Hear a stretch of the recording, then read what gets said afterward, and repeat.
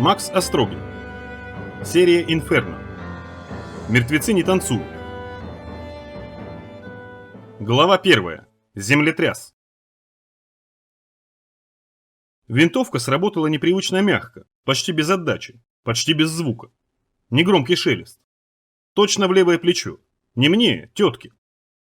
Тетку развернула, секунду она пыталась балансировать, размахивала сумкой. Интересно, ее с сумкой что ли похоронили? Чего она ее таскает-то? Вроде вполне мореческая тетка, почерневшая, подгнившая, заросшая этой паскудной мертвецкой коростой. А с сумкой? Нашла, видимо, где-то. Шла себе дохлая, вдруг видит сумка, ну и взяла. Рефлекторно. Иногда такое случается, сам видел. Мрец с костылем. А другой с велосипедом. Я его даже за человека сначала принял. Идет человек, велосипед рядом с собой катит. Я к нему познакомиться, а он как кинется. Велосипед, значит, как маскировку использовал. Хитрость проявлял. Хотя, может, он раньше велосипедистом был знаменитым. Раньше люди на велосипедах только так гоняли. Тетка с сумкой не удержалась, сорвалась в провал. Жаль. Патрона жаль. На мреца и целый патрон. Расточительство. Хотя плевать, у меня этих патронов 4 ведра. Простые, трассеры, разрывные, бронебойные. Это чтоб не скучно, это чтоб весело. Я тут уже неделю сижу, дежурю. Погонь лезет и лезет, а я стреляю и стреляю. Тоска, поэтому разные патроны и использую. Вот, к примеру, разрывной. Здесь надо подкараулить, пока тварь не подберется к провалу поближе, и только тогда стрелять. Башка умрется в клочья, а сам он аккуратненько в яму. Хорошая работа. Или трассер. Трассером красиво. Видно, куда стреляешь, может даже в прицел не смотреть. Трассеры я больше всего люблю. Или бронебойный с сердечником. Им легко сразу нескольких завалить. Главное подловить, пока они на одной линии расположатся. Бац, и сразу 3 штуки. Хотя обычно только первый успокаивается окончательно. Остальным кому руку, кому ногу отрывает. Мерзкое зрелище получается. Потому что шевелятся. И мрецы, и руки-ноги ихние. За день набьешь 100, а они шевелятся, скребутся, аж тошнит. Вечером приходится идти к провалу, чистить, чтобы не скапливались огнеметиком. Они на той стороне беснуются, до меня добраться стремятся. А я на этом берегу. И с огнеметом. Плюк. Смесь тоже беречь нечего. Петр ее много наварил. Вот я и не берегу, поливаю щедро. От огня они бегать начинают, не любят огонь, как и любая погонь. Туда-сюда, туда-сюда. Друг от друга стукаются, в провал проваливаются. Вообще мрецы хорошо горят. Утром, когда прихожу, один пепел остается. Да и тлеет еще кое-где. Ими, наверное, печь топить можно. Вот если не думать, что это мрец, а думать, что полено. Надо предложить проект Япету. Топить мрецами. Только топить у нас нечего, все на электричестве. 9. И снова в провал. Непонятно, мужик или тетка, старый уже мрец, мумифицированный. В ногу ему, в колено. Сразу в ров полетел. Вчера 46 штук подбил. Из винтовки все. Из карабина я по этой погоне не стреляю. Недостойны они. Винтовкой обхожусь. Не скучно. Тут у нас постоянный пост. Засечная черта. Постепенно зачищаем территорию, огораживаемся. Провалы, машины. В домах двери завариваем. Ловушки устанавливаем, баррикады. Тут самое важное, чтобы естественно все это выглядело. Будто само оно образовалось. Чтобы человеческое отребье не лезло. А погонь, конечно, пробирается, но немного. Так что днем вокруг Варшавской разрешается даже немного погулять. Особенно если стрелки на постах.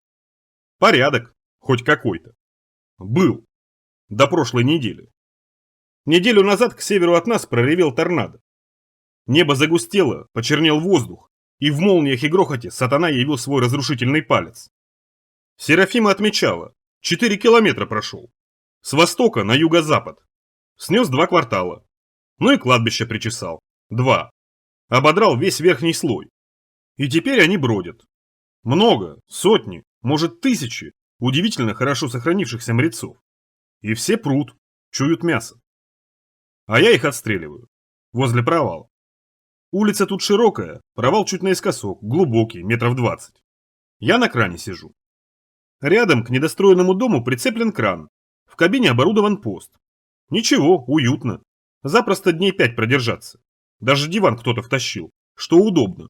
Сиди на диване, постреливай. Провал как на ладони. И едва поганец приближается к краю, я его успокаиваю. С одного, разумеется, выстрела. И летит он в яму. А я в журнал записываю. Япет велит учет производить для научных целей. 10. Сразу двоих, но записываю как одного. Серафима вчера приходила, стрелять училась. Встала возле провала и давай палить из автомата. 2 диска расстреляла. Набила кучу, ко мне забралась с довольным видом. Учись, говорит, как надо. Сразу 50 штук. Дура. Сегодня тоже прийти грозилась. Отрабатывать стрельбу с обеих рук. Ну, пусть приходит, все веселее.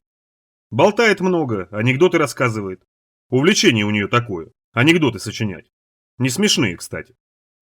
11. 12, 13, еще 2 выстрела. Я высунулся из кабины. Вспомни Серафиму, она тут как тут, с пистолетами. Вся просто увешана пистолетами. Наверное, полуружейки приволокла. Рукой мне помахала и к провалу. Мрецы почуяли, оживились. Стали поближе подбираться. А что? В Серафиме килограмм, наверное, 50. Ценный продукт. Мрецы наступали. Серафима дождалась, пока они не подойдут к краю провала, выхватила пистолеты, заорала что-то воинственное и начала отстрел. Дура. Бестолковое занятие. Стрелять вот в упор. Да еще и по почти неподвижным мишеням. Тупой и бессмысленный расход патронов. Мне совсем не нравится. Один выстрел, один труп. Так всегда Гомер говорил. Я старался сначала всего этого безобразия не замечать, но Серафима развела настолько оглушительно беспорядочную стрельбу, что у меня голова заболела. Даже папа недовольственно мяукнул. Я плюнул и полез вниз. Серафима упражнялась, довольно неуклюже. Старалась стрелять из-за спины, из положения лежа, на звук. Грому много, толку мало. «Ну как?» – поинтересовалась Серафима, когда я подошел. 16 штук уже завалила. «Бестолковое занятие», – сказал я. «Почему же? Сокращаю численность, это полезно». «Это бесполезно. Трупов на каждом кладбище по несколько миллионов. Разной степени разложения. На всех патронов не хватит». «Ты это Япету скажи». «Я говорил, он не слушает». «И правильно делает». Серафима застрелила длинного мреца. Никогда таких длинных не видел. 2 пули ей понадобилось. Перерасход. Неприятно все-таки. Когда они вот, в 5 метрах. И вонь слышно, и зубы видно. Ногти, зубы и волосы продолжают расти. У некоторых. Хорошо хоть прыгать не умеют. «Правильно делает», — повторила Серафима. «Тебя слушать? Неизвестно, что ты за человек пока, чтоб тебя слушать. А правда, что ты с Навкой гулял? Говорят, у вас любовь?» Серафима захихикала. Мне немедленно захотелось столкнуть ее в ров. Но я только сказал: «Дура ты». «Ага, дура. А правда, что она тебя тоже, ну, типа любит?» «Я же говорю, дура. Ты дура». «Ага. Говорят, что она тоскует без тебя. Когда ты уходишь, она на стены кидается. Любовь, точно. Чудовище и красавец». Едва не замахнулся. Честно, еще бы секунду и влупил бы ей прямо в лоб, в лобешник. «Спокойно, спокойно. Это так трогательно, что я не могу просто». Серафима снова стала стрелять. Пистолеты дергались у нее в руках, кисти слабые, никуда не годится. Но попадала. В упор любая дура попадет. Патроны закончились, она спрятала пистолеты и достала револьвер. С коротким стволом, черный. Я позавидовал. Сам давно хочу себе револьвер. Даже у Петра одна рухлядь, а самоделку не хочется. А у этой есть. Говорят, ты и сейчас к ней ходишь. Бук. Револьвер звучал совсем по-другому, серьезней. И убойнее. Морецов отбрасывала на несколько метров. Видимо, Серафима подточила пули. Говорят, ты ее выкрасть 2 раза пытался. Такие же дуры, как ты, и говорят. Я разозлился и направился обратно, к крану. Зря она приперлась, только настроение портит. Бестолковая. Все они тут бестолковые, один другого хуже. Но это Серафима. И чего она ко мне привязалась? Мяв. Папа мяучил. Громко, отрывисто. «Кошака пора кормить», усмехнулась Серафима. «Скорее, а то он тебе в ботинки нагадит». «При чем здесь ботинки?» «Нет, все же дура». И тут же звук. Протяжный и страшный. Как будто со всех сторон. И с неба, и из-под земли. Я остановился. Оглянулся. Мрецы замерли. Окоченели, как-то головы наклонили. Тоже, что ли, слушают? Серафима перестала стрелять. Отбежала от провала. Ко мне поближе. «Опять смерч, что ли?» – перезаряжала револьвер. «Вот привязались. Про дожди из мертвецов слышал?» «Нет». «А они бывают», – Шнырь рассказывал. Один смерч разрывает кладбище, труперы вылезают, а другой их подхватывает. А потом они сыплются. Здорово? Здорово. А правда, что Петр за твой Энфилд предлагал любую пушку, какая у него есть? Не Энфилд, а Энфилд, с одним «Д». Это ты с одним «Д», раз отказался, перебила Серафима. Выбрал бы вместо этого старья нормальную пушку. Петька электромагнитный резак сейчас как раз изобретает. Можно труперов валить, как серпом по лебеде. И он с двумя буквами «Д». Энфилд. По-английски конец поля. Какого еще поля? Футбольного, чего непонятно. Через все поле бьет, отчего и называется. Изучай английский, кошатник. Зачем мне английский? Как зачем? Есть пилюльки от дурости, а там инструкции всегда на английском. Вдруг повезет найти. Сама ты с двумя «Д». Папа уже орал. Звук повторился. Громче, даже глаза заболели. Что это? Серафима побледнела. Конец поля. Звук. Прямо из-под ног. «Тряс!» – заорал я. «Лежать!» Быстренько лег на бок, натянул противогаз. Серафима выругалась, упала рядом, тоже противогаз нацепила. Вой не прекращался. Постепенно к этому вою прибавлялась вибрация, словно в глубине под нами выгибалась гигантская пружина. Заныли зубы и остальные кости. Вибрация перешла в толчки, и теперь мы подпрыгивали, стукаясь бронещитками и фильтрами противогазов об асфальт. Под нами побежали мелкие трещины. Вой оборвался, толчки тоже оборвались. И тут же грохнуло уже совсем оглушительно. Серафима что-то орала. Я поглядел направо и обнаружил, что обвалился недостроенный дом. Кран остался стоять, наклонившись на бок. И тут же ударила пыль, плотная и почему-то горячая. Стало темно и жарко, не знаю почему. Наверное, из щелей в земле бил горячий воздух. Тряска прекратилась, я вскочил на ноги. Ничего не видно. Вокруг пыль, серая, почти синяя, густая. Кран по правую руку, точно. Серафима поднялась, стала отряхиваться и ругаться. Она только сегодня почистила комбез, а тут эта пакость. Движение. В пыли. Что-то темное. Серафима выругалась еще страшнее. Я вскинул карабин. Серафима выхватила пистолеты. Еще движение. И еще. Из пыли показался мрез. И Серафима тут же пустилась стрелять. Плохо. Почти все мимо. Мрез заметил нас, захромал быстрее. Серафима заорала, перешла на автоматический огонь и выпустила очередь. Мрез заплясал под пулями. Упал. «Так вот!» — крикнула Серафима. Еще два. Первого завалило, второй шагнул на меня. Карабин. С 5 метров. Голову оторвало. Мрез осел. И сразу же движуха со всех сторон. Отлично. «Что это?» – замычала Серафима. «Что? Почему?» Она задышала быстро и хрипло. Паника. А может, фильтр давно не меняла. Дура. Точно дура. Сейчас слева. Я заряжал карабин. Винтовку оставил на кране, тащить не хотелось. Серафима завизжала и стала стрелять. Мимо, мимо, мимо. Патроны кончились. Серафима бросила пистолеты, выхватила другие. Тряс. Провал завалило. И теперь они здесь. Серафима стреляла. Плохо, дырявила воздух, косая. Мрецы дергались от пуль и продолжали наступать. Если ускориться, придется туго. А тут еще эта пыль. Пистолет замолчал. Серафима лупила из другого. Патроны закончились. Мрец кинулся к ней, она завизжала, съежилась и присела. Я выстрелил. Попал. Серафима задохнулась и содрала противогаз. И тут же втянула жгучую пыль, покраснела, потеряла сознание. Закинул за спину карабин, забрал у Серафимы пистолеты. Неплохие, с магазинами увеличенной емкости. В каждом по 30 патронов. Я отступал к крану. Серафиму тащил за собой, как мешок, за ворот. Стрелял скупо, по коленям. С развороченными коленями они начинают биться, корчиться, мешать друг другу. 5 метров тащу Серафиму, затем стреляю. Не успели еще окружить, повезло. 5 метров, еще 5, еще. Пыль оседала. Я видел, что их много. Но я уже успел. Забросил эту дуру на противовес, залез сам. Все, здесь не достанут. Теперь приятные. Отхлестал Серафиму по щекам.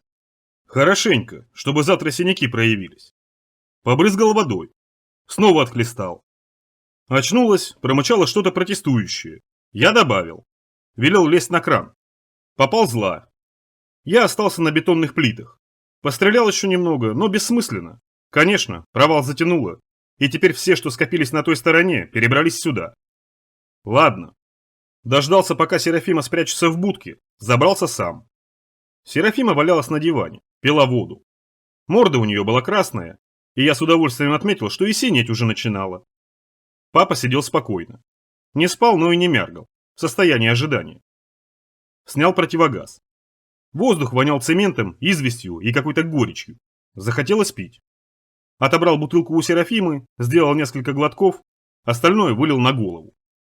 «Сволочь!» – просипела Серафима. «Сволочь! Надо тебя к твоей девке посадить. Вместе сгниете, в зверинце. Там вам и место». Открыл шкаф, достал баллон. Тяжелый. Выставил замедление в минуту, швырнул наружу. Баллон звякнул и задребезжал, покатившись по асфальту. Через минуту зашипело. Газ стал растекаться по окрестностям. Хороший газ, тяжелый и текучий. Я ждал. Еще через 3 минуты проскочила искра, и под нами разлилось широкое огненное озеро. Мертвецы горели, они же хорошо горят. По пояс в огне бродили живые факелы. Тоже, в общем-то, красиво. Я столкнул Серафиму на пол, устроился на диване поудобнее и стал стрелять. 44. Скука, скука.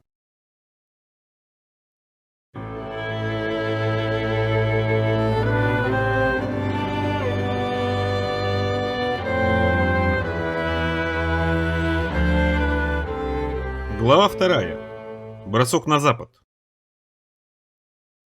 Япет приказал явиться, но не в кабинет. Обычно он в кабинете беседует, а сейчас к доктору велел, уровнем ниже. К доктору так к доктору. Мне сказали, я пошел. Смердело у доктора. Как-то пельменями. Точно, пельменями. И на столах 4 лежали, прикрытые пленкой. Дохлые. А Япет у стены сидел, на скамейке. Кивнул, я сел рядом. Япет, он и на самом деле старик. Настоящий. Я таких и не видел никогда. Морщины, нос длинный, на руках пятна стариковские, пальцы длинные, сухие и волосатые. Раньше все люди такие были. Дряхлели, умирали сами по себе. Вокруг одни старики. Я видел фотографии. Молодых на них вообще нет почти. Сейчас все по-другому, все помолодело. А у Япета даже колени хрустят. Он шагает, а колени хрустят. Того и гляди, рассыпаться начнет. Палку использует, чтобы раньше времени не развалиться. Само собой, на поверхность Япет почти и не кажется. Это понятно.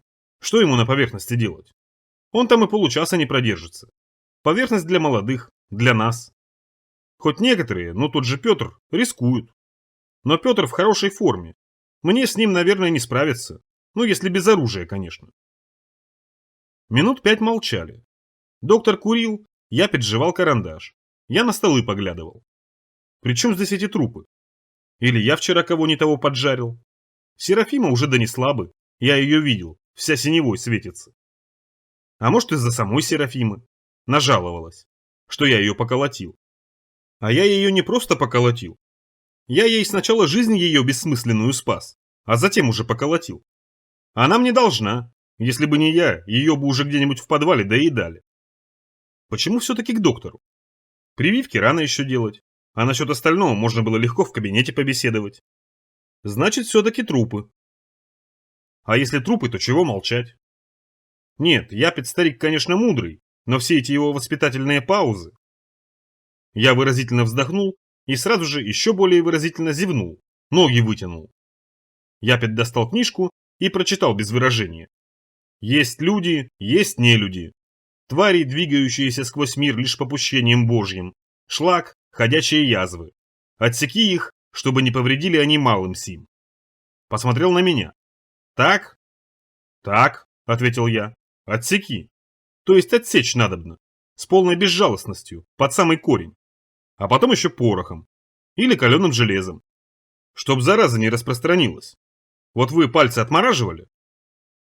Я люблю неожиданные вопросы задавать. Это с него мудрость сбивает. Вроде бы мудрый-премудрый получается, а пальцев не отмораживал. А я ему напоминаю. Есть, мол, и другая правда, более правдивая. Нет, растерянно сказал Япет. Вот видите, вздохнул я. А если бы отмораживали, то знали бы. Начинает палец чернеть, тут его и надо отпиливать. А если не отпилить, то и рука начнет загнивать. И человек целиком сгниет из-за какого-то бестолкового пальца. Чем раньше вжик, тем здоровей мужик. Япет закашлялся, бедняга. Это все от курения, пагубное пристрастие. А вы что, думаете, что не надо отсекать? Пускай загнивает? Да нет, надо, наверное. Просто... Я сделал оловянные глаза, пялился совершенно бессмысленно. Япет стал читать дальше. Есть люди, а есть нехорошие люди, помеченные тьмой, соблазняющие малых сих. Да, имя им легион, грешники, падшие черные овцы. Узнать черную овцу легко, узнай ее, по делам ее. И да будет тверда рука твоя, вырежь ее из стада. Ибо если будешь мягок и пустишь в сердце свое ложное добро, скоро и остальные овцы покроются паршой, и вынужден ты будешь забить их всех. Япет посмотрел на меня. Правильно? Правильно, ответил я. Япет вздохнул. Постучал пальцем по обложке. А что, вам что-то не нравится? Старик пошевелил бровями, седыми и кустистыми. Ну и пусть себе шевелит. Я на эту книжку, между прочим, почти неделю потратил. Сидел за машинкой, набивал, все пальцы чуть себе не протер. А еще месяц до этого сочинял. То есть вспоминал, что мне Гомер рассказывал. Чтобы даром не пропало, чтобы опыт передать. Раньше древние всегда вот так и делали. Чуть какой опыт накопится, они сразу книжку сочиняют, чтобы потомкам перешло. Вот и я. Вспомнил, записал. Опыт. Наследие вроде. Наставление в правде, прочитал Япет. Однако. А что? Наставлять надо только в правде. Во лжи не наставление получается, а растление душ сплошное. Но у тебя тут, Япет обмахнулся книжкой, выжечь, вырезать, да не дрогнет рука, да не иссякнет усердие. Ну да, опять согласился я, да не иссякнет, это само собой. У меня усердия на 8 хватит. Это, наверное, Серафима. Она передала. Вряд ли шнырь стал бы. Серафима, она меня не любит. А облачный полк? Спросил Япет. А что облачный полк? Ты пишешь. Затрубят златокованные трубы, и подастся твердь, и сойдет вниз, сияя алмазной броней, облачный полк, и побежит погонь, ну и так далее. Все так и будет, кивнул я. А тебе не кажется, Япет почесал бороду, не кажется ли тебе, что ты внушаешь вот этим необоснованные надежды? Лучше необоснованные надежды, чем обоснованная безнадежность, твердо сказал я. И красиво. Гомер учил выражаться красиво. Мужественный юмор помогает в бою. Так он всегда и говорил. Япет запутался в бороде пальцем. Уставился на меня, как волк на волкера. Приятно. Они все тут думают, что если я из Рыбинска, то и дикий совсем. А я не дикий, я способный. Я времени зря не терял, развивался. И книжки разные читал, и с людьми разговаривал.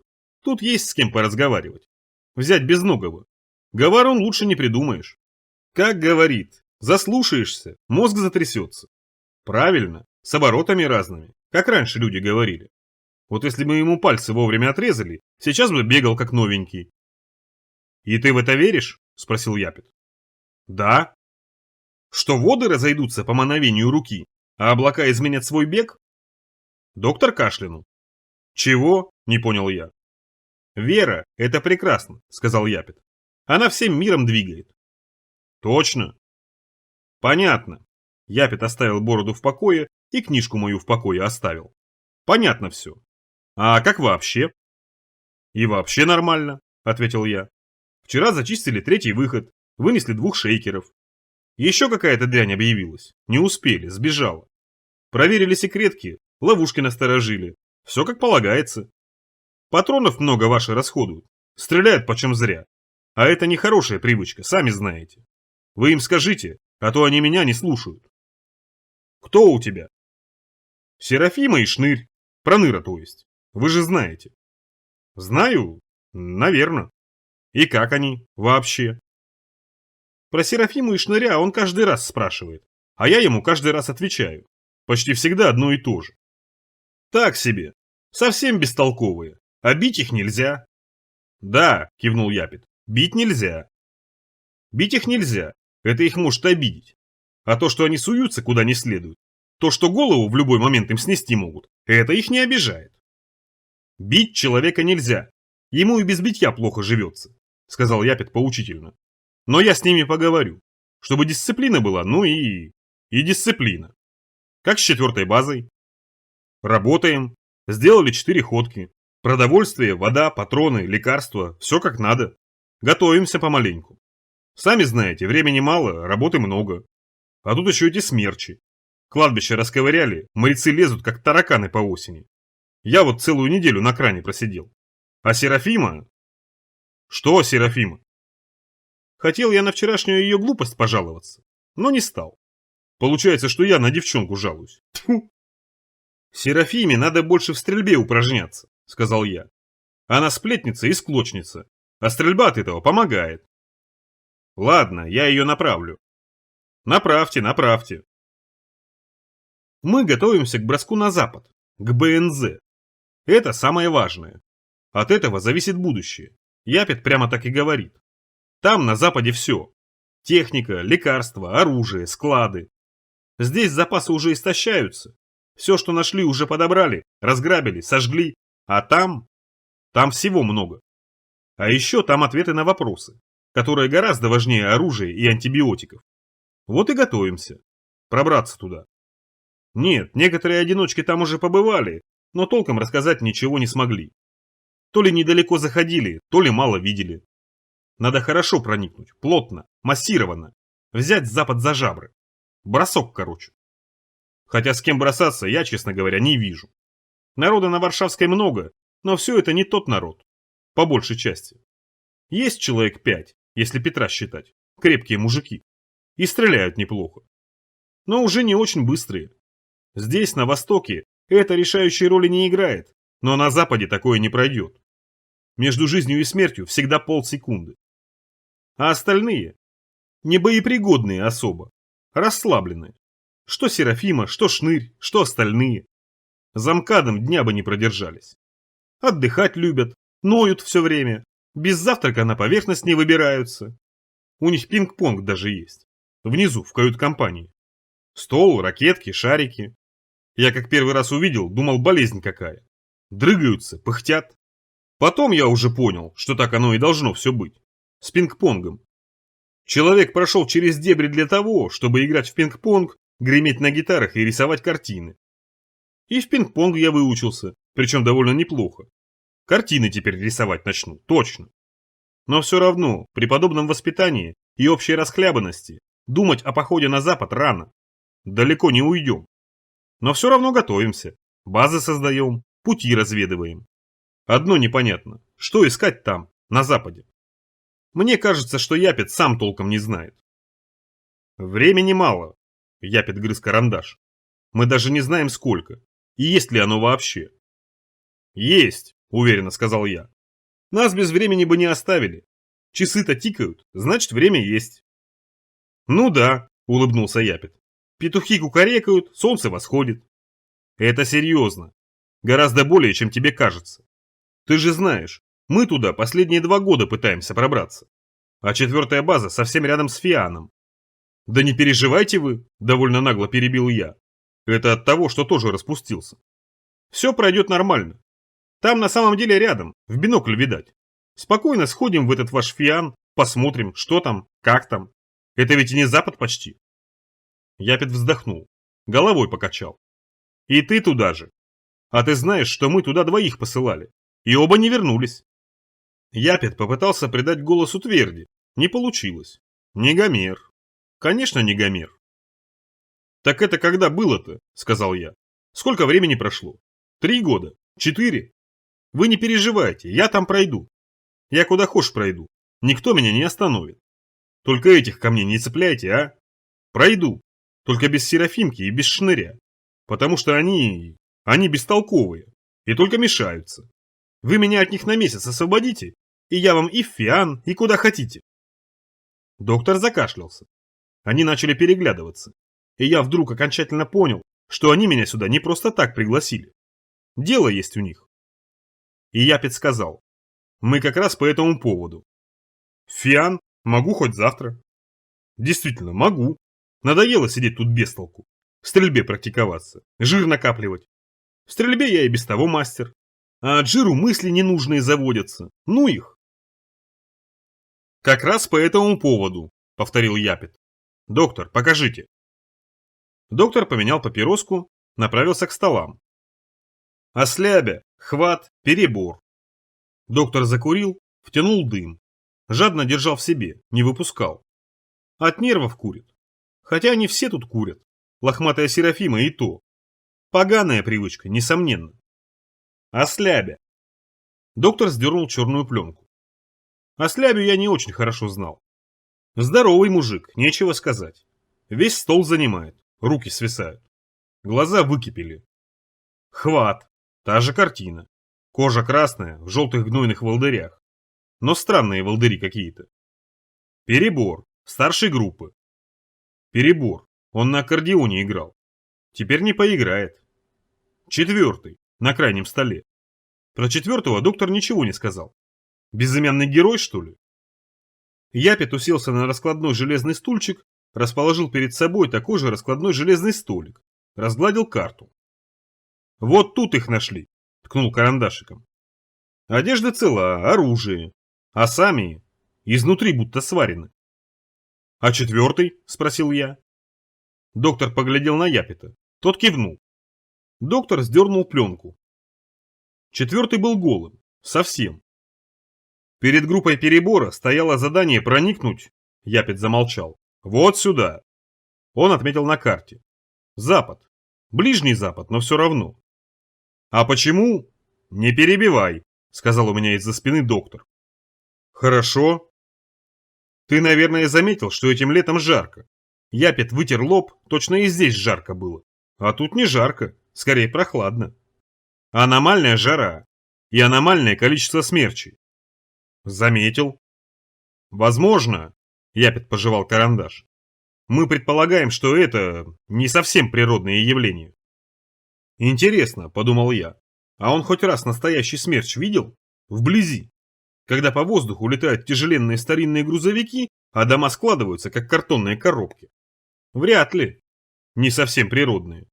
Это что, смерчем управляет кто-то? Вряд ли смерчем реально управлять.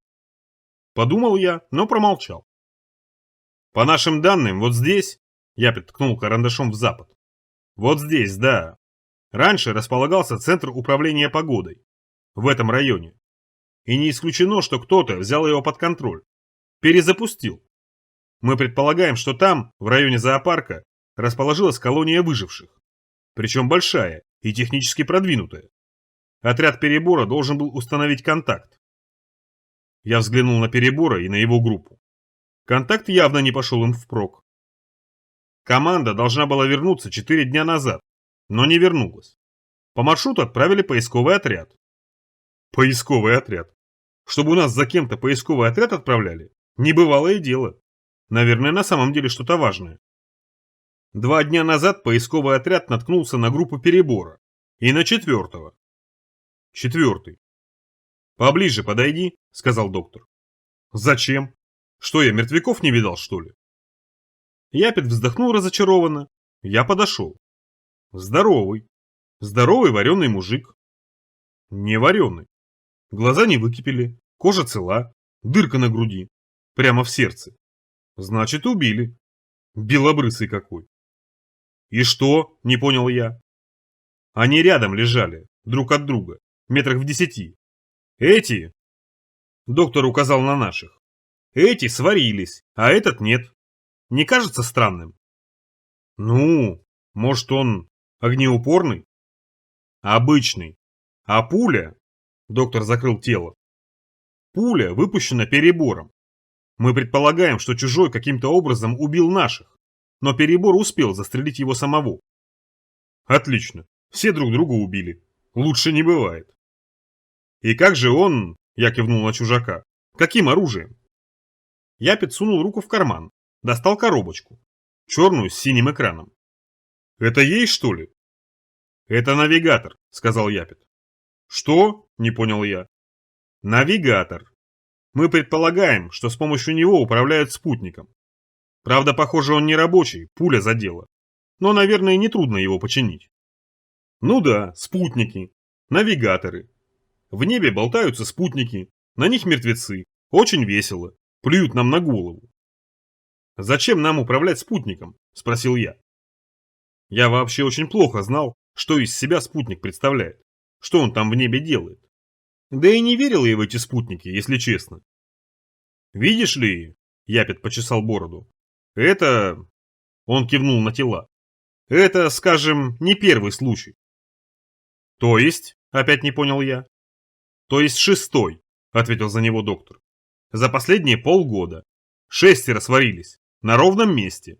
С этими уже 9. Ага, я почесал голову.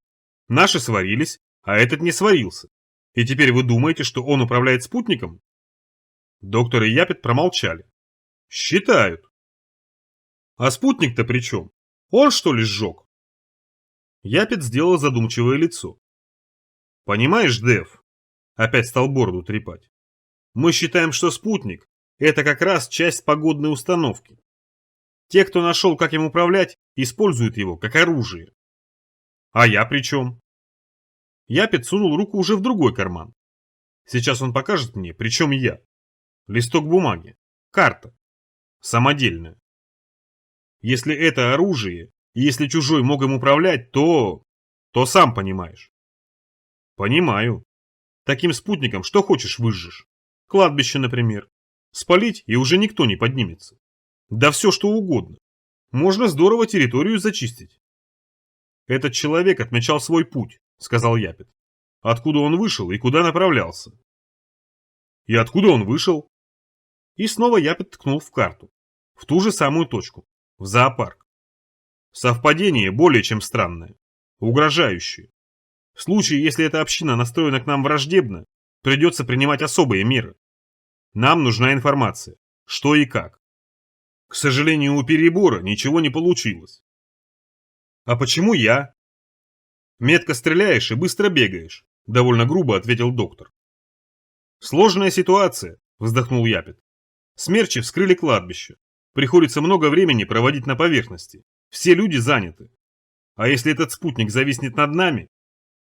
Придется переселяться под землю. Окончательно. Окрысиваться. Это опасно, сказал доктор. Ты можешь отказаться. Это он специально, чтобы я не отказался. Даже обидно. Я бы и так согласился. На кране сидеть надоело просто до невозможности. Задание чрезвычайно сложное. Япет взял меня за руку. Но выполнимое.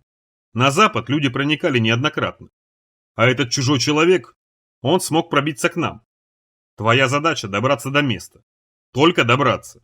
Провешать путь, составить свою карту. Отметить ночлеги, отметить опасности. Посмотреть.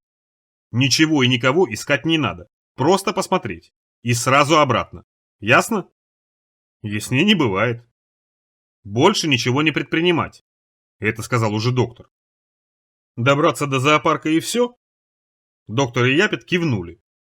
И все? Спросил я с разочарованием. Доктор затушил папиросу о ладонь. Это не так просто. Ерунда, отмахнулся я. Если прошел этот белобрысый, пройду и я. Туда-обратно, все просто. Хорошо, Япет улыбнулся. Если вдруг по пути... Конечно, я улыбнулся в ответ. Если опасность будет непреодолимой, я поверну. Обещаю. Я поднялся. Япет поглядел на меня с вопросом. Ну да, понятно. Гораздо лучше, сказал я. Доктор считает, что динамика налицо.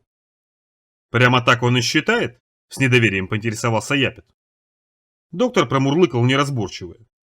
Да, точно, сказал я. Она крысу приручила. Крысу приручила? Я кивнул.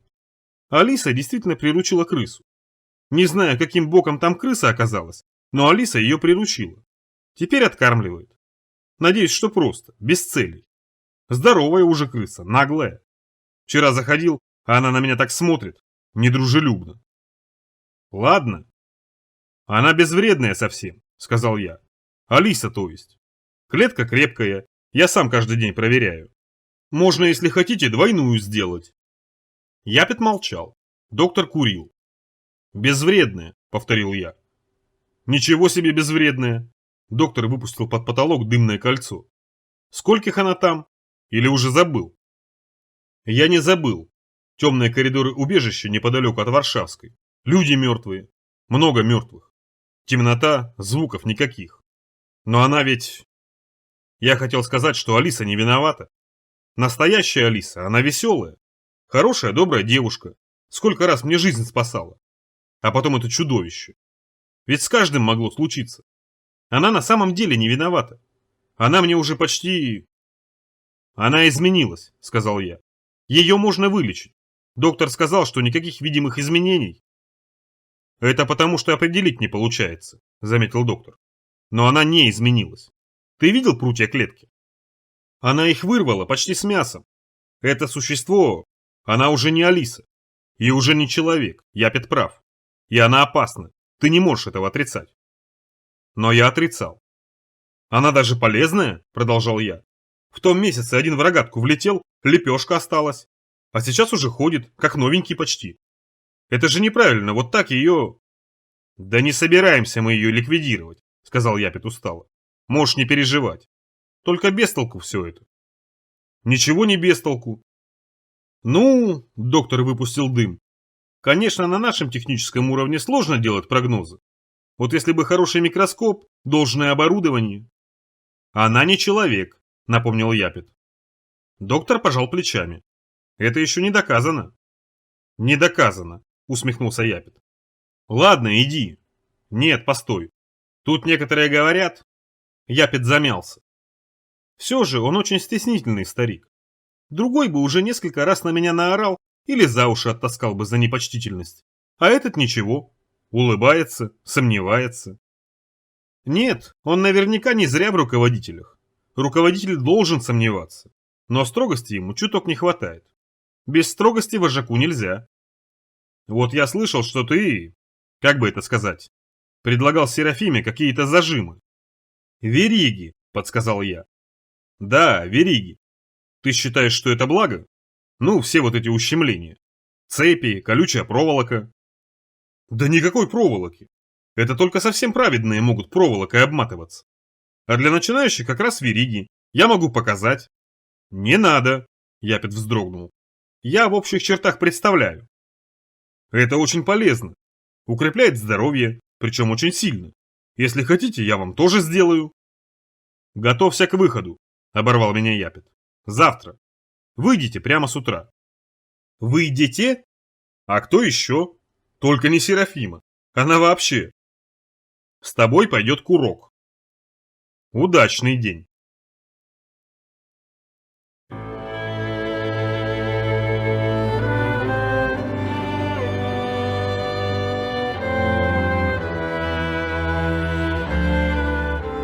Глава 3. Поход. Запад чувствуется. Чем ближе к центру, тем сильнее. Сизота там будто сгущается. И вообще. Мне даже смотреть туда не хочется. А Курку, наоборот, интересно. Едва на рельсы выбрались, сразу стал туда пялиться. Хотя чего там особо выглядывать? Дым и есть дым. Вообще, этот отрывок пути, от выхода до моста, стоило пройти побыстрее. Здесь ближе всего к западу. Всего несколько сотен метров. Нечего раньше времени соваться. Но Курок не торопился. Лениво так шагал, жевал гудрон. Тут многие жуют. Дрянь, даже если правильно сварить. Зубы застревают. И чернеют. У Курка черные. Вот уже почти 3 километра, я думаю, зачем его ко мне прицепили, этого увольня. Я с ним почти не знаком, пару раз в коридорах пересекались. Ничего про него не знаю. Вообще, кажется, он технарь. Народа у нас мало, а все равно разобщение. Как раньше. Хотя нет, уже знаю много. Все время жует, курит и рыгает. Омрачает путешествие. Только я начинаю о чем-нибудь возвышенном думать, как он сразу за свое. То икает, то рыгает, то черной гудронной жижей плюется. Снаряжен кое-как. Шлем к поясу пристегнут, на голове берет, под беретом волосы. Длинные, чуть не до плеч, грязные, кое-где свалявшиеся в косички. Смотреть противно. Из-под берета все время вываливаются, как толстые черные пиявки. Болтает еще, не замолкает. Груздя, помнишь? Он рассказывал, что видел. Вообще убьешься. Действительно редкое зрелище, слышь? Слышу. Он видел их. Здесь. Курок подпрыгнул на рельсы. Здесь. Кого? Хотя я знал кого. Курок мне уже сообщил, еще с утра. Про сумеречных тварей. Сумеречников. Сумраков. Тех, про кого слышали все, но никто не видел. А те, кто видел, уже рассказать не могли. Легенды подземелий. Почему все придурки с черными зубами так обожают легенды подземелий? Он шагал к Варшавской оттуда. Курок указал в сторону моста. И почти в этом месте был, как вдруг смерч. Просто ниоткуда возник. Вот как позавчера, только с гвоздями. Смерч с гвоздями или с железками какими легко опознать по молниям. Лучше от молнистого подальше, конечно, держаться. Даже не подальше, а поглубже. Чуть зацепит, в фарш перемелет. Грусть сразу дренажку заметил. Туда забился. А смерч застоялся что-то. Над поездом работал. Пыль потом потекла. Грусть противогаз надел и уснул от этого. Проснулся уже когда солнце заходило. И сразу увидел, как они появляются. Сумраки. Они прямо из стен появились. Вдруг. Приволокли одного дядьку. «Курок», – перебил я. «Я всю эту дрянь не намерен слушать». «Знаешь, Дэв, мне пофиг. Намерен ты, не намерен. Не намерен, прыгни в люк. Можешь не слушать, твои проблемы. Меня мама в детстве в скороварке хранила, чтобы не сожрали раньше времени. И один раз с другой кастрюлей перепутала. Я вообще дурак, сам понимаешь. Мне ерунду молоть можно. Вон там...» Курок указал в сторону запада. «Там их территория. Эти сумраки, они только внутренними органами питаются. Сердце, печень, легкие. И за этим сюда ходят. У себя они уже всех людей сожрали». Курок вдруг замолчал. Пожал плечами, посмотрел направо, выплюнул гудрон, достал папиросу. «Раскаркался что-то? Знаешь, от чего это гарь?» Курок понюхал воздух. «Это земля горит. Вокруг все горит и скоро до нас доберется. Тогда-то конец света и наступит. Однозначно». «Это просто лес горит», — сказал я. «Жарко, вот и горит. Такое часто случается». «Весь мир выгорит», — не услышал меня Курок. «Когда очень горячо, даже воздух начинает гореть. Воздух кончится, и все мы задохнемся». Последнее Курок произнес с каким-то удовольствием. «Сейчас обкусанный поезд начнется», — сообщил он. «Вон! 3 недели назад еще не обкусанный был, а на прошлой неделе уже обкусанный». Поезд действительно показался, и последний вагон срезан. Точно его скусил кто-то большой, зубастый. Курок наклонился и поднял горсть блестящих гвоздей. Откуда гвозди? Ну, когда головастики из туч, или кровавый дождь, или снег летом, я понимаю, как это происходит. А гвозди? Мертвецы еще падают, а люди варятся вкрутую. Я же говорил, это тут и произошло. Вот прямо на этом месте. А, плевать, прыгни в люк. Двинулись вдоль состава. Не только последний вагон был скушен, но и остальные раздерганы. Хорошенько над ними поработал кто-то. Курок продолжал про сумраков. Сумрак, он тоже когда-то человеком бегал, только с некоторыми отличиями. Некоторое генетическое отклонение. Пальцы на руке всегда срастались, и кости гнили, и кожа гнила. Раньше это лечили, а потом перестали, неразбериха началась. А кости у них все болели и болели. Добрались до моста. 2 железные дороги пересекались. Наша уходила к центру. Другая текла на запад и северо-восток. Вот здесь их больше всего и встречается. Курок ткнул пальцем. Именно вот под этим мостом. Они мясо любят. Знаешь шныря? Он сама поймал. Подземного, само собой. Достал из этого сама пузырь, надул его горячим дымом, а снизу крысу привязал. Не придурок ли? Голова заболела. Сильно. Думал избавиться от скуки и Серафимы. От Серафимы избавился. Теперь Курок есть. Еще лучше. Еще веселее. Сползли по насыпи. Под мостом стояла древняя ручная дрезина. С колесами, с рычагами, свеженькая. Ух ты! Курок ткнул пальцем. А я думал, сказки. А она существует. Он тут же поспешил к тележке, забрался на нее и начал дергать за ручку. Дрезина принялась издавать восклицательные звуки, чрезвычайно пронзительные и живые. Мне страшно даже как-то стало. «Это она! Адская телега!» – орал Курок. «На ней черти грешников прямо в ад забирают!» Идиот какой-то! Сколько мечтал о настоящем деле, и вот домечтался. Иду в зоопарк с придурком. Отлично! С другой стороны, задание важное. Если действительно есть боевой спутник, которым можно управлять... Только зачем ко мне этого идиота прицепили? Уже надоел. Я выдохнул и стал читать тропарь смирения. После чего решил больше не думать. Зачем? Жизнь расставит все на свои места. Она всегда всех по нужным полочкам сортирует. Слушай, Дэв, когда вернемся, ты поговори с Япетом, ладно? О чем? Ну это, чтобы паёк нам усилили. Мы же жизнью идем рисковать. Нам положено. Поговорю. Нормально. Старик тебя, кажется, уважает. А ты чего вызвался? Спросил я. Я? А фиг знает. Чего ты решил? Прогуляться, что ли? Не понимаю. Что-то я ничего не понимаю.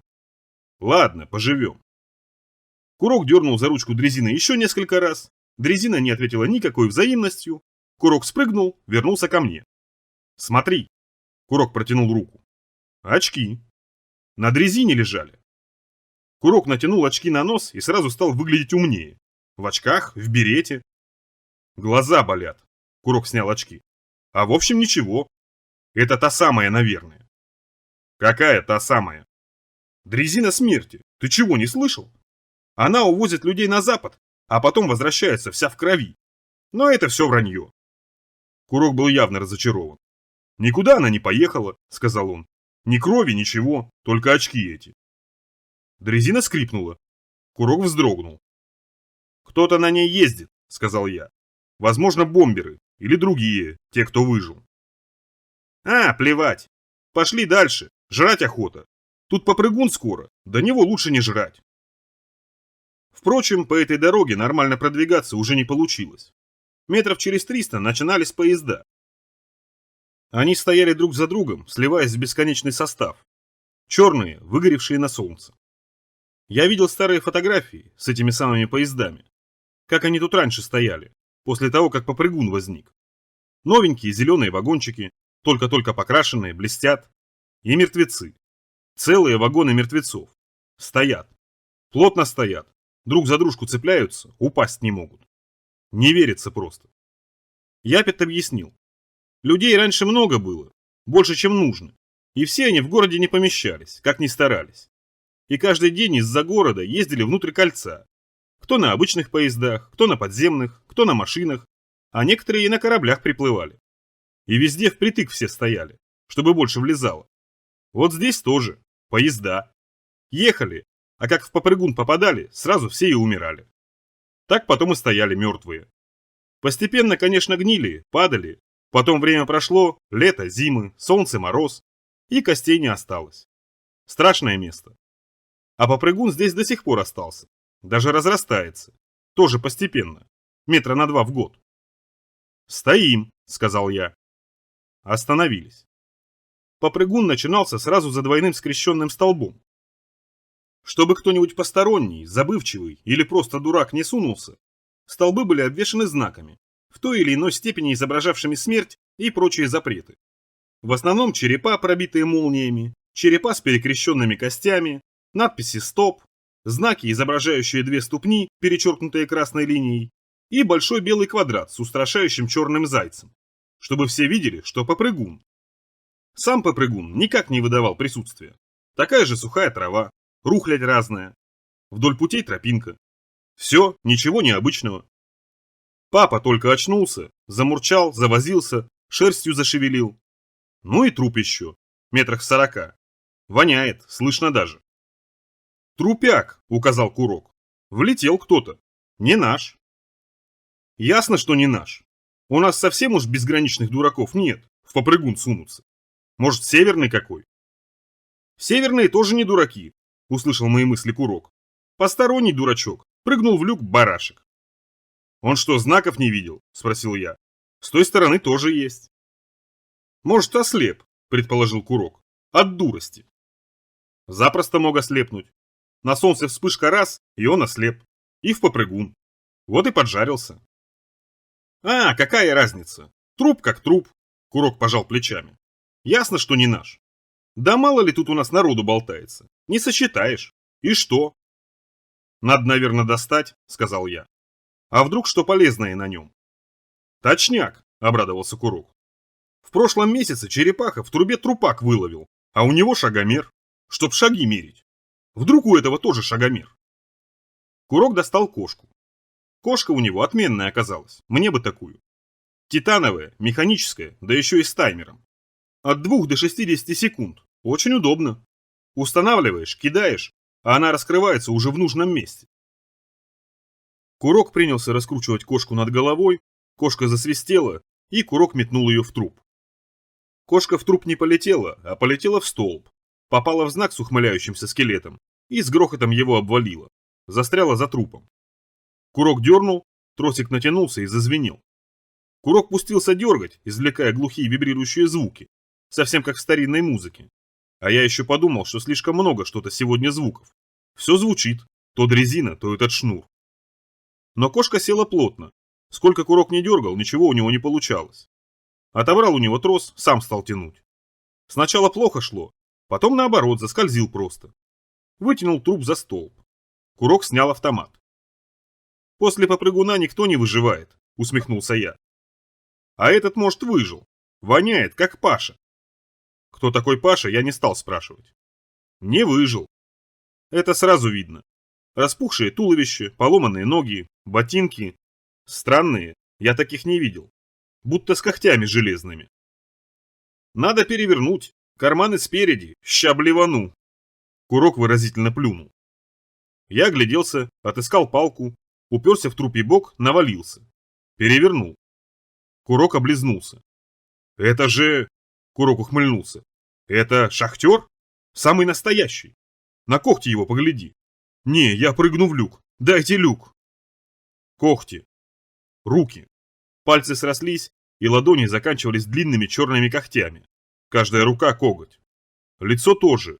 Рыло, забранное резиновой маской с выпуклыми фиолетовыми очками. Глаз не видно. Да и не хотел я видеть эти глаза. И это лицо. С меня и рук вполне хватило. Интересно, как они под землей ориентируются? Папа фыркнул. Шахтер ему не понравился. Каска. Оранжевая, стертая, исцарапанная. На месте этого подземельника я бы все ценное в каске хранил. Самое надежное место. Сбил каску. Наружу вывалилась круглая штука, похожая на часы, только без стрелок. И без стекла. И чуть выпуклая. Ладно, не все горели колокольчик. Курок опустился на колени, принялся шарить по карманам, мурлыкать. В карманах шахтера ничего не находилось.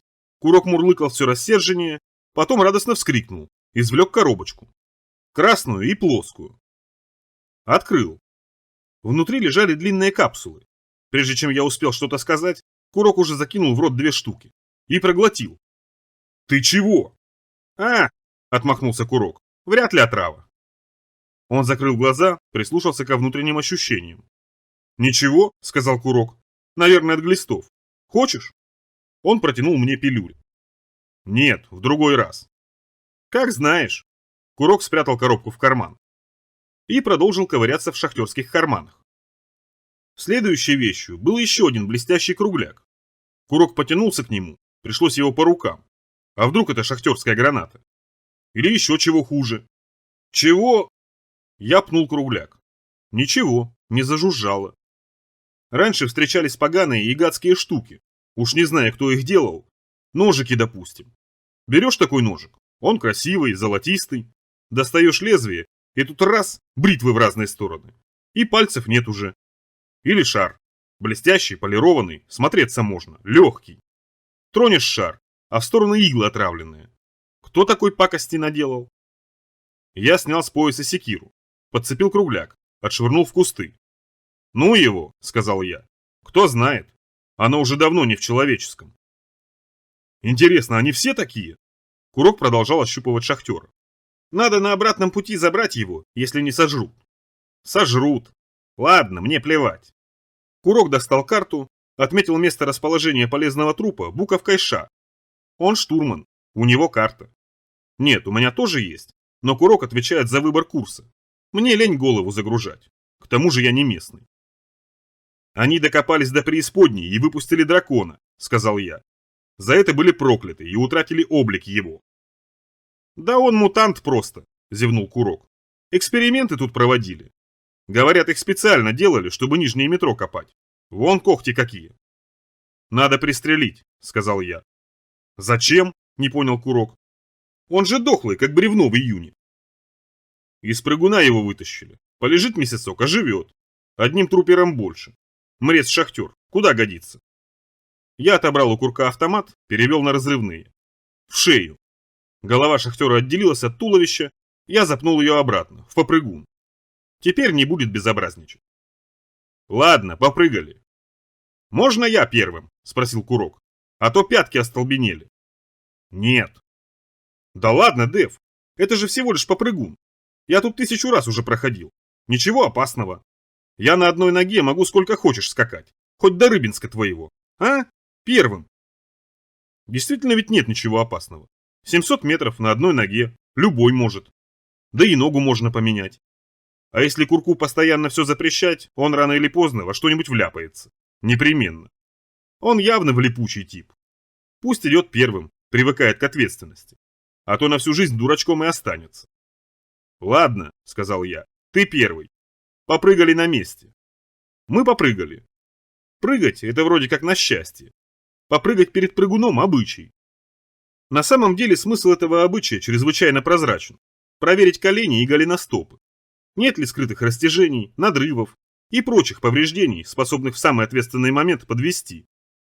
«Как?» – спросил я. «Порядок. А почему тут бегать нельзя? Когда бежишь, все равно одна нога только на земле». «Легко движение не рассчитать», – ответил я. «А когда на одной ноге прыгаешь, организму сразу ясно, что на одной ноге будешь скакать. Равновесие главное удерживать. Давай вперед, с песнями и плясками». Курок попрыгал. Можно прыгать и на двух, но тогда надо прижимать их друг к другу. А это неудобно. Лучше попеременно. Раз, два, раз, два. Не торопиться, но и не тянуть. А самое главное, не думать о ногах. Как начнешь думать, какой ногой наступать, сразу и запутаешься. Больше прыгай, меньше думай. По очереди только, чтобы не запутаться и друг на друга не наткнуться. Курок прыгал. Зря мы этого шахтера выволокли, подумал я. Шахтер он вообще не к добру, подземное существо. Мерзость. Мерзость никогда к добру не бывает. Мерзость, она к мерзости и тянется. Курок остановился. Прыгал и вдруг остановился. Застыл на одной ноге. Ступор. Сам я не встречался, но люди рассказывали, что в прыгуне такое случается. Скачет себе человек, скачет, почти уже доскакал, но тут бац, останавливается. Сначала как бы отдохнуть, стоит, отдыхает, а потом раз, и чувствует, что не получается у него сдвинуться. Как он не старается, психика отказывает. Так и стоит. И даже другую ногу приставить не догадывается. Хотя, может, и правильно. В прыгуне лучше всегда на одну ногу рассчитывать. Я допрыгал до Курка, остановился. На одной ноге. Надеяться надо на одну ногу. На каждую ногу персонально. «Ну, что с тобой?» «Ничего», — ответил Курок. «Просто думаю. В животе чего-то. Точно таблетки от глистов. Зашевелились паскуды». «Баран!» «Да ладно, Дэв, нормально все. Знаешь, я однажды у доктора целый ящик подгузников видел. У него понос». Курок принялся хохотать. Я плюнул, попрыгал дальше. «Мы все сдохнем!» — кричал мне в спину Курок. «От глистов! Нас съедят глисты!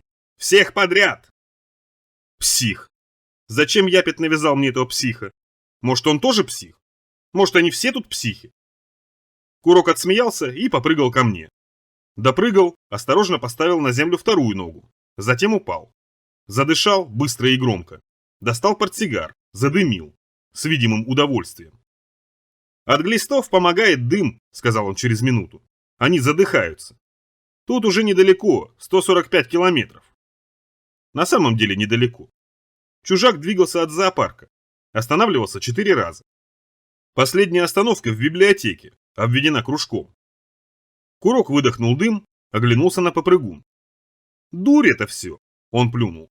«Прыгаем, прыгаем, а мы и не знаем, есть этот попрыгун или нет. А если нет?» «Ну так проверь», – посоветовал я. «Проверь, попробуй». Даже кошка не зафырчала. Кошка должна чуять, а он валяется. Как его зовут, а? Блохастер? Вшига? Спокойный, как трупер. Ты что, его на транках держишь? И правда. Папа держал себя вполне умеренно. Глаза не засверкали, шерсть не встопорщилась. А коты, между прочим, электричество не жалуют. Курок курил, полузакрыв глаза. «Что делать будешь?» – спросил Курок. «В каком смысле?» «В прямом.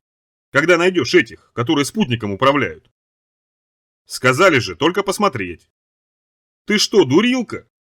Курок выпустил дым в папу. Папа закашлялся. И чего они все к папе привязываются? Просто мимо не могут пройти. «Ты что, дурилка, совсем ничего не понимаешь? Если научишься этим спутником управлять, ты сразу главным станешь. Главнее Япита. Кто такой Япит вообще? Старый вонючий Бобик, вот и все. Указывает, тошнит давно уже. Я к нему в прошлый раз пришел, дай, говорю, грядку, табак развести и все такое. А он не дал. Приходится на поверхности выращивать. А ведь неизвестно, что там вырастет. Покуришь и все». Я промолчал. Согласен я был с Япитом. Насчет курения. Нечего полезную землю под махорку занимать. Пусть лучше помидоры. Ты из-за этого пошел? Чтобы спутниками управлять? Ага, кивнул Курок. А что еще? Ничего, двигаем дальше. Не, погоди. Может, пожрем, малеха? А то у меня от этих таблеток внутри что-то. Глисты бунтуют. Потом пожрем, сказал я. Послезавтра. Так нельзя, Дэв. Нельзя все время идти. Может, приступ приключится. Лето-то жаркое. Лето выдалось жарким, действительно. Город раскалился, бетон выпил воду. Трава, кусты и деревья высохли и пожелтели. Активная мертвечина почти вся попряталась и выползала только ночью. Дни были заполнены тишиной и пылью. Ну, мрецы пображивали. Иногда в переулках возникали неожиданные вихри. Ветер подхватывал ржавый песок и шелестел им по мятому железу машин. Это мне больше всего нравилось. Остановиться в полдень, забиться в щель где-нибудь на уровне 5, лежать, слушать. Все равно в жару передвигаться много нельзя. Солнечный удар поймать, как нечего делать. Лучше лежать. Вечером, кстати, тоже интересно, когда раскаленное царство начинает остывать. Железо и камень трещат и даже как-то подвывают, точно разбуженные грядущей прохладой жрецы, поднимающиеся из нор на вечернюю охоту. Но днем лучше. Клопов. Я знаю, где они живут. Здоровенные. Этих клопов да Япиту в койку. Будет весь искусанный ходить, как собака. Неужели получше никого не нашлось? Ну почему всегда ко мне этих прицепляют? То Серафима, стрелять не умеет, зато спорит на каждом шагу. То Шнырь, того и гляди убежит куда. То этот, Курок. Окурок. Укурок. А ведь на самом деле Курок. Это ведь скорее всего сокращение. Окурок. Почему у меня всегда окурок?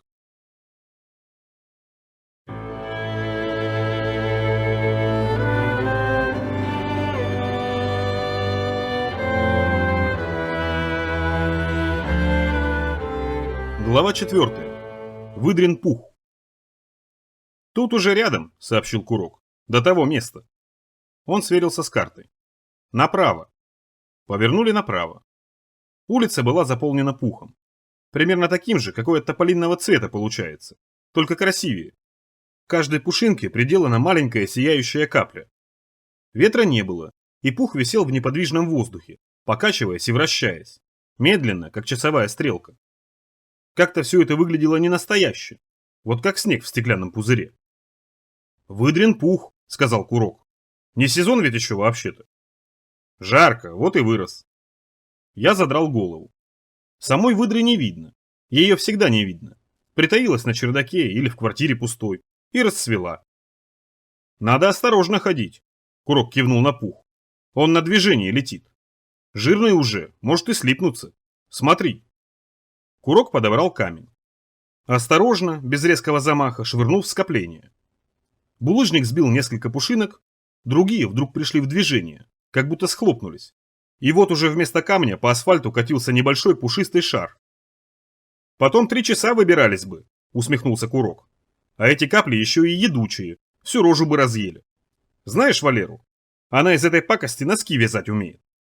Вот, к ней Япет приходит и говорит: Лера, всем известны твои носки, а трусы тебе не трудно связать?» Валера отвечает: «Нет, не трудно, только он же едучий, сами знаете, можно пострадать. Одно дело пятки, другое дело...» А Япет и отвечает: «Да мне это не страшно, у меня 5 лет назад уже все отвалилось. Давай, потихоньку». Мы двинулись через выдрин пух. Неприятная штука, аккуратнее надо с ней. И капельки эти жгучие, и сам опасный. Легко в такой ком закататься, что и не вылезти. Хотя и польза есть. Из капель горючку добывают. Причем хорошую очень, медленную. Долго горит и горячо очень. Если требуется, к примеру, сейф прожечь. Если бы в сейфах что-то ценное лежало, то и прожигали бы. А то там в сейфах дребедень одна обычно. Алмазы, золото. Нет, конечно, от золота тоже польза есть. Если вот желудок прихватило, то надо делать вот что. Столовую ложку золотого порошка, ложку спирта, ложку меда. Все смешиваешь и глотаешь. Помогает здорово. Или зубы золотые делать. Короче, от золота польза есть. А алмазы только на блесны годятся. Подземных рыб удить. Петр пытался как-то алмазную броню построить. Красиво получилось. Непрактично только. Тяжело, да и блестит здорово. Я шагал первым. Пух касался одежды, покачивался над головой, складывался в узоры. Говорили, что при определенных условиях пух образует огромные сети-ловушки. И стоит какому-нибудь неудачнику в эту сеть забрести, как срабатывает спусковой механизм. Что-то щелкает, и весь пух устремляется к тебе. Химические ожоги, удушения, переломы. Почему выдра, непонятно. Улица выдрена пуха осталась позади. Удивительное разнообразие все-таки погони. Подозрительное разнообразие. Точно сидит где-то в подвале психопат и придумывает все это омерзительное великолепие. Мы остановились посреди дороги и стали стряхивать пух. Осторожно. Зебру знаешь? Ну, рожа у него полосатая еще. Он в рогатку попал, и его в колючку зашвырнуло. Так вот, он наделал из выдрятника самогона и нажрался. А если из выдрятника пьешь, надо углем сразу закусывать. А у него уголь кончился. Ему все кишки и прожгло. Доктор ему резиновые вставил, из клизмы. Теперь можно спокойно нажираться. Зебру я знал. Рожа у него действительно полосатая. Слышь, Дэв, а что это Серафима вчера с синей мордой, а? Ты настучал? Она с лестницы упала, ответил я. Слишком залюбовалась своей красотой, вот и обвалилась. Лицом ушиблась. Ага, знаю я, как лицом ушибаются. Она Япету, небось, наболтала. Поговаривают, что она Япетова внучка, между прочим. И что? Как что? Не въезжаешь? Ты настучал по морде внучки начальника, а на следующий день тебя в зоопарк отправляют. Туда дойти нельзя, это 100%. Так что на полпути ты развернешься и воротишься с позором. Курок руки потер даже. Видимо, представил, как я вернусь с позором. Вот почему нельзя напрямик идти? Он достал карту. Гораздо ближе ведь получится. Вот так. Нет, придумали какие-то зигзаги. Зачем на север, а? Вдоль кольца всегда удобнее пробираться. И заблудиться сложнее. В Москве вообще заблудиться нельзя. Это не старые блевотины. Тут либо кольца, либо проспекты. А, что тебе говорить? Курок собрался произнести еще что-то, но не получилось. Чихнул от пыли. Резко вдохнул, несколько пушинок ворвались в легкие. Курок замер. Лицо покраснело, затем сделалось сиреневым. Он закашлялся, сильно и неприятно. Я попробовал похлопать по спине, но Курок отодвинулся. Не любит, когда до него дотрагиваются. Частый недуг среди наших. Это от того, что под землей живем. Подземность на психику сильно действует. Да и не на психику. Вон, шахтеров вспомни. «Готов», — сказал уныло Курок. «Теперь она внутри вырастет». «Кто вырастет?» — не понял я. «Выдра. Знаешь, почему выдрой это называется?» Я не знал. «Ясно», — покачал головой Курок. «Счастливчик. Сейчас я тебе объясню. Вот такая штука в горло попадает, потом в желудок лезет, сидит, откармливается. Потом распространяется, больше становится, а потом все и выдирает. Что все? Спросил я. Кишки. Курок достал красную коробочку. Всякий знает, что выдрен пух нельзя вдыхать. Курок вытряхнул на ладонь капсулу, глотать не стал, обратно спрятал. «Придется теперь на вышку топать», — сказал он. «Только там мне помогут, только там. На вышке есть умельцы-живорезы. Пузо разнимут, личинки, то есть пушинки, вытащат и червеса тебе промоют марганцовкой». Курок огляделся. «Вышка там. Надо срочно пожрать. Знаешь, раньше была поговорка «заморить червяка». Мне требуется срочно заморить червяков, пока они меня самого не заморили». «Может, тогда...» «Это шутка!» Курок расхохотался. «Шутка! Этого пуха надо здорово наглотаться, чтобы выдра внутри поселилась. Килограмм слопать, не меньше. Давай пожрем, а? А то внутри как-то ёкает». Он прав, пора пожевать. «Ладно», — согласился я, — «давай перекусим». Курок тут же достал кружку, кинул в нее пищевой кубик, залил водой. Обед. Здесь у них все так. Завтрак, обед, ужин. Порядок, цивилизация. Там у себя я ел, когда получится. Кролика прибьешь и сыт на 2 дня. Карася прожуешь и жизнь хороша. Здесь все по-другому, регулярно. Каждый день обязательный витаминный бульон, чтобы энергия повышалась и чтобы с желудком проблем не возникало. Каждое утро белковая скрутка для тонуса мышц. Иногда я, конечно, жарю крысу или кабана, чтобы не забывать настоящую еду. Кубик, конечно, полезная штука, удобная опять же, но все равно не мясо и даже не макароны. В кружке забурлило, пошел пар, Курок понюхал воздух, облизнулся, сунул кружку мне. «Ешь давай», – кивнул Курок. «По правилам на обед отпускается 20 минут, это если без компота». Он постучал по часам грязным ногтем. Часы тоже штука полезная, хотя я и по солнцу неплохо определяюсь, но с часами удобнее. Единственный минус – тикают, а у погони чрезвычайно тонкий слух. «Сегодня рыбный суп», – сказал Курок, – «то есть из сушеных головастиков. Очень-очень питательный». В питательности супа я не сомневался, смущали головастики. Конечно, Курок врал, не головастики, рыба. Правда, рыба у нас приключается разная. Однажды мы со Шнырем отправились на рыбалку. Почти 3 часа ползли по тесным трубам, вниз, на 200 метров. Выбрались к реке. В широченной трубе катился мощный поток. Мы повисли над ним в железной люльке, погасили большой свет и зажгли карбидные лампочки, прилаженные к шлемам. Шнырь достал короткие удочки, и мы опустили в воду крючки с бриллиантами. Клев начался почти сразу, и за полчаса сумеречной ловли мы натягали почти по пуду на каждого. Рыба, правда, попадалась необычная. Безглазые прозрачные самы с неожиданно красными плавниками, с короткими щупальцами вокруг рта, с острым, как бритва, хвостом. Но на вкус они оказались, кстати, вполне ничего. Главное, про вид не вспоминать. Головастики. Головастики почти как лягушки. Есть можно. Курок навертел супа и себе. Мы чокнулись по древнему человеческому обычаю, накрошили в кружке кукурузных сухарей и принялись есть. Привлеченный запахом еды очнулся папа. Я сунул ему сушеную рыбью голову. Я ел спокойно, медленно, чтобы усваивалось. Курок болтал и плевался косточками. Чужак добрался до библиотеки. На карте она обведена кружком. В библиотеке живет один хмырь, его Ткач зовут. Вполне может быть, что этот самый Ткач что-то знает. Про чужих, про спутники. Вот уж не думал, что когда-нибудь буду иметь дело со спутниками. Они еще тогда рассорились. Я маленький был, хомячков разводил. А может, вообще еще не был, не помню. Тогда плохо жилось. Жрецы расплодились. Прямо так и лезли, так и лезли. Из вентиляции высовывались. Все только и делали, что отбивались.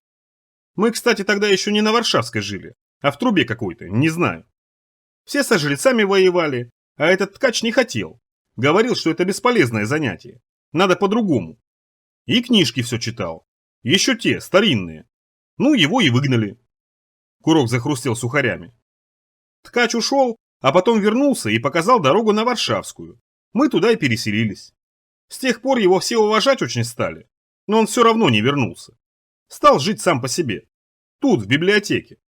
Курок показал кружкой. Этот Ткач еще вонючее япита. Я его один раз видел. Он книжки читает, бродит туда-сюда, календари ищет, Вынюхивает. Разгадать хочет. Что разгадать? Курок повертел пальцем вокруг. Все. Про все, то есть. Поэтому Япет его и не любит. Не любит? Угу, кивнул Курок. Япет про то, как сейчас думает. Как помидоры зреют, как кабанятина коптится. А ткач про то, как потом. Прозирает грядущее. Курок расхохотался. Сначала прозирает грядущее, а потом его же просирает. Так вот, ткач как-то в очередной раз прозрел грядущее и явился к Япету с советами, как очистить пространство. А Япету советы не нужны, вот они и поссорились. И даже подрались. Ткач нашего за бороденку оттаскал, да. А как же поход на запад, перебил я. Япет же собирался разведывать. А, Курок махнул рукой. Я про этот поход всю жизнь слышу. Собираются, да никак не соберутся. С кем в поход-то идти? Курок поморщился. Запад – это тебе не тут, это круть. Чуть зазевался и все, суши ногти. Да сам увидишь. Курок замолчал, болтал кружку. Кстати, вполне может быть, что ткач нам чего-нибудь и подскажет. Опытный чуморез. Только сумасшедший. Если жив, конечно. Его года 4 уже не было видно. А ходить к нему Япет запретил. Почему? Чтобы умы не смущать. Как это? Не понял я. Ну, Курок почесал подбородок. Я не очень хорошо знаю. Короче, этот ткач, он очень много читал. Не просто много, а очень много. 4 книжки в день. Вот он читал и сдернулся. Он вдруг понял, что все решают герои. Кто-кто? Герои. Ну, герои. Такие простые сверхличности, как ты, как я. Курок хохотнул. Как? Герои, повторил Курок. Они все решают. Вот смотри. Живет какой-нибудь там народец, рыбу ловит, корову доит. А тут чудище. И давай это чудище жрать мужиков, а девок в пещеру таскать с паскудными целями. Никто ничего не может, все только стонут и лбами стукаются. Короче, все, тупик кажется. И вдруг бац, Беовульф приехал. «Кто?» – спросил я. «Беовульф, кто же еще?» Курок почесался, отхлебнул бульону. «Беовульф – это дядька такой беспощадный. Приехал и раз-два разобрался с пакостью по-быстрому. А потом еще дракона зарубал. Ну, короче, времени даром не терял. Старинная история, достоверная. И в другие времена тоже очень похоже все происходило. Герои всегда проблемы решали. Вот ткач и решил, что у нас тоже должно быть. То есть должен появиться такой вот герой, который положит предел этому всему. Как именно положит? Ну, не знаю, Курок икнул. Например, так. Герой проникнет на запад и выяснит, как именно. Я поглядел на него. Рожа у Курка была прыщавая и оплывшая. Как он жив до сих пор с такой рожей и с такими космами? Курок рассказывал дальше. Япету не нужно, чтобы народ на запад сигал. Ему не нужны герои. Ему нужны твердые выживатели. К тому же... Курок поморщился. Этот ткач все эти свои идеи не просто так рассказывал, а с призывами. Ну, у нас человек 5 понаслушались и на запад двинули. Никто их с тех пор не видел. Вот Япет и рассвирепел. Велел ткача не пускать и самим к нему не ходить. Ясно? Вполне. Но нас не отправили на запад. Тот не Япет. Значит... Значит, ничего это не значит. Бросок на запад, как же? Курок поболтал кружку. Ты вот собираешься спасать мир? Собираешься, знаю. Все собираются. Только никак не соберутся. А ты? Само собой. А почему нет? Почему не я? Кто-то же должен положить предел всему этому безобразию. Наверняка ведь есть способ. А сколько лет было этому Беовульфу? Спросил я. Не знаю, пожал плечами Курок. Вряд ли он был стариком. Это точно. И остальные герои тоже до морщин не доживали. Герой, он всегда молод. Чем старше человек, тем меньше он на героя годится. Зрение ухудшается, руки дрожат, скорость не та. Взрослый герой не может быть физиологически. Так что получается, что я вполне подхожу в Беовульфы эти. Мы доели обед, ополоснули кружки и направились дальше. Я тоже раньше думал, болтал Курок. Тоже думал, вот вырасту и всех спасу. Вырос. Прихожу к Япету, спрашиваю, что делать. А он мне говорит, Капусту жрут бабочки. Мы пробирались через старый и скучный город, однообразный и безликий, не выделявшийся ни архитектурой, ни высотой, ни зеленью. Тяжелый город. Я это только сейчас стал замечать. Раньше город казался совсем одинаковым. Теперь я стал различать степени. Некоторые районы были гораздо хуже. Вот как этот. Одинаковые, серо-коричневые. А мне совсем не так хотелось. И всем у нас не хочется. Но Япет всех заставляет репу сажать. Вот поэтому он ткача и выгнал. Тот мечтал слишком много, а репу сажал мало. Давай скорее, тут надо быстро. Кладбище рядом, сам понимаешь. Вон, смотри, пришли уже почти. Вон там. Я прочитал. Ткацкая улица. Понятно теперь, почему ткач. Ткацкая оказалась совсем небольшой. Узкая, невысокие дома с обвалившимися балконами, почерневшие непонятно от чего деревья, то ли от засухи, то ли в корнях завелось что, не понять. Преодолели ее без труда, шагали по правой стороне. Библиотеку я сразу узнал. Не узнать трудно. Невысокое, этажа в 4 здание, пристроенное торцом к полуразрушенной многоэтажке. Бумаги много. Под ногами, вокруг. Давно началась уже, с полкилометра. Выцветшая, слипшаяся, скатанная в шары, сложенная в высокие стопки, совсем новая и древняя, распадающаяся в прах от солнца, даже на деревьях вместо листьев. А потом бумага почернела. «Так», – протянул Курок и снял с плеча автомат. У Курка интересное оружие. Самодельная штурмовая винтовка. Облегченная, со складным прикладом, с четырехкратным прицелом. С необычным магазином, вокруг ствола. Калибр небольшой, отчего почти 120 патронов влезает. Без гильзовых, конечно. 2 запасных магазина. Стреляй не хочу. Я к такому оружию не склонен. Остальные часто используют. Ленивые потому что. Настолько ленивые, что иногда даже не чистят. К Петру волокут. Вот и Курок к своему автомату прохладно относится. То в песок уронит, то об асфальт ушибет. Говорит, что у Петра в карты выиграл. Курок устроил автомат под мышкой и пнул пепел. Пепел был везде. Никакого плавного перехода между бумагой и пеплом. Вот бумага, а вот пепел. Выгорело все.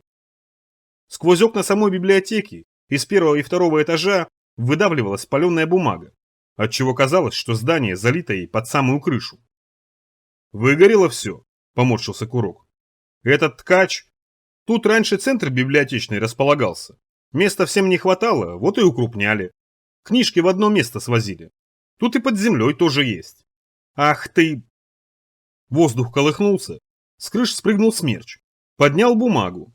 Ткацкая улица мгновенно стала непроходимой. Пришлось сесть на асфальт. Вертящийся пепел старался залепить лицо и выцарапать глаза. Смерч гулял долго.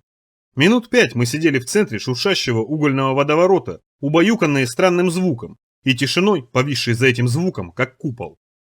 Прекратилось все разом. Смерч умер, стало совсем тихо. Некоторое время мы еще наблюдали, как вокруг оседает черный снег, бывший когда-то газетами и книгами. Курок поймал уцелевший листок и спросил: «Какая строка?» «Что?» – не понял я. «Номер строки. Погадаем. Прозрим будущее. Плюнем в глаз настоящему. Давай, Дэв, не дрягайся». «Ну, 18-й». Курок распялил лист на коленке, прочитал. Редкие вспышки молнии выхватывали из сумрака сгорбленные фигуры людей. Все. К чему бы это? Что непонятного? Молния, гроза, все сгорело. Дождя в этом году еще нормального не было, так что к дождю. Что делать будем? Курок скомкал лист, спрятал в карман. Достал карту. Похоже, что ткач немножечко испарился. Курок зачерпнул горсть пепла, дунул. Что делать будем? Я оглядывал улицу. Делать будем... На ночлег устраиваемся, вот что. И поскорей. Рано ведь еще. В самый раз. Торопиться нам некуда. Хороший сон – залог здоровья. Вон туда. Я указал на 4-й этаж дома напротив библиотеки. Почему 4-й? Спросил Курок. 4-й ведь не очень. Можешь на 5-й, пожал я плечами. Да не, мне все равно. 4-й так 4-й.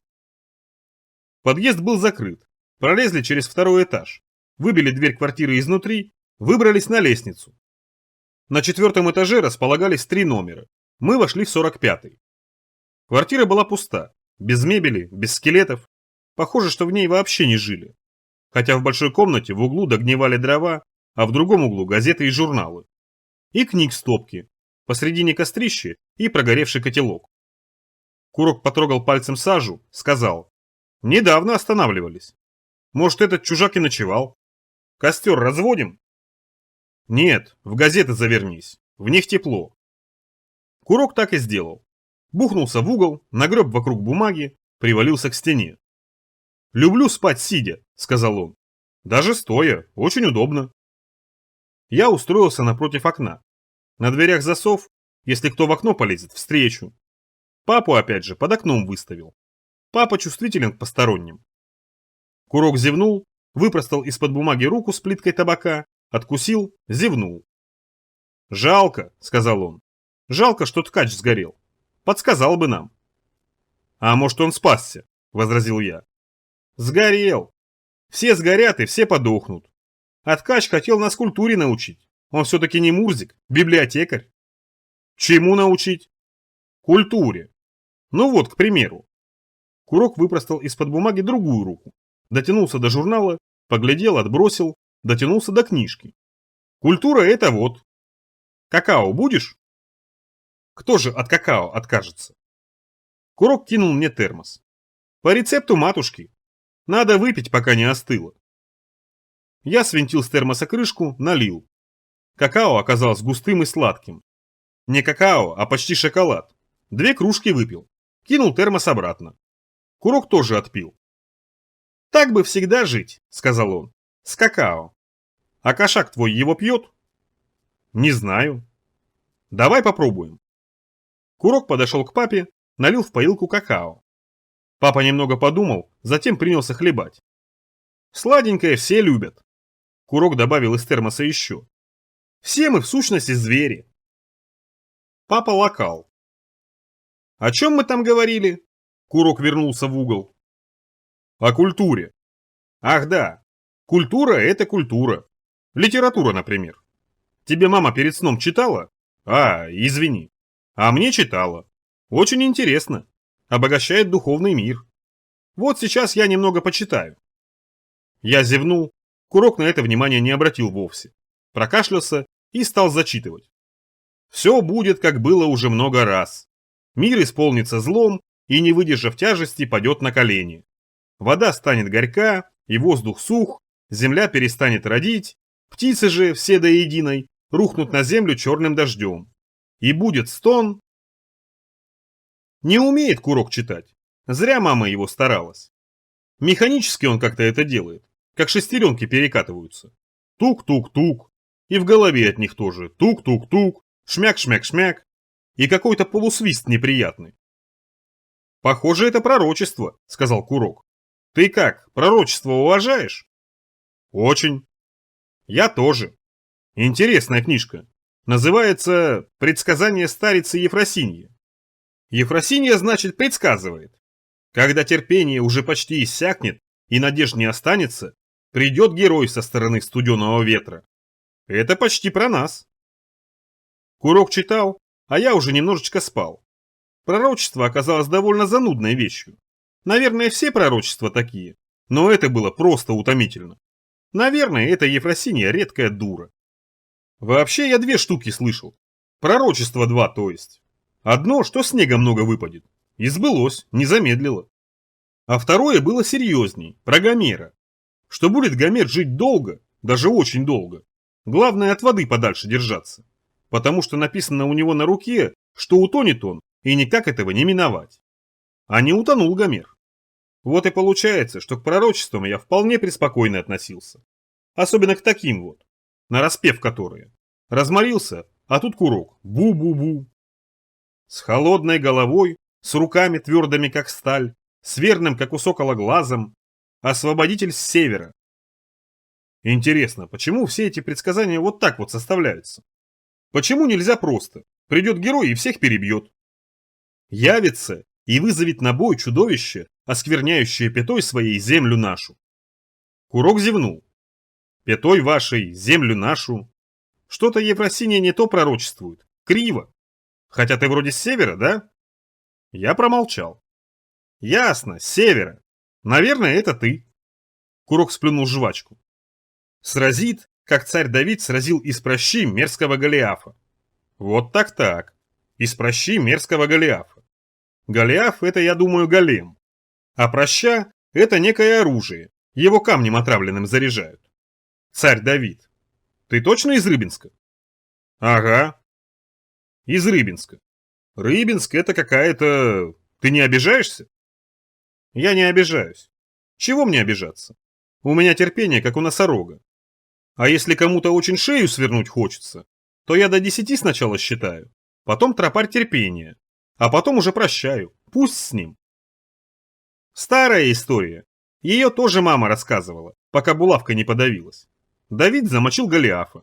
Голиаф — это не голем, это просто великан, здоровенный, с одним глазом и хвостом, с грыжами по всему туловищу, и рожа еще кривая. Давид его подстрелил, отрезал башку и вообще навел порядок. И что? Ты что, не понимаешь? Курок постучал по лбу. Тебя зовут Дев. Это в честь демона огня. Это в честь древнего героя, только сокращенно. Ты герой с севера, а я твой верный оруженосец. Что-то ты не носишь оружие. Это так называется просто. Ты герой, а я с тобой. Не, хоть в люк прыгай, а? Я молчал. Думал про этого Давида. У нас в Рыбинске, тьфу ты, у нас всем мальчикам какие-то необычные имена давали. Гомер говорил, что это специально, чтобы не забывалось. Читали какую-нибудь книжку, и из нее имена и давали. Ной, например, очень удачно, он ныл всегда. А сейчас кликухи какие-то поганые. Шнырь, ткач, окурок. Хотя Серафима имя тоже красивое, приятно произносить. Жаль, что дура. Алиса. Алиса еще красивее. К тому же ты из Рыбинска. Курок выплюнул жеванный табак. Это многое объясняет. Что объясняет? Ты рыбак? Ну да. А что, я действительно рыбак. Рыбак из Рыбинска, как все те. Курок замолчал. Закинул в пасть табак, стал жевать сосредоточеннее. Темнело, чавкал курок, мне хотелось спать. Даже папа в своей клетке позевывал. В этом пророчестве, в конце, там что? Курок уставился на меня. В пророчестве, говорю, что? А, да, в конце вот так. И сатана будет попран. И он вместе со своим нечестивым воинством не зринется в бездну, откуда, собственно, и вышел. И станет тише и покой. Вот как старица Ефросинья завещала. Курок захлопнул книгу, швырнул в другой конец комнаты. Сатана падет, зацветут цветочки. Курок поковырялся в зубах. Все понятно с вами. Хорошее пророчество. Герой с севера, карающая длань до 7-го колена. Складно, прямо как маму встретил. Потом как-нибудь перепишу. Ладно, спать давай. Давай. Я закрыл глаза. Странный этот курок. Что-то неправильно в нем, только что непонятно. Умный слишком для своих лет. Много знает, больше, чем я. Не мог Япет ко мне болвана прицепить. Маму помнит, мама ему книжки читала. Сон отвоевывал пространство. Мысли ворочались все тяжелее и тяжелее. Тени вытянулись и исчезли, став ночью. Я уснул. Закопался в бумагу, успел подумать, что все это как-то глупо, что... Мне снился вполне приятный сон про жареную картошку. Большая сковородка жареной картошки, и я. Сначала ел вилкой, потом бросил и ел уже руками. И все время попадались какие-то кирпичи, скрежетали на зубах, а потом сразу пошло про душителя. Темная фигура, обряженная в длинный кожаный плащ. Я пытался разобраться с ним по-разному. И с секирой, и из мушкета, и даже пробовал сжечь огнеметом. Но душитель был неуязвим. Душил. Душить умудрялся на расстоянии. Просто смотрел из-под черного капюшона, а я удушье ощущал. Все просто. Чем пристальнее смотрел, тем сильнее я задыхался. В конце концов я стал задыхаться. Перед глазами поплыли красные овалы. Умирать во сне не хотелось. Я проснулся от боли. Но не в горле, а почему-то в ноге. Темно. Что-то дико зашипело рядом. и я тут же почувствовал, как в мясо впоролись когти. Папа! Папа шипел и царапался. Он как-то умудрился доползти ко мне от подоконника. Я открыл глаза. Комната. Ничего не видно. Звук. Громкий и противный, похожий на крысиный писк, только не настоящий, а железный. Точно наступили на хвост жестяной крысе, и она проявляла теперь неудовольствие. «Курок!» – позвал я. И тут же почувствовал жар. Внутри, в желудке. Как-то раз я съел маленький красный перец, по незнанию. В Рыбинске подобные не водились. И 2 дня в желудке у меня бушевал хорек. Ни есть, ни пить, ни спать я не мог. Это было похоже, только никакого перца я не ел. Боль усилилась и поползла вверх. И папа уже заорал. Дико и страшно, как могут орать одни только кошки. «Курок!» «Ах!» – очнулся Курок. Глаза.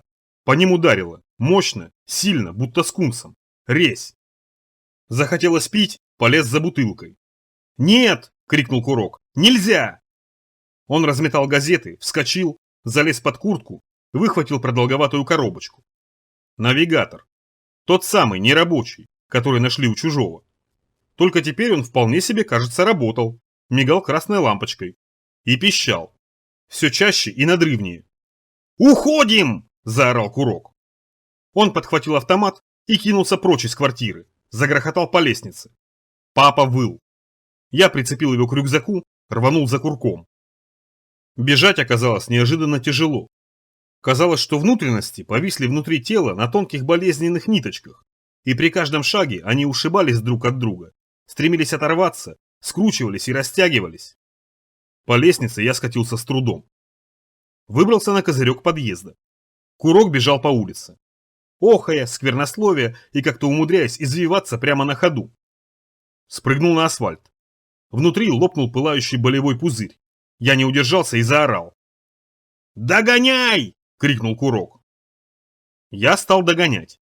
И сразу понял, почему извивается Курок. Каждый шаг отдавался болью. Печень, сердце, желудок. Мозг отслоился и теперь стукался изнутри о череп. Пот. Он проступил через поры. Я взмок, точно пробежал несколько километров по жаре. Курок оторвался уже изрядно, метров на 200. Пришлось подналечь. Стиснуть зубы, втянуть живот, напрячь все мускулы, чтобы уменьшить этот кишкотряс.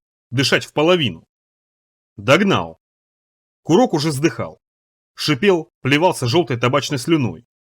Прибор пищал уже почти без перерыва. Забрал у Курка автомат. Все тяжесть. Это не очень помогло. Курок отставал.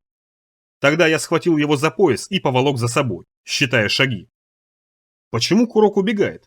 Почему воду нельзя? Значит, знает, что убежать можно, а воду нельзя. Правая нога провалилась в трещину. Запнулся, покатился. Курок остановился. «Вперед!» – рявкнул я. Нога цела. Попробовал встать. Щелк. На секунду я потерял сознание. В солнечном сплетении что-то щелкнуло. Выключился, очнулся от шума. В животе образовалась дыра. Через нее выливались кишки, дымящиеся и разбухшие. Ощупал себя. Ничего, примерещилось. Еще чуть и не примерещится. В груди просто бомба. Папа уже не хрипел, просто извивался. Курок стоял. Придурок, что стоит? Надо уходить. Вскочил рывком. Вперед! Провал, прошептал Курок. На губах выступила кровь. Все. Курок сел, глаза у него выпучились и налились. Выкипевшие глаза. Прекрасно. Прибор выл.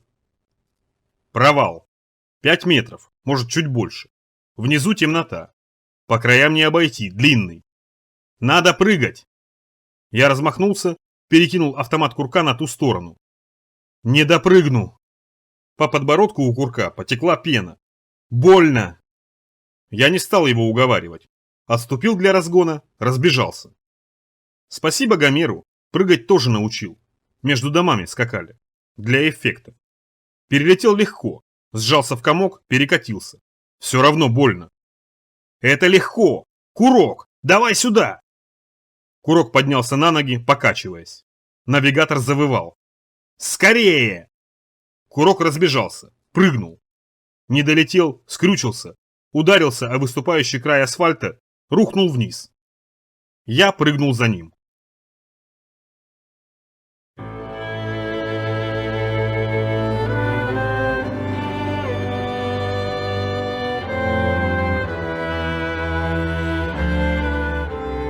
Глава 5. Праведный чай.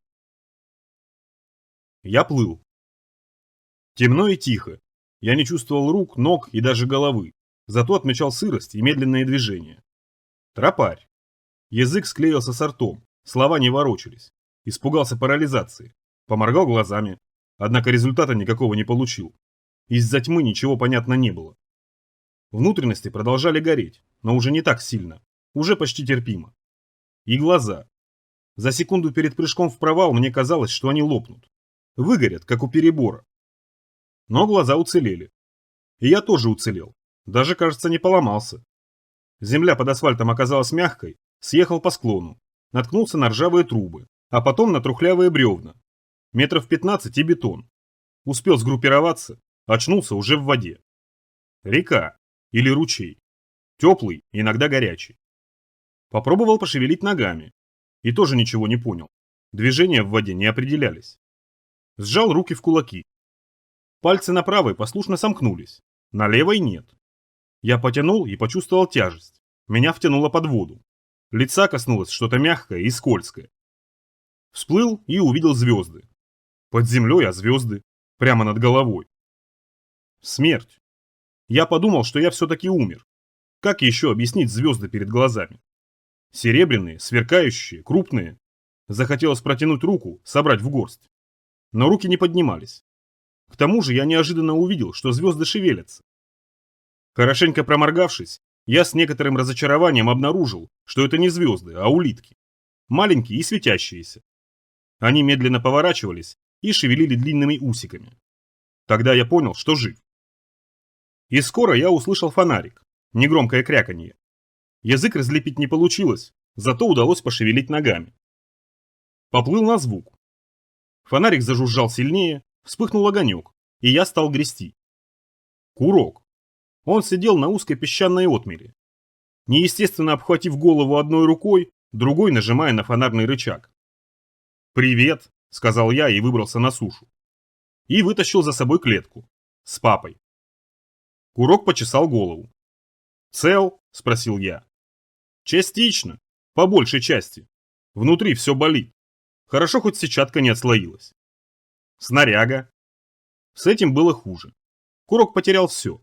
Автомат остался на поверхности, магазин с патронами утонул, другой залила вода. Только нож сохранился. И фонарик. Шлем и то утонул. Проще голову потерять, чем шлем. Но Курок умудрился. И босиком еще. «Ботинки где?» – спросил я. «Утонули», – буркнул Курок. «Утонули. Что мне, самому тонуть было? Они меня на дно потащили, еле сбросил. Да, герой, чуть не сдохли. Мне кажется... А с кошкой что?» «С кошкой. С папой. Помер папа. Сварился. А потом утонул». «Да», – протянул Курок. «Это из-за массы. Кошка маленькая, сварилась быстрее». «И что это было?» – перебил я. Курок достал папиросы, не размокшие. Папиросы он спас, ботинки нет. Закурил. «Я так думаю, это и есть спутник», – сказал он, выпустив дым. «Он висит...» Курок указал папироской вверх. «Над городом. Видимо, реагирует на движение. Или еще на что, мы не знаем». «Почему раньше его не было?» Курок закашлялся. «Он всегда был. Просто сейчас в активный режим переключился. Причину не знаю». «Почему тебя послали?» – спросил я. «Только без кривляний. Не надо мне про паёк, не надо про пятки, хорошо? Я из Рыбинска, но я не дурак». «Меня не послали, я сам напросился», – ответил Курок. «Видишь ли, мой дорогой Беовульф, я по спутникам специалист». «А Курок специалист по спутникам». «Так получилось. Я телескоп в детстве нашел. Знаешь, что такое телескоп?» «Знаю». «Ну вот, нашел, стал смотреть. Сначала просто для красоты, потом интересно стало. Книжку достал, астрономическую. В ней все написано. Про звезды, про спутники, про освоение космоса. А потом увидел. Прямо над головой. Это даже не спутники, если совсем уж правильно. Спутники или вокруг вертятся, или над горизонтом висят. А эти прямо над городом. Эти? Ага, их там 8 модулей. Прекрасно. И что, их просто так и видно? В телескоп? Да их даже в бинокль видно. Просто надо знать, куда смотреть. Они покрыты специальной защитой, которая свет отражает. А откуда ты узнал, куда смотреть? Курок замолчал. Откуда? Повторил я. Ну это, короче, еще давно короче. Это старый библиотекарь, ткач. Он мне карты показал. Космической группировки, да, в одном бункере. И там все спутники прямо отмечены, где висят, куда летают. Притащил я эти карты Япету, а тот не поверил. А потом я в библиотеке эти карты нашел. Взял, смотрю, и правда висят. Модули. Все просто. Зачем над городом эти модули? Курок затянулся. Разве не понятно? Понятно. Прекрасно действуют. Лучше не придумаешь. Вот уж точно палец сатаны. Еще этого добра на нашу голову не хватало. Папу поджарил. Хотя, может, раньше у них какое-то другое предназначение было. Какое предназначение у подобного прожигателя? Разные. Я тебе 10 предназначений придумаю. Япет, например, полагает, что это погодная установка. Погоду исправлять. Ну да, он говорил, вспомнил я. Говорил, да. Воздух прогревать или наоборот остужать. Или система увлажнения. Воду испаряют, а она дождем обратно. Возможно, недовольных разгоняли. Да мало ли что. Вот китайцы. С китайцами бороться. Когда бешенство случилось, они хлынули. Их решили сверху выжечь. И выжгли. А когда все покатилось, то про спутники и забыли. А сейчас они активироваться начали. Или кто-то их активирует. Курок кивнул. «А почему изнутри жжет?» – спросил я. «Не знаю. Излучение? Не знаю». «А почему он погонь не выжигает?» «Потому что он ее не видит. Это построено людьми для охоты на людей. Но можно, наверное, как-то поправить. Я не знаю. Поэтому и пошел. Может, у тех из зоопарка есть идеи?» «Так. Почему навигатор пищит?» «Ах ты!»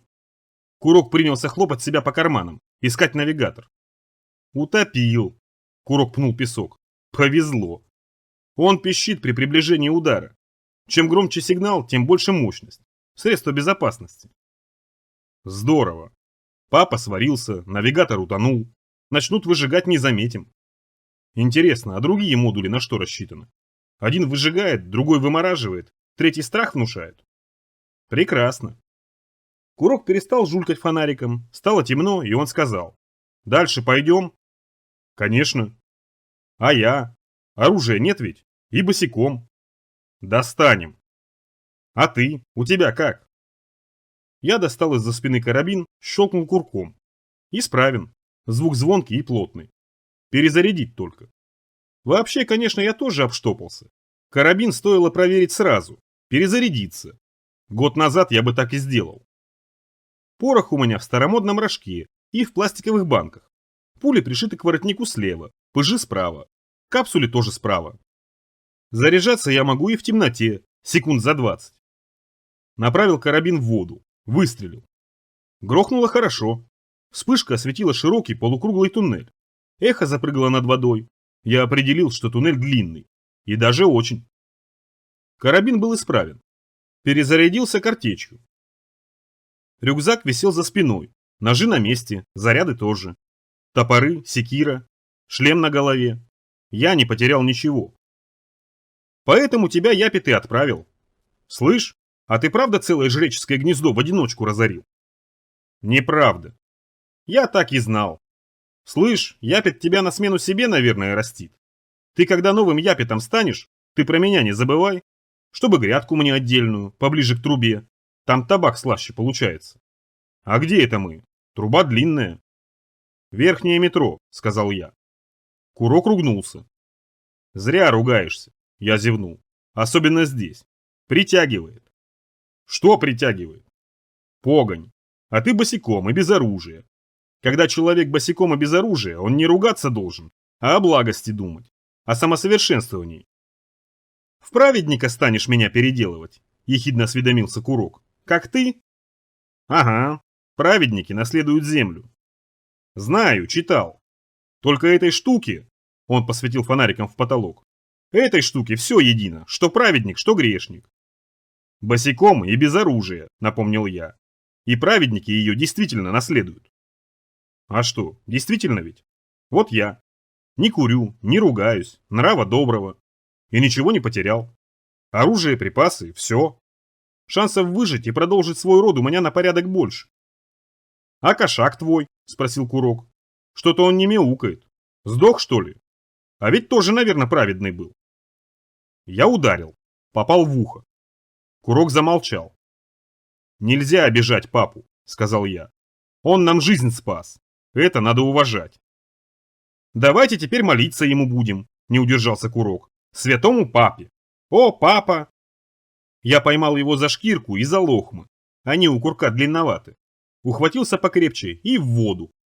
Курок забулькал, забил по воде конечностями. Я отпустил. «Дурак», — сказал Курок. «Я совсем не в том смысле. Просто ты...»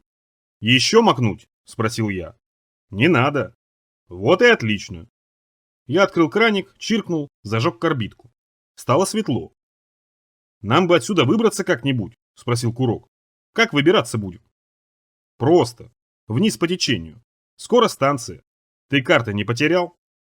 Курок промычал отрицательно. Хоть что-то положительное. «Значит, будем делать так, как я скажу. Если жить, конечно, хочешь». «Хочешь?» «Немного. Я в тебе не ошибся. Жить вообще все хотят, редко кто наоборот. В привычку входит, трудно отказываться». «Это тебе». Я вытащил из ножен секиру, протянул Курку. «Острая штука». «Знаю. Со жнеца ножичек. Поплывешь первым. Я буду карбидкой светить и прикрывать». «Я это не умею», – прошептал Курок. «Плавать, то есть». «Как это ты не умеешь? Ты же сюда приплыл?» «Я без сознания сюда приплыл», – улыбнулся Курок. «В отрубе. Не знаю, как вообще. Очнулся уже на песке, лежу себе, думаю, сдох в канаве». «Будешь держаться за меня», – велел я. «За плечо. Держись и особо не дергайся, а то сброшу. Поехали». «Сдохни, Шарик, послезавтра». Я бухнулся в воду. Курок за мной. Вцепился в плечи и почти сразу меня притопил. Пришлось немного боднуть его шлемом. Поплыли. «А мы тут плавать не умеем», – болтал Курок. «А где нам плавать-то? Воды нет. Это в Рыбинске можно плавать. Хошь туда плавай, хошь сюда, а хошь вообще рыбу уди». Впрочем, плыли мы недолго. Очень скоро я нащупал ботинками рельс, и мы уже не плыли, а брели в воде по грудь. Вода делалась холодней. Под ногами чувствовалось более быстрое течение. Похоже, что в тоннеле били ключи. Подземные ключи на подземной дороге. Дурацкий мир. Я мерз. Но я человек к холоду привычный, как терпеть знаю. Курок мерз гораздо сильнее, даже зубами щелкал. Не очень приятно, когда за спиной клацают. Дрожал. Еще полчаса и воспаление легких. У меня тоже.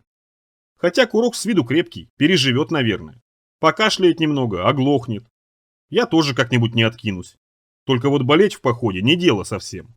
В походе должно стрелять и бегать. Погреться. Срочно погреться. «Ног не чувствую», — сообщил Курок. «Совсем ходули отморозил». «Плохо. Тепло в воде долго не удержать. Вода крадет его лучше всего остального. Если ноги остынут совершенно, студенная кровь клюнет в сердце и все, не откачаешь». Попытался ускориться, но пробиваться по грудь в воде было тяжело. Я оскальзывался, погружался с головой, отплевывался и снова шагал. Курок продвигался первым, кашлял, ругался, плевался. «Не могу», – бормотал он, – «не могу уже. Спать охота. Мама подавилась булавкой, папа неизвестный герой». Его уже колотило, крупно, даже мне чуть передавалось. Хорошо, пока трясет, значит жив, значит энергии на тряс хватает. «Рассказывай давай», – велел я. «Что рассказывать?» – не понял Курок. «Не знаю. Интересное, веселое. Про пришельцев могу. Тут книжку одну прочитал, очень интересную». «Давай про пришельцев, это интересно». «Я не помню». Пришельцы прилетели на тарелках, сразу со всех сторон. Они здесь, под землей. Тарелка упала, а они ее закопали. Да, тарелка под городом, внизу. Я видел секретные карты. А они из нее лезут, и маленькие, и большие. Холодно. Даже бредовые пришельцы не помогают. Они только героев боятся. Потому что герои тоже пришельцы. Их сюда перенесло телепортацией. Телепортацией переносятся хорошие пришельцы, а плохие прилетают на тарелке. Редкая дурь, правда? А хорошие еще на метеорите прилетают. Так и пишется, прилетел на метеорите. Только они могут справиться с плохими, потому что у них оружие. И только герои могут, потому что их нельзя убить. Они пули непробиваемые. Пули сплющиваются или отскакивают. Слышь, Дэв, от тебя ведь пули должны отскакивать. Тоннель неожиданно расширился. «Станция!» – просипел Курок. «Наконец-то! Вот как, оказывается, надо. Про пришельцев рассказывать. Доброе волшебство. Электрозаводское. Приплыли. Здесь раньше электрические заводы стояли. Электричество вырабатывали. Еще до нижнего метро. Выбрались на платформу. Вода заливала ее сантиметров на 30. Станция. Станция как станция, ничем не выделяется. Вот я книжку видел, как верхнее метро выглядело. Так там ого-го, не станции, дворцы настоящие. Величие человеческого духа. То картины из самоцветов, то собаки железные. А это обычным красным камнем обделано. Ничего выдающегося. «Надо наверх», – простучал зубами Курок. «Костер, пожар. Слушай, смешно-то как. То пожар, то мороз. Наверх, наверх». Он двинулся к лестнице, я поймал его за пояс. «Что?» – дрожал Курок. «Мне надо... солнышко!» «Время!» – я постучал пальцем по запястью. «Что?» «Сколько времени?» – спросил я. «Не знаю», – совсем тихо ответил Курок. «Разбились?» «Превосходно. Мы не знаем, который час. Не знаем, что на поверхности. Ночь, день. Если ночь...» «Стой!» – велел я. «Мне плохо что-то. Душа остыла». Курок подпрыгивал, кривлялся, совсем по-сумасшедшему. Пороховая настойка. Порох и спирт. Доктор говорит, что это совершенно бесполезная вещь. Гораздо лучше обычный спирт. Но я привык к настойке. Пузырек. Разотрись. Я кинул пузырек Курку. Что? Разотрись. Спиртом с порохом. То, что надо. Курок свинтил колпачок, приложился к горлышку. Ты что? Я выбил пузырек, он булькнул и затонул. Нормально. Курок поморщился. Растирка все равно тоже внутрь проникает. А порох меня взбодрит, я его уже пробовал.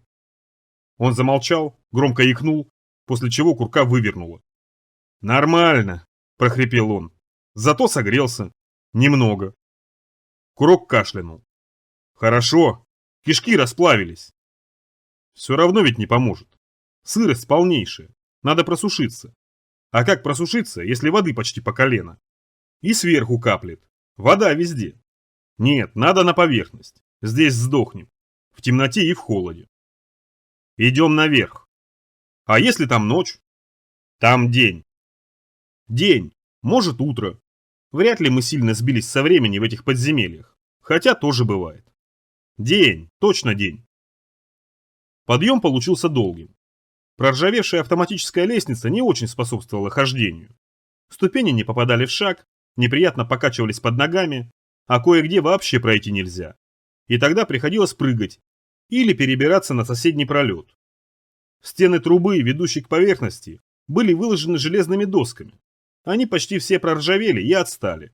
Приходилось двигаться осторожно. Наткнуться на ржавую железяку смертельно опасно. Кое-где на стенах висели щиты. Некоторые совсем выцвели и стерлись, другие сохранились на удивление хорошо. Их можно было прочитать. Интересно. Точно в старый мир заглядываешь. Только непонятно зачем. «Москвич-2» – новый полноприводный автомобиль с гибридным двигателем. «Москвич-2» и ты король дороги.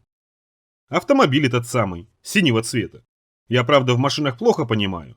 Но не автомобиль главное. Девушка там еще пририсована. Красивая очень.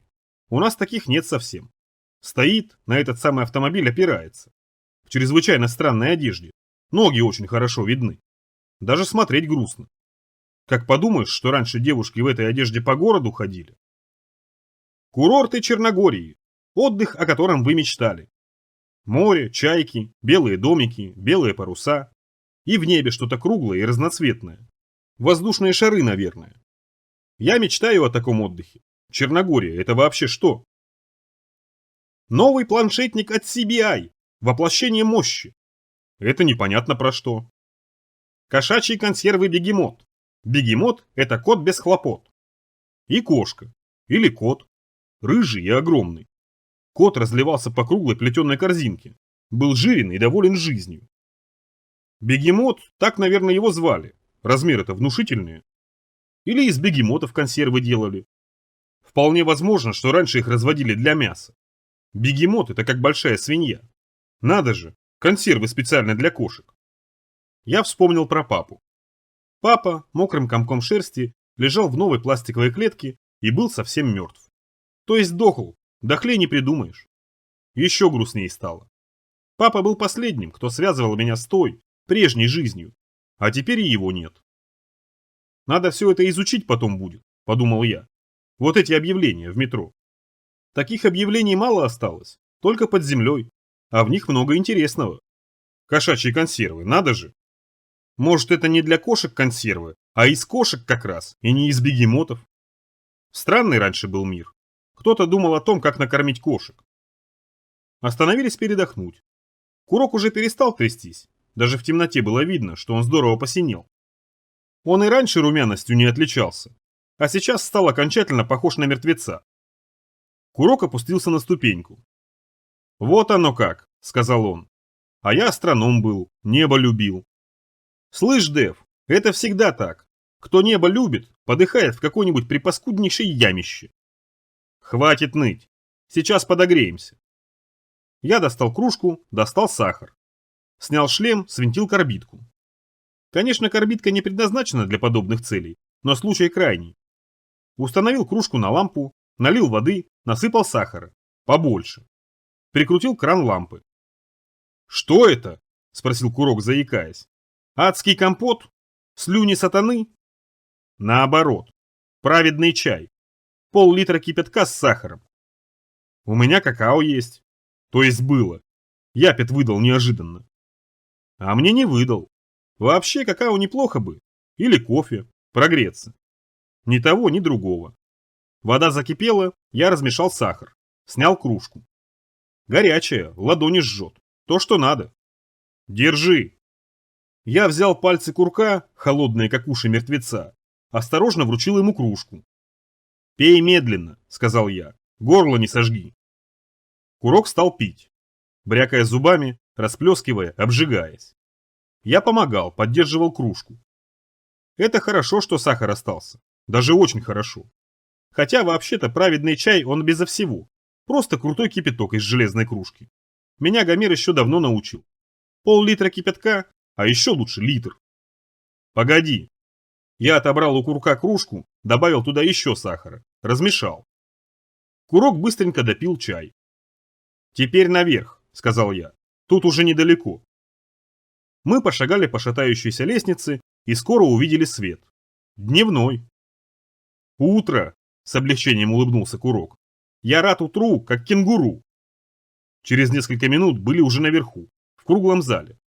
Сквозь крышу пробивались корни деревьев, в окна светило солнышко. Курок застонал и кинулся к выходу. Я в очередной раз успел поймать его за шиворот и вышел на свет первым. Удачно. Место тихое, несколько перевернутых автобусов, сухие деревья, сухая трава. День. Курок сел прямо на землю. Солнце. Солнышко, карлик желтушненький. Я распускать сопли по поводу солнышка не стал. Занялся делом. Сразу наметил дерево с какими-то черными ягодами, срубил его и разделал для костра на короткие чурки. Не стал мудрить. Подсыпал пороха, и через минуту просохшие ветки уже трещали, стреляли корой и распространяли чуть горьковатый запах. «Вишня понедельника», — сказал Курок. «Вишня радости». Ягоды действительно оказались вишней. Твердой, приходилось размачивать слюной, а вообще ничего, сладкая. Я набрал побольше, засыпал в котелок и стал варить компот. Сидели вокруг огня, сушились. Я не раздеваясь. Курок разоблачился до черных длинных трусов, развешал одежду на ветках и, с жадностью поглядывая на котелок, рассказывал про какую-то Пенелопу. Она давно уже жила. Пенелопа так прозывалась, конечно же, из-за того, что умела лопать пенопласт, причем без какого-то особенного вреда для здоровья. Наловит ящериц, наварит с пенопластом и ест. Запросто 3 ложками насыщалась, потому что пенопласт внутри разбухает, и голод не чувствуется. Курок придвинулся к огню слишком близко, опалил волосы на ногах и руках, и даже на голове. Косички хорошо загорелись, еле затушил, посмеялся только. Морщился от удовольствия, кряхтел, остервенело плевался. А однажды этой Пенелопе попался некачественный пенопласт, и она, дура, лопнула. Пришел в себя. Я поворачивался к огню то плечами, то спиной, чувствовал, как холод отступает, зевал от тепла. Курок, напротив, взбодрился. Он бродил вокруг костра и снова рассказывал про пришельцев и грозился зачитать отрывки из некой инопланетной книжки, которая у него всегда с собой и в которой сплошная правда. Они с темных планет, и потому у них очень большие глаза. И именно поэтому они выходят в темноте, солнце их пугает. А ты знаешь, зачем они сюда прилетели? Их планета разваливается, вот они себе новую и ищут. Почему вода исчезла? Это только так говорят, что она внутрь просочилась. Ничего и не внутрь. Они ее откачали. Вот почему на солнце пятна? Потому что они всю воду откачали и на солнце вылили, чтобы его немножечко пригасить. Они темноту любят. Курок закашлялся, подавившись дымом, принялся стучать себя по спине кулаком. Гудел, как барабан. Прокашлявшись, продолжил. Дым тоже они придумали, потому что любят им дышать. И от этого нам все тут портят. Поджигают деревья, даже под землей поджигают. Скоро у нас тут станет как у них, в ихних туманностях. Котелок забурлил. Курок позабыл про пришельцев, забурчал животом, и мы стали пить вишневый компот, красный и кисловатый, но наверняка с обилием всяких полезных веществ. Часа через 1,5 одежда высохла. Я нарубил еще дров, и когда костер разгорелся пожарче, кинул в огонь папу. Вместе с клеткой. «Оба!» – протянул Курок. «Жрать его будем?» Я выразительно прищурился. «Я в том смысле, что это... Если ты съешь печень героя, то ты сам обязательно станешь героем, а кот у тебя вполне героический. Если тебе не надо, я сам. Героизма мне надо прирастить». Костер притух, замер, примиряясь к новой добыче, затем накинулся на папу с жадностью. Затрещала шерсть, запахло паленым. Клетка, как и обещал Петр, оказалась несгораемой. «Да», – прошептал Курок с сожалением, – «как горит-то? Может, сказать что-то надо? Вроде как последнее слово. Давай я скажу, я знаю, как примерно». «У животных нет души, им не требуется последнее слово», – ответил я. Хотя, если честно, сказать хотелось. Ведь мы с папой много лет жили. Он мне жизнь сколько раз спасал, предупреждая об опасности. Теперь вот папа умер. Захлебнулся.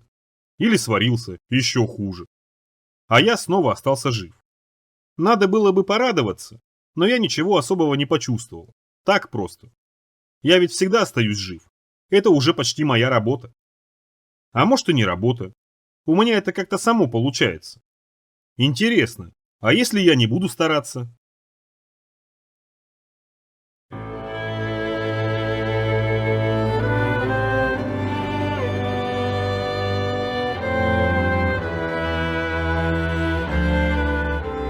Глава 6. Туманные псы. Оно должно быть справа, поежился Курок. Видно что-нибудь? Я поглядел в бинокль.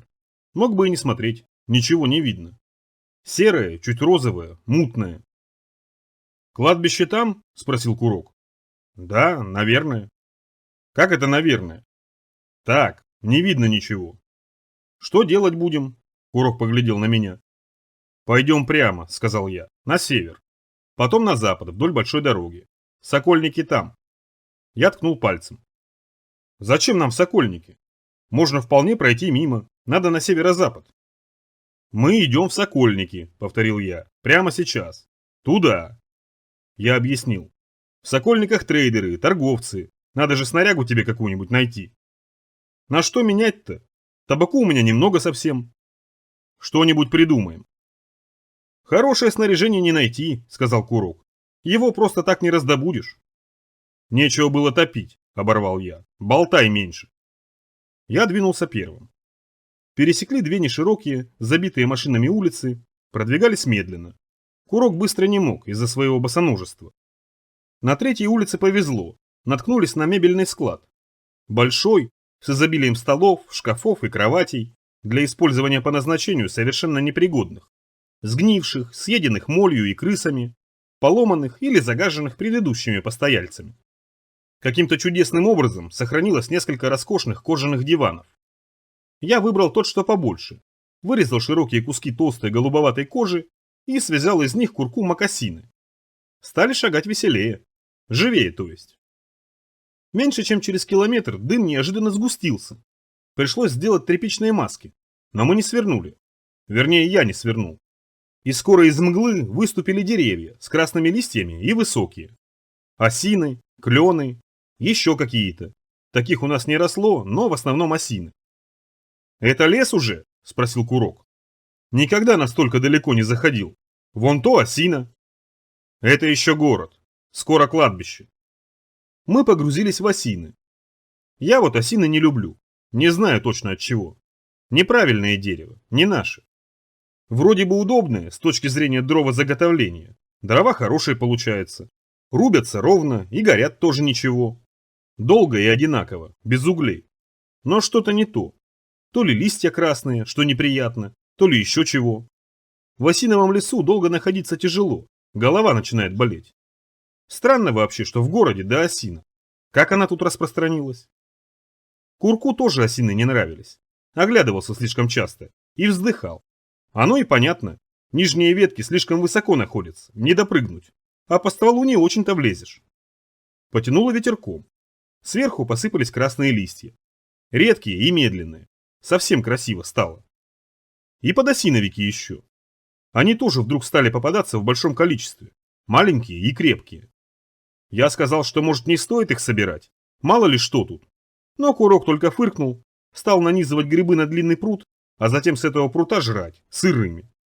Так и шагали. Иногда между деревьями возникали уцелевшие дома. Они выступали из-за стволов, поросшими мхом громадами. На домах тоже поселились деревья, высовывались из окон, отчего сами дома казались уже не домами, а тоже деревьями. И, наверное, где-нибудь на верхних этажах можно было встретить и грибы, и каких-нибудь животных, которые приспособились к такой вот среде обитания, и свои водоемы, и, может быть, даже и свои ручьи.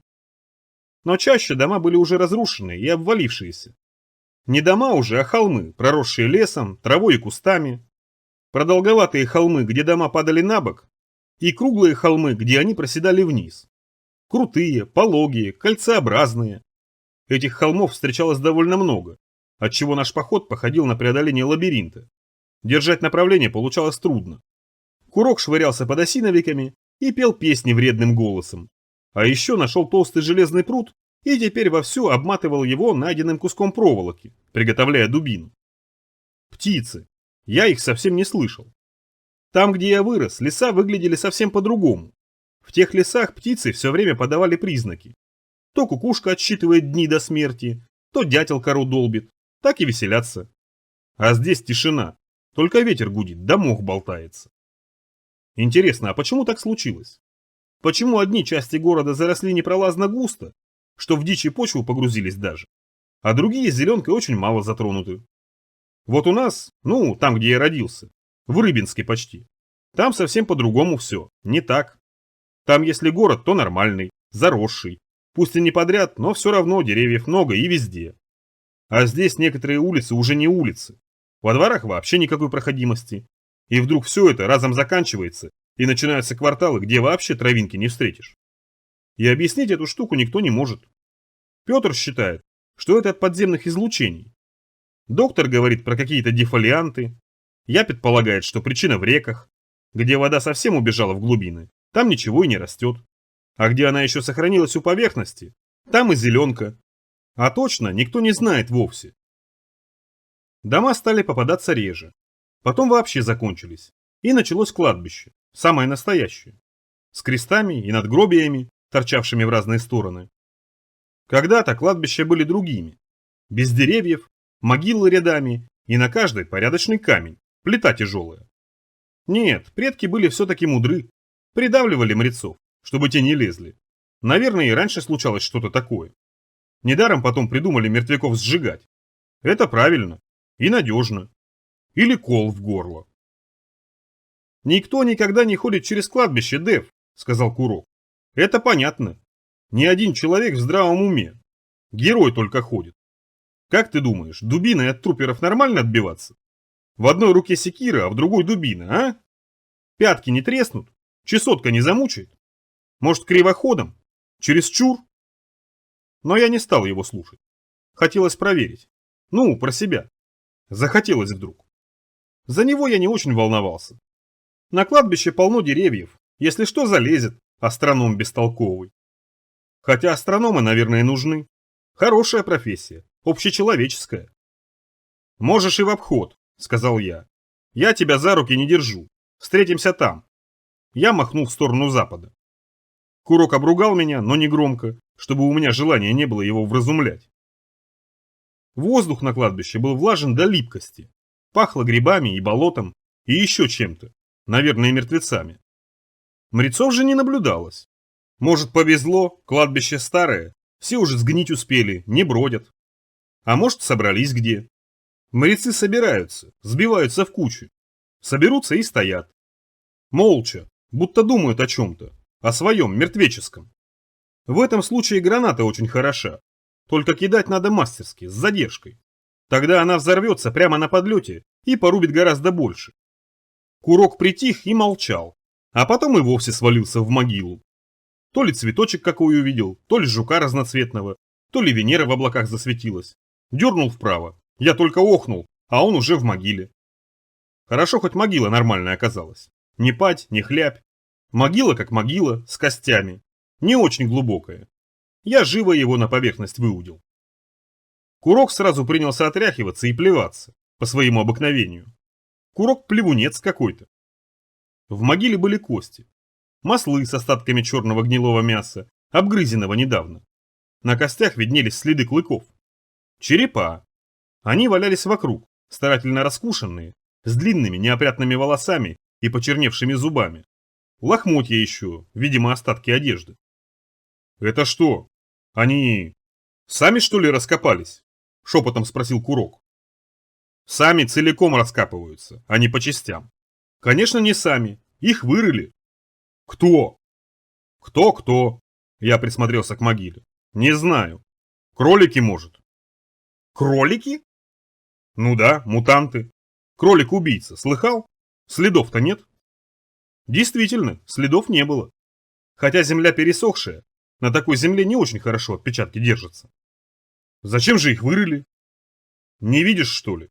Их сожрали. Курок покривился. Я же говорил. Курок вытянул секиру. Вот, доходились, догеройствовались. Кролики, ролики. Я вот в детстве очень мечтал о коньках, а мне телескоп послался, а теперь могилы. Могилы как могилы, пожал я плечами. Раскопали, сожрали, все как обычно. Держись за мной. Я перепрыгнул через могилу и двинулся дальше. Метров через 20 мы наткнулись уже на несколько могил. То есть ям. И костей, черепов и прочего добра вокруг валялось еще больше. Деревья почему-то росли плохо. Получалась поляна, людоедская, зловещая. А хуже всего, что некоторые кости не просто валялись, бесхозно. Некоторые были собраны в холмики. Вот это мне больше всего и не понравилось. Не люблю такое. Когда людей жрут, а кости в холмы складывают. Гнев во мне от этого просыпается. Злость. Руки просят курка, сердце вражеской крови. Человек здесь хозяин. Он должен властвовать и всем владеть. А получается, какие-то суслики распоганские откапывают и жрут. И вроде как уже человеку здесь и не место. Я поднял череп. Не знаю, захотелось. Большой, тяжелый, желтый. И дырка толщиной с мизинец, прямо на затылке. Пристрелили. Видимо, контроль. Славное старое время. В зубах что-то блеснуло, я хотел посмотреть. Бросил череп, двинулся дальше. «За нами кто-то идет», — сообщил Курок. Шли не только за, впереди тоже. И по бокам. Не мрецы, они никогда не выслеживают. Волкеры? Вряд ли. Волкера я бы не услышал даже. Обычные псы. Год жаркий, собак много, жрать хотят. Их всегда много. Это мертвецы, выдал Курок. Они за 5 километров чуют. Мы мясом пахнем. Или эти, псы послезавтра. Точно, псы. Шагают громко, бестолковые. Листва под ногами шуршит. Хорошо. Я от любой собаки убегу, с сомнением сказал Курок. Если она, конечно, не мутант. Я остановился. Повернулся вправо и выстрелил. Прямо через мглу, на звук.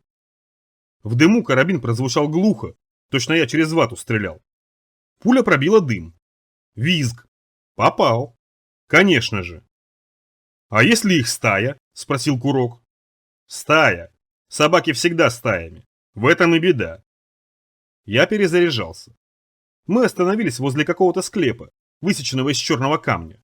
Склеп походил на маленький домик под острой крышей.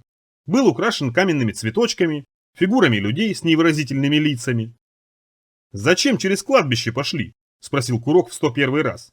«Все знают, что через кладбище нельзя. Назло, что ли? А вдруг мы не герои? Тогда нас сожрут. Знаешь, мне кажется, мы сюда сунулись, чтобы показать свою несокрушимость. Ты знаешь, я ведь известный несокрушимец. Меня мама по углям ходить обучала». «Да?» – доверчиво спросил я. «А как же? Совершенно. Я вообще по части несокрушимости монстр. А ты праведник. Праведник-монстр. Или монстр-праведник. Ты знаешь, кто такой монстр?» «Заткнись». «А что все заткнись да заткнись? Думаешь, что ты...» Звук. Какое-то кряканье по правую руку. И тут же еще в одном месте. А затем пошло перекрякивание. То тут, то там, то справа, то слева, то за спиной, то спереди. 14. Неплохо. 14 псов в тумане. То, что надо. Мы сдохнем, сказал Курок. Мы точно сдохнем. Я закурю и прочитаю стихи. Не умрем, зевнул я. Не сейчас, во всяком случае. И не надо стихов. С чего это ты так уверен? Капризно спросил Курок. Тут целая куча собак, а деревья толстые, не залезть. Я выстрелил, на кряк. И снова завизжал. 13 уже. Мы не умрем, потому что я хорошо стреляю. Перекличка началась снова, только в этот раз гораздо ближе. И пока псы крякали вокруг, я успел перезарядиться. Картечью, для надежности. 12. Замолчали. Сейчас вожак решает, что делать. Отступить или броситься вперед. Или еще что. «Может, мы все же залезем?» – спросил Курок. «Погоди, я еще не решил». «Что ты не решил?» «Ничего пока не решил». Хмарь, казалось, сгустилась еще. Она перестала быть просто дымкой. Теперь в этой дымке дышала смерть. Настроение у меня было повышенно хорошее, а тут еще улучшилось. «Залезай», – разрешил я, – «и сиди молча». «Я не могу молча, я дурак». «Молча». «Хорошо, только вот скажу. Ты знаешь, что собака друг человека?» «Ага, друг. Достаточно поглядеть на могилы, как сразу станет ясно, какой друг. Меня эти друзья раз в 2 месяца пытаются зажрать. Иногда такие стаи встречаются, земли не видно. Все бегут, бегут. Точно тебе говорю. В старых книгах пишут однозначно «друг» и «первейший помощник». Раньше их специально разводили. Да разводились. Я зажал карабин левой подмышкой. В левую же руку взял секиру, в правую топор. Тропарь. Мне почему-то захотелось пробудительной, чтобы наполнить организм радостным подпрыгиванием, руки твердостью, а глаз меткостью. Стал читать. Шагал и читал. Вслух. Собаки трусливые твари, как и весь пёсий род. Конечно, стаей они были опасны, но и стаями я их бил и буду бить. 40 шагов, и я оказался в тумане. Ни склепа, ни крестов, туман и все. И я один. Ощущение направления. Оно сохранилось. Затылком я чувствовал, где находится склеп. И это мне немного не нравилось. Поэтому я закрыл глаза, повернулся на каблуке, и пространство стерлось. Остался только дым, туман, мгла. Теперь я окончательно одинок. Я и враг. Что может быть лучше? Они показались. Я полагал, что они выскочат и кинутся на меня, но они выбрели. 3 штуки. Прямо передо мной. Псы выглядели плохо. Под цвет опавшей листвы какие-то ржавые. И гнилые, разваливающиеся. Но при этом достаточно упитанные и даже круглые. И сумасшедшие, то есть безумные. Наверное, слишком долго без воды. На кладбище. Вряд ли они питались трясогузками. Поганые псы разочаровали меня. В тумане повелительно крякнуло, псы попытались разбудить ярость. Было видно, что вот так, в лоб, набрасываться на меня им совсем не хочется, и они постарались отыскать в себе злость. Зарычали, выпучили глаза, оскалились и стали перебирать лапами. Я не стал дожидаться, пока они надумают, выбрал того, что покрупнее. С 10 метров. Псина просто исчезла. Вот только что стояла и раз, улетела в туман. Остальные переглянулись. Из тумана послышался раздраженный крякающий звук, и псы решились. Они полетели на меня с устрашающим злобным ревом. Неинтересно, нет. Метнул секиру. Пес успел увернуться, но не совсем. Секира достала, черканула по задней правой лапе. Этого оказалось достаточно. Пес урылся мордой. Второму подставил левую руку. Щитки, поликарбон. Псина повисла, и я тут же разрубил ей позвоночник топором. И еще 3 пса, на этот раз со спины. С этими не хотелось возиться. Я достал скунса. У меня отличный скунс, модифицированный. Оружейник Петр над ним хорошо поработал. Аэрозоль. Баллончик под давлением. Регулятор сбоку. Поворачиваешь вправо, в длину брызгает. Поворачиваешь влево, в ширину. А если посередине, то и так и сяк. Перевел вправо. Псы рванули. Я брызнул и отступил сразу, чтобы не попасть под собственный удар. Петр добавил в скунса оранжевый краситель. Днем видно, ночью сияет. Оранжевая струя ударила в центральную собаку. В морду, почти в глаз. Наверное, от пули эффект был бы примерно таким же. Пес сдох. Только что бежал и молча ткнулся в мох. Свалился на бок. Не сдох, конечно, отрубился просто. Но все равно впечатляет. От скунса и люди-то некоторые отрубаются. Что о собаках говорить? Петр собирался даже скунсомет делать, чтобы ото всех, кто ходит, отбиваться. Но потом передумал. Стрелять получится только в противогазе, неудобно. И таскать за спиной баллон со скунсом тоже не очень приятно. Остальные собаки сломались. Вот они яростно летели на меня, и все точно на стену наткнулись. Стояли, брехали, но в отдалении, не переступая за невидимую черту. Говорили, что хороший скунс может остановить даже волкера. Не знаю, я не пробовал. Псов остановил. Я поднял карабин, зарядил. Псы были не очень уж и тупые, поняли, что к чему, растворились в тумане. Я подобрал секиру и топор и стал ждать. Почему-то мне думалось, что это не все. Остались. И готовятся, друзья человек. Грохот. На севере. Что-то тяжелое. Видимо, дом обрушился или еще что. Через несколько секунд листья стали падать сильнее. Они появлялись сверху, из ниоткуда. Деревья были не видны, только синеватый дым. Что-то меня в последнее время на красоту тянет. Грустно. Меня тут сожрать пытаются, а мне грустно. На листья смотрю. Визг. Я не стрелял, а визг. Может, в капкан попал? Хотя какие здесь капканы? Пес взвизгнул сильнее. Замолчал. А потом повизгивание возобновилось, но уже в другом месте. Он отбежал. Видимо, вожак его хорошенько. Стоп. Стоп, стоп, стоп. Кладбище. Если судить по карте, то большое. Больше километра в ширину и почти 3 в длину. Огромное кладбище. Много раньше было людей. Везде одни люди. Однажды мы раскопали небольшое кладбище, недалеко от нас. Совсем крохотное. С научными целями. В 3 слоя. И это только свежие. Раскапывали и ругались. Когда мир был еще в силе, возник совершенно вредный обычай. Натирать покойников укрепляющим составом. Наверное, раньше это казалось каким-то благом, хотя я лично не могу понять в чем. Хорошего в том, что труп будет лежать под землей в почти невредимом состоянии, я не нахожу. От этого радости вообще никакой. Ни трупу, ни тем более живым. Но так вот вдруг повелось. А мы теперь расхлебываем.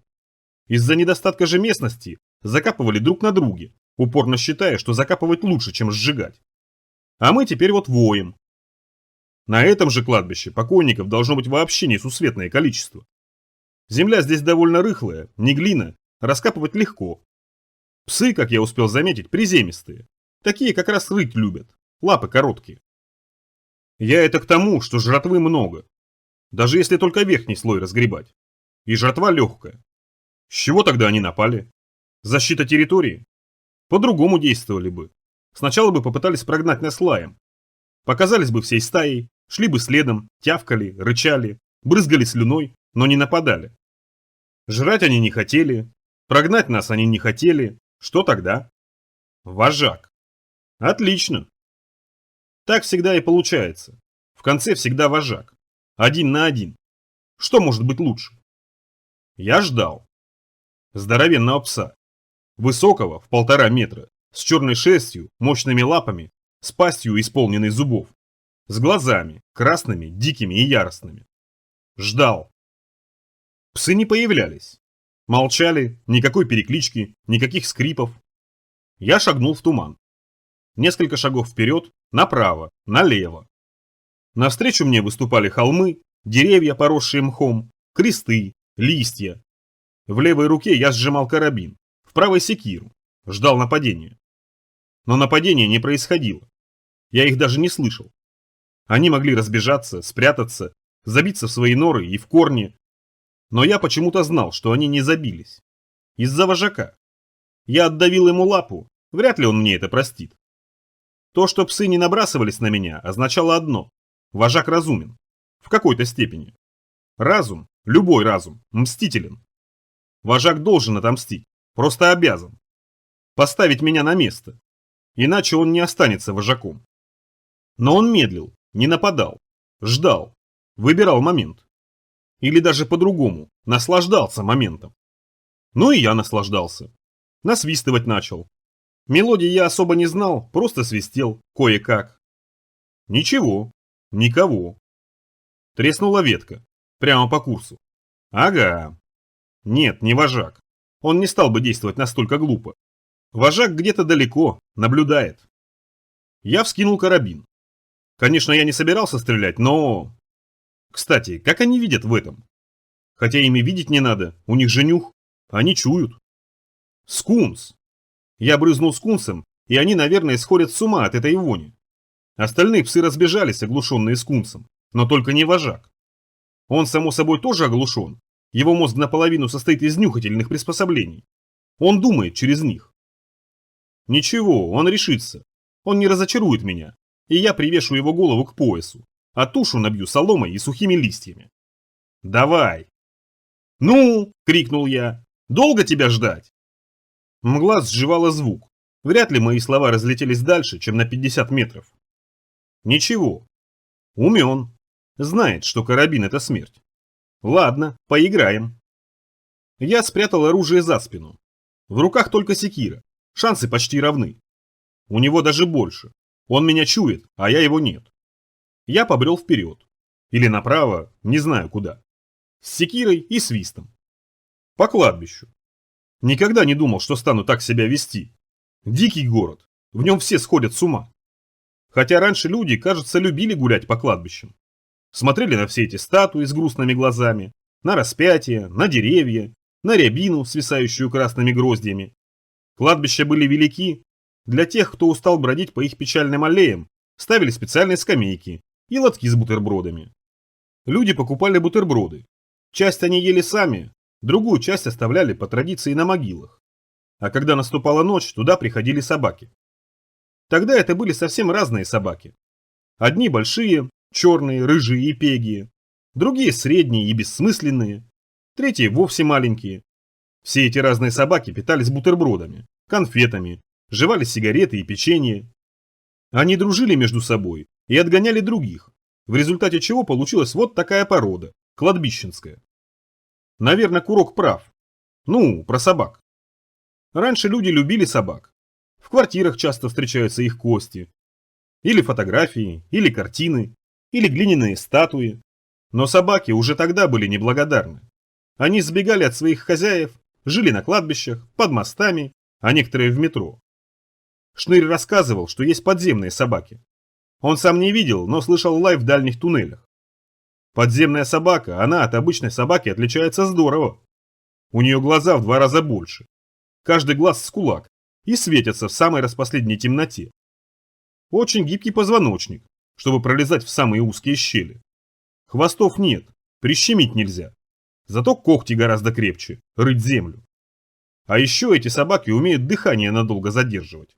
Потому что они не только по подземным тоннелям бродят, но еще и плавают по трубам, по ручьям, запрятанным в коллекторы, по подземным рекам, отчего шкура такой собаки ценится особо. Эти дурацкие псы забрались мне в голову. Что-то я стал много думать в последнее время, что опасно. Тот, кто много думает, коротко живет. Я почувствовал его. Взгляд, присутствие. Неясно где, вокруг. На секунду почудилось, что он на дереве. Собака и на дереве. А с чего я решил, что он вообще собака? А если он... Доктор рассказывал как-то про лабораторию, где-то на севере. Под землей, разумеется. Все эти лаборатории под землей прятались, и всегда рядом с реками, чтобы в нужный момент залить все. В этой лаборатории учили морских дельфинов топить подводные лодки. А если в других лабораториях учили, допустим, собак? Учили, и, может быть, некоторые собаки оказались умнее других. Перебили своих хозяев, вырвались на свободу, подчинили других собак, и теперь живут здесь, питаются всем, чем только придется. Трупами, случайными прохожими. Жизнь устроенная, но скучная, а разум не терпит скуки. Это я уже довоображал, насчет разума. Туман стал, кажется, гуще. Я не видел ничего уже в нескольких метрах. Хорошо бы сюда смерч. Когда не надо, они шныряют туда-сюда. Когда нужен хоть один. В этом мареве я совершенно потерялся. Вздох. Впереди. Снял карабин. Можно выстрелить, но наверняка бесполезно. Это ловушка. Я выстрелил. Пусть решит, что я попался. Я стал неловко перезаряжать карабин, уронил банку с порохом, уронил шомпол. Он приблизился. Я не услышал, почувствовал. Справа. Конечно же, он заметил, что я правша. Понял, что мне удобнее бить нападающего слева, а значит напрыгнет справа. Посмотрим. Посмотрим на друга человека. Так когда-то собаку называли. Раньше друг, а сейчас не друг. Сейчас вообще друзей не бывает. Время натянулось и зазвенело. Я почувствовал, что сейчас оно свершится. Сейчас, вот в этот самый миг лопнут струны, и оно кинется на меня с распростертыми клыками. Я ждал. Интересно ведь проверить. Показались. Сразу несколько. Они ползли, прижимаясь к земле, отворачивая морды, чтобы не смотреть мне в глаза, обливаясь слюной, виляя хвостами, скуля и повизгивая. Я сделал шаг назад, и псы тут же завыли в испуге, заторопились и поползли скорее, и в метре от меня замерли, прижав головы к земле. Их становилось все больше. Одинаковых, грязных и вонючих, покрытых паршой и шрамами, с кривыми гниющими лапами, с разбитыми глазами. Они возникали из тумана, окружили меня живым и беспокойным шевелящимся кольцом. Не знаю, что на меня накатило, никогда такого не случалось. Старею, наверное. Раньше я бы так никогда не поступил, потому что это глупо. Бессмысленно и бесполезно, в смысле выживания.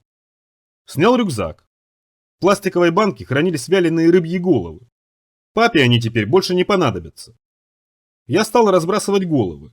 Псы подбирали их, бережно, по очереди. Получившие угощения удалялись, их место занимали новые. Затем я достал питательные кубики, сухари и ириски. Наверное, я отдал бы и сахар, только вот он был в песке, а не в кусках. Псы перекатывались, менялись. Я не мог определить, кто из них кто. И среди них наверняка был и вожак. Определить не успел. Из тумана со зверским криком вылетел курок. Собаки растаяли. Молча. Секунда-другая и растворились. Исчезли, оставив тяжелый трупный запах. Тишина. А, еще раз проорал курок. Никого. Что это? Спросил он. Не знаю. Похоже, сначала они бросались, потом вдруг отступили. Понятно все. Ты прибил их вожака. А у собак и прочей живности так уж заведено. Кто прибил вожака, тот сам этим вожаком и становится. Теперь ты предводитель этой своры. Курок принялся хохотать. А я чувствовал себя странно. Непонятно. Я даже не знал, что так бывает. Теперь они станут за тобой всегда бродить. Вот всей этой стаей. Будут доставлять к твоей постели свежие кости, а ты будешь у них вычесывать блох. А они тебе будут щеночков приносить. Ткнул его локтем. Не сильно, но в шею.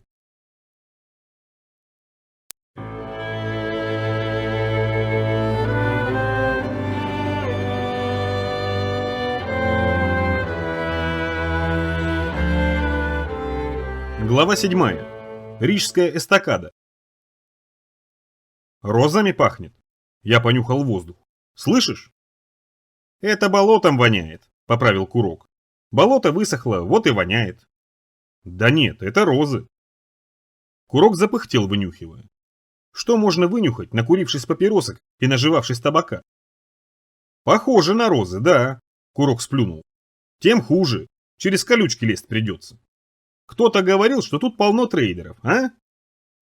Трейдеров не было. Сокольники выгорели полностью. По карте тут должен быть парк, ну, теперь уже лес. Но ни парка, ни леса мы не встретили.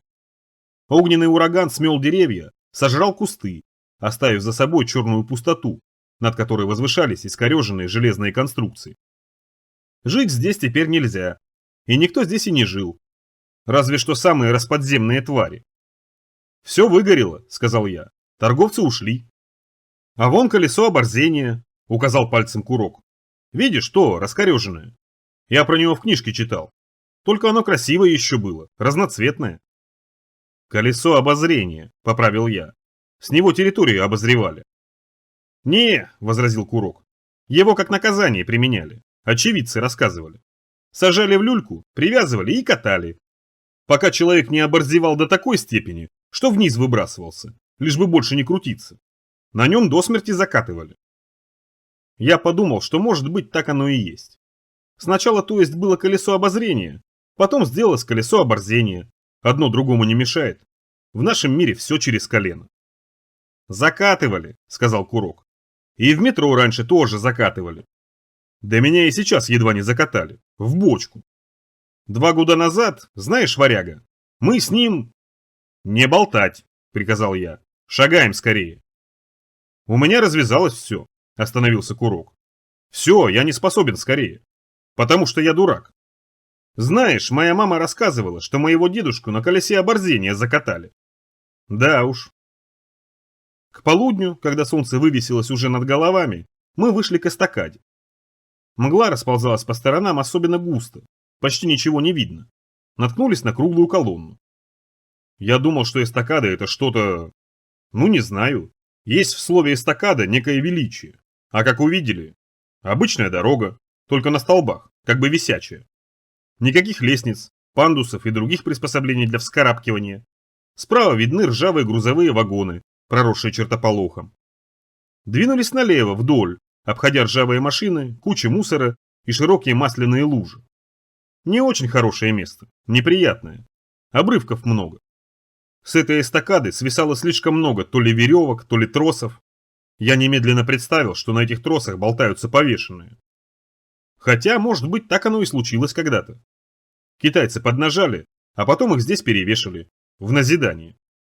Мимо электрические поезда бегут, а пассажиры назидательно любуются трупами негодяев. А может, раньше погонь вешали, чтобы люди знакомились, с кем следует бороться. «Давай не полезем», — спросил Курок, поглядев на эти веревки. «А вдруг я повешусь?» «Полезем», — возразил я. «И для этого есть 2 причины. Какие, кстати?» «Ну», — Курок почесал лоб. «Ну, первая причина понятна. Железнодорожные пути, вагоны, мало ли тут чего. Даже наверняка. Наверняка какая-нибудь погонь притаилась. Во-вторых, там...» — он указал на мост. «Там наверняка живут. Какие-нибудь говноиды трехсторонние. Место слишком удобное. А если живут, то можно оружие для меня поискать. И одежду. Куртка совсем изорвалась. Хоть в люк прыгай». «Молодец», — похвалил я. «Все правильно. Учишься думать. Это тебе не в телескоп смотреть». «Я и так умею», огрызнулся Курок. Ты умеешь думать мозгом, а надо уметь думать. Чем? Ехидно осведомился Курок. Я не стал отвечать на глупый вопрос. Думать надо руками, думать надо ногами, глазами, то есть непосредственными органами. Мозгом думать надо в спокойной обстановке, перед сном или ночью. А если ты включаешь мозг в работу рук или ног, ты здорово замедляешь время отклика. Руки делают, мозг осмысливает. Вот основной принцип. В стрельбе тоже. Стрелять надо быстро. Если начинаешь выцеливать, подключать голову, высчитывать дыхание, то, скорее всего, промажешь. Наверняка промажешь. При стрельбе думают глаз и руки. На мостах вообще часто разные уроды живут, сказал Курок. Я про этих тоже слышал. Там собаки, тут психи. Нам куда? Нам в ту сторону, указал я. Понятно. Слышь, а это хорошая идея, собак завести. Вместо кошки. Если их как следует натаскать, они могут пользу приносить. Через 5 подпорочных столбов обнаружили, что эстакада обрывается. Столбы еще стояли, а дорога совсем провалилась. Зато лестница была, связанная из тросов и обрезков труб, скатанная валиком. Высоко, предусмотрительно. Не достать, облегченно вздохнул Курок. Кошкой надо. Дай-ка я разомну мускулатуру. Я выдал Курку кошку. Он с первого раза забросил ее на лесенку. Дернуть собрался. Не, поймал я его за руку. Неправильно. А ну-ка отлезь. Курок послушно отодвинулся. Я дернул, прыгнул в сторону. Лестница не развернулась. Вместо нее вниз обрушились заточенные штыри, острые камни, какая-то другая мерзость. Вот так, сказал я. Надо другую искать. Надо. Где-то есть еще одна, запасная. Запасную нашли скоро. С маскировкой у здешних явные проблемы. Лестница была срезана больше, чем в половину. Торчала высоко, допрыгнуть никак. Я сделал из рук ступеньку, Курок влез на нее, поскользнулся. Конечно, растянулся со шмяком. То ли голова, то ли кости. По асфальту покатилась круглая штука, блестящее кольцо белого цвета с камнями. Сначала я не понял, что. Ну, кольцо и кольцо. Это откуда? Оттуда. Там нашел. Курок дернул головой. Там, в могиле. Я провалился и рукой в него как раз и попал. Чтоб мозги у меня провалились. Пожадничал, честное слово. Я осторожно подошел к кольцу. Достал нож, поддел кругляк на кончик. Красивая штука, облизнулся Курок. Браслет. Сколько лет под землей провалялся. И не заржавел даже. Из золота, наверное. А камни – бриллианты. Точно бриллианты. Это же с мертвеца. Ну да, с мертвеца. Знаю, с мертвеца украшения нельзя снимать. Это не к добру. Но я и не снимал. Оно само мне на руку напялилось. Вот так. Курок надел на руку браслет. Камни сверкнули, причем совершенно ослепительно, дикой радугой. Жаль выкинуть, вздохнул Курок. Ты Локтева знаешь? Ну, знаю. Локтев смешной, фокусы умеет делать. Крысу из кепки достает, стекло есть. Одним словом, человек интересный. Локтев ревень откапывал, хотел варенье наделать. Копал корни, наткнулся на труп с медальоном. Снял. Утром снял, а через 2 дня сучья грыжа на нем вскочила. Курок полюбовался браслетом. Кто вверх полезет? Знаешь, раньше женщин вперед пропускали. Это потому, что раньше их много водилось. Так много, что девать некуда. Поэтому их первыми и совали, для проверки. Лезь давай. Подкинул Курка до лестницы. Он замер на секунду, затем быстро пополз по ступеням. Я огляделся, убедился, что все спокойно, подпрыгнул и вскарабкался вверх на руках, для общей разминки организма. Граница. Рижская эстакада проходила прямо по границе. С одной стороны восток, с другой запад. А отличий вроде бы нет. Ну и помойка, плюнул Курок. С другой стороны у нас везде помойка. Хотя здесь что-то выдающееся. Да уж, замусоренность эстакады серьезно превышала обычную городскую замусоренность. Сразу было видно, что здесь люди живут долго и широко. Мусор. Горы, холмы этого мусора. Бутылки. Никогда не видел столько пластиковых бутылок. Как больших многолитровых, так и совсем маленьких. Бутылки возвышались горками. Они были связаны в гирлянды, были спаяны в кубы. Серьезные запасы. Я же говорил, Курок усмехнулся, тут психи. Зачем нормальному человеку столько бутылок? Да мало ли. Я снял с плеча карабин. Точно психи, зловеще и с удовольствием прошептал Курок. Психи, они в 2 раза сильнее. Им сразу в голову надо стрелять. Помнишь Ослябю? У него отец был настоящим психом. Однажды он... Вон он! Рыбак. На краю эстакады сидел человек с удочкой. Сначала я принял его за пугало, потом увидел, что пугало шевелится. «Сумасшедший!» – прошептал Курок. «Настоящий!» Закрыл на секунду глаза и тут же стал рассказывать. Я читал. Раньше тут дурдома строили, вдоль всего кольца. Психи сидели возле окон, смотрели на едущие по дороге машины и от этого очень успокаивались. Когда китайское бешенство началось, то сначала его лечить пробовали, и всех заразившихся сажали в дурдома, а они все сбежали в эти свои сокольники. Рыбак дернул удочку, стал подматывать катушку. «Ничего не поймал», – прошептал Курок. «Не ловится рыба-то, не клюет». И как бы невзначай коснулся виска. «Рискну предположить, что у него мозг выели», – продолжил Курок. «Пришельцы мозги любят. Вот он и ловит. А там внизу одни вагоны. Там рыба совсем не водится». Рыбак заметил нас. Замер, заоглядывался. Я поднял руки, ладонями к нему. «Осторожно!» – посоветовал Курок. «А то он подумает, что ты ему в плен сдаешься. Потом палкой не отгонишь». «Эй!» – позвал я. «Дядя, подойти можно?» Рыбак напрягся. Я уж испугался, что он сейчас выхватит что-нибудь скорострельное. Но он тоже всего лишь помахал рукой. Но как-то медленно, варено. «Смотри, какой заторможенный!» – прошептал Курок. «Это потому, что мозга нет». «Замолчи ты!» Мы подошли ближе. Натуральный рыбак.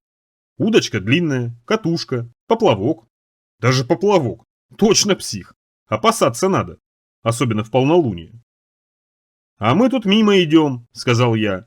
«Решили к вам вот заглянуть, проведать». «Проведать», — повторил рыбак как-то равнодушно. «Да, проведать», — встрял Курок. «Мы сами из этих краев.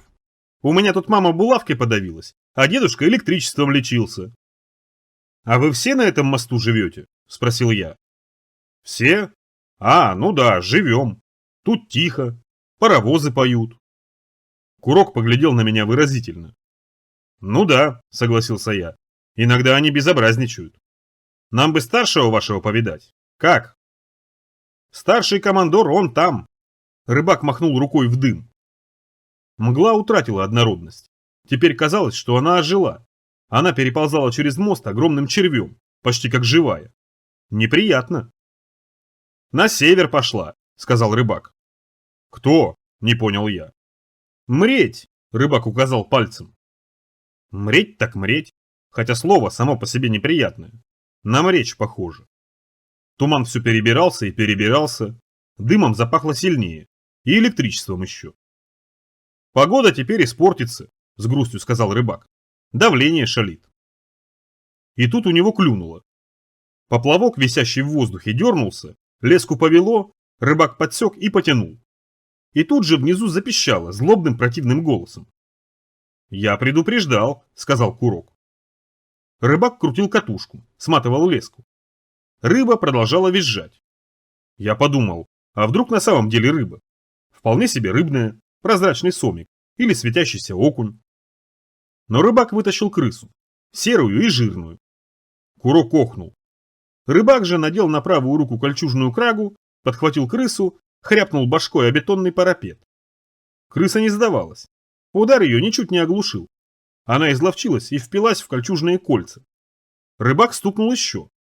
Крыса сдохла. Рыбак снял ее с крючка, кинул в ведро.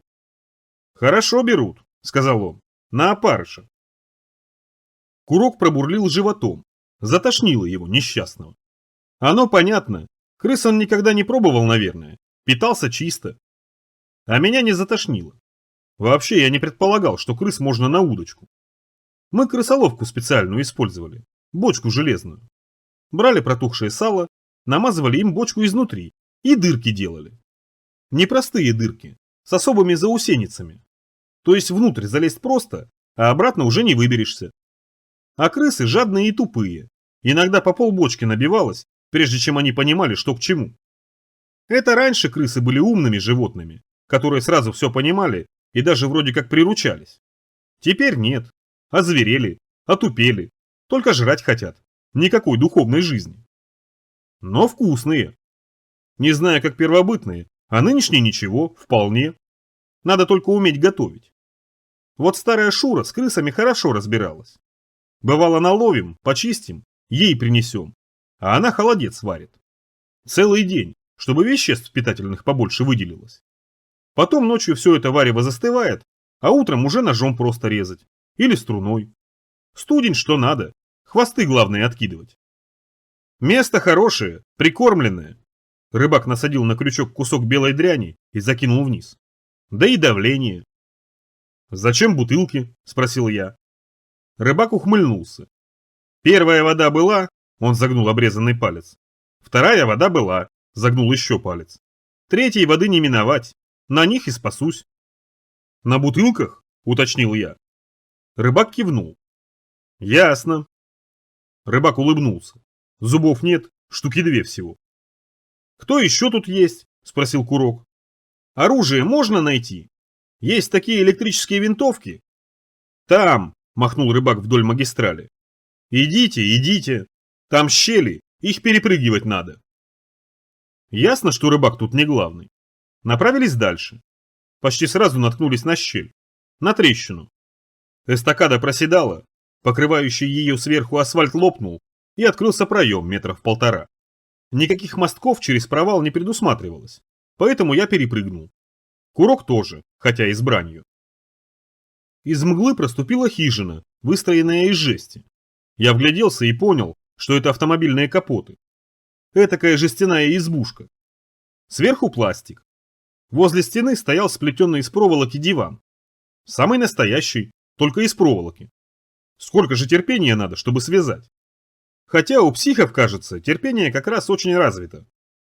Бутылок вокруг тоже немало, запасы. В некоторых бутылках сидели вяленые крысы, в других какие-то причудливые, похожие на волосатые пальцы, корни. В третьих вода, но не простая, а мутная, видимо целебная. Тазы, железные баки, стулья, изобилие железных стульев. На самой хижине красовались рога. 3 пары, или 3 штуки. Одни явно лосиные, широкие и бестолковые. Я такие встречал в лесах. Другие потоньше, видимо оленьи. Такие я видал на картинках. И третьи, незнакомые. Злые рога, слишком много острых отростков. У обычных животных подобные рога на голове не произрастают. На этих третьих рогах болтались многочисленные колокольчики, ленточки и блестящие золотые пружинки. Украшенные рога. «Рога!» – кивнул Курок. «Они рога носят. Мне про такое рассказывали. Армия рогоносцев». Я пнул жестяную ванну, она откликнулась задумчивым громом. Хижина дрогнула и даже как-то сместилась. Затем капоты раздвинулись, и показался человек. С кувалдой. Большой человек, толстый вернее. Никогда хотя бы в половину такого не видел. Пузатого видел, тогда со слизнем, забыл, как его зовут. Он лягушек жрал, а потом его сожрали. А чтобы толстого? У нас все средние.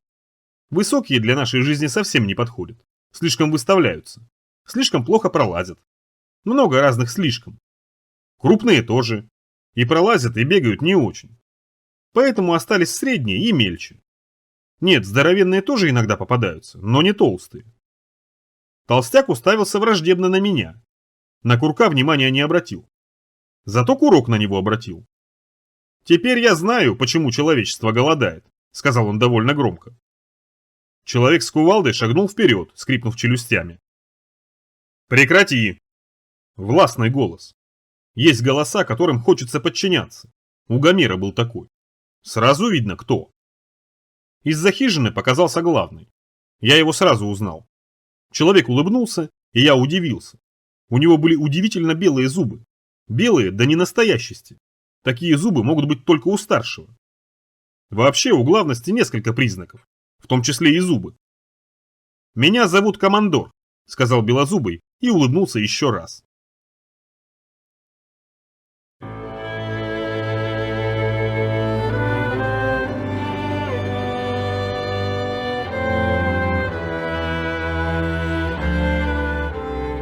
Глава 8. Утро. «Не нравится мне здесь», — сказал Курок. Он повернулся на бок и стал смотреть в щель. «Не нравится», — Курок потер глаз. «Оружие не дали, едят водоросли, крыс, крысоеды». Командор сказал, что нет оружия. «Ага, нет. Ты в своей жизни кого-нибудь видел, кто без оружия бы ходил?» «Да». Вообще-то мне тоже не очень верилось. Конечно, на эстакаду так просто не взобраться, но все равно. Оружие должно быть, даже у психов. Хотя у психов свои порядки. Я тоже не видел. Курок глядел в щель. Оружия у них нет, снаряжения нет, одни крысы вяленые. Разве можно жить на вяленых крысах? Вот и я о том же. Нервные какие-то. Это правда, нервные. Я вчера тоже отметил. Пытался поговорить, повыспрашивать, не видели ли чужака, никто не ответил. Шарахались, будто человека никогда не встречали. Девки чумазые, сокрушался Курок. Грязные, точно специально перемазались. Воняют, в прыщах. Тоже от крыс, наверное. Прыщи — это от крыс. А тот, кто бобрами питается, у того фурункулы. И пляшут. Курок хихикнул. Пляски эти меня тоже удивили. Вечером, едва стемнело, собрались, развели костер и стали дружно вокруг ходить с каким-то глухим гудением. Командора видно не было, зато толстяк с кувалдой присутствовал. То есть присутствовал он совсем не с кувалдой, а с рогами. В плаще со множеством бубенчиков, с рогами, торчавшими из-за спины, с большим бубном. Рогатый клекотал горлом, бил в бубен и подпрыгивал. К костру вывели мелкую девку, стали ее увешивать блестками, цветами и поливать светящейся водой. А девка хохотала. Секта, точно секта. Рога, бубен, пляски и поганые песнопения, поливание светящейся водой. Очень хотелось выйти и навести порядок. Но Курок меня удержал, весьма здраво заметив, что порядок можно вполне навести и на обратном пути. Сейчас сделаем вид, что не заметили, а потом огнем и мечом. Я согласился. Да они и недолго бесновались. Так, побесновались, да и разошлись. Один рогатый остался. Бродил туда-сюда, бухал. Омерзительное зрелище. «Рогатый этот меня удручает», — сказал Курок.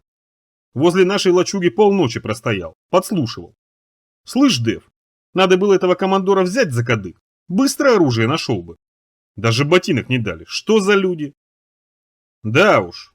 Я спрашивал про чужого. Они его не видели», — закончил Курок. «Да, не видели.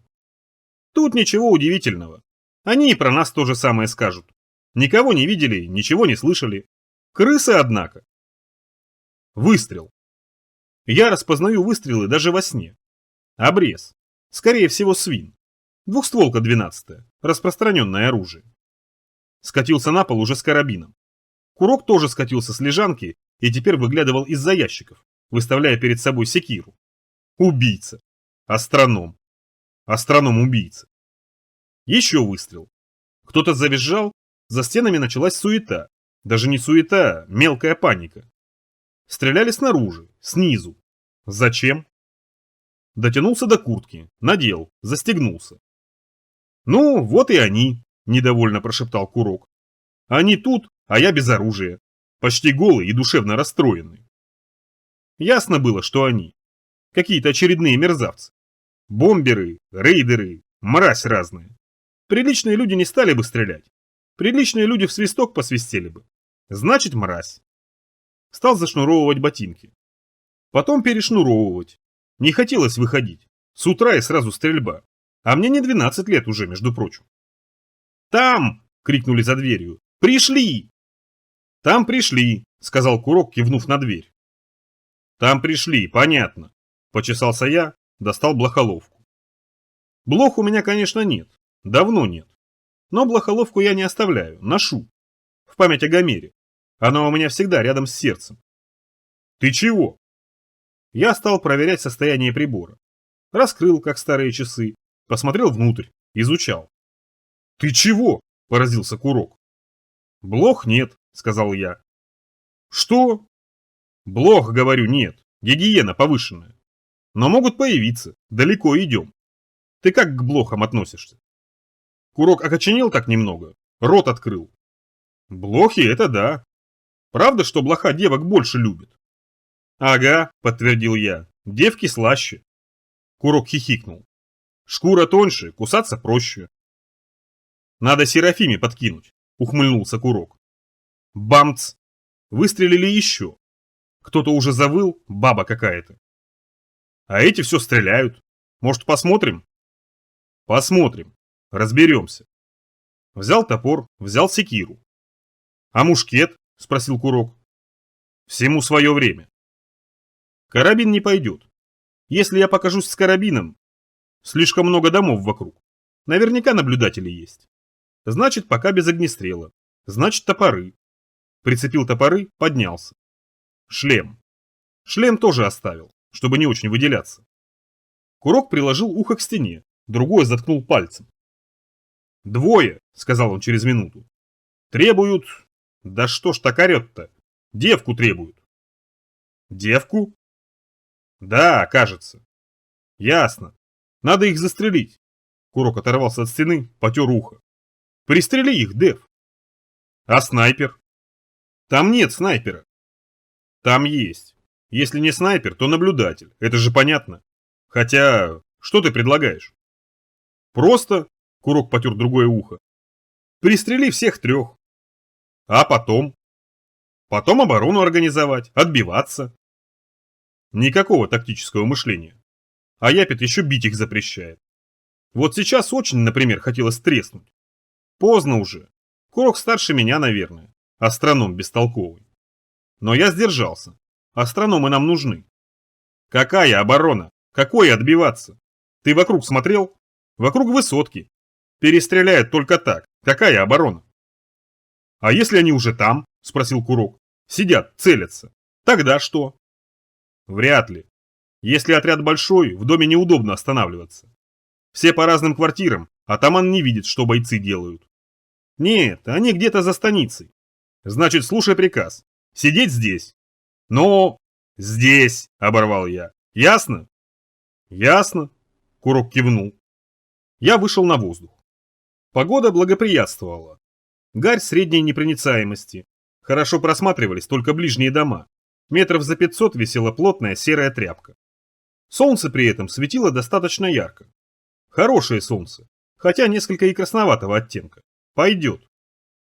Опрокинутые ящики с рассадой, растоптанные помидоры, бутылки вокруг стеклянные, другой мусор.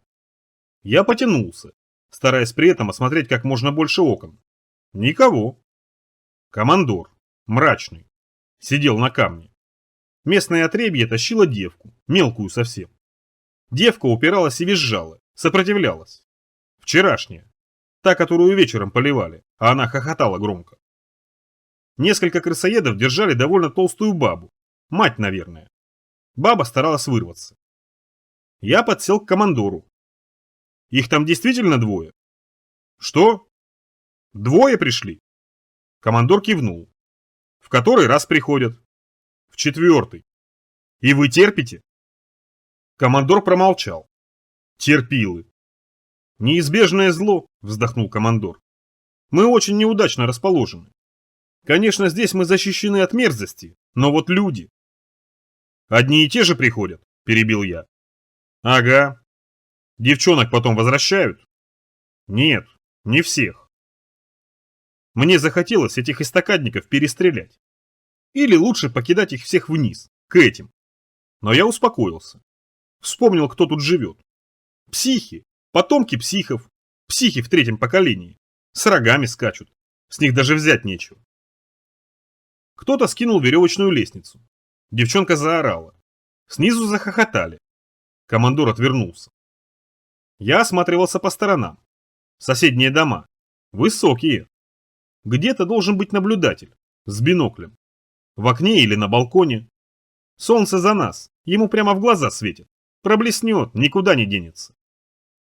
Понимаешь, мы мирная община. У нас нет оружия, и мы его не хотим. Командор достал из-за ворота пацифик. Это древний знак мира. Он у всех. У тебя, наверное, тоже. Да и нельзя нам оружие. Представь, оружие у нас. Оружие должно быть у всех, сказал я. Без оружия человек легко становится добычей. Все так устроено. Мир так устроен. Человек всегда становится добычей. Плохой этот командор. Хотя, наверное, среди них он вполне командористый. Голос, зубы. Человек не добыча, сказал я. Он хищник. Он говорит, все повинуются. Крысолюбы подволокли сопливую к краю. Вчерашний вечерний рогач достал бутылку с темным настоем и стал вливать девке в рот. Она уже не шибко сопротивлялась, устала. Снизу загигикали, снова пальнули. Сверг. Второй правый дом, 14 уровень. Этаж, то есть. Высоко забрался. Хороший бинокль, знатно бликует. Предусмотрительные. Я встал, потянулся, хрустнул плечами. «Ты куда?» – с тревогой спросил командор. «Погуляю». Девчонка совсем уже расползлась. Видимо, хорошо опоили. Обогнул их справа. Наклонился, повозил ладони по земле, стряхнула куртку. Подошел к краю эстакады. Выглянул. Так и есть двое. Один с обрезом, у другого штурмовик старый. Облезлые, бродяжного вида. Ублюдочного. Парша на морде, язвы. Странно. Вот мир осыпался, погонь повылезала. Надо, казалось бы, объединиться и разобраться. Нет, в горло друг другу. Но с другой стороны, это и ничего. Разом избавимся. И от тех, и от этих. «Эй!» – позвал командор. «Ты что?» Дальше все было быстро. Высунулся, швырнул, перекинул, высунулся, швырнул. Первым удачно попал. В того, со штурмовкой. Рядом с шеей. Он сразу повалился. Второй оказался шустрым. Отскочил, в плечо я промазал. По голове попал. Кощенка у него кое-какая напялена была. Удар смягчила, но на ногах не устоял. Завалился и уже с земли стрельнул. Сразу с обоих стволов. Совсем мимо. Я перескочил через парапет, упал на лестницу, съехал вниз. Один прочно успокоился. Другой поднялся, покачиваясь. Морда в крови. Потянулся поганец к патронам, но я уже поднял топорик. Тогда он бросил обрез и побежал. Зря это он, конечно. Но мне жалко не было ничуть. Вот топор об эту дрянь пачкать жалко. Из штурмовки стрелять нельзя. Вполне может быть, эти договорились. Ну, что из обреза, если стреляют, это все в порядке. А если из винтовки начнут, то опасность. Тогда я подобрал свина. Убогий обрез, короткий слишком, несбалансированный. Из такого только в упор. Проволокой разноцветной опутан, бисер. 12-й.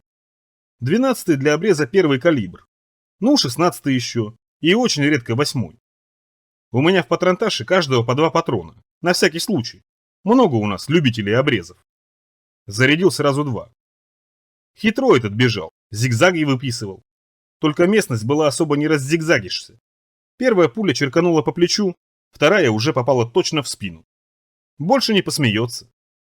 Обернулся. В доме снова сверкнул бинокль. Стоит поторопиться. Я дернул к дому. Вообще я неплохо бегаю. Раньше мог бежать, наверное, целый день. Теперь, конечно, нет. Расслабился и разжирел. Но все равно на Варшавской со мной вряд ли кто потягается. Куда этой немочи? До нужного дома ноздрёй доплюнуть. Я добежал до него меньше, чем за 2 минуты. До 100 не успел досчитать. Дом был с одним входом, типа башни. Раньше много башен настроили, экономили землю. Уровней 30 не меньше. Я прибрал дыхание и вошел. Светло. Новая архитектура. Очень много света внутри. Могли ли вот тогда представить, что люди в трубах будут жить и крысами питаться? Послушал. По лестнице гремели шаги. Наблюдатель катился вниз, бедняга. Винтовка стояла у стены, рядом с батареей. Тоже штурмовик, тоже древний, тяжелый, с длинным кривым магазином. Я чуть не рассмеялся. Нет, глупость человеческая. Этот дурак поленился вверх тащить оружие, внизу его оставил. Конечно, у него наверняка там есть какая-нибудь фукалка, но ею сколько ни стреляй, свои не услышат. Совсем никакого сопротивления сволочи не ожидали, видимо. Я убрал винтовку. Сам спрятался под лестницей. Стал ждать. Этот спешил. Торопился, перепрыгивал через ступени. Свалился вниз, кинулся к оружию. «Привет», — сказал я. Он обернулся. Глаза. Сначала я даже решил, что это не глаза, а очки такие выпуклые, шуточные. Я видел у шныря. Нажимаешь, а глаза отстреливаются. Смешно вообще. Но он моргнул, и я понял, что это вполне настоящие зраки, просто вспученные. Может, мозг большой, а может, пугали в детстве. Пучик сразу в голове почему-то возникло. Я хотел спросить, хочет ли жить, но не успел. Этот выхватил нож и кинулся на меня. Ну и я свой успел. По ножам я не мастер. Зачем? С погонью ножом не очень удобно. Врага на расстоянии ножевого удара вообще лучше не подпускать. Этот тоже небольшой знаток был. Бил сверху. Подставил левую руку, правую в морду ему, сбоку. Покатился, нож выронил, вскочил. Тут я увидел только. Молодой совсем, с меня, наверное. Может, еще моложе. Сопля из носа. Погоди! Но он уже побежал. Но не на улицу, а обратно, вверх, по лестнице. С таким же грохотом. И что-то щелкнуло за ухом. Не знаю, рванул я за ним. Наверное, это была самая глупая моя погоня. Вертикальная.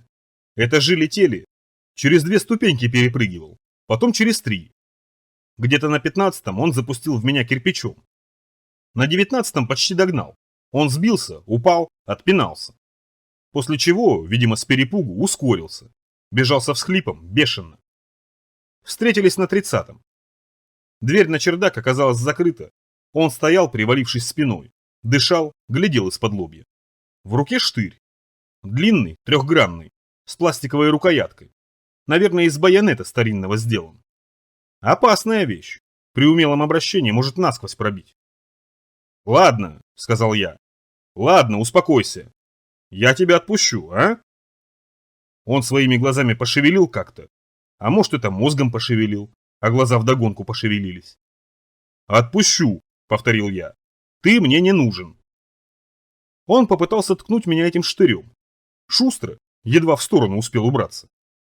Зацепил за куртку, развернул, направил в стену, а затем рывком уронил на пол, придавив локтем горло.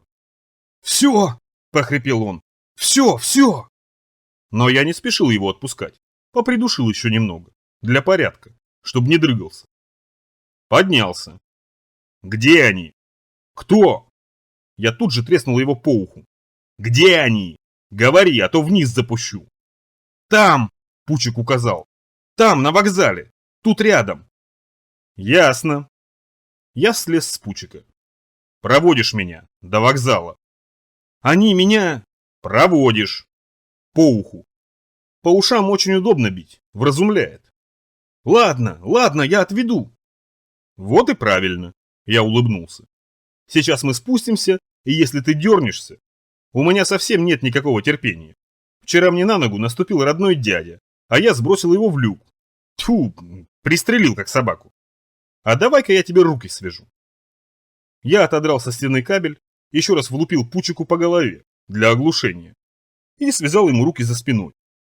Выдернул на ноги и погнал вниз по лестнице. На 1-м этаже подобрал винтовку. Завязал Пучику глаза и пообещал. Дернешься – убью. Вернулся к эстакаде. Уронил Пучика лицом вниз. Крысолюбы собрались вдоль парапета, смотрели. Молча. Я помахал им рукой. «Ты что наделал?» – сказал отчетливо командор. «Теперь все». «Да ладно», – улыбнулся я. «Это не все, это наоборот свобода. Курок, спускайся. Карабин мой захвати. Давай, поторапливайся». Курок побежал за оружием. Остальные продолжали смотреть. Командор неловко сполз по лесенке. Я заметил, что рука у него не очень хорошо работает. Подгибается. Калека. Калич. А может, родился такой. От плохой еды. Видел я, что от плохой еды с людьми происходит. А они тут крысами питаются. Вряд ли это хорошее пропитание. Как они тут все на крыс похожи не стали. Правильно Курок говорит. Командор спрыгнул, подошел ко мне. «Они ведь придут сюда», — сказал он. «Они же рядом. Нам страшно». Наверное, следовало им что-то сказать, ободряющее, укрепляющее дух. И я сказал: «Психи, послушайте меня. Вы не волнуйтесь. Продолжайте свою повседневную жизнь, ловите крыс, разводите редиску на здоровье. С этими, я плюнул в сторону бандитов, с этими будет покончено». «Как с ним покончится?» — шагнул ко мне вчерашний рогоносец. Даже не заметил, откуда он появился. «Как? Их там, наверное, полсотни. С оружием. Ты...» Заговорил, сжав кулаки. Большие, громоздкие. Нездоровые кулаки. Наверное, его предки водопроводчиками были. Или кузнецами.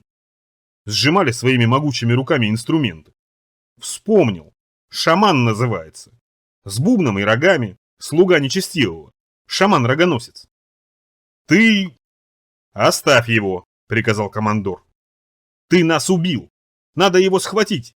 Надо его выдать. Его и эту девку. Отдадим. Хватайте его!» Тумц! Забавно было слышать свое оружие со стороны. Курок. Не удержался. На жирном лице шамана проступило удивление. Изо рта выплеснулась кровь. Он упал на брюхо. Еще прохрипеть что-то сумел. Дырка в спине с кулак. Нехорошо стрелять в спину, но Курок астроном, ему простительно. Командор закрыл глаза. «Насмерть?» – спросил Курок. Я кивнул. Курок с воодушевлением шагал ко мне. Наверное, первый у него. Первый мертвец на счету. Это волнует, пугает, ошарашивает, ломает даже, я помню. Командор вздохнул. «Не переживай», — сказал я ему. «Все правильно. Этот рогатый, он вам не нужен. Он бандюганов девчонками подкармливал, а бандюганов надо стрелять. Только и исключительно». «Но вас же всего двое», — прошептал командор. «Всего лишь». «Двоим там делать нечего. Я и один справлюсь». Командор открыл рот. «Ага, через 3 часа все будет готово». «Ты уверен?» «Он герой», — Курок брякнул топорами. «Его нельзя убить, он сам всех убивает. Беовульф наших дней. От него некоторые чудовища просто бегством спасаются, связываться не хотят. Прямо и говорят, держите его подальше. А другие мгновенно приручаются и верно служат. Вот недавно...» Я плюнул под ноги жирным харчком. «Значит, совсем недавно он голыми руками...» «Хватит!» — оборвал я. Как скажешь», — согласился Курок. «А можно я с тобой пойду?» «Нет, просто посмотреть». «Здесь сиди». «Хорошо, хорошо, как скажешь. А с этим что? С пленным? Пытать его будем?» И Курок жизнерадостно помахал топором.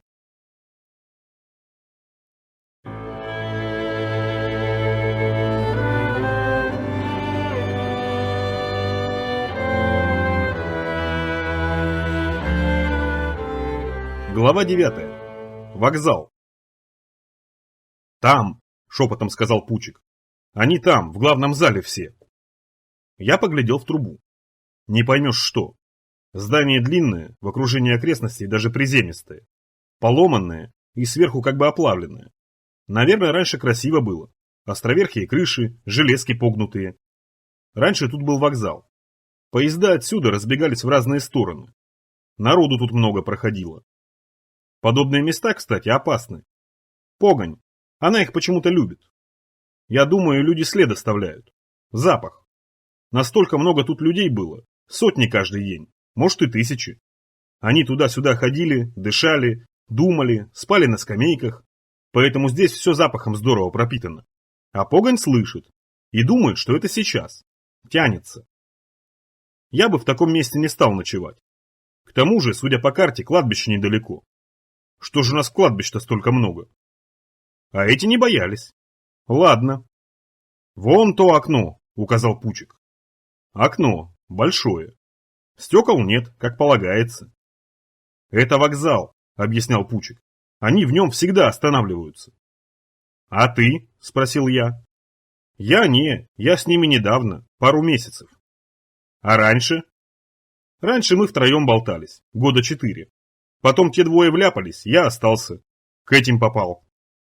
Чем они занимаются? Хотя было ясно, чем они занимаются. Мы частенько натыкались на банды. Разные. Мелкие, до 4 человек, промышлявшие нападением на трейдеров и редких бродяг, и рыскавшие вдоль МКАДа почти круглогодично. С этими проблем обычно не возникало. С нами они никогда не вязались. Иногда они сбивались, объединялись человек до 20 и устраивали засаду возле одного из наших выходов, подстерегали. Тогда приходилось стрелять, разгонять, развивать. Серьезные встречались редко. С ними было сложнее. Две возможности. Или всех перебить, но это редко удается. У нас слишком мало сил. И вторая возможность – увести. В западню, например, в рогатку или в пать. Я 2 раза уводил. 2 раза за мной гналась разъяренная банда. Эти, засевшие в вокзале, были из средних. 18 человек. Оружие разное. «С севера идем», – рассказывал Пучик. «Хотели на вышку наскочить, да бесполезно, укреплена. Вышечники эти из арбалетов бьют. 4 наших завалили». «Зачем вам вышка?» – спросил я. «Как зачем? Это же лучшее здесь место. На вышку никто влезть не может, а те, кто на вышке уже, могут там годами сидеть. Воду они собирают прямо из туч, разводят птиц, чего-то там выращивают. Во всех стреляют, кто мимо проходит». Пучик вздрогнул. «Что?» «Надоело бродить. Жить хочется, по-человечески». «Как это?» «Ну как, по-человечески». «Ну расскажи». Мне было интересно, как он это представляет, по-человечески. «Чтобы еда всегда была», — сказал Пучик. «Чтобы спать нормально, и не в яме, а в кровати. У тебя есть кровать?» «Ага». «Вот видишь, а мы все бродим, бродим. В подвале я очень не люблю, там всегда крысы, или дохлые, или живые. А если не в подвале, то под дождем, а если не дождь, то блохи. От блох блохоловка помогает. У меня... Ладно, сиди тут, возле вагона». На всякий случай я привязал Пучика к рельсу, проволокой, покрепче. После чего пополз вдоль перрона к вокзалу. Платформа высокая, ничего не видно. Я вполне спокойно подкрался к центральному входу. Выглянул осторожно. Охрану не поставили, не боятся никого. А правильно, чего психов бояться? Они еле дышат. Пукни, под ящик забьются. Режь не хочу. Из здания доносились крики. Веселые, я бы сказал, даже разнузданные. Хорошо, мне на руку. Не выставить часовых могли только дураки. А с дураками воевать милое дело. Я выбрался из-за платформы, мелкими шажками добежал до входа в вокзал. Заглянул в окно. К стене была приставлена лестница. На лестнице плясал человек и рисовал. Голый по пояс, бородатый, на спине татуировка в виде дракона. Такая зубастая змея с крыльями. Не знаю, погонь или не погонь. Может, по старым временам еще туда-сюда, а по нашим совершенная погонь. Жечь, работать разрывными. И живопись мне его совсем не понравилась. Поганая. Этот художник рисовал дрянь, оскорбляющую взор. Волкер, здоровенный и поганый. Такой, как он и есть на самом деле. Волкер жрал красивую девку. Она была привязана к камню, а он ее жрал. Кажется, еще живую. Человек. Он стоял посреди улицы. Один и испуганный, и без оружия, а вокруг мрак. У человека страшное, перекошенное лицо. Ничего ужасного вокруг вроде бы, но мрак был точно живой. Обнимал человека широкими лапами, и ужас на несчастном человеческом лице был настолько пронзительный, что смотреть на эту картину не хотелось. Семья за столом. Папа, мама, детки обедают. А со стены сползает жирное красное пятно. Живое. С длинными отростками щупалец, и эти щупальца уже текут по полу к обедающим. Девушка. Красивая, очень, с золотыми волосами. И девушку эту разгрызал изнутри волк черный. С безумным глазом, с красным раздвоенным языком. Из раны выставлялась пасть и лапы. И лицо этой девушки показалось мне знакомым, весьма и весьма. Даже руки задрожали. Немного, но все равно неприятно. Я очень пожалел, что я все это увидел. Есть вещи, которые не надо видеть человеку. Душа не железная, ржавеет, а потом и вообще рассыпается в прах. Нет, на такие картинки нельзя смотреть, и уж тем более рисовать. Стена была расписана уже давно, сейчас художник всего лишь подкрашивал морду волку. Ничего, банда, свой художник есть, рисует на привале, пока добытчики девок у психов отбирают. Этот рисовал, банда отдыхала. Жгли костры, что-то жарили. Мясом пахло. Кто-то играл на губной гармошке. Большинство отдыхало на синих железных скамейках, которые вокруг горами валялись. Теперь внутрь. Через вход, осторожно. Я бы поставил растяжечку. Ага, так и есть. И даже две. Гранаты облезлые, ничего. Нам и облезлые пригодятся. Снял обе. И контрольку поставили. Какие проказы, однако. И контролька пригодится. Короткий коридорчик. В стене дыра, выглянул. Старший, я его сразу узнал. Сидел в углу, отдельно от остальных, и как бы дремал с папироской.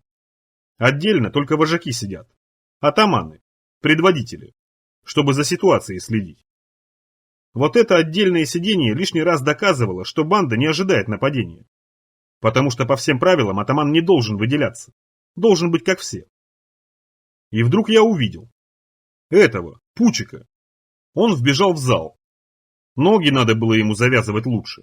А может, он освобождаться просто хорошо умел. Есть талантливые люди. Пучик размахивал руками, объяснял что-то, подпрыгивал.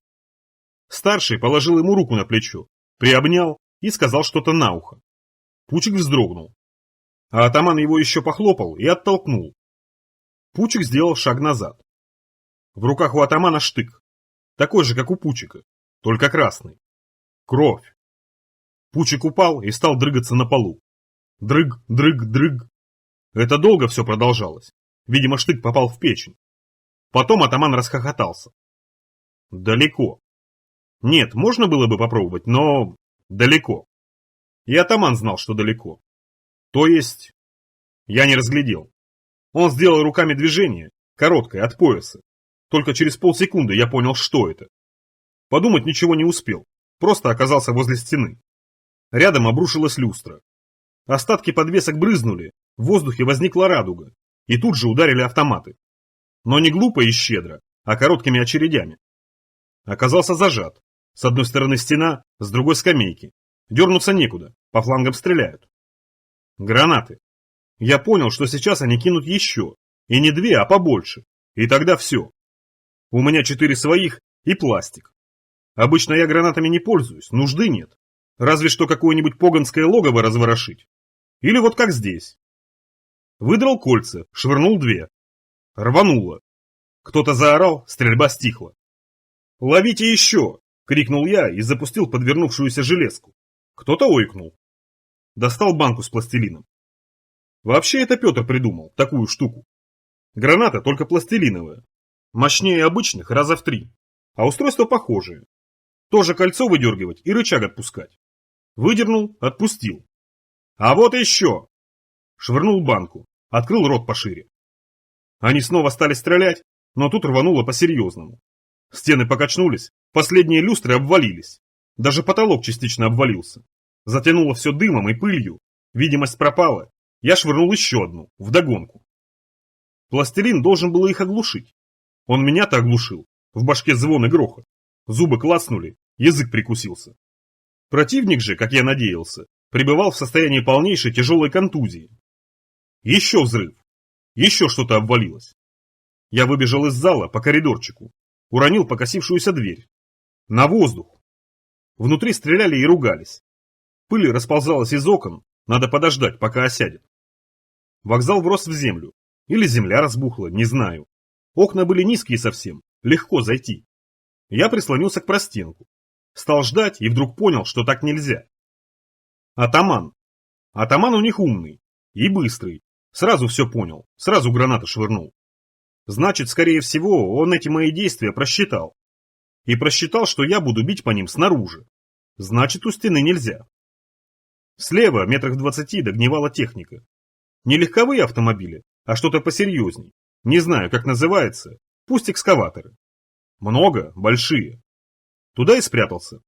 В переплетение железа, обрывков резины и мелкого высохшего кустарника. Стал ждать. В голове продолжало шуметь, но постепенно я успокаивался. Ничего особенного не случилось. Очередные негожи, с которыми предстоит разобраться герою.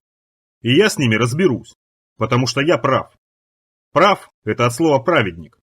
Или наоборот, праведник – это от слова прав. А прав – это тот, кто по правую руку его. А значит, тот, кто прав, тот и непобедим. Тот и настоящий герой. Почему же тогда праведники гибнут, как и все остальные? Гомер и на этот вопрос отвечал. Во-первых, не так, как все остальные, а совсем по-другому.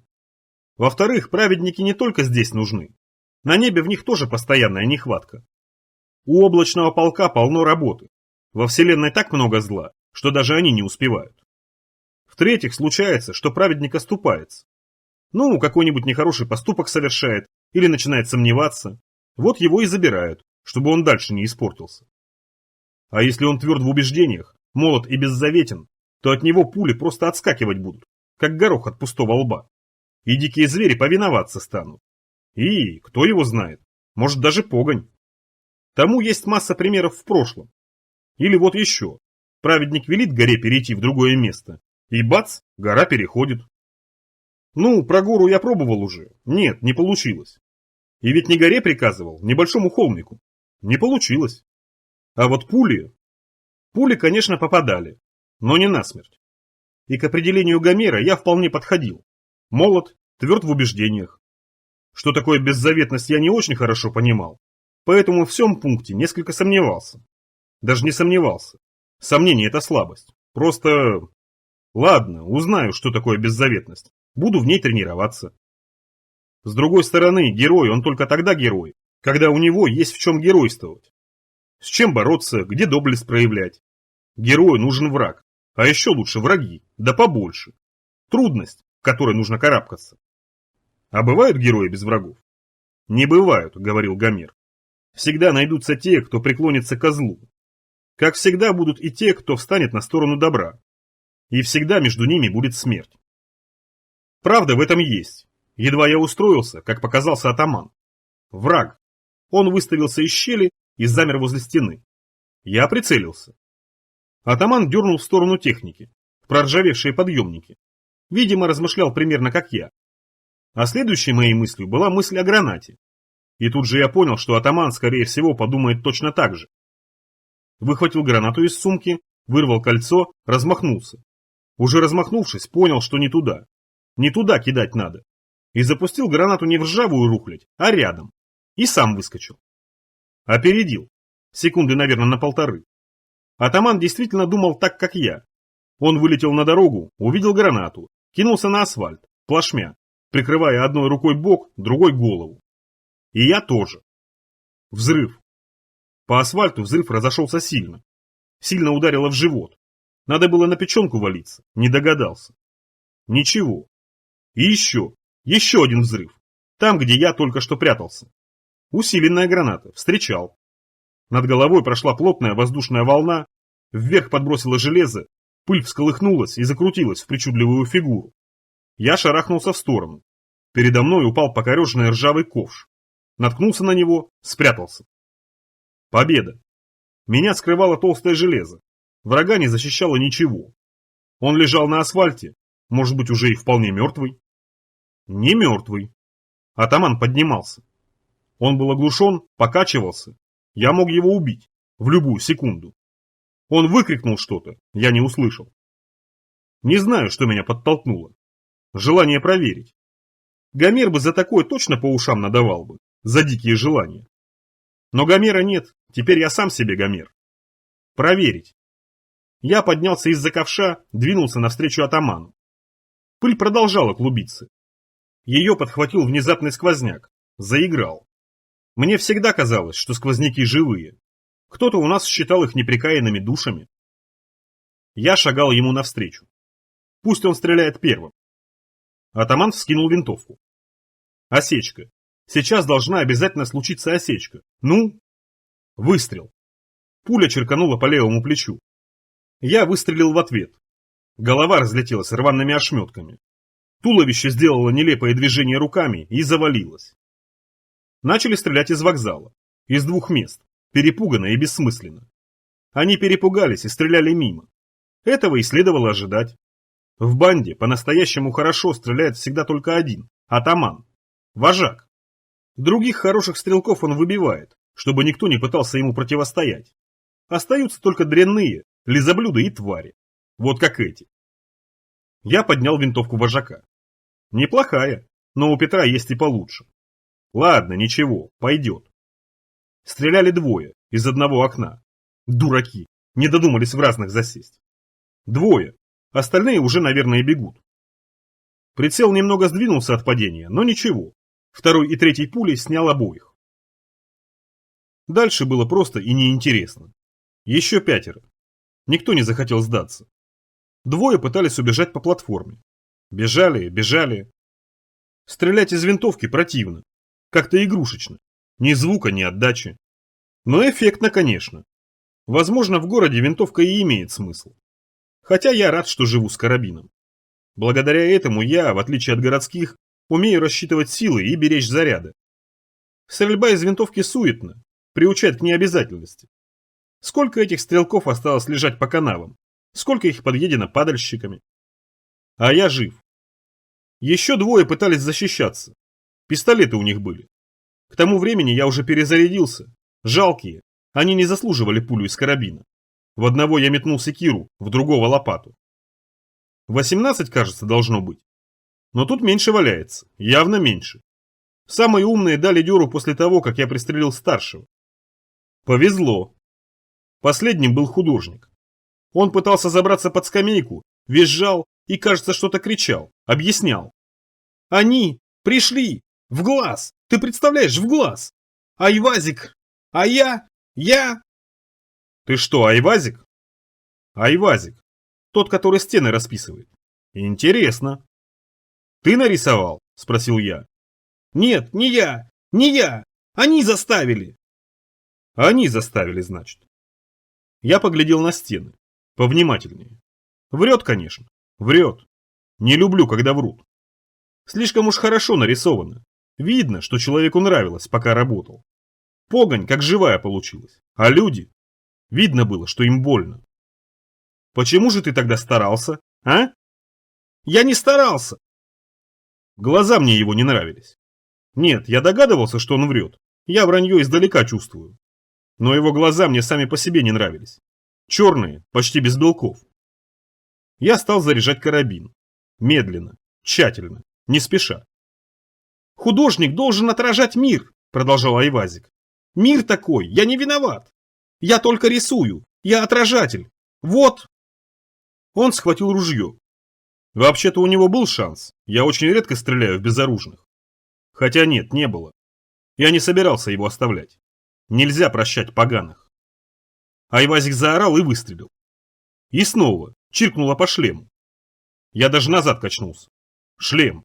Если бы не шлем... Вряд ли это понравилось бы моему затылку. Наверное, я был бы мертв. Окончательно и навсегда.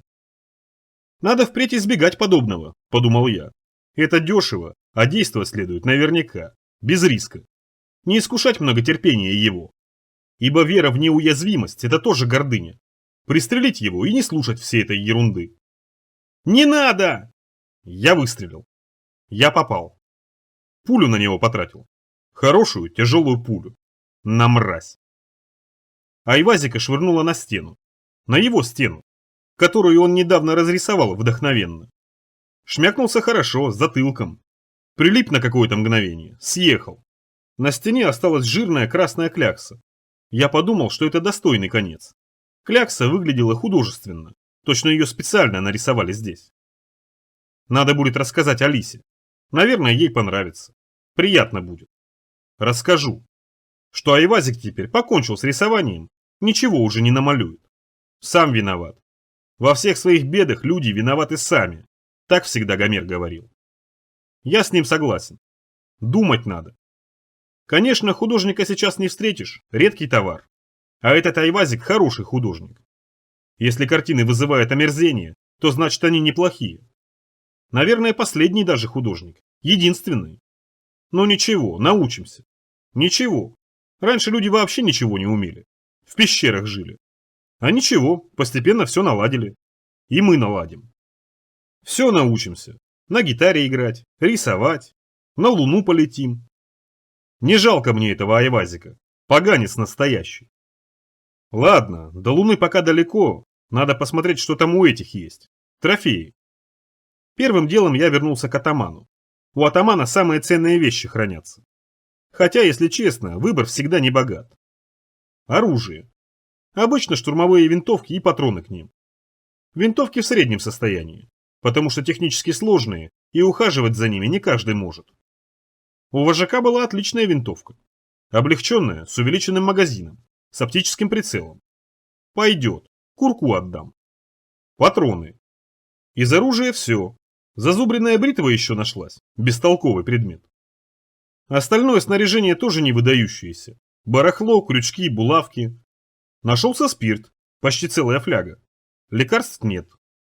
Плохо. Обыскал еще несколько трупов. Ничего интересного. Тоже барахло. Гранаты вот только собрал. Гранаты пригодятся. Вернулся в вокзал. Огляделся. Трупов много. У этих тварей было чем поделиться, но это потом. Пулемет. Дураки, зачем им пулемет? В кого можно из пулемета стрелять?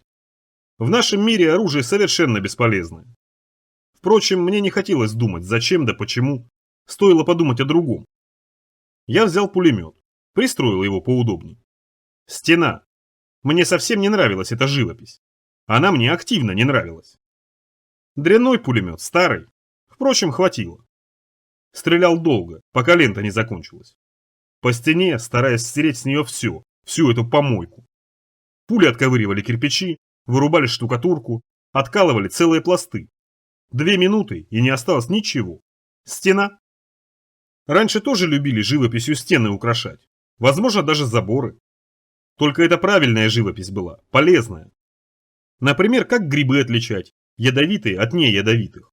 Или как правильно рыбу жарить. Или просто красивые виды природы. Река, а по ней корабли плывут. Или чтоб самолетами летать.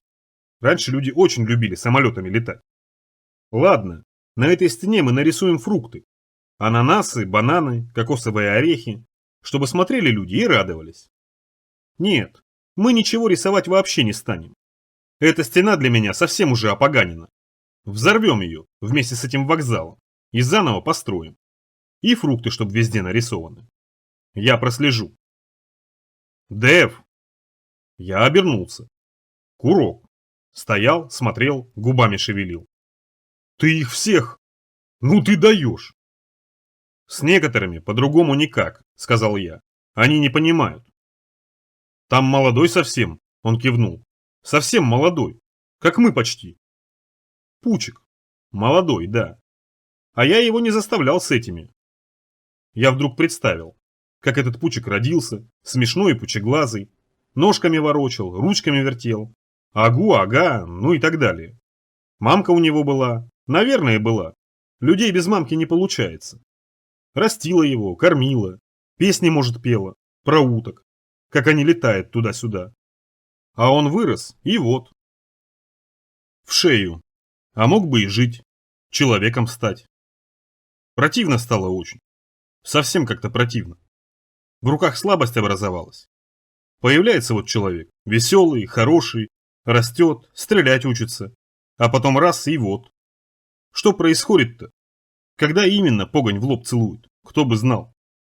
И непонятно из-за чего. И когда все это кончится. Кончится когда-нибудь.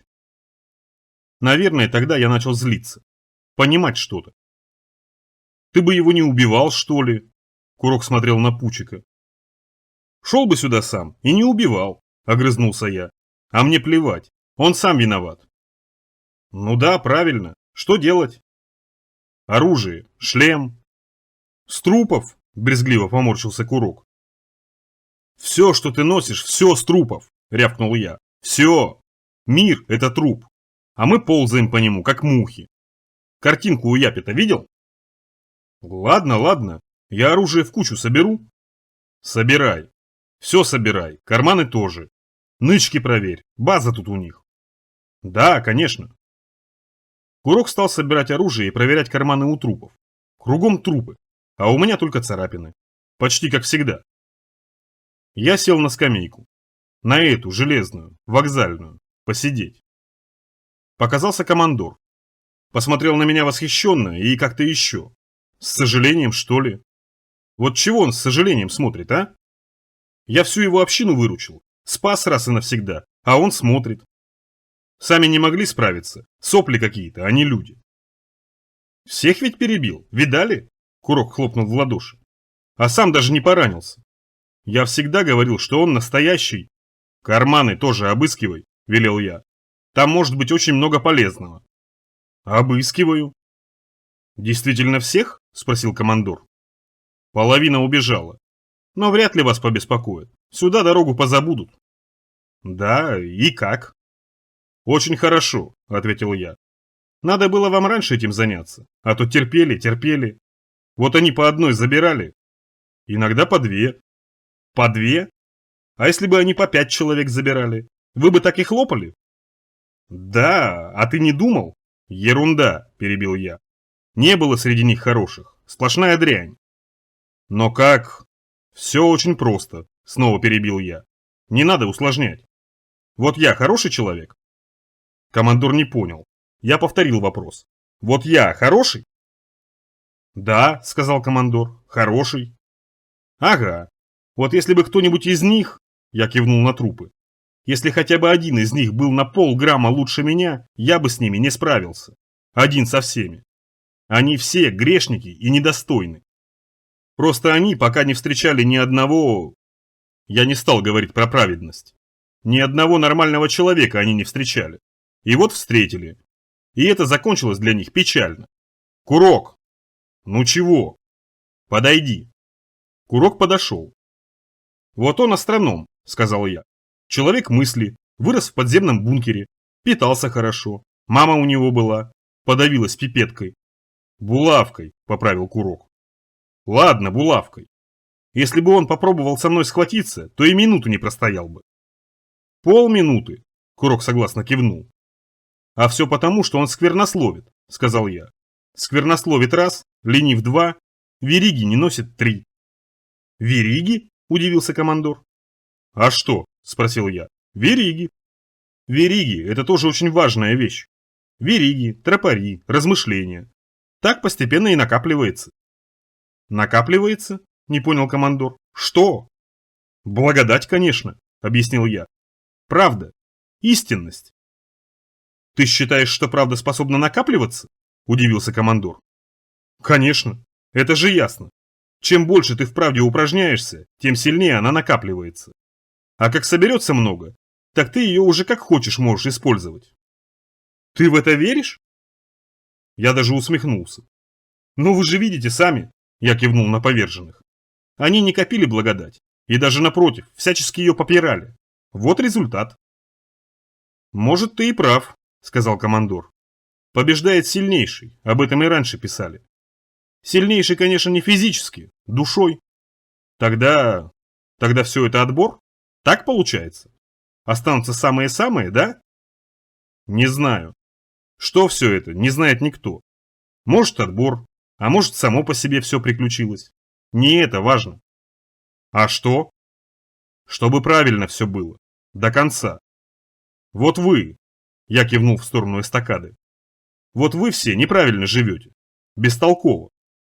Нет, я понимаю, это сумасшедшие и дети сумасшедших. И они в 8 колене все психи. Но надо как-то по-другому. Вот раньше психи пользу приносили. Пользу? Ага. Народ развлекали. Песни пели, на бубне играли. А вы крыс только жрете. Прока от вас нет. А если нет прока, то и будущего, скорее всего, нет. Поймите, каждый должен приближать будущее. Вот мы, я, Курок, мы территорию зачищаем. Каждый свое поле. От скверны разной, чтобы не было ее. Мы работаем на будущее, а вы нет. И когда будущее наступит, оно с вами тоже не будет особо разбираться. Спросит, что вы делали? Крыс жрали? Ну-ну. Но мы... Не нужны отговорки, сказал я. Лучше подумайте, что вам дальше делать. На обратном пути мы заглянем, проверим. Вы все еще собираетесь туда? Командор кивнул в сторону запада. Конечно, ответил я. Нас ничто не может остановить.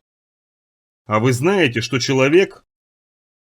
Курок прорвал какой-то мешок, мешок лопнул, и из него потек белый порошок. Курок лизнул, тут же высыпал в рот и принялся жевать. «Это сливки!» – крикнул он. «Старинные!» «Хватит жрать!» – приказал я. Курок оставил кулек, Собрать оружие и снарягу. Одеться. И ко мне. Быстро! Быстро!» Командор не стал договаривать. Ну, то, что он мне собирался сообщить. Про человека. Отошел в сторону и смотрел, как Курок с интересом осматривает трупы. «Командор!» – позвал я. «Вы тут приберитесь?» «Что?» – вздрогнул командор. «Надо с покойниками разобраться будет». Я постучал по шее. «А то через пару месяцев у вас тут моряцы будут шастать». Командор кивнул. Он задумчиво бродил по залу с растерянным видом, с какой-то желтой книжкой в руке. Через 5 минут появился Курок. Видимо, в оружии Курок все-таки немного разбирался. Выбрал винтовку атамана. Через плечо ленту с патронами и запасными магазинами. Ботинки. Великоватые, но он навертел портянок, они даже наружу торчали. В комбинезоне, висит мешком. Но тоже ничего. Шлем нашелся. Дурацкий, оранжевый. Надо при случае грязью замазать. «Нычек не нашел», — сообщил Курок. «Нету». «Плохо искал». «Нету. Я не собака. Надо было собак приманивать. Давай на обратном пути, а? Чего с собой разную чушь таскать?» «Ладно, на обратном пути. Домой. К эстакаде, то есть». Мы возвращались к эстакаде. Объевшийся сливками и одуревший Курок болтал, рассказывал командору про своих инопланетян. Обещал показать книжку. Местами горячился. Инопланетяне есть разные. Те, что к нам прилетели, они зеленые и плохие. Летают по космосу и всех убивают. Так что нам не повезло. А есть еще хорошие инопланетяне. Они серого цвета. Серые добрые, они нам очень помогают. Они тоже прилетят. Командор слушал удивительно внимательно. Хмыкал, говорил «да», «да что ты», «ого». Терпеливый, наверное. Тот, кто должен управлять психами, должен иметь терпение. Все они тут терпилы. Такие тоже пригодятся. Терпеливые люди полезны. Есть много занятий, доступных только терпеливым. Огородом заниматься, или кольчугу вязать, или с пробирками разбираться. Зеленых много, а серых мало. Но они дадут нам оружие и длинные флаги, и мы пойдем. Командор согласно кивал. Зеленые они гораздо хуже. Зеленые это зло в самом чистом виде. Но оно будет повержено, вы не беспокойтесь. Потому что он уже здесь. Он не совершает промахов. Он беспощаден к врагам. Он уже убил 2 инопланетян, я сам видел. Они напали внезапно, но куда там? В клочки разнес. Мы друзья. У меня что-то болела голова.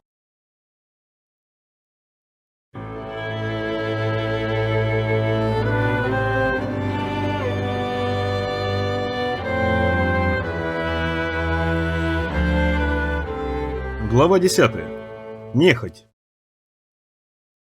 Сидел на проржавевшем ведре и собирал рюкзак. Командор поделился чаем, сахаром и вечными консервами-концентратами, целых 4 банки. Налил фильтрованной воды. Женщины подштопали комбинезон курку. Рыбак притащил вяленых крыс. Я думал, что все будут стоять вокруг и смотреть на меня с благодарностью, но так не случилось. Наоборот даже. Все попрятались. Даже девчонка, та, что мы спасли, и та не показывалась. Командор, рыбак и какая-то тетка, вот и все. Я думаю, что они нас здорово боялись. Может, больше, чем этих бандитов. Бандиты забирали всего одного, а мы... Неизвестно, как мы себя поведем. Курок нетерпеливо бродил вокруг, поглаживая винтовку, притоптывал ботинками и ругался. Целый день потеряли на этих дураков. Пусть бы сами отбивались, вон лбы какие. Интересно, почему спутник их еще не выжег, а? Может, потому что они психи? Вряд ли. Почему это вряд ли? Психи тоже люди. Не знаю, почему он не выжигает. Ясно. Слышь, а как у вас в Рыбинске? Жить можно? А, Дэв? Можно. В Рыбинске, наверное, здорово. Курок поправил винтовку. Там суровые условия жизни. Суровость рождает героев, я это уже понял. Ты знаешь кого-нибудь, кто был на Западе? Ну да, я слышал. А лично? Лично нет. Бомберы? Какие бомберы? Хихикнул Курок. Как какие? Я сам видел. Они бомбе поклоняются. Какой бомбе? Кто тебе сказал про бомбу? Теперь уже я удивился. Про бомбу мне рассказывала Алиса. Здорово. Погоди. Ты что, хочешь сказать, что... Курок закашлялся. Выплюнул кровь. Большой красный сгусток, почти в полкулака. Не красный даже, а алый. «Это что?» – спросил я. Поджарился, видимо. Курок брезгливо придавил кровавый комок. Раздавил, растер. Легкие, кажется. Ерунда, надо спиртом прижечь потом. Слышь, в Рыбинске рыба, правда? Правда. Не, я так. Курок достал красную коробочку, изъятую у шахтера, открыл, закинул в рот капсулу. Проглотил. Обезболивающее, кажется, сказал он. Тогда сожрал, весь желудок заморозило. Пройдет. Курок поднялся. Больного мне не хватало. Свалится в самый неподходящий момент. «Остаешься здесь», — сказал я, — «у крысоедов». «Нет», — ответил Курок неожиданно твердо, — «я не останусь. Они меня сожрут, я боюсь. Да все нормально будет, я не чувствую даже ничего. А если идти не сможешь?» «Я смогу, Дэв, не хочу здесь». Серьезно на меня посмотрел. Первый раз, наверное. «Хорошо, давай выдвигаться». «Эй!» Я обернулся. «Командор». «Что еще?» – спросил я. Командор улыбнулся. Нет, все-таки замечательные зубы. «Что?» «Там...» – командор кивнул на лачуге. «Там моя дочь». «Психическая?» – перебил Курок. «Дочь психическая?» «Она не в себе», – подтвердил командор. «Почти всегда. Но я говорил, у нее случаются просветления». «И что?» Командор переминался с ноги на ногу. «Понимаешь?» – он смотрел в сторону. «Иногда она говорит, ну, то, что видит. Она...» Командор мялся. «Она... совсем сумасшедшая», – помог ему Курок. «Тут у вас полно психов, мы и так знаем». Командор согласно кивал. «Да, она сумасшедшая. Она видит». «Да я сам вижу», – Курок ухмыльнулся. «Я прекрасно вижу наше будущее. Мы все сдохнем. Тут не надо быть предсказательницей. Древние мудрецы говорили, единственная вещь в жизни, в которой можно быть уверенным на 100%, это то, что ты рано или поздно умрешь. Сдохнем. Все, абсолютно. Единственный вопрос – когда?» Неправильно это он. Единственный вопрос не когда. Единственный вопрос – как. Это даже главный вопрос. Как червь под доской и во мраке, или как человек, стоя и в огне. «Пожалуйста». Командор взял меня за локоть. «Психи, они это запросто», — сказал сбоку Курок. «Они раньше всем предсказывали про пришельцев, а им никто не верил. Вот и получилось». Мне вдруг стало интересно. Я с предсказательницами еще не встречался. А вдруг от них польза какая? Вдруг эта психованная на самом деле что-то скажет? «Ладно, пойдем, посмотрим», — опередил меня Курок. «А вдруг не бесполезно?» «Нет», — помотал головой командор, — «только его». Курок усмехнулся. «Осторожней, Дэв», — сказал он. «Тебя явно пытаются обженить. Но будь осторожен. Ты уже один раз неудачно поженихался. Прошлая твоя невеста, если память не изменяет. Кажется, она на гарпун напоролась. Ее как зовут? Неужели на самом деле Алиса?» «Алиса». «А я ее видел. Красивая. Очень. Они все красивые. Эти... ну, эти, сам понимаешь. Ключицу как раз сломал. Спустился полечиться. Она на меня не посмотрела, а я ей ириски принес. Говорят, она ириски любит, правда? Постоял всего 20 минут. Через 2 дня здоров, как новенький. У нас к ней все лечиться ходят». «Не надо», — попросил я. «А что такого? Все ведь знают. Ты каждый день в подвал бегаешь, рядом сидишь. А правда, что она удачу приносит? Скольких она прикончила-то?» «Всех», — сказал я. Командор глядел на нас испуганно. «Нет, правильно, что доктор ее не режет. От нее одна польза. Слушай, а она точно гипнотизировать может? А если она убежит? За старое возьмется?» «Жди здесь», — велел я. Мы с командором направились к лачуге. От других хижин это совсем не отличалось. Такой же мусор, собранный в стены, крыша из жести, ошейник на цепи, а в ошейнике никого. Сожрали, наверное. Командор остановился. «Послушай, ты ее не пугайся. Она... ей приснилось. А, ладно». Он толкнул дверь, и мы вошли.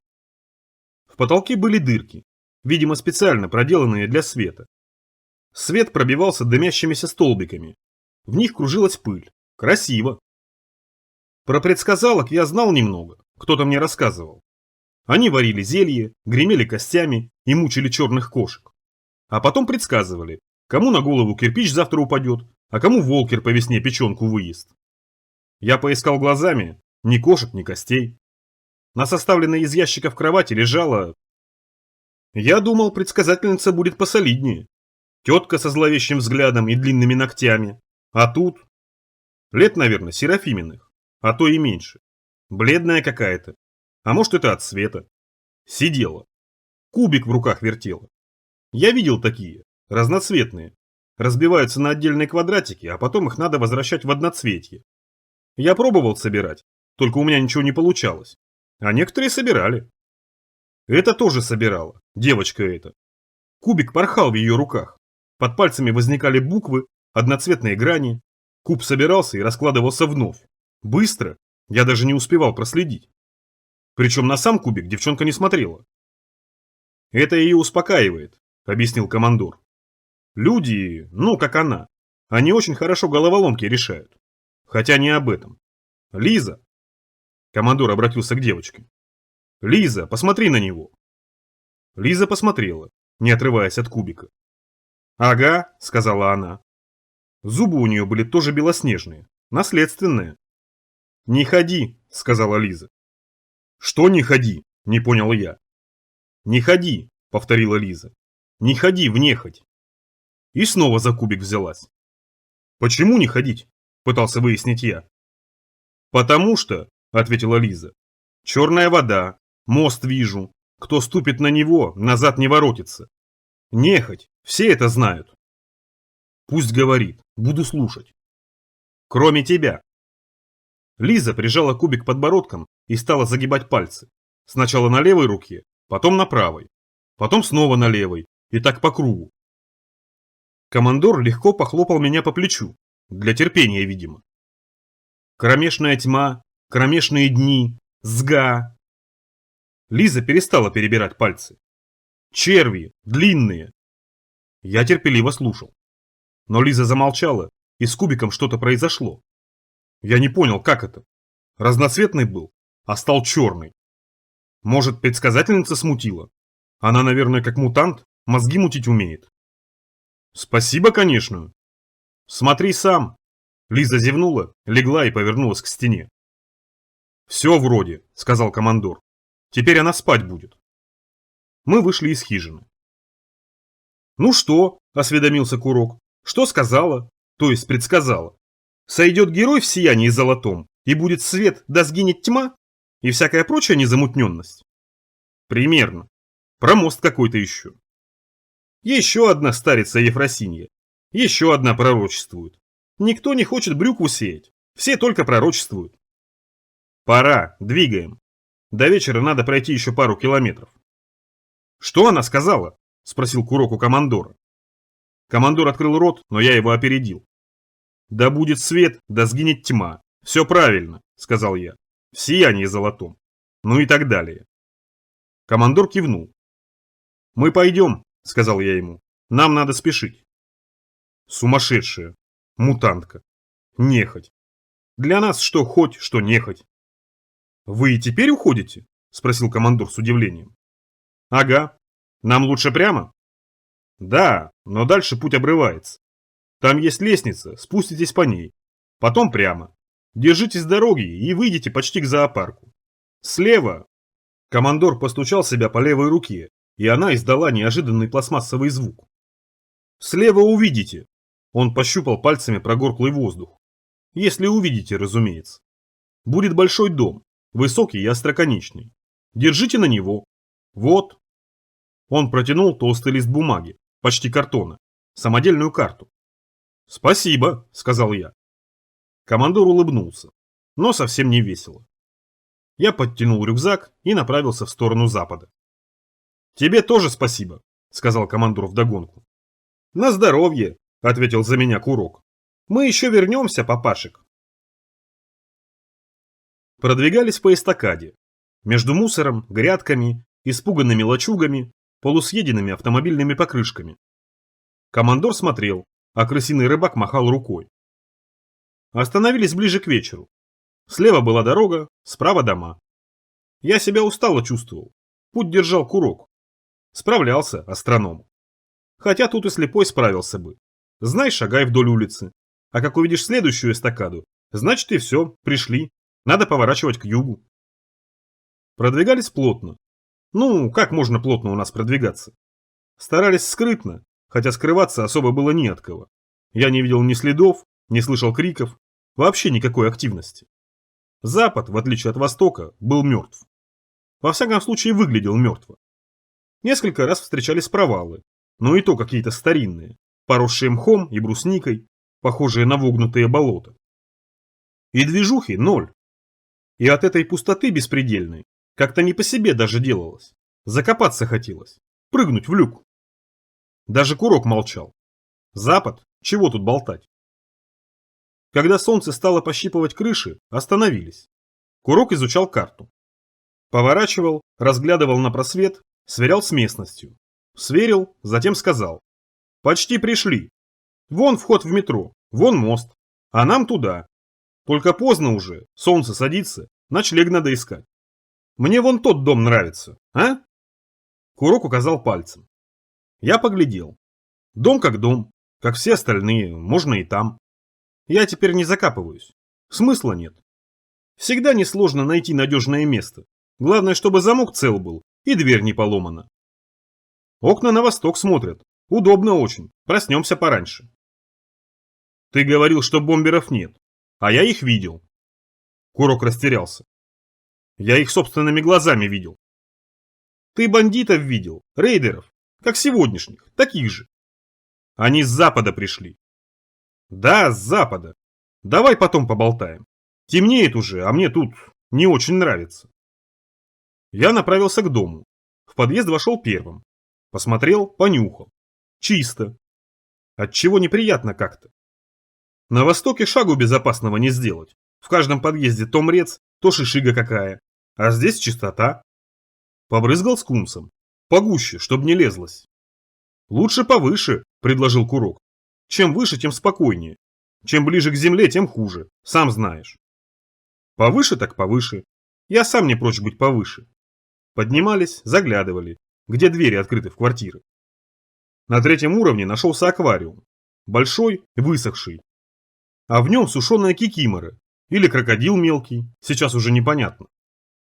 На пятом уровне пианино. Или рояль, не знаю.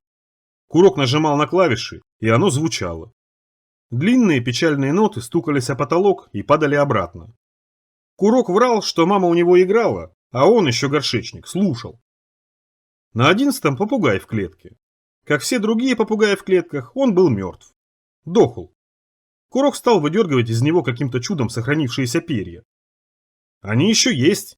Курок воткнул перо в космы. Я видел, летают. На 23-м, кажется, это был 23-й, мы нашли велосипеды. Вся квартира заполнена велосипедами, битком. Долго стояли и смотрели.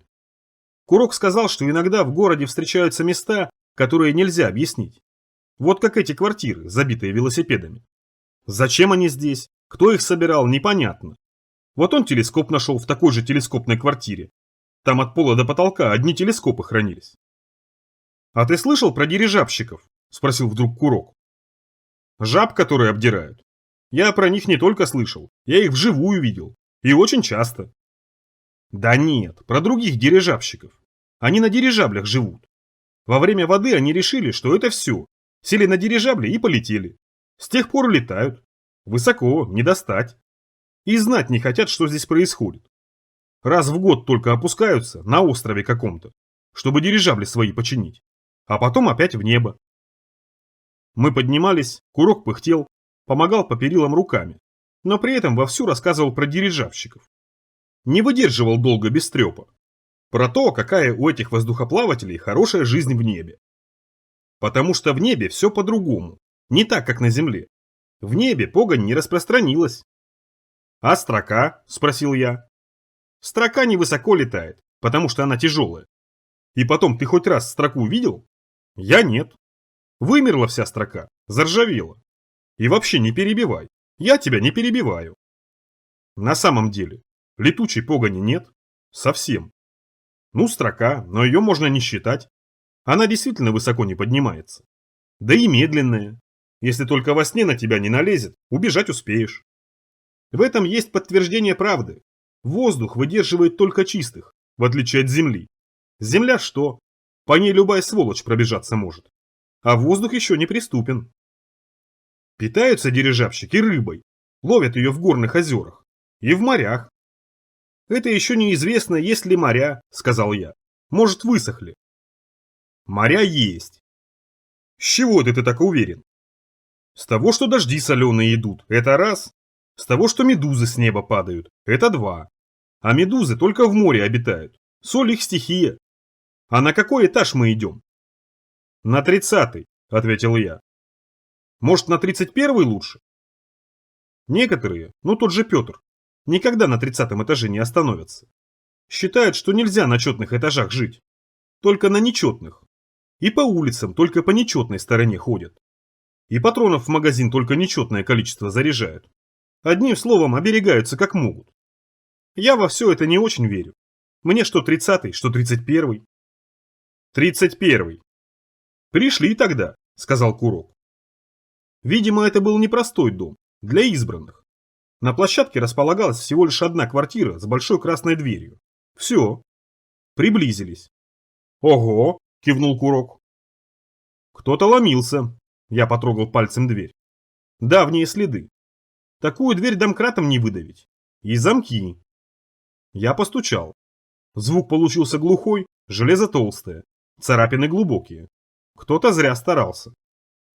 Замки антивзломные, указал Курок. Открывашка возьмет? Она не утонула?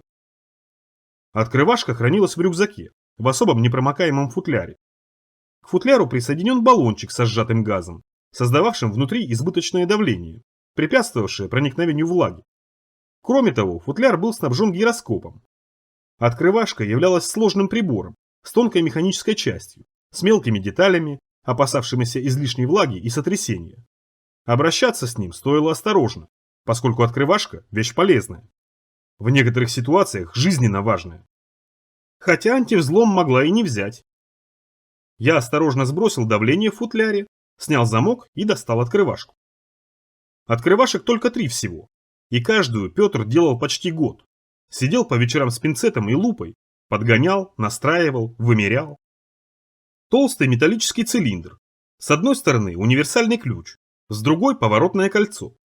Вставляешь ключ в замок, поворачиваешь кольцо. Кольцо нужно поворачивать осторожно, на полделения. До тех пор, пока внутри не звякнет колокольчик. Замок на самом деле оказался взломостойким. Пришлось ворочать ключом почти 3 минуты, после чего дверь поддалась. Не знаю, я сразу карабин с плеча сдернул, потому что кто-то вздохнул. Тяжко и безнадежно. Из квартиры выхлебнулась пыль. Курок отпрыгнул в сторону, вскинул винтовку. Вздох. Не было никакого вздоха. Просто дверь слишком хорошая. Как ее один раз замкнули, так она воздух и держала. Значит, сейчас мы вдохнули воздух древности, настоящего старого мира. Там темно. Курок прижался к стене. Почему там темно? На самом деле, почему? Солнце еще не село, окна в доме широкие, стекла выбиты, а внутри темно. И воздух. Я посмотрю. Зажег карбидку и шагнул в квартиру. Запах. Привычный запах затхлости, какой водится в любой старой квартире, только сильнее. Глаза даже заслезились. Я находился в большой комнате. Вернее, эта комната когда-то была большой. Вдоль стены располагались стеллажи от пола до потолка. На стеллажах бутылки и пластиковые банки, другая тара, запасы. Я двинулся дальше. Комнаты. Большие, с высоким потолком. И везде одно. Припасы. Вода. Еще вода. Еще ящики. Окна оказались заложены кирпичами. Убежище.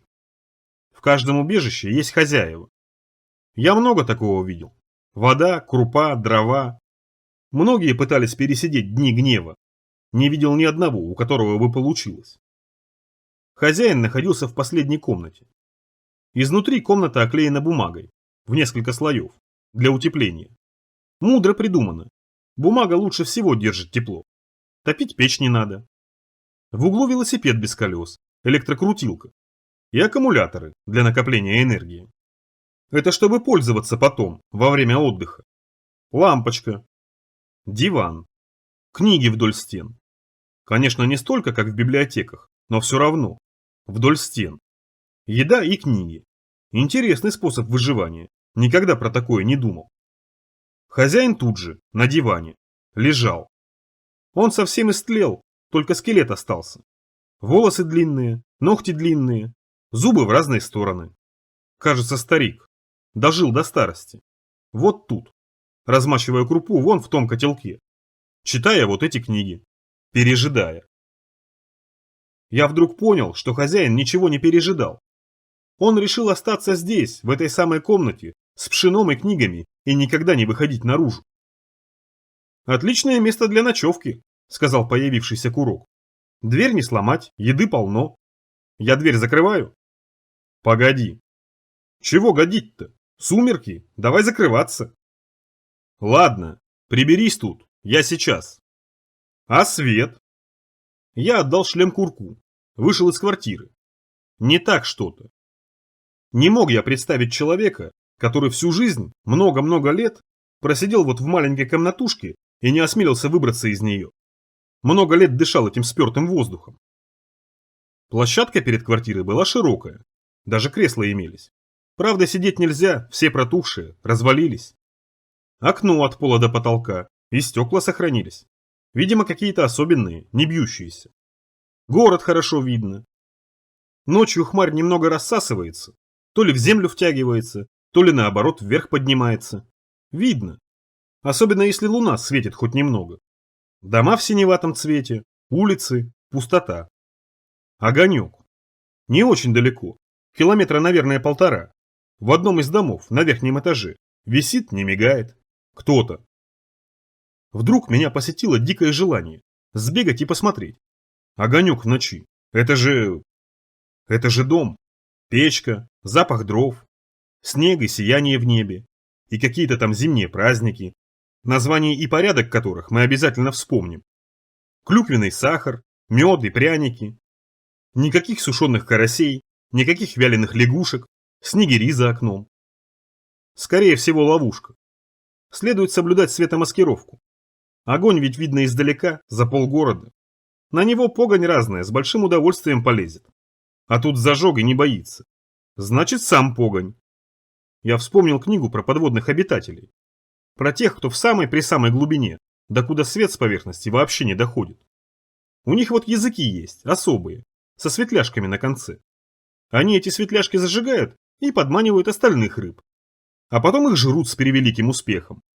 Я представил, пустой дом, сидит пакость с огоньком на языке и подманивает. А зайдешь туда и все, сожрет и косточки не выплюнет. Так что мне этот огонек совсем разонравился. Ничего хорошего в нем, совсем ничего. Смерть.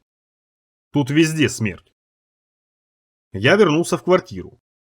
Курок заканчивал приготовление, разбрызгивая вокруг скунса. Воняло уже зверски. Я подумал, может, не стоит здесь скунса? Без него бы пересидели. Ну ладно.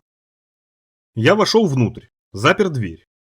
Замок был соединен с системой засовов по всем сторонам двери. Надежно, крайне надежно. И вакуумный уплотнитель. Хорошая дверь. Светло. Курок нашел ящик со свечами. Расставил их по бутылкам, зажег. Пора ужинать. Для приготовления пищи имелась керосинка и несколько канистр. Очень удобно. Наварили пшенной каши, большой котел. Курок от голодной жадности сжег небо и язык. Чмокал и шепелявил. Однако остановиться не хотел. Все ел и ел. Надо приучать его к умеренности. Вериги, тропари, все как полагается. Начну. Вот прямо завтра и начну. Если честно, сам я тоже не удержался. Слопал 2 обычные порции. Так что в сон потянуло. А Курок, наоборот, впал в активность. Стал бродить по комнате, перебирать вещи на полках. Я устроился возле стены, забрался в спальник. Может, уберем его все-таки? Курок кивнул на скелет. Да пусть сидит, нечего хозяина беспокоить. Давай хотя бы диван сдвинем, стоит черти как. Курок взялся за диван, толкнул. Звякнуло. За диваном потянулись цепи. Ого! Курок налег на диван. Цепи вели к крюкам, вмонтированным в стену, а заканчивались наручниками. Забавный дед. Кого-то к стене приковывал. У него, наверное, в жену пришелец вселился, предположил Курок. Что? Пришелец. Они всегда в мозг вселяются. Курок голову потрогал. Или в легкие. А потом через грудь выбирается. Я видел в книжках. Пришелец ей, значит, вселился, а мужику было жалко ее сдавать. Вот он и решил ее лечить. Цепями привязал и лечил. А потом он понял, что ему ее уже не вылечить, и сбросил с балкона. Зачем ему тогда цепи? Зачем ему цепи? Хотя кто его знает, может действительно кто-то у него болел. А может с ума сошла, ну, жена то есть. С балкона он ее не мог выкинуть, вот и держал, пока не померла. Ладно, какая разница? Курок вернул диван к стенке. 100 лет назад было. И правда, может зря мы его сдвинули. Нельзя покойников тревожить, примета плохая. Прыгни в люк, ответил я. Это же наш покойник, человеческий. Наш, не наш. Места тут маловато вообще. Курок подошел к столу. На столе глобус. Но не земля, землю я бы узнал, она синяя. А это черная. Хотя, может быть, теперь она такая и есть, с круглыми разноразмерными кратерами. Луна, указал я на глобус. А кто его знает? Курок стал перебирать книжки. Дневник, кажется. На машинке печатал. Вон она, кстати.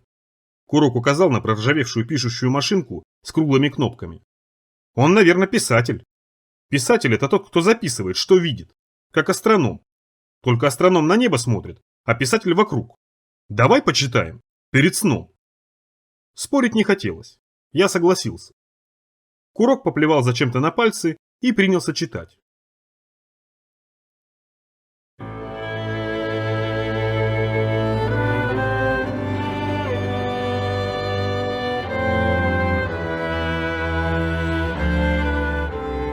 Глава 11. Записки предпоследнего. Записки предпоследнего. 14-я тетрадь. Все утро упаковывал тетради на балконе, чтобы смотреть на город. Как это ни дико, но мне нравятся перемены. В них есть что-то настоящее. Возможно, это осень, возможно. Но я нахожу в последних днях прелесть. Как сказали бы раньше, неизъяснимую прелесть. Небо очистилось и стал доступен простор.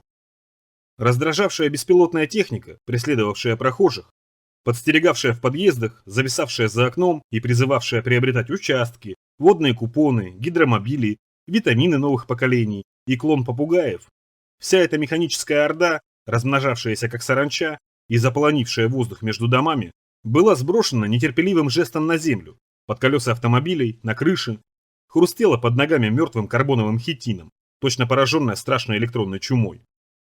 Исчезли воздушные шары, исчезли аэростаты, и назойливые рекламные дирижабли теперь сиротливо и бессмысленно болтались по ветру, сбивались в стаи волей воздушных течений. Бой за сердца потребителя, не прекращавшийся над городом, стих. Былые враги стали одинаково не нужны и безразличны своим хозяевам. Воздух, раньше густой и тяжелый, оседавший на стекле и перилах балкона, очистился и стал незаметным, так что по утрам я выходил без очков и без маски. Исчезли разносчики воды, и за ней теперь приходилось ходить самому или пить из крана. Электричество сохранялось, хотя по слухам ненадолго, да и хватало его лишь на нужды самые простые – освещение, обогрев и приготовление пищи. Все передостаточное – лифты, эскалаторы, кондиционеры и другие приборы, облегчавшие жизнь, замерли. Силы, бегущей по электрическим жилам, перестало хватать. Остановилась связь, и возникла незнакомая протяженность. Теперь, чтобы поговорить с человеком, надо было встречаться с ним лично или писать письмо. Я почувствовал себя восхитительно одиноким. Некоторое время я еще ходил в театр. Мы собирались на сцене, репетировали или просто болтали. Но скоро и это сделалось ненужным. Зритель исчез, поскольку то, что происходило на улице, было во много раз интереснее наших историй. Потом исчезли актеры. Они просто не приходили. Не приходили на следующий день, и что-то узнать про них решительно не получалось, да и не хотелось. Нас становилось все меньше и меньше, но я ходил почти до конца, потому что мне было интересно разыскивать сомнения в их лицах. Бодрые сомнения испуганное сомнение и, наконец, сомнение решительное. В конце концов, нас осталось 4. Марк сказал, что мы самые настоящие служители Мельпомены, что только мы не предали службу, и не пришел на следующий день. Он не исчез. Я добрался до него, а он мне сказал, что театр – это блеф. С самого начала до самого конца, и он не намерен этот блеф культивировать. Театр не воздух, без него можно прожить. А я с ним был согласен. И на следующий день тоже не пошел. Остался сидеть на балконе. Наверное, так выглядела свобода. Мы так часто о ней рассуждали, отстаивали, а иногда даже боролись. Но как она, собственно, выглядит, не знали. Никто. Дня 3 тому назад заглянул Марк. С сигарами. С теми самыми, которые он берег с самой Кубы, в особом ящике. Лицо у него было разбито. С каким-то разбойным удовольствием он оттянул свитер и продемонстрировал мне пистолет, заткнутый за пояс. Марк был пьян и весел. Лицо он объяснил тем, что его пытались вчера убить, а пистолет объяснил тем, что не преуспели. Он тоже, оказывается, думал об этом, о свободе. И если меня занимала ее, так сказать, внешняя сторона, ее причудливые воплощения в жизни города и его людей, то Марка интересовало другое – внезапность. Свобода наступила внезапно. Явилась рыжей нежданной сучкой, подмигнула, расхохоталась, плюнула в глаза. Никто ведь не думал, что все обернется так, с этой стороны. Никто и не ожидал. Вот вчера существовали себе, копили на старость лет, а оно вдруг раз – и свобода.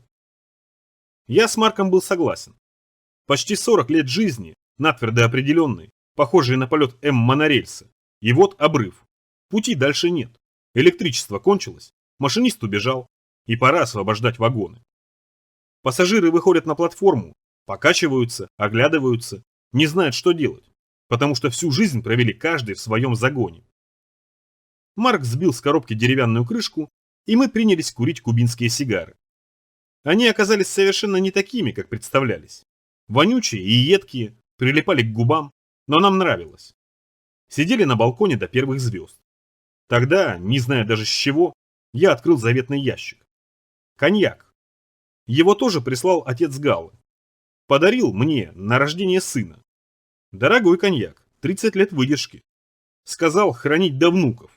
И опечатал своей личной печатью. Он везде эту печать ставил, куда только дотянуться получалось.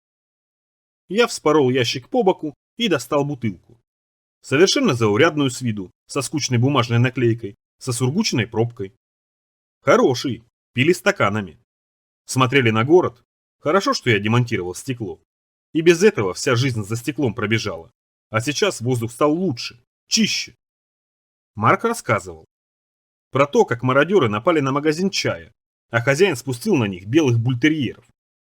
Как из кранов брызнула странная зеленая жижа с зубастыми черными червями. И он, Марк, на всякий случай наловил их в банку, чтобы сдать для анализов. Но сдавать было уже некуда, потому что всем вдруг стало на все наплевать. Про соседа, который совсем недавно купил себе новый мобиль, а 3 дня назад взял да и повесился. Его даже снимать никто не стал, так он и висит под потолком. Приезжала служба дезинфекции, обрызгала каким-то раствором, а снимать не стала. Хоронить все равно некому. А если снять, то крысы могут добраться. Пусть лучше висит. Про демонстрацию. Тут ведь недавно демонстрация приключилась. Человек 500, наверное.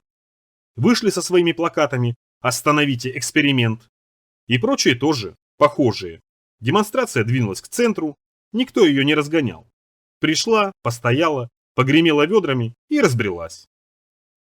Еще Марк рассказал про поезда. Это смешнее всего. Как по утрам на вокзалы приходят поезда, набитые пассажирами под крыши. Многие хотят спастись здесь. А по вечерам другие поезда уходят, тоже переполненные. Многие хотят спастись отсюда. А ночью опять трясло. По стенам поползли широкие трещины. В некоторые легко помещался мизинец. Все репродукции попадали со стены. А еще он говорил, что надо уходить, валить, пока не поздно. Скоро начнется. Начнется. На такие вещи у него родовое чутье. А тот, кто не поторопится... Марк выпускал в атмосферу задумчивые дымы и обновлял коньяк. Я совсем не собирался торопиться. А Марк собирался. поскольку полагал, что вот-вот город закроют, и выбраться будет нельзя. Но у него есть один человек в порту, который за небольшую плату может помочь. Кстати, ты в курсе, что деньги уже почти не в ходу? Я был не в курсе. Марк расхохотался и продемонстрировал, как поступают умные люди в подобных случаях. Выставил вперед нижнюю челюсть и раскрыл рот. Золотые зубы в 2 ряда. Очень удобно. Вырываешь и расплачиваешься. Мы просидели до 2 ночи. Потом пошел дождь. Я не собирался уезжать. Я родился в городе и провел в нем всю жизнь. Мир за его пределами мне непонятен. Он пугает меня. Я остаюсь. Хочу посмотреть, потому что старинный поэт сказал, что это счастье – наблюдать мир в его роковые минуты. А кроме того, я должен закончить дело. 4 года назад, когда мы расстались с Галой, я придумал написать книгу. Безумная идея. Книги уже давно никому не нужны, но я и не собирался сочинять ее для кого-то. Для себя. Один из моих предков, он был писателем. И я хотел стать. По-настоящему. Я даже придумал метод. Еда и бумага, карандаши, запас. И ничего лишнего. Я собирался закрыть дверь, сесть на балконе и глядеть на город. На улицу не выходить, работать и варить кашу. Я думал, что окна хватит. Для книги. Поэтому я готовился тщательно. Крупа, вода, витамины. Специальные стеллажи вдоль стен. Конечно, ничего не получилось. Нет, я извел несколько пачек бумаги, испортил много чернил и научился варить кашу в алюминиевой кружке, с минимумом воды и без огня. Но книги я не написал. Не знал про что. Думал, что получится про себя, а про себя оказалось мало. А запасов осталось много, и перетаскивать все это на склад не хотелось. Теперь это пригодилось. Я решил остаться. Не знаю почему. Не люблю путешествий. Надо было поговорить с Галой. На следующий день я отправился к ней. Мы не виделись почти год. Алекс, конечно, приезжал почти каждый месяц, но хотелось увидеть. Их обоих. Проснулся затемно. Завтракать не стал. Выпил кофе, дрянного, растворимого, от которого сильно ноют зубы и чернеет слюна. И хлеба, тоже дрянного, с цементной крошкой и цветом тоже цементным. С джемом из терновника и тростника. Говорят, он сильно разросся на окраинах. Деньги взял на всякий случай. Взял консервы и коньяк. Спрятал все это в рюкзак. Наступили те времена, когда рюкзак стал вещью незаменимой. Время рюкзака. Лифт опять не работал. Вниз я не люблю спускаться. Внутри все трясется. Для меня лучше вверх 2 раза, чем вниз 1. На всякий случай прихватил кий. 4 года назад у меня был бильярд. Стол я выкинул. Оставил набор киев. Хороших, сделанных по индивидуальному заказу. Разборных. В один я насыпал свинцовую дробь, другой заточил. Взял тот, что заточен. Вышел из дома и спустился в метро. Там был ветер. Как всегда теплый, только сегодня в нем еще что-то плавало. Мелкие серебряные блестки. Спустился вниз. На платформе никого. Стаканы, пластиковые и очень много. А людей почти и нет. Только дохлые голуби. На улице дохлые роботы-стрекозы. Внизу дохлые голуби, перья под ногами. Поезд почти пуст. Людей нет. Несколько вечно испуганных китайцев. Смотрят на меня настороженно, боятся, что донесу. Не стану я доносить, не беспокойтесь, ребята. Кажется, в прошлом месяце были погромы. По городу на пожарных машинах носились красные бригады. Ловили китайцев, вешали, стреляли, с мостов сбрасывали. Некоторые считают, что из-за китайцев все это и началось. Они виноваты. Притащили заразу, да и вообще. В центре люди пропадать стали, особенно по ночам. Это, похоже, правда. Некоторые считают, что это колдуны. Китайские колдуны в отместку за погромы вызвали подземных демонов. Бред. Я улыбнулся китайцам, чтобы подбодрить. Зря китайцы вышли, испугавшись. Правильно. Нас теперь надо бояться. Мы теперь злые. И их тоже надо бояться. Скорее всего, это правда. Про бешенство. Теперь в вагоне никого уже не осталось. Поезд, раскачиваясь, летел по туннелям. Резче, чем обычно, замирал на станциях, так что приходилось держаться покрепче за поручни. Наверное, поезд вел ученик или вообще автомат. Не очень приятно. В последнее время в подземке участились аварии. и почти всегда со смертельными исходами. Прорывается вода, расходятся и вспучиваются рельсы, сквозь стены пробиваются корни древних деревьев, ну и люди, они пропадают. Поэтому в одиночку в метро теперь мало кто спускается. За окном мелькала динамическая реклама. Нанесенные светящейся краской буквы проецировались на зеркальные стекла. Предлагали приобретать акции лунных копий. В преддверии грядущего энергетического кризиса чрезвычайно выгодные. Забавно. Связь с лунной базой потеряна, и неизвестно, что там произошло. Судя по данным телеметрии, нечто страшное. Луна потеряна, а участки на ее поверхности все еще предлагают купить. Бред. Вспоминалось путешествие на край ночи, а затем и путешествие к сердцу тьмы. Второе путешествие подходило больше. Я продвигался к пригородам. Станции становились все одинаковей и безлюдней, на некоторых не горел свет, по другим гуляли собаки, на третьих капала вода. В вагон никто так и не подсел, только я и бутылка каталась от стены к стене. На нужной станции поезд выпустил только меня. Я вывалился на перрон. Один. Лампы горели через одну, и эскалатор тоже стоял. К счастью, станция залегала неглубоко. На поверхности шел дождь. Мелкий и ленивый. Небо было затянуто пеленой. На земле голуби. Сидят нахохлившиеся. Летать не желают. Людей мало, пробираются через дождь, тоже нахохлившиеся. Трамваи не ходили. На рельсах стояла дрезина. Машинист собирал пассажиров. От денег отказался. Согласился за 3 банки тушеной индейки. Я снова отправился в путь. Уже в компании скучных мужчин и женщин, которые спали или слушали музыку. Дрезина собирала дождь. Он стекал с крыши по отражателям. И ничего по сторонам не видно. Я тоже решил спать. Размер движения этому весьма способствовал. И я уснул. И приснилось мне тоже путешествие. Причем ехал я также на дрезине в какое-то удивительно хорошее место. Меня разбудили. Дрезина стояла посреди города. Только это был уже другой город. Маленький и аккуратный.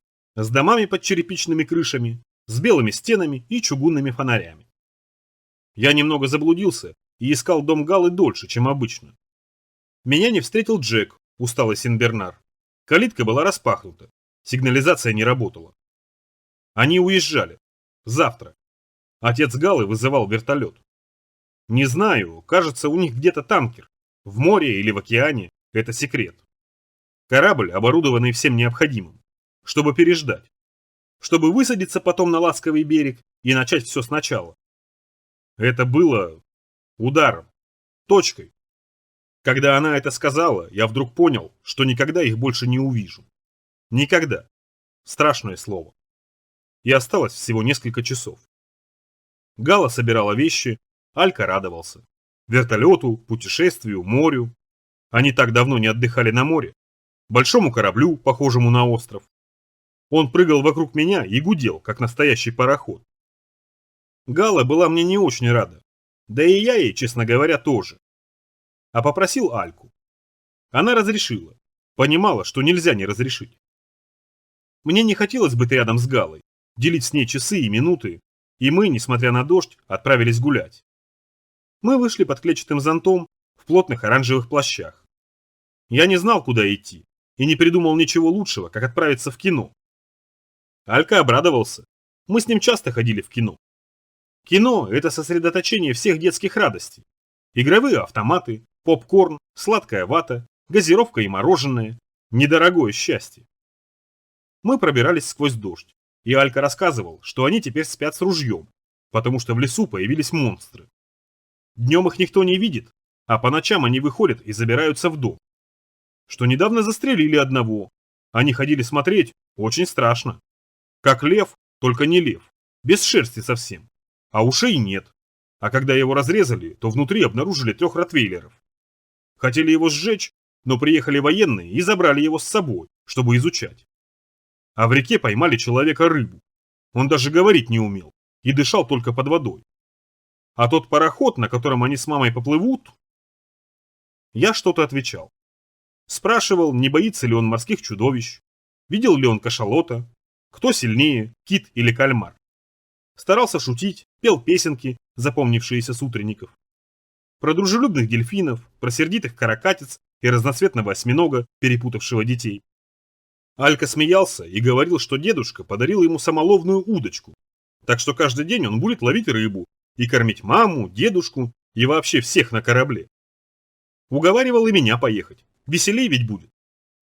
Я отвечал, что, конечно же, поеду, но не сейчас, чуть попозже. У меня дела, а потом я обязательно их догоню на вертолете. Алька верил, обещал к моему прилету набрать кораллов и насушить рыбы. Кино оказалось закрытым. Облезлые афиши, забранные ставнями витрины. В скверике под дождем скучают пластиковые герои, которые так и не спасли мир. Алька расстроился. В кино ему очень хотелось. И я отправился к черному ходу. Долго стучал кулаком. Открыл механик, злой и заспанный. Пришлось долго его уговаривать. Коньяк и консервы я прихватил совсем не зря. Механик провел нас в зал. Сказал, что новых фильмов нет. Собственно, никаких фильмов нет. Хотя нет, есть. Остался. Про живых мертвецов. Мы согласились на мертвецов. Фильм оказался ничего, бойкий. Мы сидели в пустом зале, и даже я иногда подпрыгивал от неожиданности. Мертвецы были безжалостны и бессмысленны. Они охотились на немногочисленных выживших и поедали их с видимым удовольствием.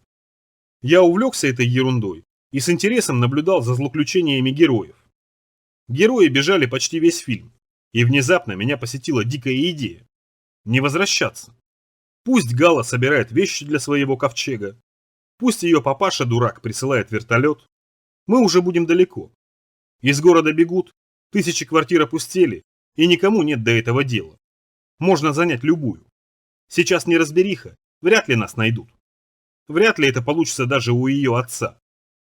Я представил глупое и удивленное лицо Галы, представил бешенство ее папаши. Картина закончилась.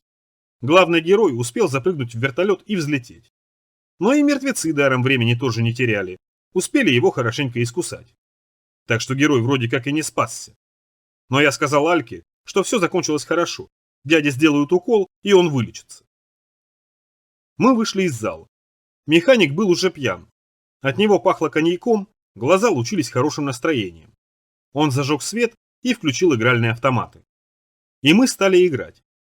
Лупить молотком по резиновым рыбам, гонять на квадроциклах, отстреливать мутантов в старинном замке, управлять подводной лодкой. Алька кричал, подпрыгивал, дрыгал ногами. Пьяный механик бил в какой-то таз, автоматы визжали, и вдруг запахло попкорном. Самым настоящим. Я забыл этот запах. Масла, карамели и кукурузы. Механик засмеялся, исчез и вернулся. С ведром. С настоящим пластмассовым ведром настоящего попкорна, который еще дымился и иногда даже неожиданно подпрыгивал. Мы снова вернулись в зал и снова стали смотреть фильм про мертвецов. Только в этот раз было уже не страшно, а смешно. Алик рассказывал, что случится вот сейчас и почему у этого дяди нет руки. Механик прикладывался к коньяку и рассказывал историю про то, как однажды во время вот такого же фильма загорелся потолок, а зрители решили, что так оно и надо. Алька смеялся, жевал попкорн, а потом заснул. Я не стал его будить. Я взял его на руки и понес домой, через дождь. Обозленная Гала поджидала на крыльце с фонарем и с ружьем. Сказала, что звонил отец, вертолет будет на 2 часа раньше. Я отнес его наверх. Не стал будить, накрыл одеялом. Не знал, что дальше делать. В голову будто штырь загнали. Гала ждала меня в гостиной. Она вдруг захотела со мной поговорить. Только вот у меня никакого настроения не было. Я сказал, что мне пора домой. Она не могла сказать ничего, что я уже не слышал бы. Мы молчали, а потом она принесла шкатулку. В ней были золотые часы, цепь из белого металла, перстни и несколько золотых зажигалок. Потом я ушел. Дождь не прекратился, дрезина не ходила по причине позднего времени. Я шагал по шпалам. Больно. Не знаю, сколько километров я одолел, когда почувствовал, что больше не могу. Свернул в лесополосу, наткнулся на бревна, целый штабель. Забрался в них и выл, слушая, как над головой грохочут вертолеты. Домой вернулся к полудню. Погода приключилась хорошей. Небо переливалось бензиновой радугой. Я чувствовал пустоту, распространившуюся вокруг. Я остался один. И теперь, видимо, навсегда. В одежду впитался запах воздушной кукурузы и тоже, видимо, навсегда. Заглянул в обувной магазин, что напротив. Магазин разграбили еще на позапрошлой неделе. Хозяин пробовал сопротивляться. Дурак. Зачем? Вот там его и повесили. На канделябре. Не поленились, что удивительно. Могли просто пристрелить, а они повесили. Такое внимание к человеку сегодня встретишь редко. В магазине продолжал гореть свет, и под потолком вертелся старомодный вентилятор. Все полезное уже было растащено, даже стулья. Заглянул на почту. Почта уже почти не работает, через раз. Что можно послать в наше время? Куда? Девушка сказала, что мне повезло. Это последняя неделя, после чего почтовое сообщение прерывается ввиду бесперспективности. Я осведомился. Бесперспективности чего? Почтовая девушка промолчала. Видимо, имелась в виду общая бесперспективность. Затем сказала, что ночью в небе видели огни. Они висели над центром, то набирая высоту, то опускаясь к самым крышам. Тускло мерцали и выстраивались в небе в фигуры. Я сказал, что это, наверное, вертолеты, на что девушка ответила, что вертолеты совсем не так летают, уж она-то знает. Я купил несколько пластиковых конвертов. Девушка спросила, куда я собираюсь посылать письма. На тот свет, что ли? Она почти угадала. Я вышел на улицу, почтовая девушка смеялась мне вслед. Навстречу шагал человек. Сумасшедший. Их в последние дни много появилось. Говорили, что распустили все приемники в Сокольниках, и теперь весь север в психах. Не всех, конечно, выпустили. Спокойных, безопасных. А опасных решили вопрос окончательно. Этот, видимо, безопасный. С бубном, с дудкой, весь в висюльках. Птичьи лапки. Самодельные. Скрученные из алюминиевой проволоки и из медной проволоки. Выплавленные из свинца, вырезанные из тонкого железа, из картона, связанные из прутиков, из бисера, из камня одна. Сначала я решил, что он собирается эти штуки продать, но сумасшедший задудел в трубу, сорвал с себя висюльку и протянул. А я взял. Не знаю зачем. Свернутую из красной проволоки. Псих долго смотрел, потом смеялся. И я тоже усмехнулся, а псих сказал, что ждать осталось недолго, потому что вчера ночью пала последняя печать. Псих! Я устал слушать про печати и про зверя, спящего в глубине. Я вообще устал. На углу стоял автобус антикитайской лиги. Возле на старых ящиках сидели крепкие вороватые мужики. Курили. Заметили меня, замахали руками. Обычно я никогда не подхожу, а сейчас подошел. Сам не знаю зачем. На прошлой неделе вот так же автобус стоял. Только не лига, а военные. Торговали оружием. Автоматы, пистолеты, гранаты. Все с разграбленных военных складов. Деньги уже не принимали. Оружие меняли на консервы или на золото. Консервы я никому отдавать не собирался. Золото еще оставалось. Но только оружие мне было не нужно. Не стал ничего брать. Из автобуса антикитайской лиги тоже торговали насущным. Надувными лодками, альпинистским снаряжением, армейскими спасательными наборами, термоизоляционными спальными мешками, мультипрививками, вакциной от китайского бешенства, керосином. Я достал часы. Дорогие, с бриллиантовыми цифрами и платиновыми стрелками. Когда-то их сделали для одного европейского короля. Теперь я обменял их на керосин, примус и длинные альпинистские веревки. Керосин понадобится, хотя у меня и есть запас. Примус тоже. Я запасся горелкой, но дублирующая совсем не помешает. Кто его знает, сколько это все продлится. Веревки. Веревок вот не запасено. Я как-то о них не подумал. Зря. Я живу довольно высоко, а противопожарные системы совсем не работают.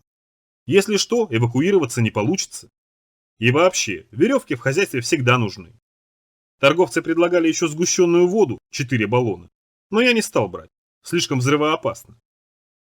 Втащил наверх все, что купил сегодня, и свалил все в углу. Спал. Очнулся от странного чувства. Почувствовал, что я не один. Что в квартире кто-то есть. Ошибся. Не в квартире. Небо светилось крупными зеленоватыми огнями. И это были не вертолеты. Тогда я подумал, начинается. Все только начинается.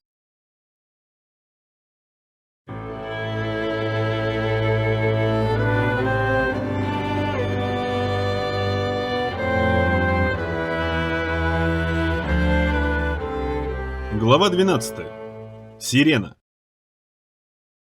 И прыгнул в люк. Что? То, ухмыльнулся Курок. Я об этом и говорил. Зеленые огни. Инопланетяне. А дальше вырвано. Курок многозначительно потряс тетрадкой, дотянулся до бутылки с водой, свинтил пробку. Бутылка пшикнула. Курок подпрыгнул. «Газы», — объяснил он. «Раньше воду газами снабжали, чтобы не портилось дольше. До сих пор сохранились». «А вырвали инопланетяне?» «Не знаю. А почему нет? Пробрались предпоследнему в мозг и все выжгли. Он только написать собирался, а не раз. С целью сокрытия». Курок стал пить. Медленными глотками, смакуя. «Как раз оно и подтверждается», — Курок оторвался от горлышка. «То, что я говорил». «Что подтверждается?» «Про поганых пришельцев. Это все они. Мужик огни видел? Видел. Земля тряслась? Тряслась. Это они и были. Вот он рассказывает про ночь огней. Это инопланетяне прилетали. Нас завоевывать. Я тебе книжку покажу. Там вся правда в доступном изложении». «Не надо». «Точно!» – Курок поглядел в потолок. «Точно, они! Сами мы так не могли быстро все испортить. Тарелка упала». Бум! Стены дрогнули. «Что это?» – Курок схватился за винтовку. «Грунт оседает», – сказал я. «Дом слишком тяжелый, проваливается». «Страшно!» Курок накрылся одеялом, винтовку не выпустил. «Ничего», – сказал я. «Тут все проваливается». «Это из-за пришельцев», – заверил Курок. «Из-за них». «Спать». Стали спать. Мне приснился папа. Еще котенком. Только другого цвета, рыжего, но это все равно был папа, я знал. Во снах так часто случается. Вещи меняют форму, но сохраняют смысл. Я бы узнал папу, даже если бы он был не котенком, а крысой. Папа почему-то сидел рядом с клубком. Я никогда не видел клубков, но тоже знал, что это именно он. А вокруг все белое, настолько белое, что глаза болят. Папа сидел и смотрел на меня, улыбаясь. Наверное, из-за этой улыбки я и проснулся. Почти все свечи прогорели, 2 остались. Беда. Я сразу почувствовал беду. Зло. Оно явилось и дышало теперь в затылок, горячо и жадно. Вскочил. Предпоследний лежал на диване. Мирно и успокоенно. Позавидовать можно. Мертвому все ничего. Живому все беспокойство. Курка не было. Я поднялся. В квартире тихо, чуть потрескивали свечи, распространяя вокруг запах горелого воска и фитиля. Надел шлем, зажег карбидку. Шепот. Он слышался со стороны входа. Я медленно двинулся туда. Темнота расступалась перед блеклым светом моей лампы. Узкий проход между коробками и тюками. Я вышел в коридор и увидел. Курок стоял у двери. Приложился к стальной изнанке щекой и ладонями, точно обнять ее собирался. Меня не заметил. «Сейчас!» – прошептал Курок. «Сейчас!» Всхлипнул. Громко. «Я всегда знал!» – продолжал шептать Курок. «Всегда!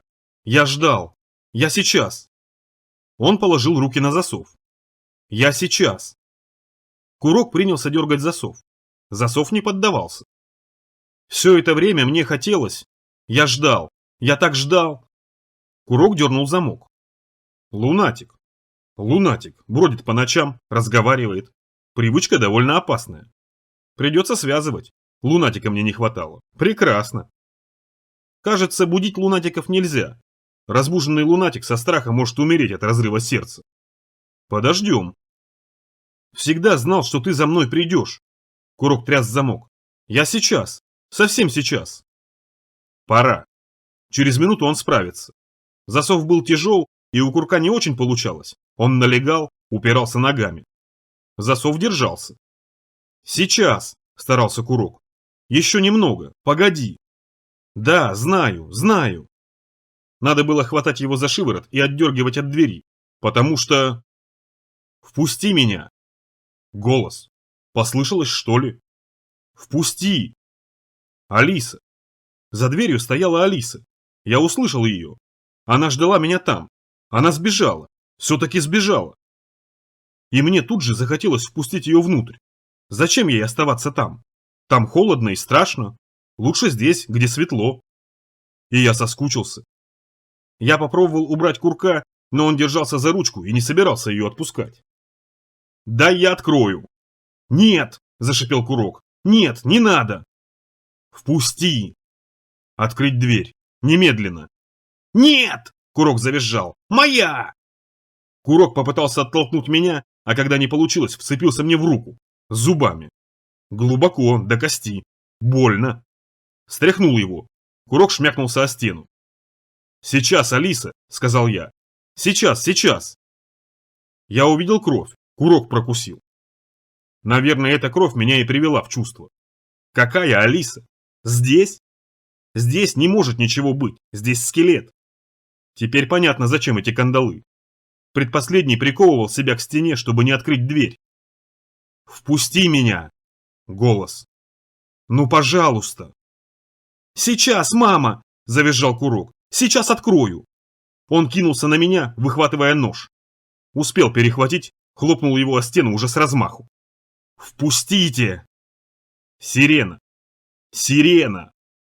Волосы зашевелились, я отскочил от двери. Еще не хватало. Если сирена, то надо в уши воск. Сирена, Гомер рассказывал. Редко встречаются. Проклятые и недостойные души. Бродят по нашему миру, а если осядут где? 7 человек остановились в заброшенном доме, с крепкими дверями, с железными ставнями на окнах, с оружием. Всего-то переночевать остались. И выжил только один. Один из 7. Он и рассказал. Как кто-то постучал в дверь. Вожак, конечно, не открыл. В дверь еще постучали. Аккуратно. Тук-тук, тук-тук. Они уже поняли, что-то не так. И не открывали. Решили дежурить по очереди. Но потом... Они открыли и вышли в лес. Вожак пытался остановить их некоторое время, но ему ткнули ножом в затылок. И на следующее утро нашли. Висели вверх ногами на соснах, с выеденными глазами и внутренностями, с кожей, срезанной со спины. Тот, кто остался жив, у него не было воска, у него была смола. Он разогрел ее в кружке, залил в уши и все-таки закрыл дверь. К утру он оглох и посидел, но остался жив.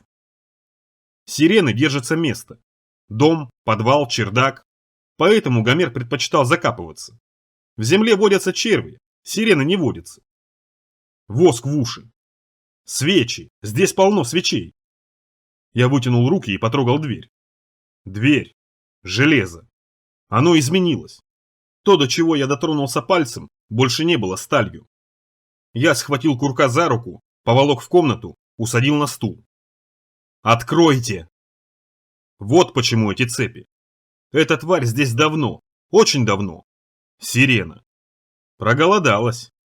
Видел я, что после остается. Дрянь. Со временем она только силы набирается. Я стал зажигать свечи. Свечи это хорошо. Чем больше света, тем лучше. Сирены свет не терпят. И колокол. Гомер говорил, что надо в колокол звонить. Только я раньше с сиреной не встречался. Алиса совсем другое. Свечи. Зажигал, расставлял, где только пристраивались. На полки, на стол. Курок смотрел в сторону двери. Попали. Сколько лет она тут? Много. Курок поднялся со стула. «Послушай!» — крикнул я. «Нельзя вставать! Надо терпеть!» «Терпеть!» — Курок опустился на стул. «Мне кажется, там кто-то...» Он тут же пошевелился, попробовал приподняться. Я ударил его в челюсть. Курок свалился на пол. Сознание не потерял. Воск. Нам нужен воск. Я схватил свечу, собрал слезы, слепил в теплый комок. Надо засунуть в уши воск. Надо, Курок. Я не хочу воск в уши. Курок тер глаза. Там ведь мама. Он поднялся. Ну, впустите. Голос умолял. Алиса просила впустить. Алиса. Я слышал Алису. Курок, видимо, другое. Маму, которая подавилась булавкой. Повезло. Мама просила ее впустить. Тут страшно, впусти. Пожалуйста, я боюсь. Надо ее впустить, обалдело повторил Курок. Я сейчас. Пришлось бить еще. Гомер долго учил. Бить так, чтобы выключать сознание, но не калечить. Неделю, помню, тренировались. По морде друг друга стучали. Ничего, научились. Курок свалился. Я размял воск, воткнул ему в уши. Затем себе. Воск был горячий.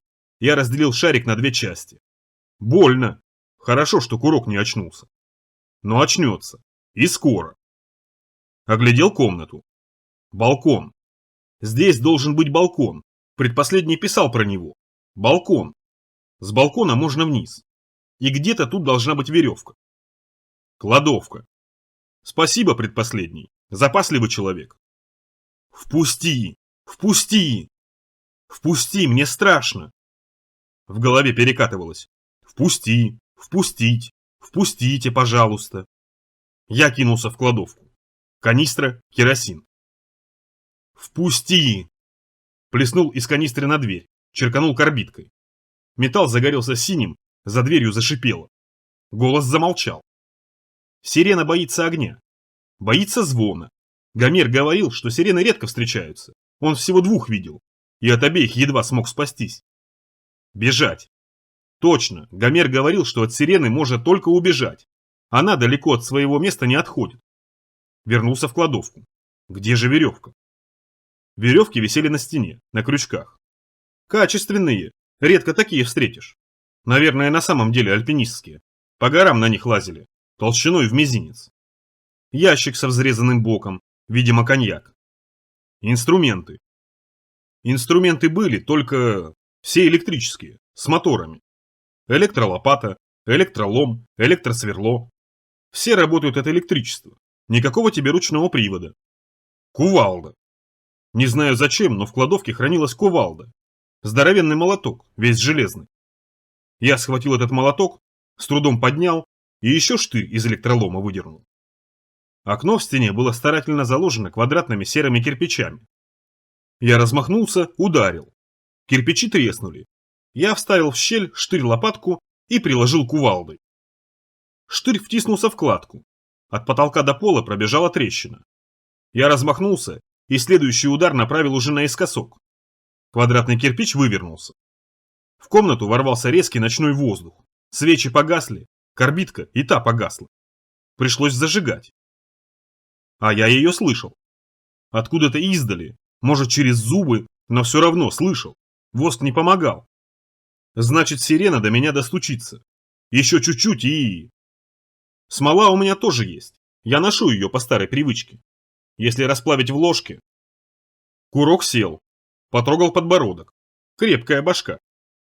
«Ты что, меня ударил?» – спросил он. «Сирена», – объяснил я. «Сирена? Что? Какая сирена? Плохо слышу». «За дверью. Она зовет, а люди идут. Потом...» «А, сирена!» – выдохнул Курок. «Знаю. Можно снотворное, чтобы до утра отключиться». «Нет снотворного». Курок зажал уши. Смешно. «Надо уходить», – сказал я. «Спуститься на пару этажей. Я нашел веревку. Кирпич вышиб, разбирай пока. Не сильно, чтобы пролезть только». «Куда? На улицу? Ночью? Ты что, Дэв, совсем одурел?» «Предпочитаешь тут остаться?» Курок замолчал. Я сунул ему кувалду, вернулся в коридор. Дверь догорала.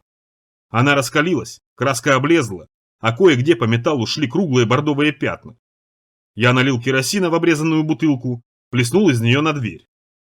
Металл затрещал, из-под железной коробки потекла расплавленная резина.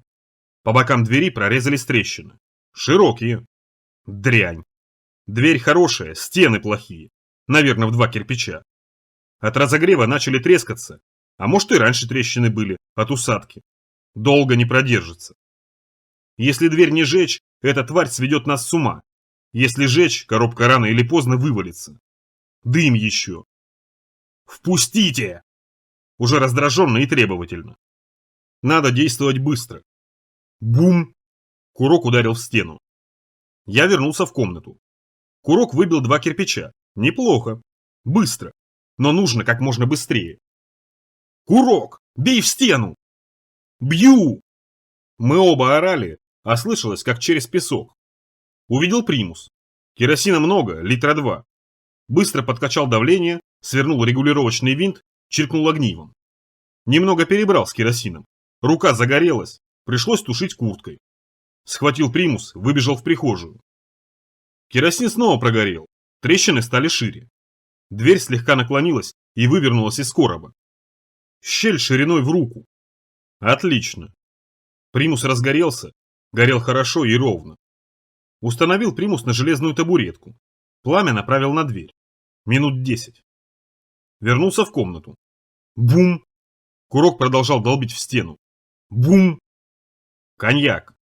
Приволок из кладовки ящик. Вскрыл. 12 бутылок. 11 пустых, в 12-й коньяк. Тоже пригодится. Вытряхнул бутылки. Предпоследний был аккуратным человеком. Все пробки оказались на месте. Притащил канистру, свернул воронку из толстого картона и принялся наполнять бутылки керосином. Бум! Курок старался. На шее вздувались вены. Предпоследний выложил стену в 2 ряда. Придется курку поднапрячься. Я заполнял бутылки, затыкал пробками, складывал в рюкзак. 11 штук. Минуты 3. Много расплескал по полу, воняло керосином. Веревка. Длинная, наверное, метров 100.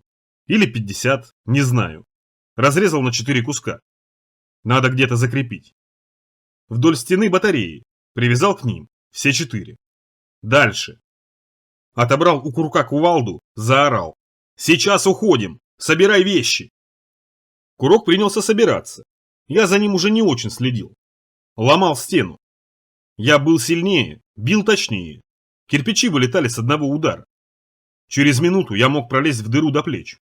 Скверный кирпич, раскалывается легко. Я давно заметил. Раньше только оружие хорошо делали. Крепко, на века. Да и то не все. Пистолеты вон все развалились. А штурмовые винтовки целы. Револьверы. Только разве их встретишь? Целее всех ружья, но они вообще уже старые. Оружие вечно, а все остальное...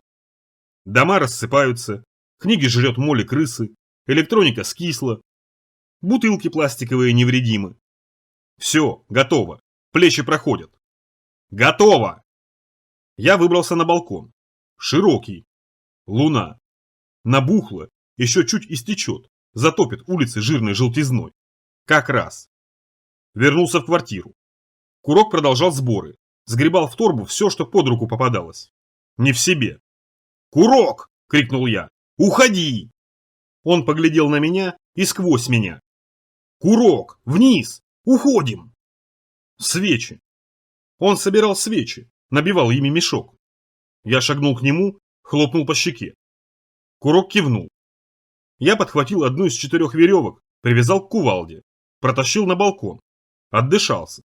Теперь... Размахнулся, швырнул кувалду вперед и вверх, в пустоту.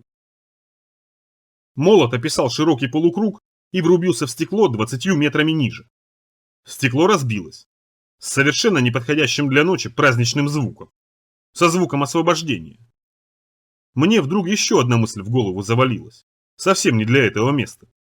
Что вещи не портятся, они устают. Люди извлекают их из пустоты, дают жизнь, смысл и форму. Вещи продолжаются, а потом исчезают люди. Смысл исчезает, и получается, что форма никому не нужна. И вещи устают эту форму держать. И в том, что все вокруг рассыпается, виноваты, конечно, люди. Но не потому, что они все делали плохо и без души, а потому, что они исчезли. Не бьющиеся стекла, они тоже устают, как и все остальное. Лопаются с наслаждением, превращаются в вольную пыль. Все вещи желают быть уничтоженными. Показался курок. В одурелости. С мешком. «Сам сможешь?» Курок кивнул. Он пропустил веревку через плечо, под мышкой и под коленом. Прыгнул вниз. Стал похож на большую и горбатую черную лягушку, скачущую по вертикали. Астроном. Я остался один. Сбегал к двери. Примус догорал. Дверь выгнулась и скосилась еще сильнее. Ясно. Надо уходить. Надел рюкзак. Тяжелый. Привязал карабин. Закрепил мелочь. «Впусти меня, милый!» Алиса. Заткнул уши. «Какой милый? Она бы так никогда не сказала». «Впусти!» Почему я слышу? Я сел. Напротив меня на диване лежал предпоследний. Он лежал тут, не знаю сколько лет. Мы пришли к нему в дом, сожгли дверь, сожгли стены, наломали и навоняли, а сейчас... А сейчас я поставлю точку. Впусти! Опять на балкон. Курок уже спустился, веревки болтались свободные. Я втянул их назад. Впусти! Достал из рюкзака леску. Леска тоже ценный ресурс. Во-первых, рыбу можно ловить. Во-вторых, часто пригождается. В-третьих, сделать ее сейчас никак нельзя. Секрет утерян. Петр пытался протянуть, ничего у него не получилось. А леска часто требуется. Вот как сейчас, к примеру. Привязал леску к подсвечнику. Подсвечник пристроил на край стола. Зажег. А карбидку на каске, наоборот, потушил. Теперь веревка. Отрезал от батареи, затянул на ручки канистры. Там еще много оставалось. Все. Впусти! Страшно. Там за дверью ведь очень страшно, а Алиса одна. Я опустился на стул. Предпоследний. Мне почудилось, что он смотрит на меня. В пустых глазах перекатывался свет, а еще показалось, что он улыбается. Интересно, сколько лет он терпел? Пожалуйста. Выстрелить. По духам. Карабин плотно вышибает слух. Возможно, даже совсем. Перепонки не выдержат давления. Дэв. Она назвала имя, и я решился. Кулаком и с размаху. По правому уху. Уже и не больно. И сразу же по левому. А потом еще. Я лупил себя по ушам. Сильнее, сильнее. И так до тех пор, пока в голове не остался звон, и один только звон. Нормально. Потом я сделал непонятное. Я подошел к этому предпоследнему и снял у него с шеи пацифик, плетенный из красной проволоки. На память. Через минуту я тоже скакал, как лягушка, по небьющемуся стеклу. Мир придуман для людей. Людей все меньше и меньше, и мир не нужен. Вот он и разваливается. И когда исчезнет последний, мир разрушится. То есть совершенно. Пустота высосет атмосферу, метеориты расплавят сушу и испарят океаны, разорвется орбита, и планета столкнется с Луной и рассыплется на миллион одиноких осколков. Прибыли. Оттолкнулся ногами от стекла, влетел на балкон. Курок приводил себя в ум, растирал уши, остервенело и безжалостно. Что-то выкрикнул, я не услышал. Веревка. Дерни за веревочку, дверь откроется. Я потянул, и несколькими этажами выше опрокинулась канистра. Я стал считать. Немного выждать, пока керосин растечется по полу и начнет испаряться. Пока он не наполнит квартиру гремучей взвесью. Пока... Я дернул за леску. Здание дрогнуло. Я не услышал звук.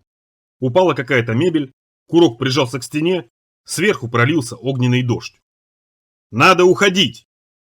Курок крикнул что-то в ответ. Мы стали выбираться. Я снова зажег лампу. Эта квартира была точно такой же, как квартира предпоследнего, только без мебели. Дверь открыта, замок выбит. Я выковырял из ушей воск. Все равно все слышно, не помогает. Снял рюкзак, достал бутылки. Сорвал занавеску, нарезал длинных кусков.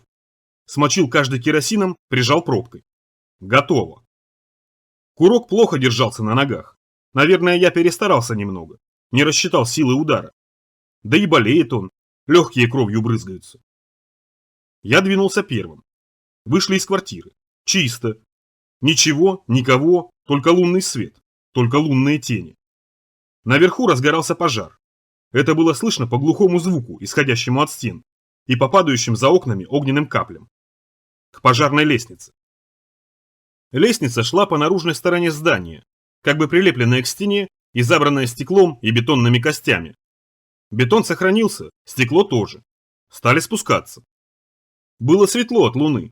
Хорошо видно и перила с двух сторон, но курка все равно мотало. Стукался с собой о стены.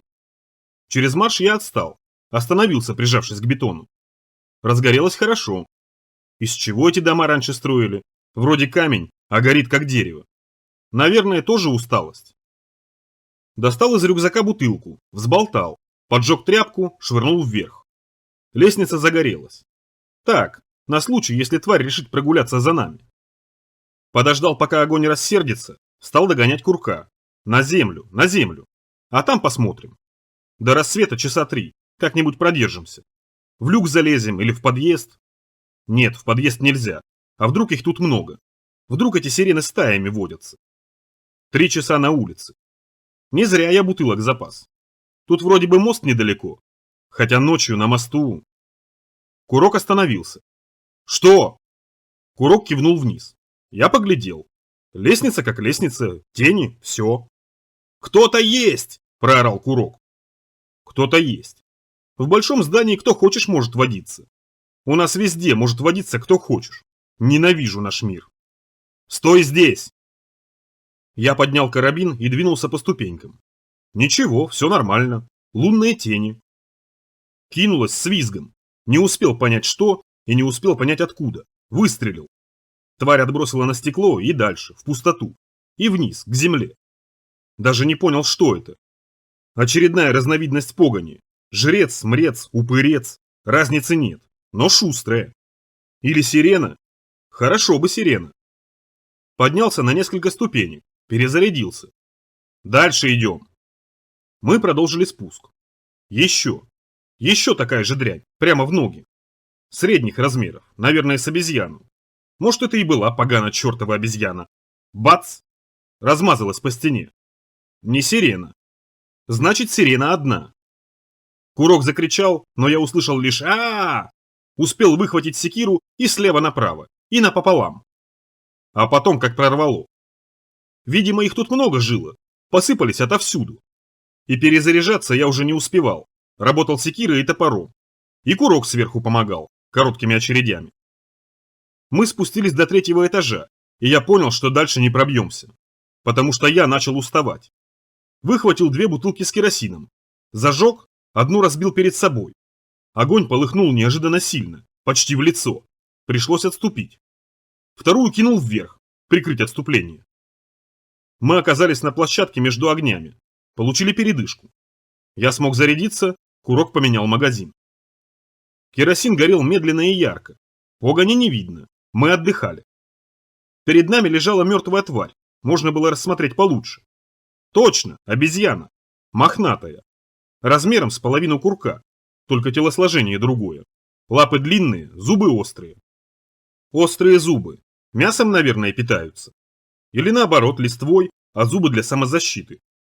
Листвы в этом году мало, вот они на нас и набросились. Проголодались. Огонь. Все-таки огонь нам не зря дарован. Греет и спасает. Гомер всегда говорил, правда – это свет. А огонь – это сгущенный свет. Именно поэтому погонь от огня и бежит. А добрые существа, наоборот, тянутся. Ладно, не скажу, что у меня было бодрое настроение. Дотянуть до утра при таком раскладе лучше и не думать. Надо из этого дома поскорее выбираться. Скорее всего, эти обезьяны просто защищали территорию. Наверное, в этом доме живут. Рядом с сиреной? А что? Кажется, это называется симбиоз. Что мы про них знаем? Может, сирена обезьяне лучший друг? Может, от сирены у них потомство прибавляется? Она их бережет, как пастух баранов. А по ночам приходит и выбирает себе на пропитание. Пожирнее. Пищевые цепочки. Я в эту пищевую цепочку входить не намерен. Огонь прогорал. Мы стали спускаться дальше. Шаг за шагом. Больше никто не встретился. Ни обезьяны, ни сирены, никто. Вывалились на улицу. Ночь. Прохладная и затхлая. Найти место. Я огляделся. Вышку. Хорошо бы вышку. Редко встречаются. Но местность была неподходящая. Дома и только дома. Поэтому мы просто двинули вперед, к дороге. Теперь первым шагал Курок. Я за. Потушил карбидку. Толку от нее все равно на просторе нет. Только темноту сгущает. Оглядывался почаще. Дом, из которого мы выбрались, горел. Последние этажи забирал огонь. Он полз по стенам из квартиры предпоследнего. Все выше и выше. Видимо, при строительстве все-таки использовали горючие материалы. Утеплители. Взрыв. Пригнулись. Верхние этажи исчезли в огненной вспышке. Здание раскололось до земли и стало медленно клониться на нас. «Бежим!» – заорал Курок. Дом просел, асфальт разломился, и из него вырвались железные фермы, как корни снесенного ураганом дерева. Курок бежал, а я смотрел, как прилип. Падение замерло наполовине. Наклон оказался велик, и из широких окон стали вываливаться вещи. Из верхних горящие, из нижних нет. Мебель. Она падала и падала, расшибаясь об асфальт, и мне казалось, что я это даже слышу. Вывалился горящий рояль. Рояль как-то ловко полетел, точно крылья у него были. Прорисовал в воздухе огненный кульбит и свалился почти на меня, метрах в 2. Причем инструмент разлетелся на множество осколков, острых и горящих. И еще струны, толстые и горячие, едва не сорвали мне голову. Стало смешно, очень смешно. Я представил, 3 метра дальше и все, смятка. Или в смятку. Смерть совсем мало героическая, быть прибитым внезапным горящим роялем. Курок много читал про героев. Надо узнать, как все эти герои заканчивали свои дни. В плечо попал камень. Я оглянулся. Курок стучал по голове, подавая энергичные знаки камнем. Я очнулся и подбежал к нему. Продолжили отступление. Вернее, не отступление, бегство. Отступать было некуда. А ничего, хороший у нас факел получился. «На мост идем?» – спросил я. «Карта где? Далеко?» Курок кивнул и показал пятерню. 500 метров. На мост. Там посмотрим. Рядом с мостом обязательно должны быть люки, технические будки и другие полезные помещения. Попробуем там пересидеть. Торопились, почти бежали. Вывалились к дороге и сразу в ржавые машины. Улица оказалась скучно завалена автомобилями. Пробраться невозможно. Пошли по обочине. Все было хорошо. Я уже почти видел мост. Я чувствовал его.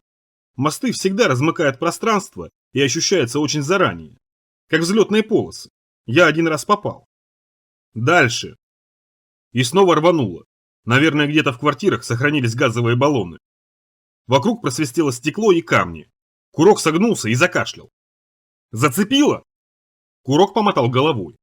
Выпрямился. Рот в крови, по подбородку тоже течет. Вытер рукавом. «Сейчас!» По затылку ударили.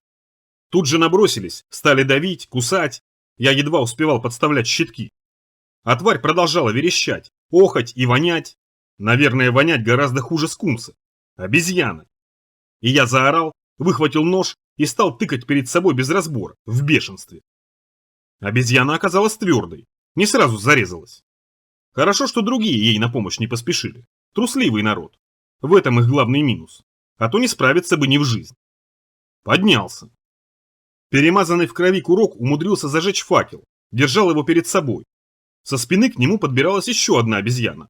Другая, крупная, подкрадывалась сбоку. Курок их не видел. Я выстрелил. Крупная отлетела. И курок тут же заорал и, размахивая факелом, кинулся на оставшуюся. Та отпрыгнула, но не отступила. Курок орудовал слишком медленно. Я поспешил к нему с криком и секирой. Движуха. Со всех сторон. Справа, слева. Высовывались из окон, подпрыгивали, старались нас окружить. Обезьяны. Много, очень много. Десятки, наверное.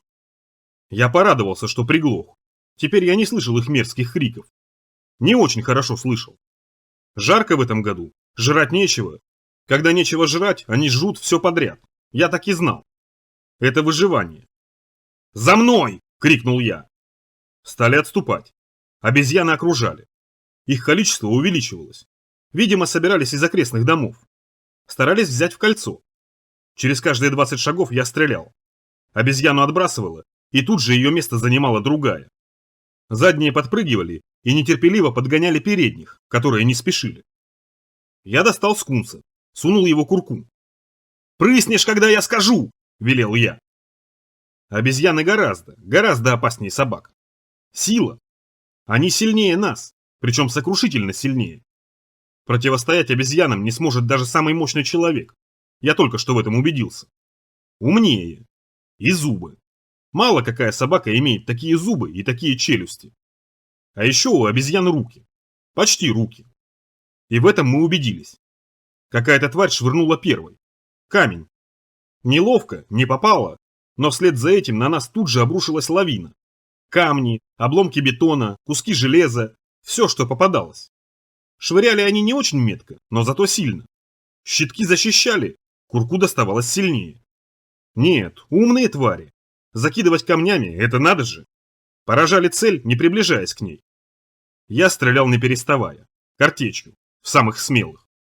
Пока я перезаряжал карабин, стрелял Курок. А еще воинственно кричал. Потом у Курка кончились патроны. И пока я перезаряжался, самые наглые твари пододвинулись ближе. «Скунс!» — крикнул я. Курок прыснул. Обезьяны отхлынули. «Лей вокруг!» Курок принялся брызгать. По периметру. Обезьяны отступали. Вонь ударила в голову. Скунс — страшная вещь. Зато благодаря ему у нас появилась передышка. Прицелился, пристрелил еще одну. Перезарядился. Огляделся. Дома. Недалеко мост, но нас оттуда выжили. И там открытая местность. Трудно отбиться. Закидают. Загрызут. Патроны у Курка кончились. Скоро у меня тоже закончатся. Да и перезаряжаться я не успеваю. Устал. Можно попробовать опять в какой-нибудь дом забраться? Не пойдет. Не нравятся мне эти дома. Слишком много разной дряни. Метров 300. Верхнее метро. Прикинул. Секунды 2. На поверхности не отбиться. Туда! И мы побежали в метро. Недалеко. Обезьяны приступили снова. И снова с камнями. Крупные, в 3 кулака. Падал 2 раза. И Курок тоже падал. Хорошо в голову не попали. В башку таким камнем и все. Мозги веером. Стрелять уже не стрелял. Берег заряд. За 100 метров до метро у Курка кончился скунс. Он швырнул баллон, обезьяны тут же запустили его обратно. До М добрались с трудом. Еловская, успел прочитать. Первые буквы обвалились. И череп рядом. Пририсован для указания. Или для устрашения. Савеловская, прочитал Курок. Зачем туда, Дэв? Не надо. Не стал ничего отвечать. Скатился вниз. В темноту, в тишь. Не люблю верхнее метро. Вся погонь постепенно сюда с поверхности переползает. Тепло, темно. Лучше места для логова не придумать. Жрецы – другая мерзость. Но это там, на востоке. Что здесь даже придумать сложно. Сверху влетело еще несколько камней. Запрыгали по ступеням. Запалил карбидку. Направо уходил тоннель. Длинный и узкий. Не люблю тоннели. Сюда бы нормальный фонарь. Нет фонаря. Карбидка не берет. Метров на 5. Подземка навалилась, и от этого неожиданно вернулся слух. И этот поганый обезьяний лай я вполне услышал. Не ожидал, что столько их там. Много. Не пробьются. Дэв, ты зачем? Затем. Поверху не пройдем. Ни сейчас, ни днем. Подстерегут. Много этих. Патроны остались? Все. У тебя гранаты, а? Разгоним мартышек? А если не разгонятся? Давай попробуем. Не в трубу же эту лезть. Могут потом пригодиться. Гранат почти не осталось. А у меня осталось. Рявкнул Курок так, что у меня в ушах даже задребезжало. Остановить его я уже не успел. Курок взмахнул рукой, отпрыгнул ко мне, дикий, с перекошенным лицом. Через секунду граната скатилась обратно. Курок выругался, громко и грязно. Дернул по тоннелю. Я за ним. И тут же в спину ударило.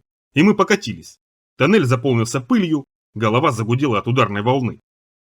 «Это что, они нам гранату обратно кинули?» – спросил Курок. «Похоже, похоже.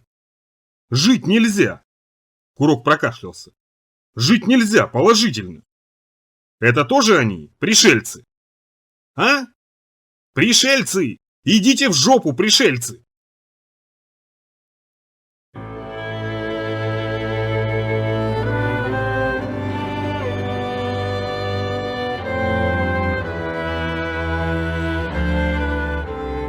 Глава 13. Темные туннели. Наверное, когда-то тут было хорошо. Зимой тепло от поднимающегося из глубин жара, летом прохладно от работы огромных вентиляторов, спрятанных в особых вентиляционных шахтах. Наверное, тут люди были, спускались по длинной автоматической лестнице, шагали по платформе, присаживались на скамейки, сидели, ели мороженое, читали газеты или книги, дожидались поездов, уезжали. Или не уезжали, просто дремали, убаюканные мелькающими вагонами, думали о своем. Потому что в подземном мире как-то лучше думается, суеты меньше. На поверхности тебя одолевают непонятные заботы, но стоит спуститься вниз, как мысли начинают совсем по-другому идти. Мягче, плавнее. Вот кто-то мне рассказывал, что на этих подземных станциях служили специальные люди. Они следили за тем, чтобы пассажиры не забывали, зачем они сюда спустились, не засиживались чрезмерно, не занимали места в вагонах. А тех, кто совсем потерялся, провожали в отдельные лечебницы, где их быстренько выздоравливали электричеством и кровопусканием. Теперь тут было темно. Орбитка светила плохо, с мраком почти не справлялась. «Что теперь?» – спросил Курок. «Направо или налево?» И направо, и налево одинаковая темнота. Может, справа чуть погуще, так ощущалось. «К центру куда?» – спросил я. «Направо», – ответил Курок через минуту размышлений. «Туда и пойдем». «Точно». Курок поглядел вправо. «А, ладно, ничего». И Курок спрыгнул на рельсы. Я тоже. Я шагал первым. Метров через 100 наткнулись на поезд. Верхнее метро непроходимо не только из-за погони, хотя ее здесь тоже хватает. Поезда. Их слишком много. Некоторые стоят на станциях, другие застряли в тоннелях, некоторые столкнулись друг с другом, сорвались с рельс и перегородили путь. Прибавить сюда обвалы, затопления, прыгуны и просто ненормальные места. Так что пробраться через все верхнее метро не удавалось никому. Пару станций пройти уже подвиг. А когда-то тут собирались от войны прятаться. Сейчас думаешь о такой наивности и смешно. Хотя раньше и город был другой, не сильно тяжелый, не давил сверху, не прорывался снизу и не плющил с боков. Наверное, и небо раньше тоже было легче, не наседало на крыши, а дома на землю. Пояс синий, синего цвета. Под землей хорошо сохраняются цвета. Этот синий. Курок устало плюнул. «По бокам не пролезть», — сказал он. «Придется через вагоны». «Можно под вагонами». «Устал я под», — Курок плюнул. «Хочу над». Я достал открывашку. Замок простейший. Внутрь проникли легко. Курок ругнулся. Скелеты. Первый вагон заполнен скелетами. Много. Одежда не истлела, они так и сидели. А некоторые лежали. Пробираться через это мне совсем не нравилось. Хотя, с другой стороны, мертвецы они и есть мертвецы. Вокруг их полно. В домах, на земле, под землей, куда бы ты ни направился. Перекатились в другой вагон. И там было то же самое. И в третьем. Курок смотрел под ноги. Или в потолок. По сторонам не смотрел. Что с ними случилось? «Попрыгун, наверное», — ответил Курок. «Прыгнули в люк. Или выброс газа. Или... да кто его знает. Наверху ведь то же самое. Вот, кстати, Петр считает, что попрыгун, он мог раньше случиться, сразу со всеми. То есть такой большой попрыгун, общий. Сердце, ну и мозг, и другие человеческие органы, они работают на электричестве. И большое электричество могло состыковаться с маленьким электричеством человека. И все разом умерли. Во всем городе. Или спутники сработали. Некоторые не умерли, заметил я. Да, некоторые. Я слышал, у некоторых людей сердце справа расположено. Может, у них и электричество другое. Они могли и не умереть. Ерунда. Просто не умерли те, кто во время удара подпрыгнул и висел в воздухе. Отсюда и название, кстати. А те, кто стоял или сидел-лежал, они все погибли. Ну да. Курок наклонился, поднял кость. Все? Все подпрыгнули? Много ты знаешь людей, которые все время прыгают? Но и в живых осталось немного. Я думаю, те, кто остался... Лампа погасла. Курок хихикнул. «Зловещий знак», — сказал он. «Тебе предсказалка-то что предсказала?» «Что мы будем жить долго и счастливо». «Не знаю, не знаю. Почему темно?» «Вода пролилась». «Воды у меня было достаточно. Я вообще с водой дружу. Заправлять бачок лампы в полной темноте тяжело. Пришлось повозиться». Курок молчал.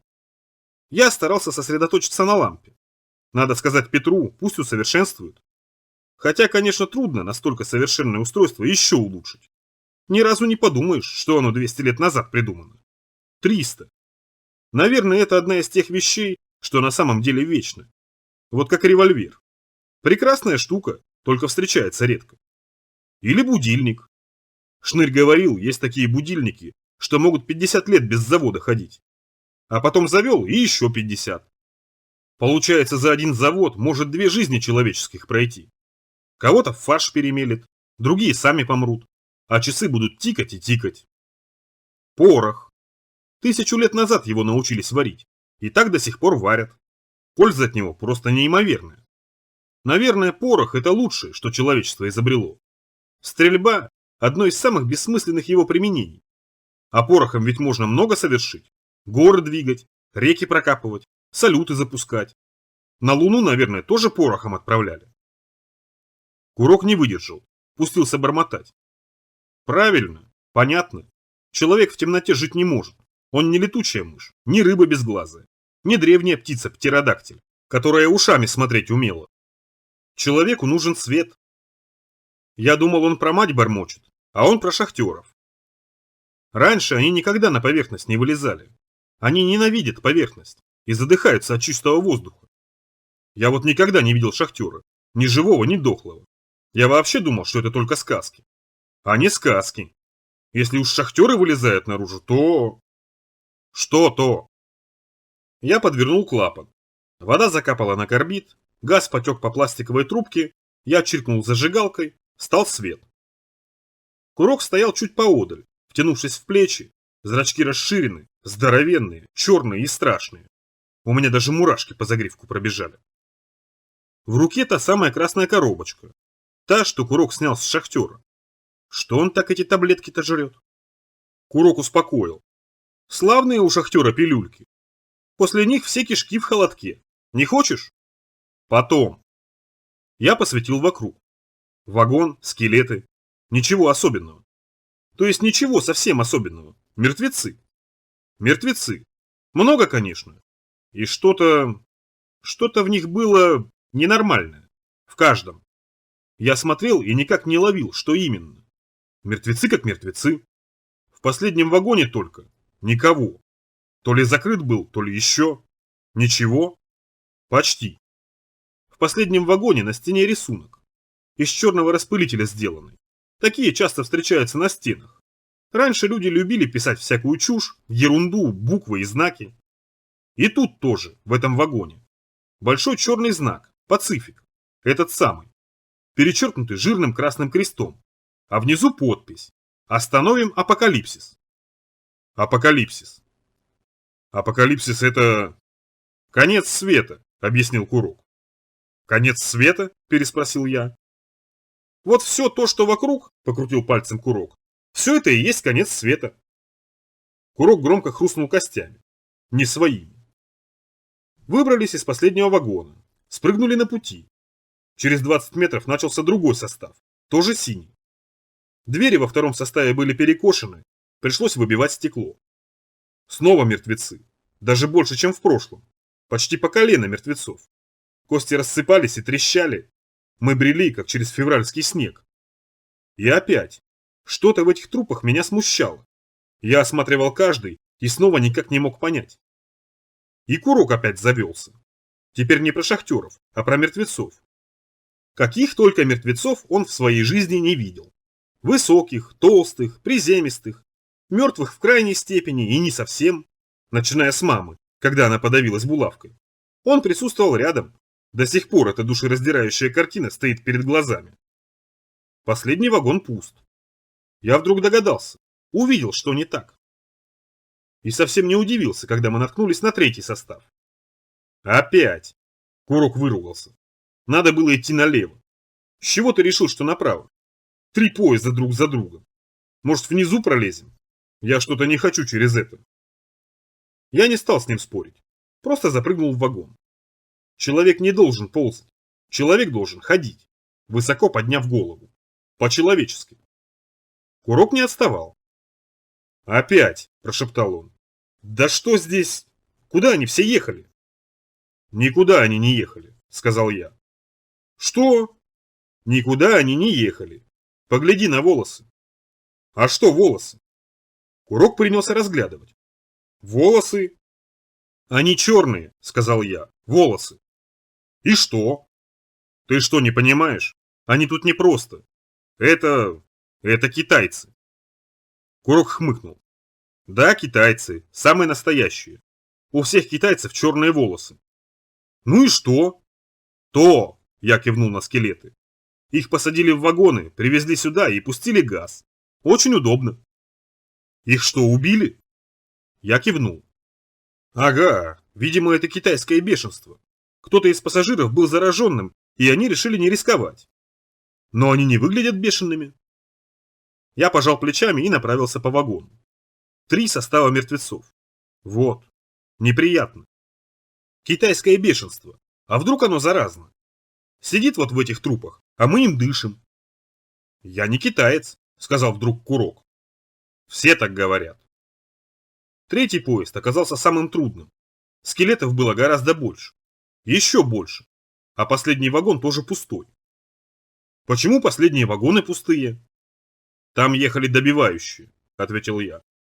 Кто? Негромко спросил Курок. Те, кто добивал. Они ехали в противогазах, а потом прикончили выживших. Ладно, какая разница? Я выбил дверь. Мы спрыгнули на рельсы. 4-го поезда не было. Шагал первым. Курок сопел за спиной. Раньше тоже плохо жилось, сказал он. Что? Все. Ты вот твердишь, раньше другой мир был. Люди правильно жили, и все было устроено правильно, разумно. А ничего подобного. Еще хуже, чем у нас. Все друг друга убивали, целыми поездами. Это нехорошее место. Знаю. Погонь, она любит глухие места, где много народу загублено. Словно чует. Нехорошо здесь, повторил Курок. Точно, точно. Плохо тут. Вернемся? Курок фыркнул. Двигались дальше. Темнота скрадывала расстояние, но вряд ли мы прошли больше километра. Скоро станция, на круговой линии короткие перегоны. На станции залезем в какую-нибудь каморку, дождемся утра, а там на поверхность. Рядом уже, недалеко. Шагали. Тоннель был однообразен, как все тоннели. Бетон, кабели, на стенах черные разводы от просочившейся воды, рельсы, покрытые ржавчиной. Никаких указаний. «Вниз идем», — сказал вдруг Курок. «Что? Не слышишь разве? Опускаемся вниз». Я пока ничего не замечал. Но мы прошли еще метров 300, и я тоже почувствовал. Шагалось слишком легко. Значит, под уклон. «Такое случается», — сказал я. «Тут все смещалось-пересмещалось. Ничего удивительного». «Вниз идем, и платформы нет», — возразил Курок. «Мне это не нравится». Станции на самом деле нет. Хотя под землей все путается. Ориентиров-то видимых нет. Давай поскорее. Поскорее не получилось. Курок не мог поскорее, хрипел. Я уже думал предложить ему передохнуть. Пусть посидит, пусть табак свой пожует. А я вперед схожу, посмотрю, что там к чему. Но быстро понял, что идея дрянная. Разделяться нельзя. Стало труднее дышать. Под землей вообще дышать трудно. Воздух старый, вентиляция давно не работает. Иногда пробивает сквозняком, и все. Я человек привычный, могу дыхание, если надо, хорошенько прибрать. Гомер научил как. А вот Курок через раз дышать не привык. И пыхтел, и потел, стал запинаться и в конце концов остановился и просипел. «Все, передохнем». Привалились к стенам. А воздух-то кончается. Курок потер нос. Все ниже и ниже опускаемся. Не то что-то. Длинный перегон, дышать нечем. Надо возвращаться. Возвращаться? А если до станции метров 100? Если тут совсем рядом? А если это метан? Курок втянул воздух, будто унюхать этот метан собирался. А если он рванет, а? Думать начал. Это хорошо. Но слишком поздно. Это плохо. Папы нет. Папа просигнализировал бы. Метан, не метан. Даже если не метан, все равно опасно. Надышишься и не заметишь, как сознание потеряешь. Все тогда. «Возвращаемся», — сказал я. «Правильно», — кивнул Курок. «Все герои отступают, когда нужно. Конечно, если бы у нас были противогазы, мы бы не отступили, мы бы смело пошли. Что, опять через мертвецов пробираться придется? А ты что думал? Придется». Но не пришлось. Мы повернули обратно. Шагали тяжело, почти незаметный для глаза уклон прекрасно чувствовался плечами. Курок еле волокся. Мне пришлось пропустить его вперед и чуть подталкивать. Время растворилось. На поверхности я чую каждый час. Это нетрудно. Здесь ориентироваться нельзя. Считать не хотелось. Сказывалась усталость, недосып, перепуг и вообще. Я велел считать Курку, но он считал неравномерно, сбивался, ойкал. В счетари совсем не годился. Тогда я стал читать мерный тропарь. Он ровно полчаса длится. А полчаса при нашем темпе – это километра 2. Но даже тропарь забылся. Видимо, от смущения темнотой. Человек не может в темноте. Курок булькал легкими, плохо ему, тяжело. Как вернемся, сразу начну его по-своему тренировать. В бочке у меня сидеть будет, с водой, дыхание задерживать. А если всплывет раньше времени, по башке. В противогазах спать, в противогазах жить. Веревкой поперек туловища обматываться заставлю. Пусть япит, что хочет, говорит. Теперь по-своему буду. Тропари наизусть станет учить. Это укрепляет мозг. Вериги носить. Это укрепляет дух. «Стоп!» – сказал я. Остановились. Курок уставился на меня. Дрянно выглядел, почернел. Под землей все чернеют. «Как самочувствие?» «Плохо», – ответил Курок. «Ноги трясутся. Но ничего, я вытерплю». Он достал свою коробочку, выкатил на ладонь 3 капсулы. «Здорово помогают. Выпью сразу 3, чтоб надолго. Повезло же шахтера найти, а?» «Повезло». «Повезло. Будь здоров». Курок заглотил пилюли. «Тошнит немного», — сказал он. «Меня всегда под землей тошнит». «Идти сможешь или передохнем все-таки?» «Смогу», — ответил Курок. «Смогу. Картофана знаешь?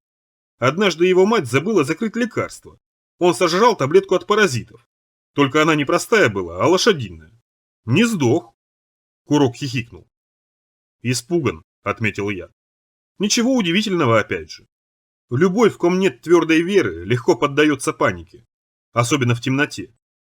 А ведь тьма – это всего лишь низшая степень света. Я тоже темноту недолюбливаю». Двинулись дальше. «Интересно, почему тоннель вниз шел?» – спросил Курок. «Я слышал, что есть такие тоннели, что загибаются аж под нижнее метро». «Зачем?» «Ну, мало ли, кто его знает». «Только не говори про пришельцев, ладно?» – попросил я. Мне рассказывали про эти тоннели. Будто внизу, глубоко-глубоко, есть пещеры. Целый пещерный город. Настолько огромный, что верхний город в нем может запросто уместиться. Но там никто не живет. Потому что там тюрьма. Туда преступников сбрасывали. «Пришельцев?» – перебил я. «Каких пришельцев? Преступников». «Пришельцев-преступников?» «Нет, обычных преступников. Злодеев и негодяев. Их так много развелось, что девать некуда стало. Вот и решили в пещеры скидывать, пусть не мешают. Мертвецы в поездах – это не китайцы, это преступники. Их везли, чтобы в тюрьму скинуть, но не довезли». Я вдруг подумал, что это похоже на правду. А может, эти подземные тюрьмы были уже переполнены, и негодяев решили прямо здесь прикончить. Курок замолчал. «Должны уже поезда быть», – сказал он. «Эти, с мертвецами». «На самом деле. Идем уже давно, а поездов нет». Курок закашлялся. «Поездов нет», — сказал он. «Мы, кажется, заблудились». «Как можно заблудиться на рельсах? Мы шли всегда прямо». «Отлично. Похоже на мутанта. Мутант вот так примерно орудует. Мозги сшибает с курса. Наткнешься на мутанта, будешь весь день по кругу ходить, пока ноги не отвалятся. Но как мы тут на мутанта наскочили? На самом деле, на рельсах трудно заблудиться». «Я слышал», — Курок дернул шеей, — «тут разное случается. Плутают. Тут центр близко, зло сильнее». «Ерунда», — ответил я. «Просто не туда свернули. Все просто». «Мы не сворачивали, прямо шли». «В темноте не заметили. Темнота обманчива очень, ты же знаешь. Свернули не туда по стрелке, вот и все дела. Заблудились. Вернемся». «Мы уже давно возвращаемся. Должны вагоны начаться. А ничего. Долго еще?» «Рядом». Я вскинул карабин. Выстрелил. Пуля чиркнула по стене метрах в 50. Искры вспыхнули, по стенам прокатился гром. Эхо. На вагонах оно должно было рассыпаться и остановиться. Но оно не остановилось. Просто распрыгалось, затихло, и я понял, что там, впереди, ничего нет. На километры. «Все», — сказал я, — «остановка. Надо отдохнуть». Голова заболела, наполнилась неприятной тяжестью, собравшейся во лбу. От тяжести трудно думать. «Давай костер разведем». Курок сел на рельс. «Жрать охота». «Нельзя костер», — сказал я. «Можем приманить кого-нибудь». «Это точно. Приманить запросто кого-нибудь. Ну и пусть. Лучше уж приманить, чем сидеть в этой пустоте. Но все равно топить нечем. Разве что изоляции кабеля нарезать. Но она вонять будет, дымить, наглотаемся. Ничего хорошего в этом нет. Можем прямо здесь и уснуть». Курок развязал торбу, стал доставать свечи. «Ты чего?» – спросил я. «Зачем свечи?» «Я сейчас». Курок двинулся в темноту, со свечой. Через каждые 10 шагов он останавливался, зажигал свечу и ставил ее на рельс. 10 шагов – свеча. Свеча – 10 шагов. Теперь по тоннелю уходила ровная цепочка из огоньков. Красиво. Все-таки астрономы иначе мыслят, не как все. Я бы вот никогда такого не придумал бы. 7 свечей в одну сторону, а затем 7 свечей в другую. А мы посередине. Правильно, надо отдохнуть. Дрянная ночка выдалась. Это если мягко говорить. «Мы в кармане», — сказал Курок. «В черной дыре». «В какой еще дыре?» «Пространственной. Редкое явление, но встречается. Искривление. Люди попадают в него и ходят по кругу до смерти». «Как интересно», — сказал я. «Говорят, надо кровью побрызгать», — сказал Курок.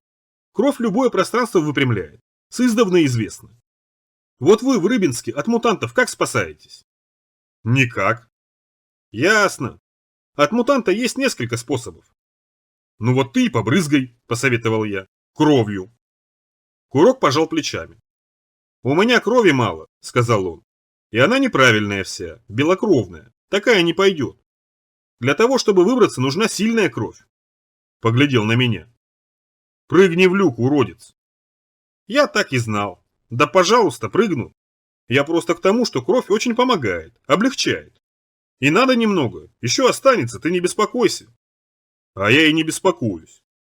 Пристрелить, что ли?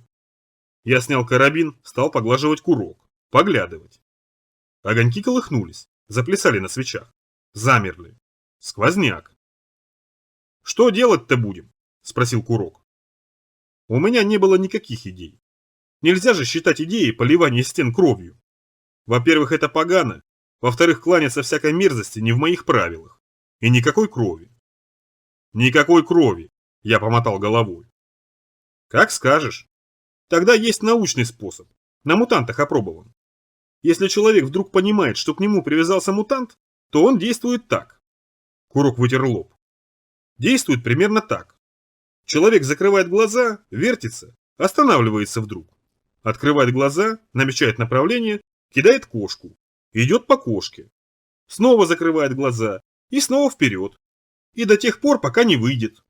Мутант он небольшой, ноги короткие. Вполне можно его опередить. Опередить? Ага.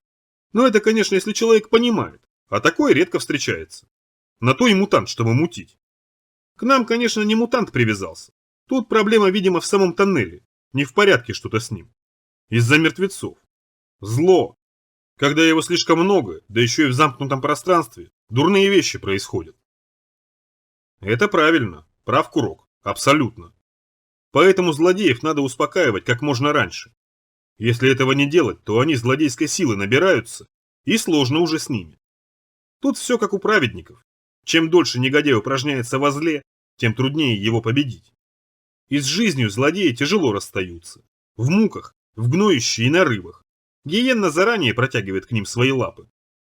Редкая вонь при смерти злодея повергает в трепет. Хотя о другом надо думать. Как выбраться? Понятно, что бродить туда-сюда бесполезно. Забродимся, выбьемся из сил. И этот спуск вниз. Сначала кончится вода, рассказывал Курок. Вода всегда заканчивается первой. Некоторые пьют очень много. А как кончится вода, так сразу кончится и свет. Лампа ведь на воде работает. Без света туго. В темноте есть особенно сильно хочется. Еда быстро кончится. А здесь еды не найти. Я даже крыс не видел. Свечи. Пламя опять дрогнуло. Огненная дорожка колыхнулась. Точно сквозняк. Воду можно слизывать с рельс, сказал я. Рельсы тут длинные, так что воды вполне хватит. Язык сотрешь. Рельсы ржавые, кстати. Это еще лучше. От них организм железом здорово пополнится. Главное, чтобы не свинцом. Свинец очень вредный для человека. Слушай, Дэв, а кто тебя звал? Ну, там. Никто. Она? Она ведь? Красавица твоя. Знаешь, сирены, они под самых важных людей подделываются. Получается, она для тебя самая важная? А ты ее лечить не пробовал? Говорят, холодная вода помогает. Главное, держать подольше. Неожиданно Курок замолчал. Подумал чуть, а затем стал считать. Вслух. Раз, два, три, четыре. Я смотрел на него. 48, и свечное пламя колыхнулось снова. Интересно. Курок считал еще 2 раза. 50 секунд, сказал он, в среднем. Каждые 50 секунд в тоннеле что-то происходит. Точно сдвигается маятник огромных подземных часов. Знаешь, Дэв, в темноте люди не живут. В темноте они перестают быть людьми. Знаю, знаю. 50 секунд? 50 секунд, точно. Смотри на меня. Дэв, смотри на меня, ладно? Ладно. Астроном не спеша отправился вдоль свечей. А я размышлял о том, что в этом, наверное, имеется смысл. Включать в каждую группу вот такого, как Курок. Астронома. Я опять не дурак, что уж тут говорить. Интуиция, так это называется. Чутье. Редкая способность в некоторые минуты воспринимать действительность непосредственно. Вот сейчас нас эта самая интуиция серьезно выручила. Сначала Курок в приступе паники нагреб свечей, а потом в приступе непонятно чего расставлял их по рельсу. Я не очень хорошо понимал, что он задумал, ну да ладно. «Надо разметить путь!» — крикнул Курок. Он добрался до последней свечки. Пламя колыхнулось. «Опять выдох!» — сообщил Курок. 50 секунд и снова. Как пульс. Курок двинулся назад. Ко мне. Гася и подбирая свечи. 7 штук потушил, 7 осталось. «Придумал выход?» – спросил я. «Вроде бы. Свечки еще есть? Есть вроде. Собирайся». «Я всегда собран». «Отлично. Теперь слушай». Курок стал вдруг серьезным и строгим, не похожим на себя. Астрономическим, пожалуй. А я к другому привык уже. Держись рядом со мной. Выполняй все мои требования. Если отстанешь, тот, кто отстанет, здесь и останется. Ясно, герой? Ясно, ответил я. Тогда за мной. Он двинулся вдоль горящих свечей, не торопясь, отмечая колыхание воздуха. На 7-й свечке наклонился и зажег 8-ю. Приставил ее на рельс метров через 10. Затем 9-ю. Затем... Продвигались. Курок шагал первым, считал, ставил свечу. Я начинал понимать. Он размечал пространство, чтобы не пропустить поворот. Можно было бы натянуть леску, но с огнем вышло красивее. Когда в линию выстраивались все 14, Курок просто переставлял их из конца в начало. По одной. Медленно. Тут спешить не требуется, приговаривал Курок. Постепенно, совсем постепенно. Шагаем, уже немного. Все руки сжег, воск горячий. Перчатки, что ли, дай? Я стал снимать с пояса перчатку, она зацепилась. И вдруг Курок ойкнул. Дальняя свеча исчезла. Не погасла, исчезла. Только что была на месте, и огонек мерцал, и только темнота. Воздух изменил запах, стало ощутимо холоднее. «Бежим!» Курок ухватил меня за запястье и поволок. Мы пронеслись вдоль горящих свечей, воткнулись в темноту и тут же за что-то запнулись и покатились. Лампа на шлеме погасла. Я стукнулся о железо, прикусил язык. Я пробовал зажечь карбидку, не получалось. Курок опередил, запалил свечку. Тоннель. Точно такой же. Опять. Я был немного разочарован. Свечей на рельсах нет, указал Курок. Не видишь разве? Вижу. Они там остались. Там? Ага, ну, за поворотом. В астрономии это называется искривление пространства. Оно... Дальше можешь не продолжать, верю. Великая наука астрономия, нечего сказать. Хорошо, хоть кровью брызгать не пришлось. Я поднялся на ноги. Надо отсюда подальше сваливать. Курок подул на свечку, пламя запрыгало. А то опять затянет. Обошлось без крови, однако.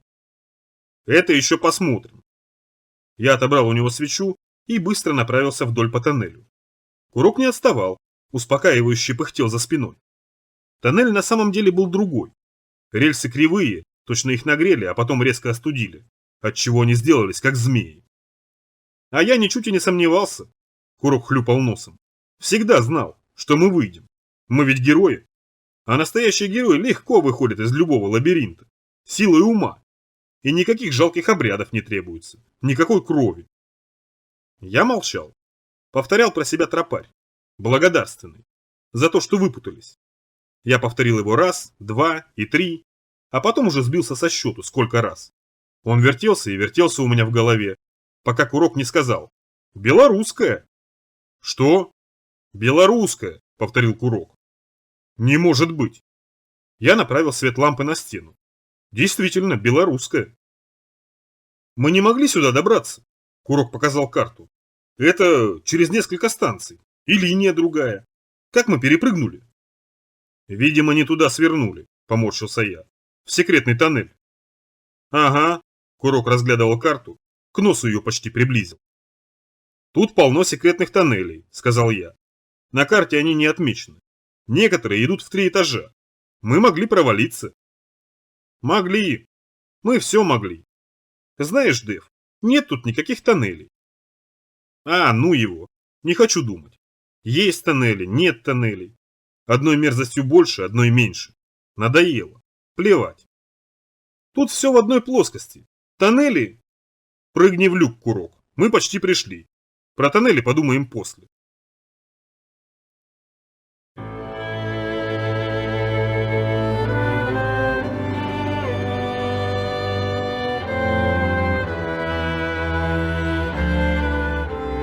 Глава 14. Московский зоопарк. Нас встретил дождь. Хмарь, застилавшая небо и не небо, все. Хмарь, несмотря на дождь, не рассеялась, а как-то даже сгустилась. Вода прижала ее к земле и теперь выжимала сажу. Солнца совсем нет. Видимо, над гарью еще и тучи. Первый дождь. Гомер всегда собирал первый дождь, хранил его в серебряной банке, и когда кто-нибудь начинал болеть, лечил его этой водой. Конечно, только от желудочных заболеваний. Этим дождем вряд ли чего можно вылечить, скорее наоборот. Мы сидели в вертолете, смотрели. Я изменился. Раньше я вот никогда так не сидел, просто. Все время что-то делал. Стрелял, бежал, могилы рыл. А сейчас сижу. Могу час сидеть и смотреть, и двигаться не хочется. Вода стекала по лопастям, собиралась в струйки. Вот сейчас шевелиться совсем не хотелось. Я вдруг вспомнил, что ни одного дня в своей жизни не отдыхал, даже когда ослеп. И то сидел, патроны снаряжал. Взять бы вот целый день, дождливый или наоборот солнечный, и пойти куда-нибудь. Куда у нас пойдешь? В кино, или в зоопарк, или на рыбалку. Некуда. Пойти на рыбалку, на нормальную речку, с песком, с прозрачной водой, чтобы на берегу сидеть и видеть, как рыбы в глубине шевелятся, как трава извивается. И не страшно, чтобы, потому что погони нет. Ни крокодилов в омуте, ни волкеров в кустах, ни голема, ни сыти. Сиди себе, на солнышке грейся. А потом домой вернуться и спать. Целый день и целую ночь. И на следующее утро тоже. «Кажется, здесь», — сказал Курок. «Это место. Вон там...» «Что вон там?» «Ничего. Чего ждать-то?» «Еще час. Темно. Не хочу во что-нибудь влететь. Как-то здесь пусто. А ты что думал, нас тут с музыкой встречать будут?» Всю ночь просидели в люке. Больше где спрятаться не нашли. Люк был пыльный и тесный, и залитый вязкой от жары смолой. На дне мусор, перемешанный с костями и бурой асфальтовой жижей. Пришлось ночевать, привязавшись к ступеням, стараясь держаться подальше от смоляных стен. Но измученный Курок отключился мгновенно. Во сне вляпался в смолу и присох косичками. Проснулся, дернулся, зашипел от боли, стал ругаться. Сам виноват, не слушал маму. Мама говорила, меньше ругаться, меньше каркать. А я все время каркал и каркал. Прыгни в люк, вот и прыгнул. И влип. Курок зашипел, пытаясь освободиться. Смола держала крепко, и Курок сдался. Достал нож и стал отпиливать волосы. И смеялся при этом. Говорил, что без этих кудрей гораздо лучше, потому что в лохмах приключаются блохи, а без них сплошная гигиена. И вообще, длинные волосы – штука опасная. Застрянешь в каком-нибудь маховике, и все, готово, накрутило. Я спрашивал, где Курок хоть раз в жизни видел маховик. На что он отвечал, что маховика не видел, а вот желающих намотать космы на крепкий бандитский кулак встречал довольно. И вообще, он давно эту прическу окоротить собирался. Случая подходящего не представлялось. Он срезал оставшиеся волосы, с печалью на них поглядел, выкинул. Стрижка на него какое-то нехорошее впечатление произвела. Точно не волосы отпилил, а, к примеру, руку. Думал, что скажет про плохую примету, не сказал. Потом сверху потекло. Хорошо потекло, щедро. Я вскарабкался по лестнице, с натугой приподнял плечами люк и обнаружил дождь. Первый. Вода все прибывала, скапливалась на дне колодца, поднималась и скоро достала до ног Курка. Надо выбираться. Сдвинули люк, ступили на поверхность. Стало светлее, воздух сделался чуть прозрачнее и чище.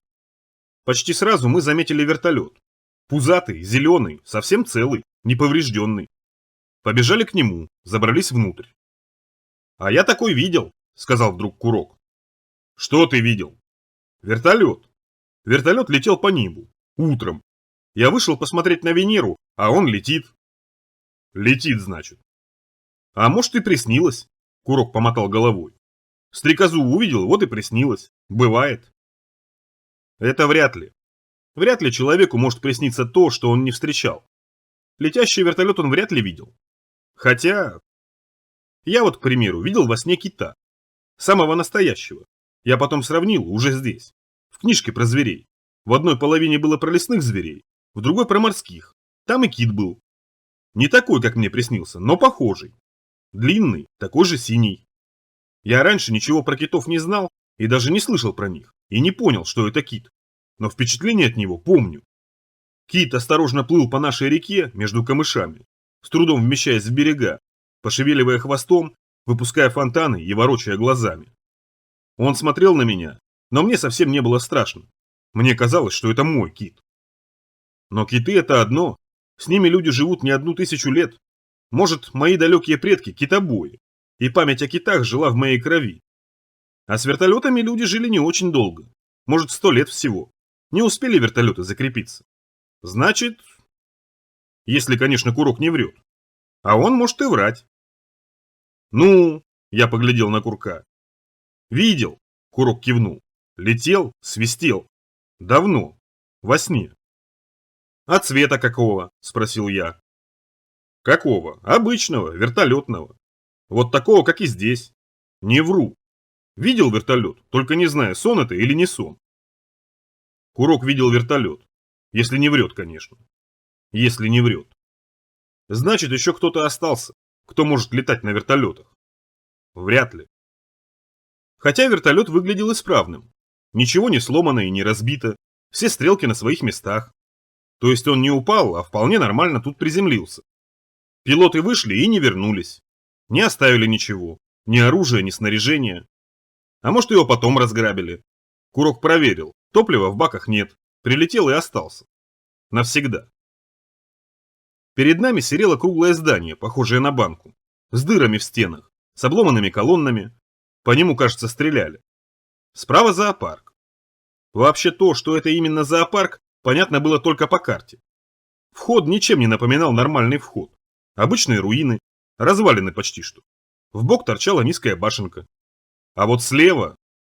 «Смотри!» – прошептал Курок. «Узнаешь?» Я тут не был никогда и узнать ничего не мог. Слева подпирало небо высоченное здание. Не просто высокое, но еще огромное, тяжелое, сидевшее на земле плотно и уверенно. Навсегда. Здание состояло из 3 частей. В центре высокое, по бокам пониже. Центральная верхушка была срублена наискосок. Острие шпиля с ржавой звездой болталось сбоку и уже успело обрасти какими-то воздушными водорослями, похожими на бороду, безобразно спускавшимися вниз. Погодную установку я бы разместил именно в нем, в центральном корпусе, наверху. То есть цель нашего путешествия именно оно. Вероятно. Не узнаю. И что? Как это что? Прошипел Курок. Это оно и есть. Смотри. Он достал из штанов тоненькую книжку в мягкой обложке. Книжка была с повышенной тщательностью завернута в полиэтилен, причем не в один слой, а в несколько. Начался неторопливый процесс разворачивания, который длился почти 5 минут. Наконец Курок все-таки извлек книжку и сунул ее мне. На обложке большими красными буквами написано «Геноцид X». Я чуть не вздрогнул. Геноцид. Алиса тогда говорила про геноцид. Может, она тоже это читала? Чуть ниже и буквами поскромнее. Час X близок. Они идут. А уже совсем пониже, совершенно мелкими буквами сообщалось. Читайте в серии. Это явилось с Юпитера. Пришельцы-расчленители. Похитители мозгов из космоса. Славный полдень. Вторжение пожирателей с Титана. Киборги-пришельцы, убийцы полицейских. Сам геноцид X оказался не совсем книгой. Скорее картинками, к которым прилагались пояснения и коротенькие рассказы. На первой странице была нарисована какая-то штука, похожая на тарелку. На верхней картинке эта тарелка висела над городом. На средней эта тарелка уже горела, зацепившись за шпиль высокого здания, похожего на... Похоже, действительно похоже, только шпиль набок завален. Дальше смотри. На нижней картинке блюдо уже совсем обрушилось на город, и из него выбирались треногие существа наперевес с оружием, которое весьма напоминало наши мазеры. Эти зеленые ребята мне совсем не понравились. На последующих страницах мои опасения подтвердились. Зеленые типы занялись всевозможными безобразиями. Врывались в дома и отстреливали в них местных жителей, поджигали спящие селения, уничтожали армейские подразделения, и никто людям не мог помочь. Так оно все и было, сказал Курок. Это они, я читал. У них тактика как раз похожая. Сначала они захватывают мозг. Курок постучал себя по голове. Всех, кто находится у власти, они их захватывают. А потом уже тарелки прилетают. Зависают над самыми главными мировыми городами и начинают бомбить. Ну а когда все бомбы уже сброшены, они сами вылазят. Видишь, там такой, с глазами. Настоящий трупер. Похоже на самом деле. На одной из картинок по городской улице шагало чудовище. Черное, с гнилыми большими глазами. Трупера весьма и весьма напоминающие. Они прилетели и упали. И давай всех убивать. Кто успел, тот спрятался. Кто не успел, тот погиб. Ты посмотри, там на странице картинка покрупнее. Вот. Курок открыл страницу, где космический диск цеплялся за островерхий дом со шпилем, и от этого начинал гореть. Все в точности. Курок тыкал пальцем то в бумагу, то в небо. Это оно и есть. Пришельцы летели мимо, зацепились за острие, повредили корабль и упали с разбега. Вот прямо сюда. Никогда не думал, что это правда. Курок выглянул в дождь и стал всматриваться в пелену. Никакого пришельческого корабля там не было. Дома, руины то есть. И хмарь, через которую едва просвечивали и тут же исчезали силуэты других, далеких зданий. «А где тарелка?» – спросил я. «Обратно улетела?» «Не, взорвалась. Я расскажу, как все случилось. Пришельцы зацепились и упали. Бамц! Они вышли и стали осматриваться. А наши по ним стрелять стали». Курок кивнул в сторону дома банки с колоннами. «А пришельцы в них». Он указал на вход в зоопарк. Бесформенные камни с оплавленными краями. Действительно, похоже, что стреляли из какого-то небывалого оружия. Стреляли, а тарелка взорвалась. И из нее все и высыпалось, вся гадость эта. Жнецы, медузы всякие, зараза. Тут метро рядом проходит. Курок указал за спину. Наши хотели всю эту гадость пожечь, а она в метро унырнула. И все, распространилось. Метро, оно везде, сам знаешь. Во все дома, под всеми улицами идет. Умные люди предлагали еще раньше бетоном залить, чтобы не лезло оттуда ничего. Но нет, не успели. Курок закашлялся. Не успели. Хотели газ пустить, а тоже не успели. Вот и получилось. Люди спали спокойно, а тут к ним прямо в дом и влезало. Вот весь город и уничтожили. Сразу, за одну ночь. Все сходится, погляди. Дом похожий, все похоже, даже звезда. Вот. Да ты посмотри. Курок сунул книжку мне под нос. И правда, звезда была. На картинке. Примерно такая же, как здесь. Что-то он разволновался. Отсюда все пошло. Курок кивнул на улицу. А я думал, сказка. Совпадение просто удивительное. Может, пойдем уже? Курок поежился. Хотя кто же в дождь ходит? Подождем? В дождь как раз и ходят, возразил я. Дождь следы хорошо смывает. Следы это важно. Не только наши, но и этих, которые тут живут. Забыл, мы должны их обнаружить. Да, обнаружить. Тут должны быть следы. Я оглянулся на высотку. Если погодная установка там, то они нас уже заметили. Там наверняка круглосуточная охрана. Поэтому лучше сыграть под лопухов. Они нас заметят, а потом... Потом как-нибудь разберемся. А пока побродим. Пусть сами проявят себя.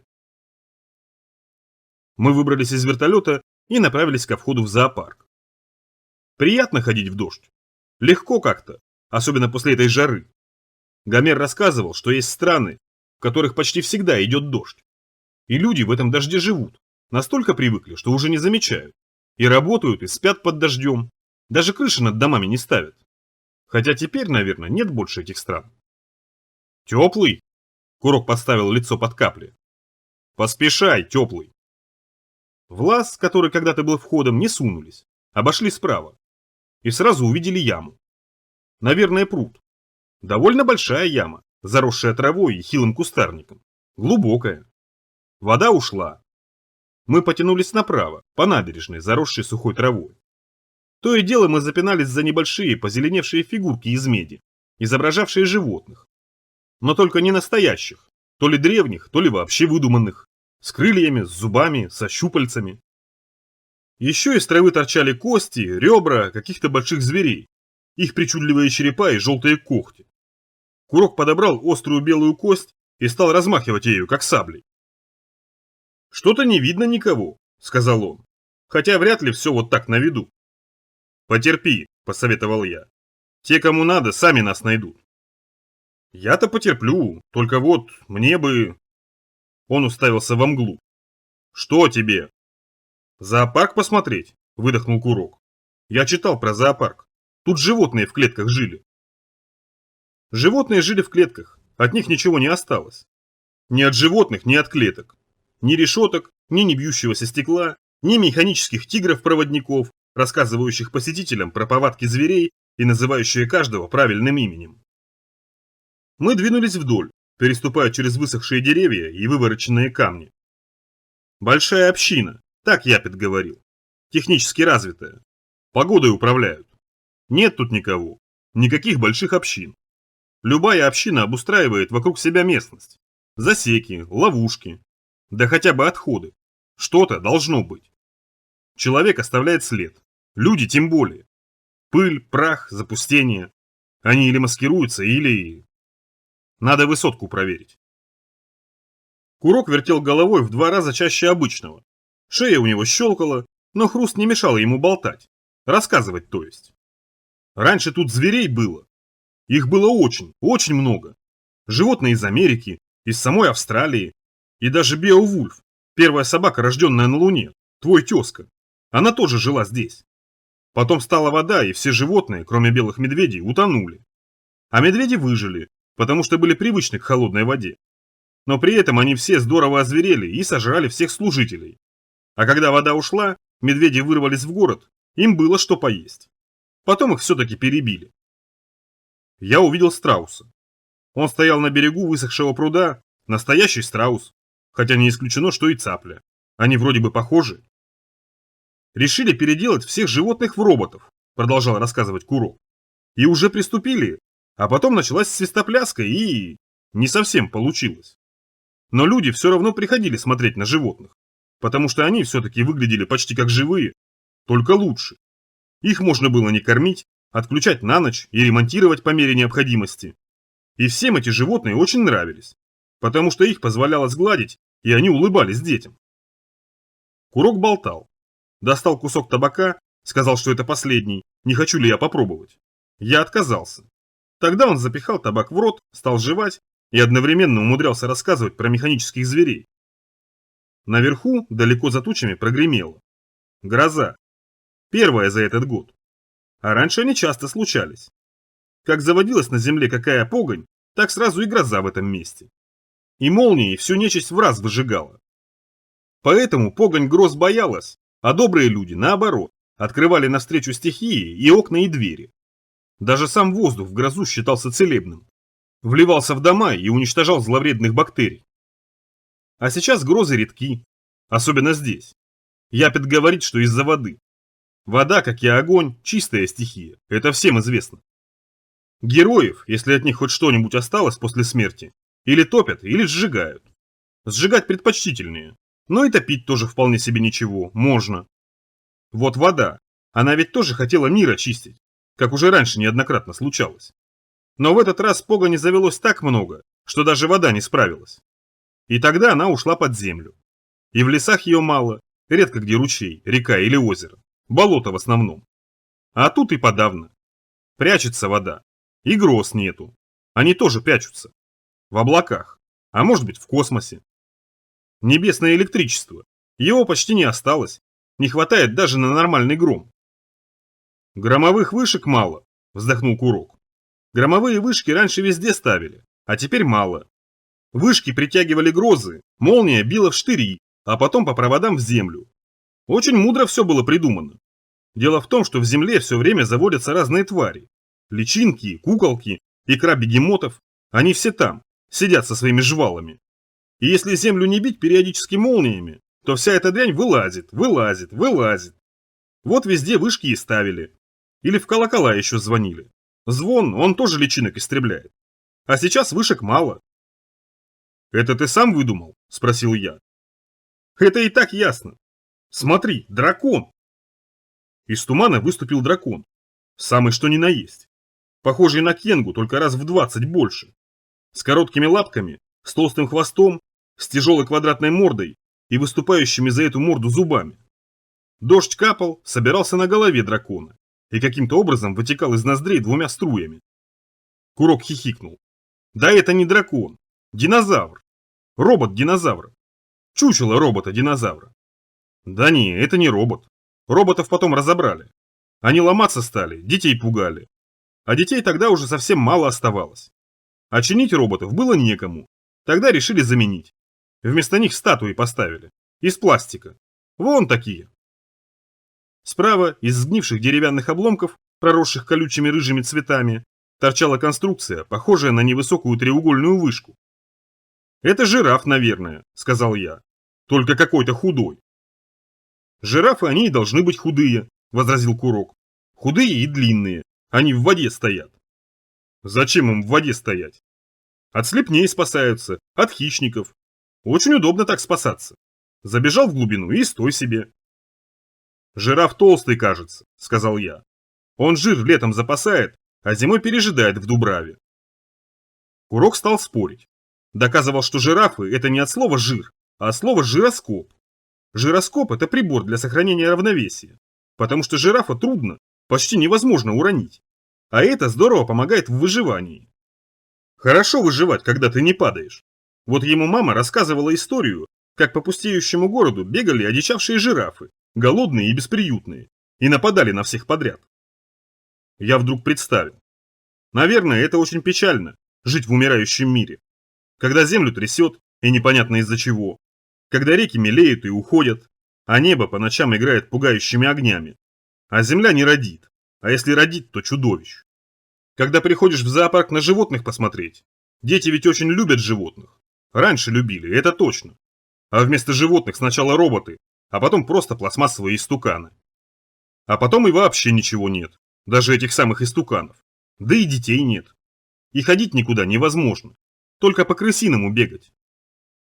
В мертвом уже не так страшно. Ясно уже, что ничего плохого с тобой не случится. Хуже некуда. А вот в умирающем. Вроде и надежды еще теплятся. Но с каждым днем солнце для тебя светит все холоднее. Весна все не приходит и не приходит. Небольшая гора, а вокруг каменная канава. Железные скелеты с обрывками шкур. Провода изнутри торчат. «Почему они синие?» – спросил Курок. «Медведи или белые, или бурые? Почему синие?» «Выцвели. Сначала белые, потом синие. А вон слон». Слон узнавался легко, хорошо сохранился. Похож на свинью, только гораздо громаднее, толще и круглее. Метров, наверное, в 10 высоты. «Смотри!» – хихикнул Курок. «Слон с трубой!» На самом деле, большой пухлый слон, а из бока торчит железная черная труба с круглыми заклепками. «Может, там внутри кто-то?» – предположил Курок. Мы подошли ближе. Я постучал по слоновьему боку, постучал кулаком. Пузо у слона оказалось толстым и гулким. Слон был пуст и когда-то давно обитаем. Сейчас вокруг царил хлам, пыль и запустение. Дождь размыл следы. В брюхе у слона имелся люк. Я попробовал замок открывашкой, не получилось. Хитрый замок, если даже открывашки не по зубам. «Запустение», — грустно сказал Курок. «Труба есть, а дымом не пахнет». Ветер. Прилетел со стороны высотного дома, неожиданный и влажный. С разных сторон загудело, слишком много дырявого железа. Звук получался тяжелый и тянучий. «Япет говорил, что где-то тут», — Курок почесал мизинцем в ухе. «А ничего пока не видно». Он стал оглядываться, но все больше смотрел в одном направлении. Щурился. Отправились дальше, направо, в кусты. Иногда налево. Зоопарк оказался совсем небольшим. Мы бродили по нему, изучая указатели в виде птичек, рыбок и осьминожек, переворачивали кости, и костяные, и железные. Курок, стараясь пересвистеть ветер, свистел зубами. Животных, настоящих животных, мы не встретили. Только чучело, подделки, фигуры. Они стояли кое-где, без порядка. В некоторых узнавались львы, в других лошади, по росту. Некоторые не узнавались, скрученные в спирали, они совсем не походили на живых существ. Казалось, что в один момент эти животные ожили и разбрелись кто куда. Следов людей не обнаружили. Никаких. Гильзы нашли, но этого добра у нас полно. Нашли тряпки, грязные и кровавые, но этого тоже полно. Больше ничего. Даже воздух, он другой. Необитаемый, что ли?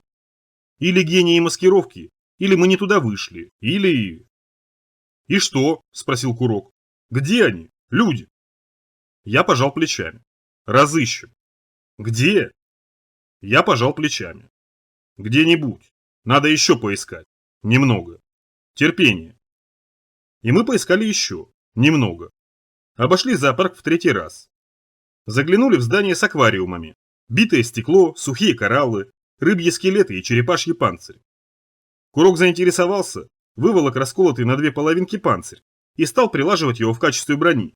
Сказал, что он идиот. «Надо туда, мне кажется». Курок указал в восточную сторону. «Там...» «Пусть первые нас заметят. Я не хотел идти в сторону высотки. Если действительно в ней установка погоды, то там наверняка ловушки. Как простые, так и технически сложные, а значит высокоубойные. Лучше пока от них подальше держаться. Пусть сами нас отыщут». Возле ограды на самом востоке валялись синие бочки. Жестяные. Я поднял железную трубу и направился к ним. Курок пробормотал что-то про переутомление и неадекватное восприятие действительности. Бочки оказались звонкие. Они издавали пронзительный звук и назойливое дребезжание. Я лупил по железу почти полчаса, пока у меня не заболела рука. Никакой реакции в окружающем пространстве. Пустота. «И что?» – спросил Курок. «Что все это значит?» «Теперь будем ждать», – ответил я. «Ждать? Ну, конечно. Сядем на гору и станем ждать». Мы прождали до вечера. Не на горе, под каким-то навесом, где раньше, видимо, обитали лохматые животные. На столбах болталась черная шерсть, да и запах сохранился соответствующий.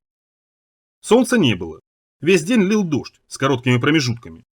Из земли вылезли черви, необыкновенное количество, просто тысячи. Черви издавали неприятный звук, светились бледно-розовым и заползали на все. На нас тоже. Приходилось постоянно отряхивать. Курок ругался на червей, на меня и вообще на нескладную судьбу. И мастерил кирасу из черепашьего панциря. И рассказывал про некоторые прежние кулинарные приемы. Про лапшу из червей, про бульон, про червей, жареных в муке. Мама рассказывала, что раньше это ели направо и налево. Потом из-за шпиля высотного дома стала наползать ночь. Курок принялся громко вздыхать и хрустеть кулаками. Я сказал: «Ладно, надо найти местечко для ночлега, где-нибудь поблизости. Я думаю, вон там». Интересно, что мы здесь делаем?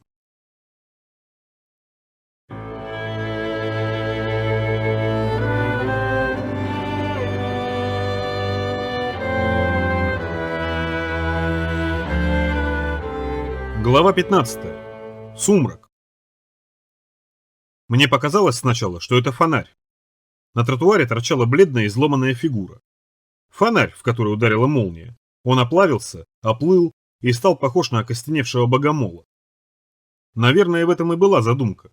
То есть тактика его, охотничьи повадки. Вот так стоять. А если кто пойдет, то подумает, что это фонарь. Или дохлый богомол на самом деле. Но я уловил. Издалека ищу. Волну, что ли? Зло. Настолько чистое, что меня затошнило. Я осторожно скосился на Курка. Он, кажется, чувствовал то же самое. Как-то лицо поменялось, точно перед бедой большой. Не, людям не место рядом с таким. Наоборот, то есть, им с нами не место. Зло здесь было везде. В стенах, в брусчатке, в пыли, в воздухе, в небе, прижавшем нас к земле. Безнадежность.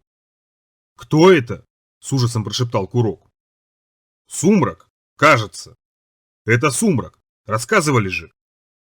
Шнырь рассказывал. Многие про них рассказывали. Трехметровое чудовище с тяжелыми когтистыми лапами, с маслянистой шкурой, отрывающее голову одним ударом, появляющееся из ниоткуда, похищающее людей, от которых потом находят... Не похоже. Существо шевельнулось, с неживым звуком, посмотрело на нас. «Действительно, наверное, сумрачник», — еле слышно сказал Курок. «Прыгни в люк. Его нельзя убить. У меня 5 патронов. Специально зажал. Последнее желание».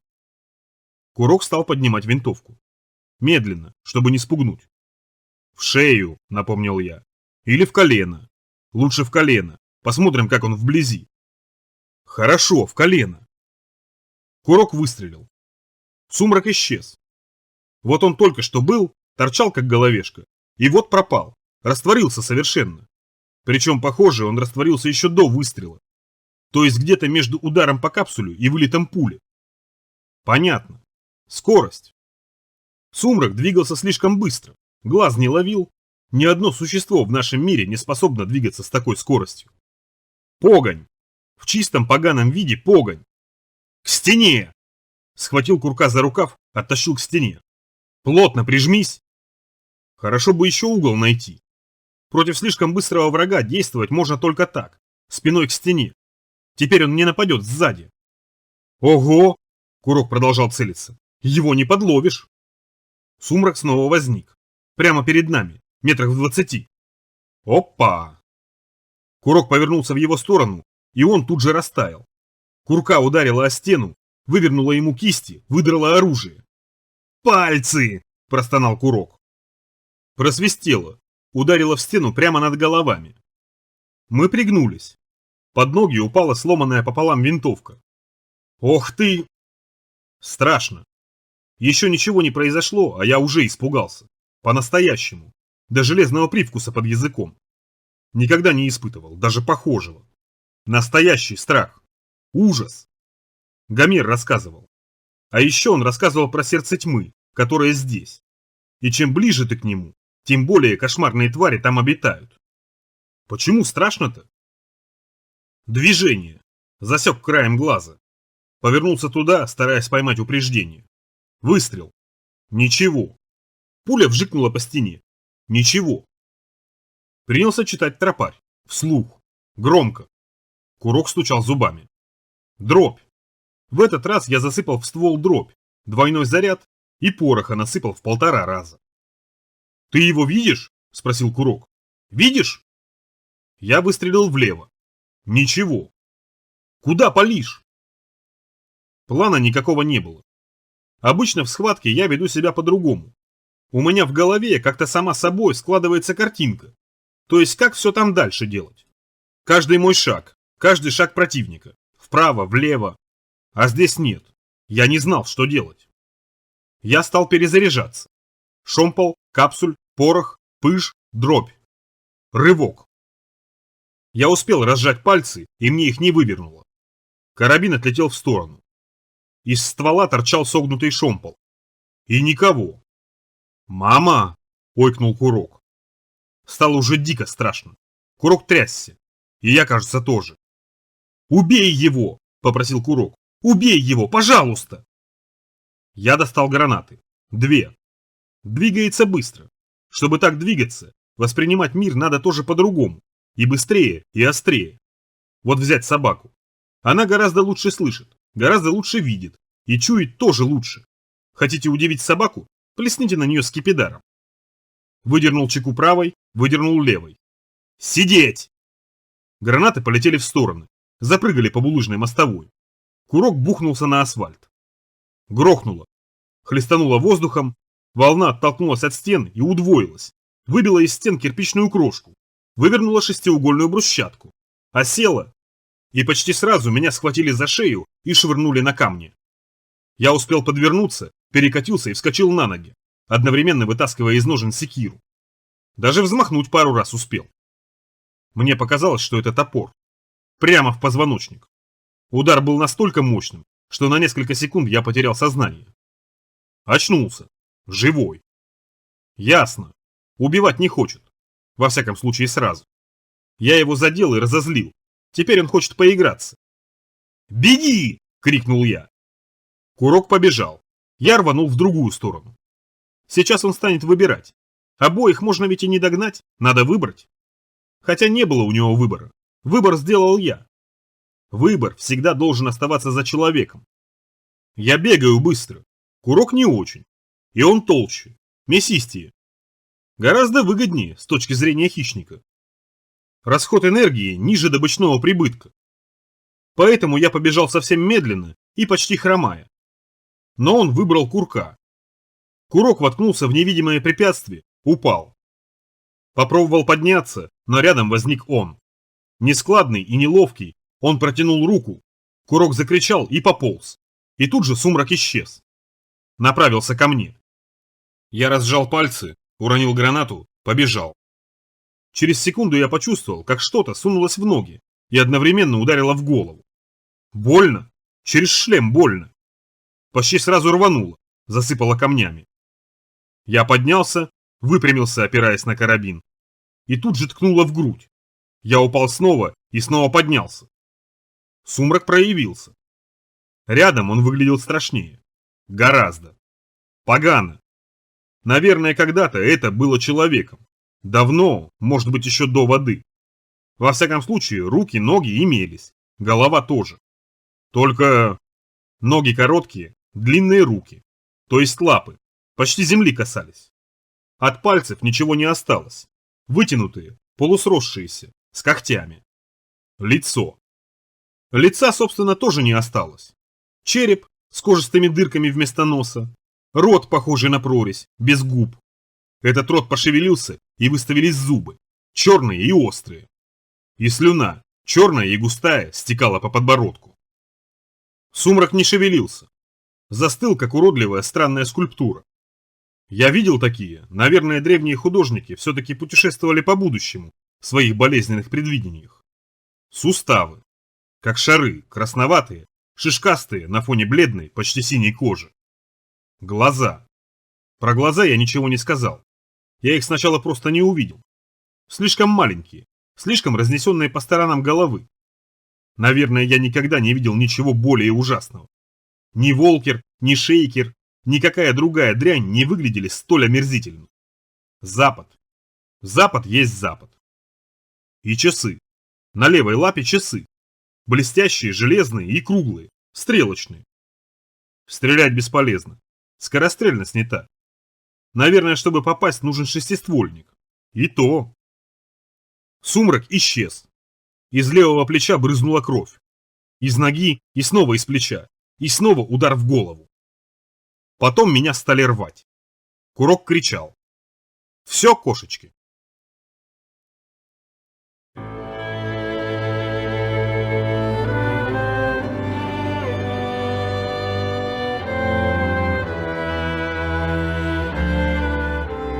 Глава 16. Аптека. Открыл глаза. Пошире. Надо мною висел ржавый крест, а рядом чаша и змея. Аптека, кажется. Солнца не стало совсем. Сумерки. Скосил глаза. Курок. Посиреневел. Стал похож на дикую сливу. Смешно. Было бы. Мы висели. связанные в коконы, не слюной или паутиной, а обычными веревками, над столом. На столе валялось мясо и кости, и плоские красные коробочки, шахтерские снадобья. 3 штуки. В глазах, что ли, троится? Я проморгался, коробочки не исчезли. 3 штуки. Курок забрал тогда ведь одну. Воняло тухлым, гнилью, падалью. Лицо у Курка было перепачкано кровью. Из носа выдувались и лопались с плотным звуком пузыри. Я хотел спросить его, как он себя чувствует, но решил, что не надо. Плохо он себя чувствует. Рука, кажется, сломана. Что-то трещало. И пальцы. Правильно говорили, не стоит на запад соваться. Не стоит, ни в коем случае. Человеком тут не место.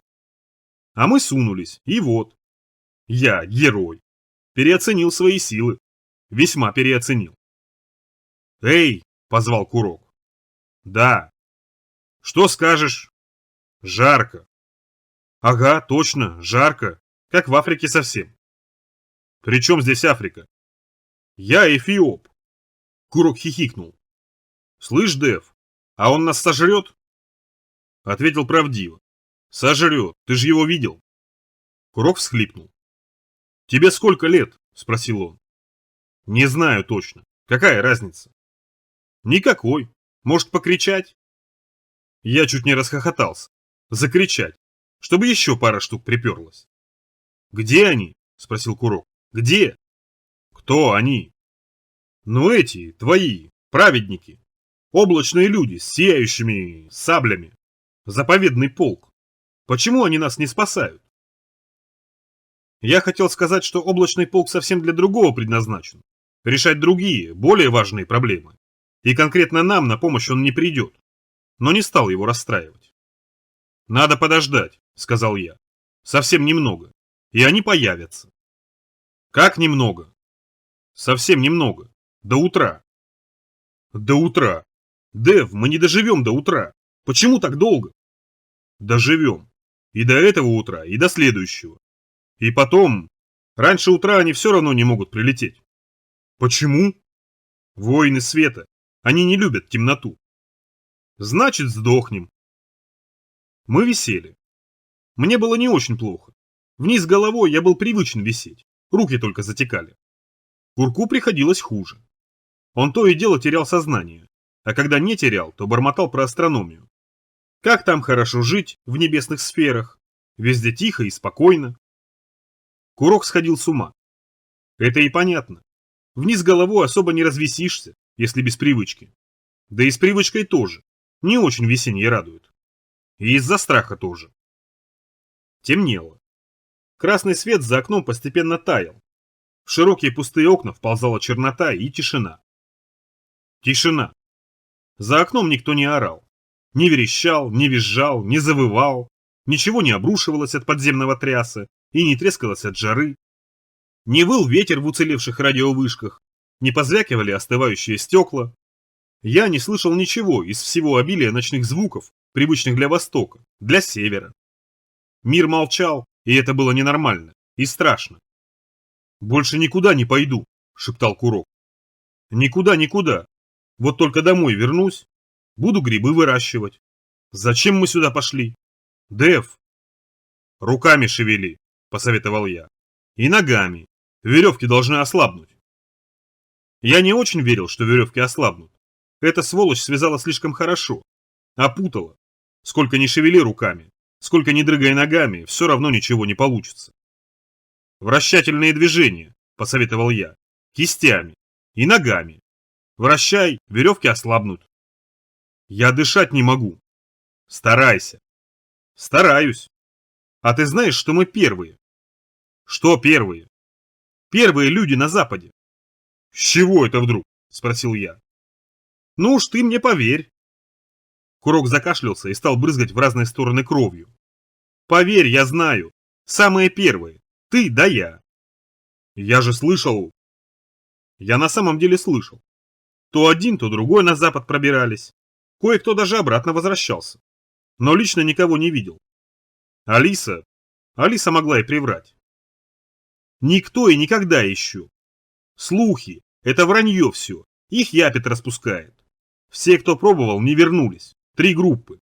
1,5 года назад. По 8 человек. Курок забулькал. По 8 человек. И ни один не вернулся. Ни один.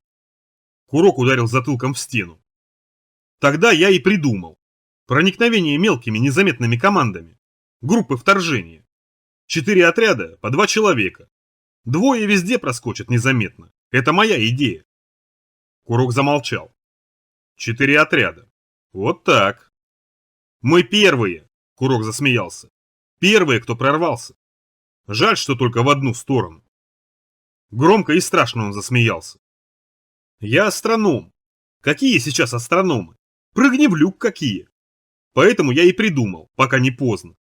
Тут планетарий, совсем рядом. Ты знаешь, что такое планетарий? А спутники?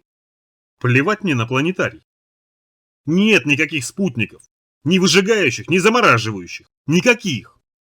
Изо рта Курка выбралась тонкая багровая нить. Потекла. Как нет? Мы же чуть не сварились. Какао, выдохнул Курок. Смесь, доктор сделал. Изнутри печет, а безвредно. Бедный папа. Ты прости, но он утонул, не сварился. А перебор со своими в душилке насмерть угорели. Доктор потом чуть подправил. Нет спутников. А планетарий есть. Так и не увидел проклятый туман. Курок застонал. От боли, от обиды. А как же большой поход? Мы и есть большой поход. Ты и я.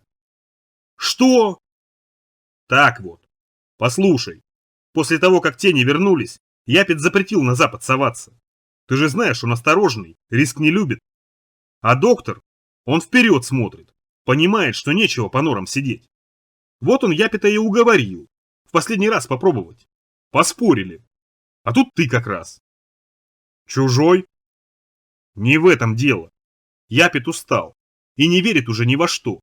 Не верит, что можно. А доктор наоборот. Если мы не вернемся, они еще 100 лет не выберутся. Сдохнут. Зачем было обманывать? Я бы и так пошел. Меня натравливать не надо. Курок собрался с силами и продолжил. Они боялись, что у тебя желания не хватит, что ты назад повернешь. Поэтому надо было, чтобы ты поверил, по-настоящему, что это возможно. Наши, все, кто пытался сюда проникнуть, у них не было веры, а у тебя есть. Много, на 2 хватит, на всех. Надо было лишь немного подтолкнуть. Труп чужака, карта, навигатор, история про центр управления погодой, опасное задание, невозможное задание. А я просто в планетарий хотел. С детства хотел, с детства. А даже не увидел. А почему ты? Дурачка не жалко, но это уже не важно. Я, ты, не важно. Важен принцип. Ты понимаешь, Дэв? Никто не мог, а мы смогли. Сюда. Теперь остальные поверят. Теперь только утра дождаться. Облачный полк. Дождаться утра. Мы вернемся, и все будут знать, что это можно. Все вранье. Никто не мог. Никогда. Я смог. Все равно бесполезно. Курок заплакал. Шевелился и обо что-то там ударялся. Получался долгий звук. И звон. Снаружи. Кажется, тут где-то собор. Колокола там звонят. Грустно. Сквозняки звонили в колокола. Или ветер. Пусть лучше ветер. Я придумал. Я убедил. И тебя... Это я выбрал. Я виноват. Прости, а? Брось, сказал я. Ты правильно все придумал. Так и надо было. И доказал. Мы же вдвоем. И планетарий свой увидишь. Нет, не увижу. Я потому и вызвался. Ты вернуться должен. Вернемся оба. Я попытался набраться злобы. Силу ведь можно не только в уверенности черпать, но и в злобе. Вот я и пытался. Я не мог умереть в таком месте. Никак. Ненавижу. Сумрака. Его белую склизкую кожу, его опухшие суставы и толстый язык. Я хотел его смерти. Именно смерти. Я надеялся, что в нем сохранилось хоть что-то, хоть капля человеческого, маленький обрывыш души. Потому что я хотел увидеть в его гнилых, вонючих глазках страх. Япет, доктора, все их ухищрения. Злоба не собиралась. Жалкая хитрость. Наверное, из-за усталости. Я устал. И сейчас, и вообще. Устал так, что в нужный момент не нашлось сил. Из-за страха. Утомительное чувство. Ничто так не поедает человека, как страх. Не злоба нужна. Злоба тут не пойдет. Правда. Надежда. Я хочу вернуться. Я проиграл. Не справился. Значит, в моей душе недостаточно было ее, этой правды. Его тьма оказалась сильнее моего света. Сам виноват. Остались тропари. Я вспоминал их по порядку, повторял раз за разом. Курок выл. Он вернулся к утру. Сумрак. Притащил что-то, бросил в угол. Сначала я испугался, что это человек, но потом добыча зашелестела и запахла, и я успокоился. Так шелестеть и пахнуть никакой человек не мог. Это шелестело было явно недовольно своим положением. Шелестело все настойчивей и сердитей. Сумрак стоял рядом. Он не смотрел на нас и не двигался, точно впал в спячку. Часы тикали в тишине. Громко. Мне стало интересно, как он их заводит. Я стал об этом думать и, наверное, долго думал. Но потом я вдруг понял, что часы с автозаводом. Сумрак двигался, и они тикали. Нож. Мачете, вернее. Длинное, кривое и ржавое. Он держал его в руке. Воняло. Зашелестело сильнее. Из-за угла показалось что-то похожее на ежа. Или на змею. Или все-таки на ежа. Плоская ежа-змея. Погонь. Она заверещала и попыталась удрать. Сумрак тут же сдвинулся. Он исчез, и через секунду шелестение стихло. И из шелестелки выставился клинок. Сумрак объявился в дальнем углу. А эта тварь принялась бродить вокруг лезвия, и через несколько оборотов сама себя намотала. Лопнули кишки, и некоторое время тварь билась в агонии, распространяя еще более густое зловоние. Перевернулась кверху брюхом. Сумрак продолжал стоять. Из-под ежа растекалась черная лужа. И тикали часы. Потом сумрак сдвинулся и оказался совсем рядом. Стал смотреть. Из дыры, заменявшей ему ухо, показалась желтая ползучка. Сумрак рывком выдернул мачете и принялся рубить ежа. Долго, выдерживая между каждым движением паузу. А часы тикали и тикали, били по голове стальными молоточками. Это продолжалось больше часа. Я почему-то так считал. От ежа остались мелкие куски, и сумрак утратил к ним интерес. Он переместился к окну. Мачете не выпустил. Очнулся курок. Всхлипнул. «Осторожно!» – попросил я. Говорить тяжело. В голове тяжело. Сердце ворочалось, стараясь загнать кровь в ноги. Получалось плохо, ног я вообще почти не чувствовал. «Сдохнуть!» – прошептал курок. «Сдохнуть!» «Это он сдохнет!» – сказал я. «Я вырежу ему язык и вобью в глотку кол. Обещаю!» «Это мы сдохнем! Мы! У меня в голове камни!» «Дыши равномерно!» – посоветовал я. «И пореже!» Курок захрипел. «Прыгни в люк!» – всхлипнул курок уже громко. «Это выдрен пух! Еще раньше здорово наглотался. Почти год продержался. Доктор сказал, 1,5 месяца в лучшем случае, если будешь таблетки жрать, если курить бросишь. А я год. Я хотел в планетарий. Из него все видно. Ты это можешь представить? Мы не умрем. Мы герои, Курок. Герои не умирают. Еще как умирают. Слушай, Дэв, а как это? Ну, не хочу, чтобы он. Сам хочу, сам. Есть способы, а? Способы были. Учил меня в свое время Гомер. На случай безвыходных положений, когда надеяться уже нечего. 3, по крайней мере, способа. Не то чтобы быстро и уж совсем безболезненно, но надежно. Нет способов. Не думай о ерунде. Курок засмеялся, с пузырями. Не хочу, тварь. Я тоже не хотел, совсем. Страшно, интересно, проверить. Трудно придумать способ лучше. И я сделать ничего не могу. Связан и пребываю в руках его. Не хочу! Мне не было жаль Курка. Жалость – это для послезавтра. Тише! Но Курок уже не мог тише. Сумрак вздрогнул, посмотрел на мачете и шагнул к Курку. Курок забился, стукаясь головой о стену. Сумрак поднял рубило. «Эй!» – заорал я. «Эй, повернись!» Сумрак повернулся. «Посмотри на меня, погонь! Я убивал таких, как ты, десятками, сотнями! Я и тебя убью!» Я умудрился плюнуть. Во рту скопились сопли и кровь, я харкнул от души и попал ему прямо в лоб. Он сдернул меня со стены одной лапой, уронил на пол, поволок. Сначала в одну сторону, затем в другую, затем поперек. Рывками, без смысла, это было хуже всего.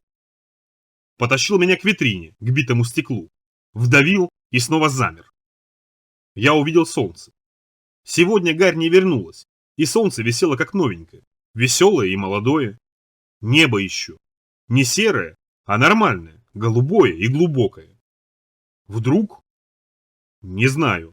Я лежал затылком в толченом хрустале и чувствовал, как растекается кровь. Моя. А еще я видел крест. Маленький. Совсем маленький. На секунду я подумал, что мне померещилось. Что в глаз мне попала соринка. Или сосуды полопались окончательно и наполнили глаза призраками. Или, может быть, это сотрясение. И этот крестик у меня на самом деле в голове. Мерещится и кажется. Но крестик сместился и стал весьма бодро двигаться. И исчез за несколько секунд. Осталась белая полоса, которая растаяла. Я улыбнулся. Я понял, что все будет в порядке. Крест. Знак. Знак того, что мы спасемся. И спасемся не потом, а сейчас. Непременно. И не случайно. Даже не знак, а знамение. Гомер рассказывал. Нет, с ним не случалось, но он знал людей, с которыми это происходило. Не дурацкое пророчество, не безумное предсказание. Точно, знамение. На что-то очень похоже. На нормальное, человеческое. Где-то я это уже видел. Только никак не вспоминалось где. Я почувствовал, как мне вдруг сделалось хорошо. Легко-легко. Тяжесть из головы пропала, мозг очистился, и я попробовал сесть. Конечно же, веревки меня удержали. Тогда я сказал: «Эй, дерьмо, посмотри на меня!» Сумрак ожил. Движение его было, как всегда, неуловимо. Через секунду я оказался на столе. Он навис надо мной и стал нюхать, пошевеливая пальцами и постукивая лезвием. Ждал. И я ждал, что сейчас он взмахнет мачете. Но получилось не так. Сумрак исчез. Вот только что был, обтекал кровавым моим плевком, и вот нет. Я принялся ворочать глазами, стараясь разглядеть, куда он делся. Курок замолчал, больше не хрипел. Сумрак возник у входа. Он, казалось, к чему-то прислушивался, стоял. Возле стены появилось размытое пятно. Пестрое колыхание воздуха, состоящее из отдельных лоскутков. Оно медленно смещалось вдоль. Сумрак исчез. И пятно исчезло. Что-то мелькнуло, звякнуло, и сумрак возник снова. Без руки. То есть без лапы. Вместо нее кровавый обрубок. Сумрак глядел на него с удивлением. Не глядел, а разглядывал. Без звука. Ему оттяпали конечность, а он молчал. Снова пропал. Но на этот раз его было заметно по кровавой радуге, остававшейся в воздухе. Возник снова. Теперь у него не было ноги. И кровь. Она вытекала медленно и клейко, словно не вытекала даже, а выдавливалась. Сумрак стоял некоторое время, затем его повело в сторону. Он потерял равновесие и упал, ударившись головой о стол. «Курок!» – закричал я. «Курок! Очнись!» Курок висел молча, не шевелясь, как-то неприятно вытянувшись, став гораздо длиннее, чем он есть на самом деле. Я принялся извиваться изо всех последних обозленных сил, растягивая мышцы и стирая зубы. Со стола мне удалось свернуться. Лучше бы я этого не делал. Пол был покрыт черной липкой дрянью, в которой медленно ворочались тонкие, длинные как нити, черви. Сумрак шевелился. Медленно и равнодушно, как механизм. Мутное пятно появилось вновь, рядом со мной. От него исходили прохлада и легкий ветерок. И вдруг, с громким хлопком, пятно остановилось. Человек. В камуфляжном пестром комбинезоне. С окровавленной саблей в руках. Человек дрожал, трясся, точно его била какая-то бешеная лихорадка. И сабля тряслась, разбрызгивая кровь. Человек повернулся ко мне. Я не смог разглядеть его лица. Оно расплывалось, шевелилось, жило отдельной жизнью. Глаза постоянно меняли цвет, губы плясали. «Курок!» – заорал я. Человек уронил саблю. Он попытался протянуть ко мне руки, но упал на пол. «Живы!» – сказал голос. «Живы! Ой, мама, все волосы белые!» Парень. Мелкий. Как шнырь примерно, лет 10. 10 лет – прекрасное время для войны. «Вчера не успели», – сказал он. «Хотели вчера еще идти вас выручать, но темнеет быстро, пришлось до утра отложить». «Сними веревки», – велел я. «Сейчас, сейчас». Парень выхватил нож, разрезал мой веревочный кокон. «Оружие есть?» «Конечно, твое ружье». Парень сунул мне в руки карабин. Мой карабин. Конечно же, я его не удержал. Руки не слушались, как и ноги. Почти все не слушалось. Немного вращалась голова. Рюкзак, шлем, другая снаряга. Все лежало на улице. Видимо, он собрал. Руки мне раза 3. Да, сейчас. Потом, то есть. Надо папке помочь. Он кивнул на лежащего человека. Ему сейчас плохо будет. Ладно. Я дотянулся до плеча. Прокусил. Ничего. Не почувствовал. Укусил еще, стараясь поглубже. Боль. Прекрасно. Рука шевельнулась. Согнул в локте, согнул еще. Не отсохла. Рука. Принялся сгибать, тут же пришла тянущая боль. Взялся за левую. Кровообращение лучше восстановить как можно скорее. В руках, затем в ногах. Я старался. Сумрак перестал двигаться. Он дополз до угла и теперь лежал там, продолжая выталкивать кровь. Я очень надеялся, что он жив. Очень. Парень занимался человеком. Пытался напоить его из зеленой железной фляги. Она громко била человека по зубам. Я поднялся. Качало, под коленками играла трясучка. Я шагнул к курку. «Он умер», — сказал парень. «Что?» «Он умер. И волосы у него умерли». Я снял курка со стены, поймал. Он повис на мне. Волосы на самом деле белые. Посидел. Вынес его на улицу, опустил на брусчатку. Пульс. Нету. Подсунул нож под веревки, стал срезать. Осторожно, стараясь не поранить. Освободил от веревок, принялся растирать руки. Холодные. Совершенно. Плохо. Хлопнул по щеке. По правой, затем по левой. Прищемил нос. Курок был мертв. Безвозвратно. Я ударил кулаком в сердце, но оно не запустилось. Изо рта выплеснулась уже чернеющая кровь и плоские белые ленты. «Кишкадер», — сказал парень. «Он бы все равно умер». Он бы все равно умер. Кишкадер. Выдрин пух. Сумрак. Тут все сделано для того, чтобы мы умерли. Какой к черту планетарий? Закрыла ему глаза. Астроном. Наверное, я должен был что-то почувствовать. Нормальное, человеческое. Жалость, сострадание. Но я не почувствовал ничего. Дыра, пустота. И нет сил. Потом. Придет время, и я вспомню всех, кто стоял рядом. Обязательно. А сейчас время для живых. Вернулся в здание. Человеку в камуфляже на самом деле было плохо. Корячило мощной судорогой. Он бился на полу и стонал, кусая губы. Сумрак лежал в углу. «Помоги!» – попросил парень. Я поглядел на Сумрака. Лежал. Не шевелился. Ладно, займемся живыми. О мертвых позаботится Господь. А о некоторых сатана. Каждому свое. Что с ним? Откат, ответил парень. Припадок после ускорителя. Нам его вытаскивать надо. Другие могут подойти. Ах ты...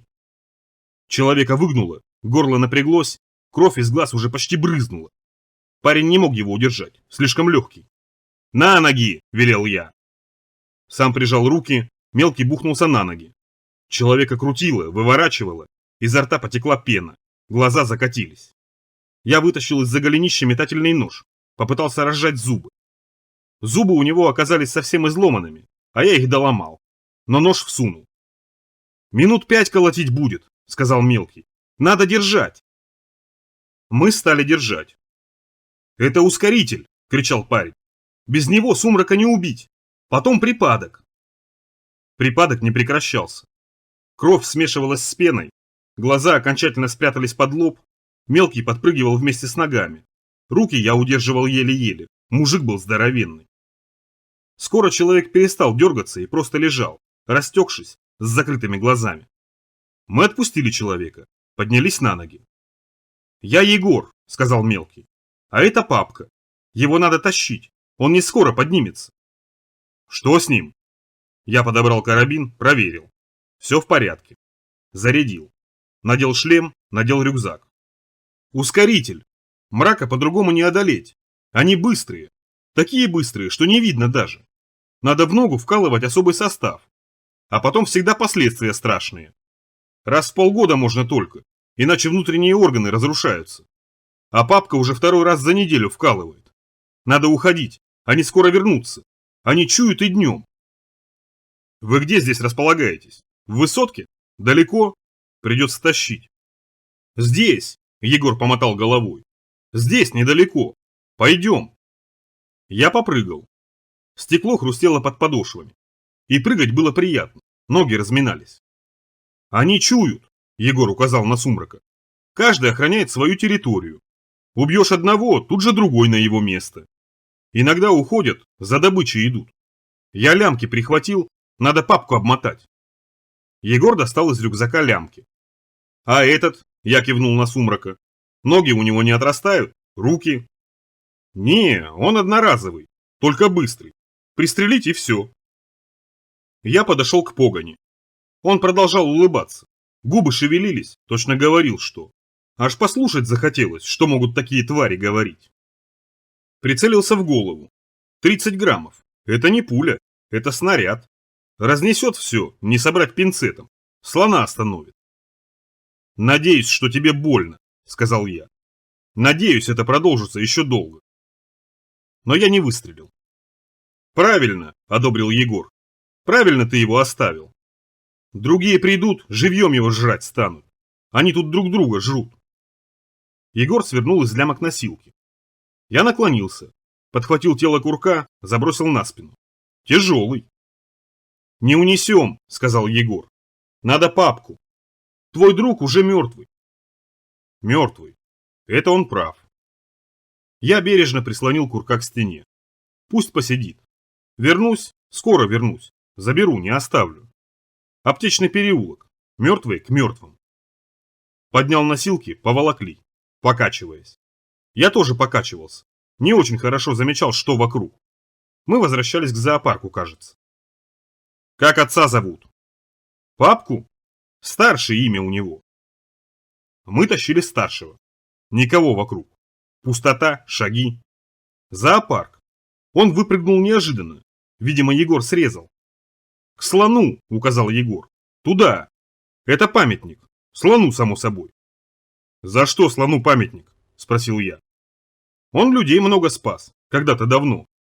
А теперь мы тут живем». Егор пошарил в карманах, достал связку многочисленных ключей. Снял замок, открыл люк. Мы залезли в слона. Сначала подняли и засунули туда старшего.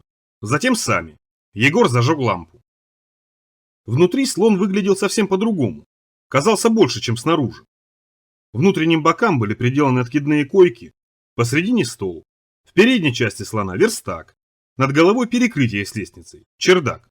Запасы везде. Консервные банки, вода в бутылках, мешки. Оружие. Книжный шкаф. Печка. Железная. На плите кастрюля. На трубе носки сушатся. «Тут безопасно», — сказал Егор. «Стенки толстые, пули даже не пробивают. Сумрак тебя задел?»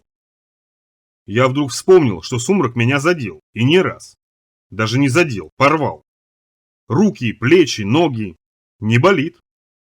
Задел. Давно? Вчера. Я стянул куртку, сбросил терможилет, остался в майке. «Ого!» – протянул Егор. «На самом деле ого! Сумрак хорошо поработал. Левое плечо разодрано, почти на сантиметр мяса распорол. В других местах тоже. Не так глубоко и не больно. Не больно». «Больно?» «Нет», – признался я. «Это от страха. Потом заболит. Антидот нужен». Егор достал из рюкзака аптечку, вытряхнул шприц, кинул мне. От всего помогает, объяснил он. Еще из старых запасов. Только чешешься потом. Я вколол антидот. Теперь сироп. Егор сунул мне фляжку. Сироп был сладкий и какого-то освежающего вкуса. Я сделал несколько глотков и запил водой. В голове почти сразу возник звенящий холодок. Приятно. Егор налил из фляжки в кружку. Сунул старшему. Тот прихватил кружку зубами, стал пить мелкими глотками. Одолел полчашки, отключился. «Энергозатраты большие», — пояснил Егор. «Нельзя слишком быстро двигаться. Организм сам себя жрет, нужна энергия.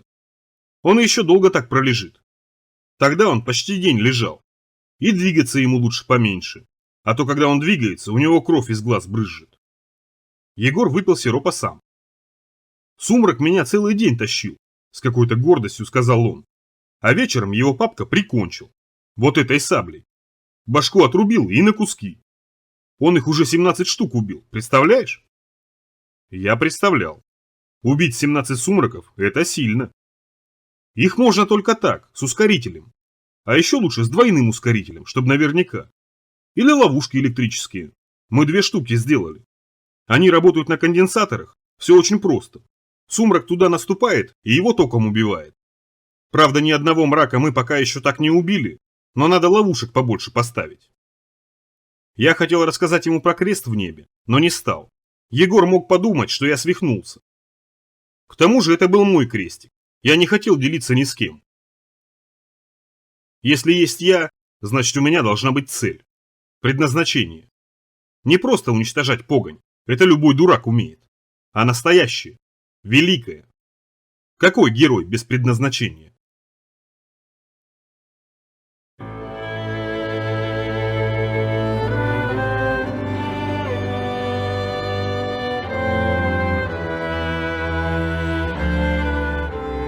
Глава 17. Корпускула дьявола. Память. Дураки. Смеются надо мной. Если бы знали. А почему это смешно? Ничего смешного здесь нет. Ничего. Красавец и чудовище. Я совсем не красавец. И она не виновата. К Алисе я заглядываю почти каждый день. Через день. Тут рядом, в подвале. Алиса не меняется. Не чувствует боли, не спит и не пьет. На прошлой неделе я нашел тыкву и выдавил сок. Целую бутылку оранжевого сока. Добавил туда лимон и сахар, принес ей, а она не посмотрела в мою сторону. А сок был ничего. Вот и сегодня. Она не разговаривает со мной. И не смотрит. Она вообще ни с кем не разговаривает. С крысой только. Знатная крыса. Сидит возле головы Алисы, глаза круглые, блестящие. Похудела, кости торчат, костюм. Крысу надо бы пристрелить. Я вздрогнул и обернулся. Серафима. Стоит, жует пластиковую трубку. Не похоже. Что? Крысу пристрелить, повторила Серафима. А вдруг она переносчик? Чего переносчик? Серафима пожала плечами. Ну, вот этого. Она кивнула на Алису. Где-то она ведь это подцепила. Серафима брезгливо поморщилась. Крыса почуяла врага, спряталась. А я бы и ее пристрелила. Серафима выдула из трубки пузырь. И крысу, и ее. Неизвестно, чем все это кончится. Она всех своих убила. И нас может. Вдруг это заразно. И на меня так посмотрела. Я в карантине 2 месяца почти просидел. Напомнил я и сразу же понял, что зря сказал. Получалось, что я будто бы оправдывался. Серафима промолчала. «Шныря проверяла?» – спросил я. «Проверяла. Солому режет». «Что?» «Солому». Серафима сделала пальцами стригущее движение. «Режет солому». «Зачем?» «Планер хочет сделать». «Из соломы?» «Ага.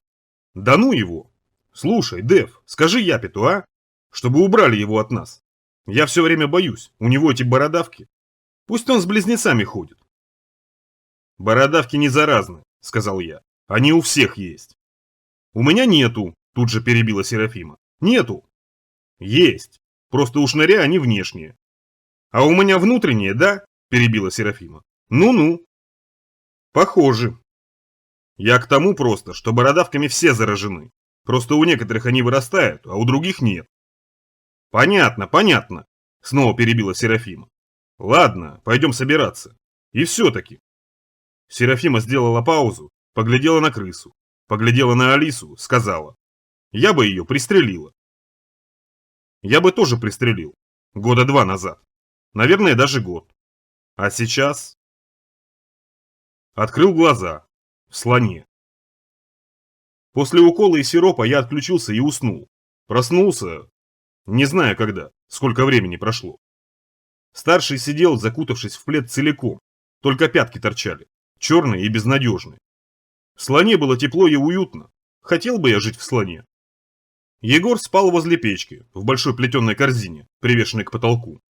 Корзина покачивалась, Егор улыбался.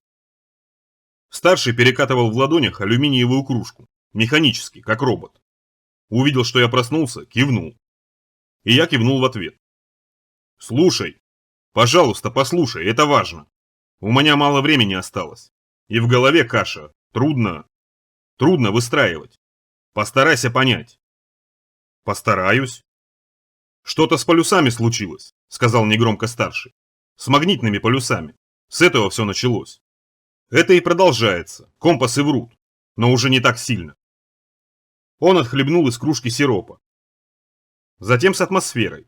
Засуха. Она почти все выжгла, особенно юг.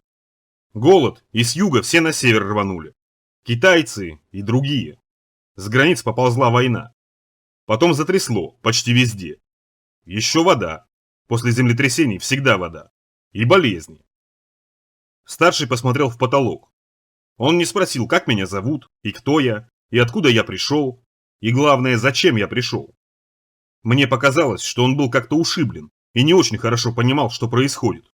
Смотрел сквозь меня, бормотал, улыбался. Бешенство. Старший вытер пот. Вообще весь мир разваливался, по швам трещал. Он начал потеть. Потел крупными каплями, и пот был не нормальный, прозрачный, а мутный. Старший протер лоб ладонью. На ней остался бордовый след. «Опять», — сказал он. Я кинул ему полотенце. Старший стал протираться. Что-то с кровью происходит. Ладно. Мир рушился, и тогда кто-то, я не знаю кто, кто-то придумал, как все исправить. С помощью этого. Старший сунул руку под рубаху, извлек кольцо. То самое, с птичьей лапкой. Пацифик. Как у нас. «Частица Бога», — хрипло сказал старший. «Какая прекрасная идея». Егор спал. Видимо, к такой болтовне он был вполне привычный. «Частица Бога. Я покажу». Старший попробовал дотянуться до стола. У него не получилось. Я заметил альбом на столе, подал его старшему. Он достал фотографию, а других фотографий в нем не было. «В этом секрет», — сказал он. «Только в этом». Старший уронил карточку, я поднял. Нога. Блестящая такая нога, огромная. Где-то я это уже видел. Памятник. Под этой ногой стояли люди. Все старые, ни одного молодого. В синих халатах, в оранжевых смешных туфлях, в белых касках. У каждого на каске блестел Пацифик. И очки. Почти все они были в очках и почему-то улыбались. Никогда не видел столько улыбчивых людей. И на рукавах халатов тоже Пацифики. Это ученые. В белых касках. Все ученые в белых касках. Они держали перед собой плакат. На нем был нарисован птичий знак, а внизу крупными красными буквами приписывалось: «Даешь частицу Бога». «Даешь частицу Бога». Старший отхлебнул снова. Сироп.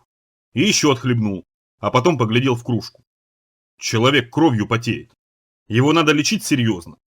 Хорошо бы его к нам, к доктору. Не донести, конечно. Курок. Курок остался там. Надо его достать и похоронить по-человечески. Он меня обманул, но все равно. Человек. Я поднялся с кровати. Погоди. Значит, старший меня все-таки видел. Разговаривал со мной. И это не бред. Хотя так и бредить можно. Погоди, негромко попросил старший. Пожалуйста, я хочу рассказать. Егор маленький, многого не понимает. Я хотел написать, я не умею. Послушай, я тебе расскажу. Старший облизнул губы. Когда все возникло, когда мир возник, Не только наш, а вообще весь. Он первое время был пустой. Одинаковый, что ли? Вернее, никакой. Требовалось придать миру свойства. Я не очень хорошо понимаю, я механик. Эта самая частица, она преобразовала хаос в порядок. Сразу, одним шагом, везде. Дыханием Бога. Это не бред, громко прошептал старший. Не бред. Они сами так говорили. Сами ученые. Я верю, сказал я. Старший улыбнулся поломанными зубами. Свет. Свет творения. Слово его. Дыхание благодать. Все, как рассказывал Гомер. Я помню, вот как сейчас. Сначала тьма, потом раз и сразу свет. И всего-то лишь достаточно одного слова. Мир уже древний очень. Очень. Даже представить сложно как. И чем дальше он существует, тем меньше в нем света. Это тоже правильно. Поколения грешников породили так много зла, что благодать стала улетучиваться, а свет рассеиваться. Чем больше тьмы, тем меньше света. Все про это знают. А именно светом мир и скреплялся, как кирпичи цементом. Вот они, старший указал трясущимся пальцем в фотографию. Они хотели все исправить. Чтобы ни наводнений, ни тряса, чтобы эпидемии прекратились. Частица Бога, короче. Они ее выделить хотели. Эта штука, старший ткнул пальцем вниз, под ноги. Насколько я понял, нижнее метро – это прибор. Огромная машина. Она трансформирует поле. Нога. Памятник. Я вспомнил. Точно, нога памятника. Мы тогда из него с Алисой вылезли. Там еще что-то написано было, про прорыв какой-то. В изучении пространства, кажется. Прибор, повторил устало старший. Самый большой в мире.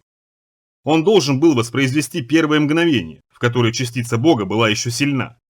Мир пошел в раскачку, а они хотели его спасти. Только ничего не получилось. Там, он опять указал вниз, там, еще глубже самих тоннелей, там шахты. Детекторы. Они должны были улавливать частицу.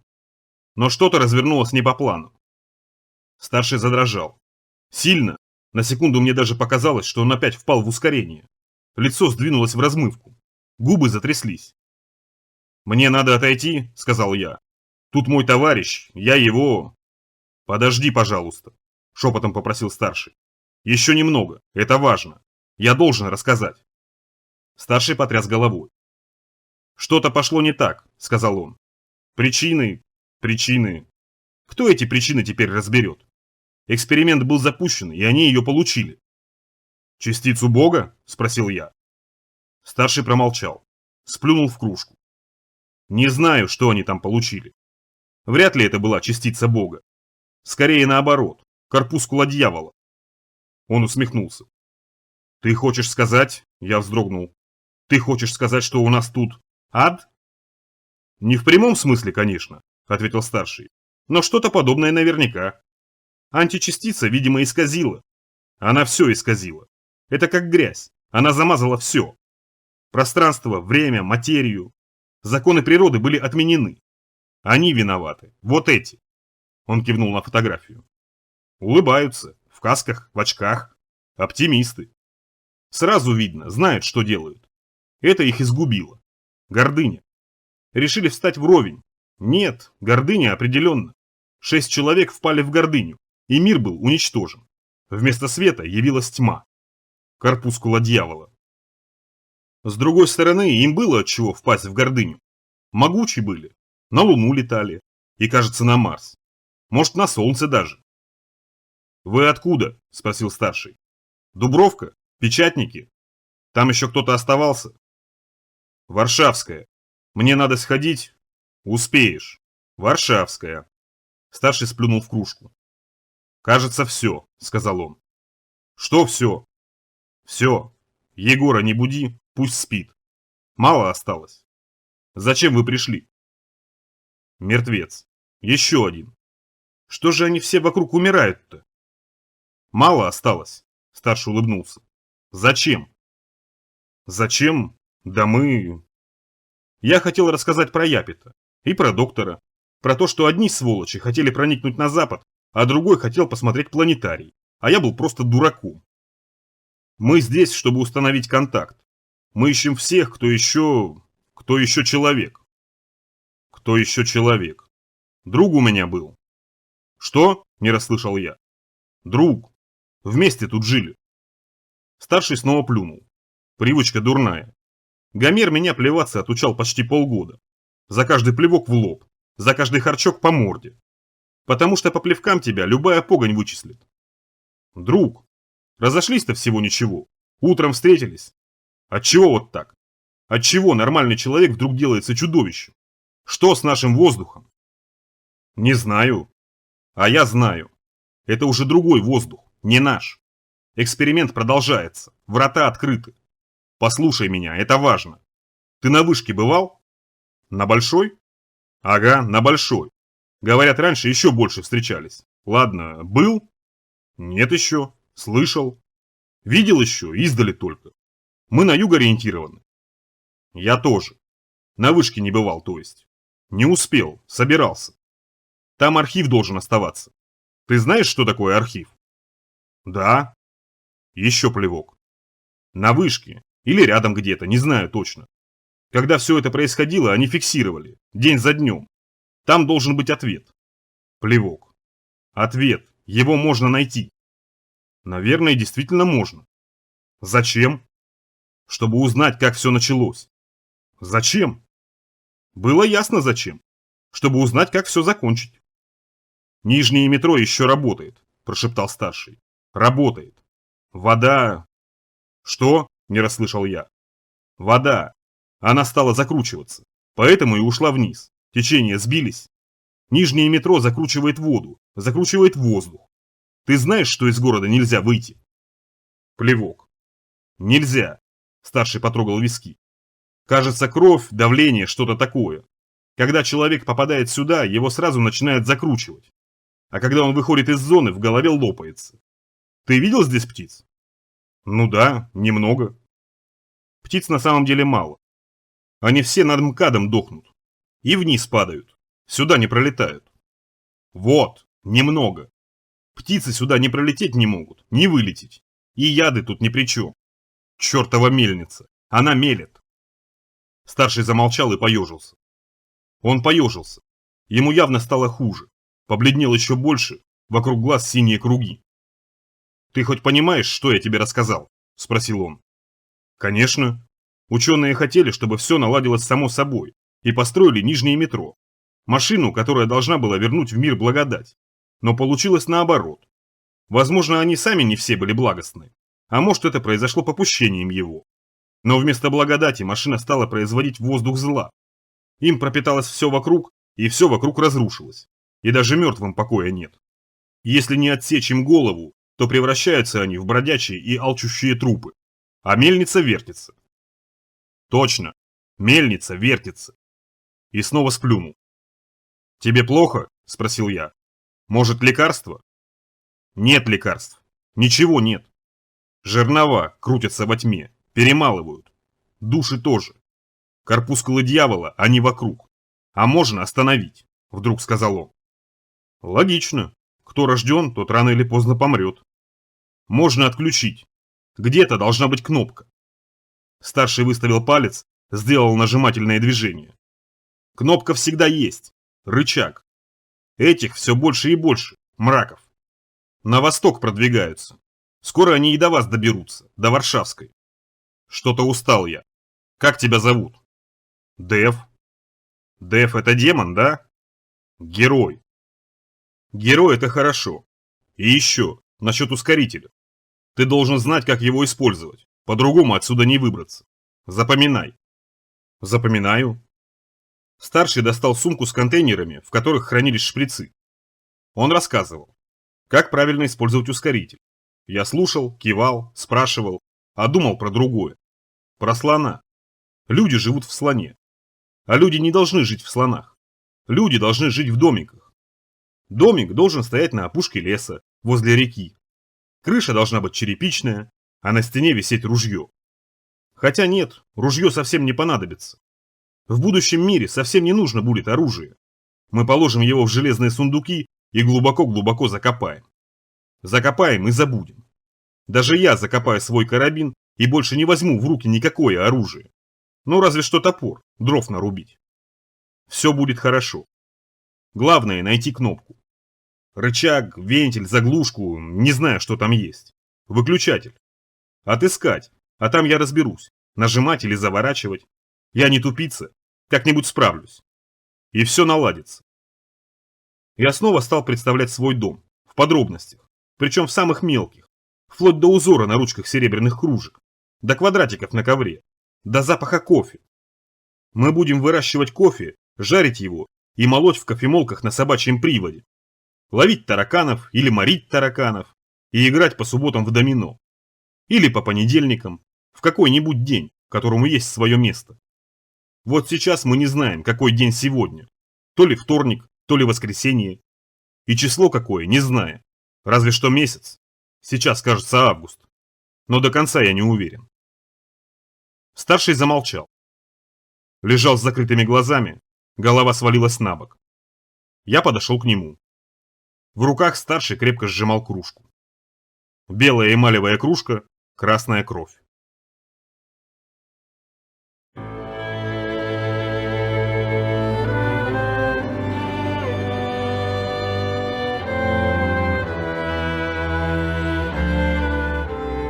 Глава 18. Переулок кривых фонарей. Надо слушать тех, кто вокруг. Господь расставляет на пути только нужных людей. Устами их подсказывает, что делать. Ничего просто так не бывает. Каждый шаг оставляет след. Цель. Простая и понятная. Кнопка. Рычаг. Заглушка. Что там еще может быть? Вентиль. Завинтишь, и все кончится. Как же тогда облачный полк? Гомер говорил, что наше дело ждать и готовить плацдарм для выброса. Когда в урочный час сгустится воздух и воинство света сойдет на землю и обрушит огонь на головы пустых и нечестивых, мы же будем стоять одесную. Гомер мог и ошибаться. Первый раз я подумал, что Гомер мог быть неправ. Он ведь тоже, как я, вырос на развалинах, ничего не видел в жизни. Мог ошибаться. А что, если облачный полк не может пока сойти? Если он ждет сигнала, подтверждения, что мы уже достойны, зеленой ракеты. Может, эта вот зеленая ракета и есть кнопка? Может, пока она нажата, не будет ничего и не произойдет? Мир стоит, пока есть хоть один праведник, так всегда говорил Гомер. Надо нажать кнопку. Надо похоронить Курка. Конечно, мертвецам не жарко, конечно, мертвецы не танцуют, но все равно. Сожрут. Нехорошо, когда человека погонь жрет. И еще кое-что. Я хотел разобраться с сумраком. Мрак. Первый раз меня коснулся мрак. Настоящий, жирный и бесспорный. Не мелкая грязная погонь, назойливо повисающая на ногах и пытающаяся выклевать глаза. Настоящая тьма, вползающая в душу, разрывающая сердце. И там в глубине осталось пятнышко, клякса, грязь, зерно, крючок, впившийся в легкие. Страх. Сумрак меня напугал, до одури. И теперь я боялся. Только не самого сумрака, а того, что это останется со мной. Зерно утвердится, прорастет и пустит корни. И вот уже поселится внутри голодная лилия. И надо будет ее кормить, кормить, а потом она выпустит в кровь свои семена. Надо было вырвать, прижечь, раз и навсегда. Солнце уже садилось, приобретая свой обычный вечерний цвет. В небе растерянно вспыхивали первые звезды. Было ощутимо холодно. Я поежился и обнаружил, что не надел куртку и не надел шлем. И куртка и шлем могли бы помешать. На бой в рубашке и штанах. Почти голый. Первый раз, наверное, в жизни.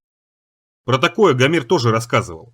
Как раньше герои, те самые древние герои, вступавшие в схватку с чудовищем, раздевались догола.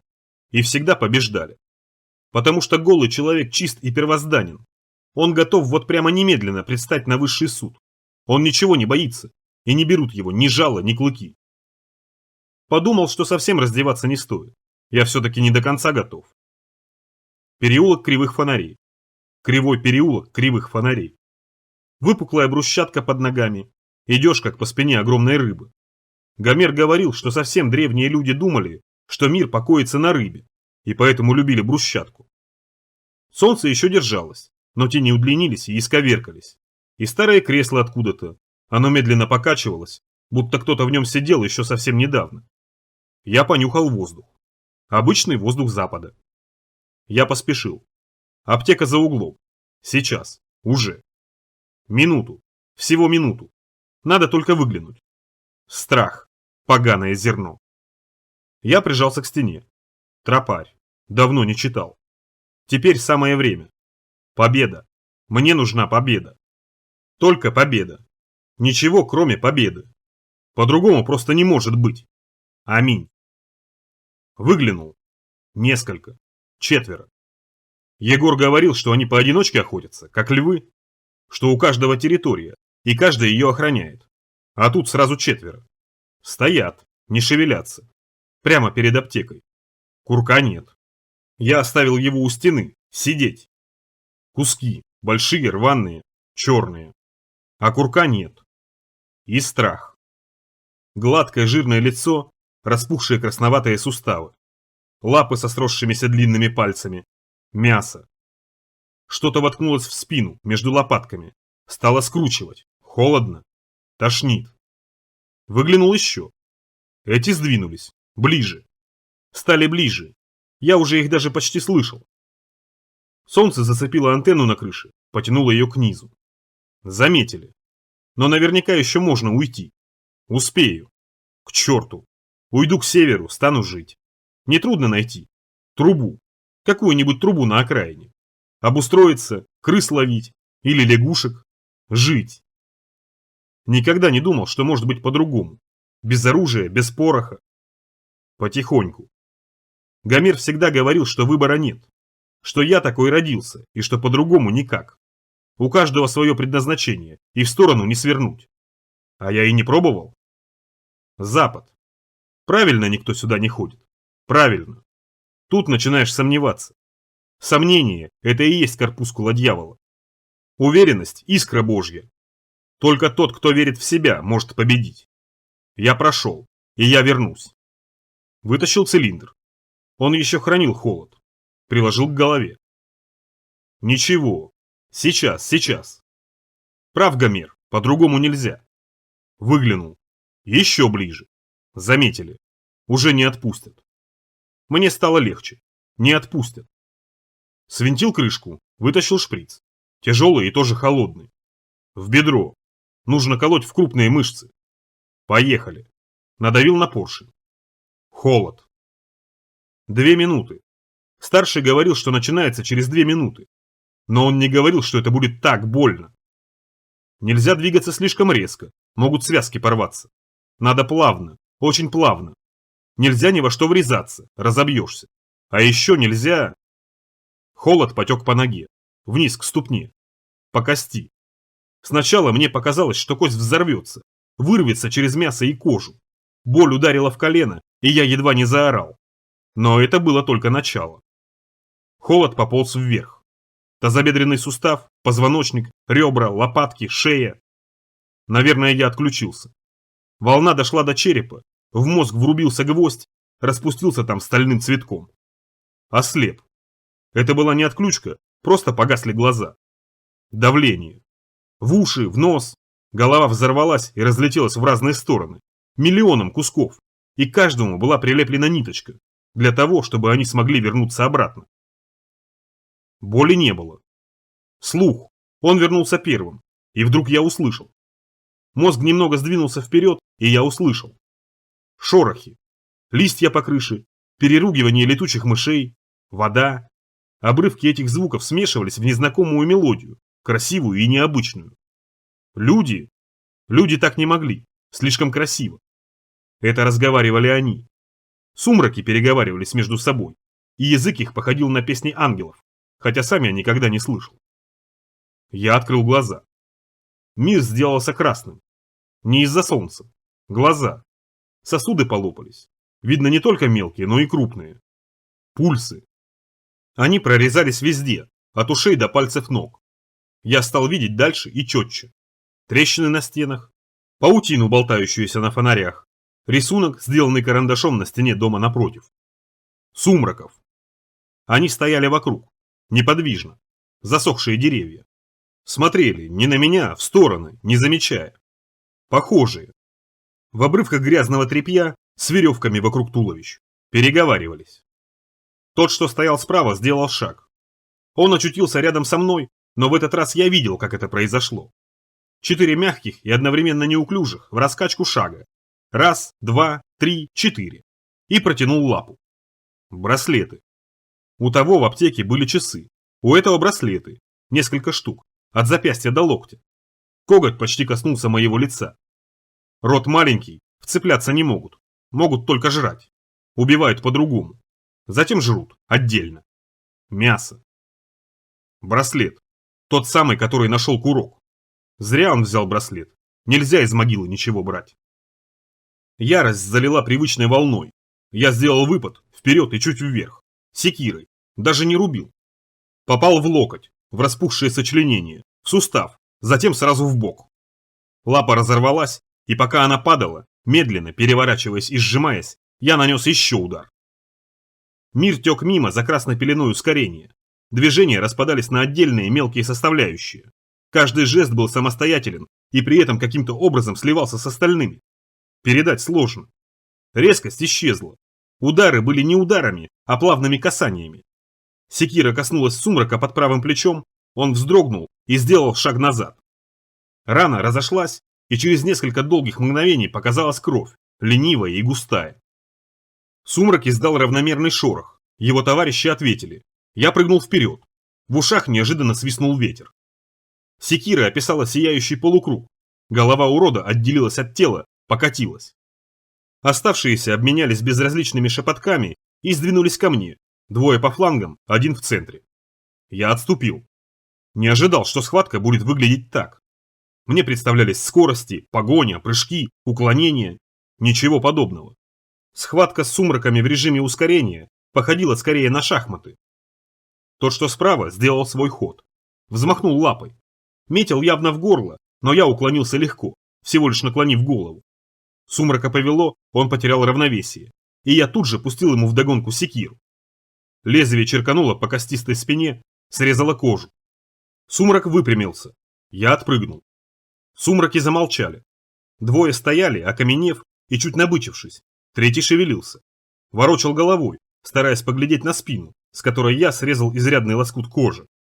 Сумраки не торопились. И неожиданно я понял.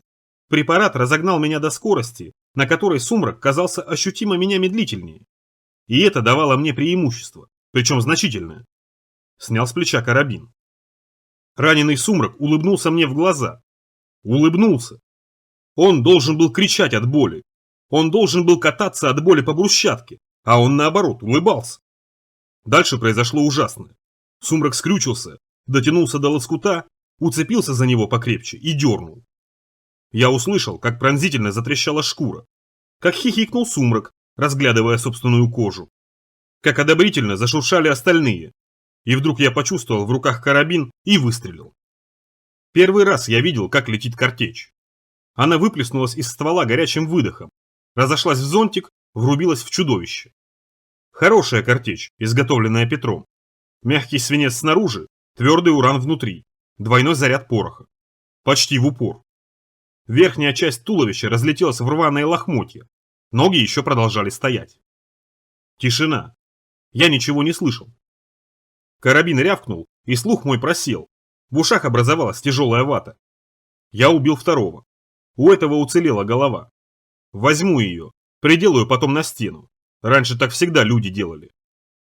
Только оглох вот в смятку. Попробовал пошевелить барабанами. Глухо, ничего. 2, 2 штуки. Продолжали стоять. Ненормально. Совсем ненормально. Накидываться скопом так надо. Любая обычная погонь совсем по-другому действовала бы. Наскакивала вместе, а не по очереди. Но сумраки были другие. Не знаю, по какой причине, но они работали по очереди. Сумрак шагнул вправо. Второй тоже. Принялись описывать круг. Это было уже знакомо. Волкеры, особенно если молодые, иногда так делают. Кружат, кружат, поджидают, ловят момент, готовятся к броску. Эти... Опять не так. Опять через перекресток. Эти просто брели вокруг. Волоклись, чуть ли не заплетаясь. И я не знал, что дальше. Чего ожидать? Шагали, шагали. Потом тот, кто шагал вторым, начал отставать. Он отставал все больше и больше. И теперь они рисовали круг друг напротив друга, а я в центре. Я ждал. Слишком просто все получалось как-то. Резко. Всего на мгновение я выпустил из вида того, кто был за спиной. Этого хватило. Наверное, шестое чувство, вернее, Бог в ухо шепнул. Прыгнул в сторону, сухожилия хрустнули. Мимо пролетела тварь. С распростертыми лапами, с яростью, с ревом. Рева я не слышал, конечно, но он был, этот рев. Разморда перекошена. Сумрак в ярости был хорош. Мне понравилось. Я тоже был в ярости. Ярость – это прекрасное чувство. А эти их лапы? Некоторые сумраки умели работать, я оценил. Левой в голову и тут же правой снизу. Башку снести, кишки выпустить. Лапищи у него были длинные. Когти или сросшиеся пальцы не разглядеть. Успевал только уворачиваться, приседать и подпрыгивать. Вбок, влево, вправо. Секирой я уже не атаковал. Так, парировал удары. Второй. Почти сразу присоединился, и почти сразу они стали работать синхронно. Один по низу, пытаясь оторвать ноги. Другой старался снести мне голову. Наверное, со стороны, но если бы кто мог меня видеть, то решил бы, что я похож на мячик. Мячик, в который играют два непонятных существа. Прыг-скок, прыг-скок. Сожрали курка. Ненавижу. Они прижимали меня к стене. Шаг за шагом, верно и неотвратимо. И все-таки достали. Гомер учил: никогда не ввязывайся в драку. Противника надо обезвреживать сразу и предпочтительно навсегда. В шею надо стрелять. Рукопашная схватка – вещь непредсказуемая. Любой, даже самый сильный и опытный боец, может рано или поздно запнуться о предательский камень. Сделать неверное движение, потянуть кисть, моргнуть в неподходящее мгновение. Может отвлечься, упустить вдох, забыть про выдох. Руки могут вспотеть, и рукоятка верного меча проскользнет. И песок в глаза. Да мало ли причин для последней ошибки. Ошибка стоит дорого. Ошибка – это жизнь. Любая, даже самая мелкая и безобидная рана приведет к поражению, к смерти. Если нет возможности успокоить противника с двух ударов, лучше отступи. В этом нет ничего позорного. Отступление сейчас – победа в будущем. Надо было, наверное, отступить. А так они все-таки достали меня. Я даже не увидел кто. Коготь черканул по ребру, зацепил мясо. Мне показалось, что ребро вообще вырвал. Меня подбросило в воздух, развернуло, и я обрушился на асфальт. Однажды я падал с 3-го уровня. Невысоко и, в общем-то, не опасно, приложился не сильно, встал и вперед. Падение на брусчатку в состоянии ускорения. Наверное, как этажа с 5-го, не меньше. Земля ударила меня всего, сразу. Ребра сложились, и зубы, передние все, в осколке, нету. Плечи, колени, даже пятки. Не знаю как, но я умудрился стукнуться даже пятками. Правая рука сломалась под каким-то диким углом, как палочка. Кость вылезла наружу. Красная пелена стала гуще. Через несколько тянучих мгновений пришла боль.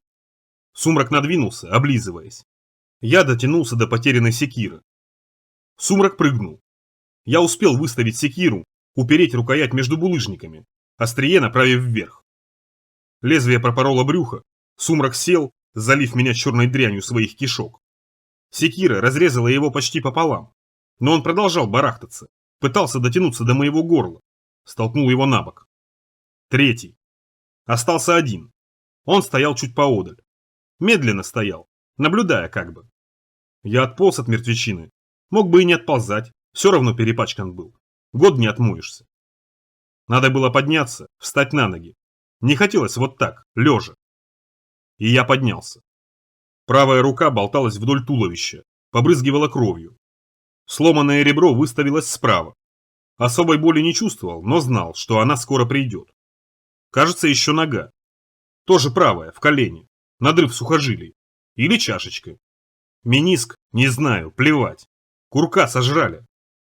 Поднял секиру. Левой. Ничего, левой я тоже не промахнусь. «Сюда!» Я крикнул, но ничего, разумеется, не услышал. Сумрак переместился ближе. Поднял секиру. Я думал, что он собирается закончить с нашей беседой, но на меня он и не поглядел. Склонился над третьим. На секунду мне показалось, что он хочет помочь товарищу, но это была погонь. Сумрак принялся жрать своего, еще живого.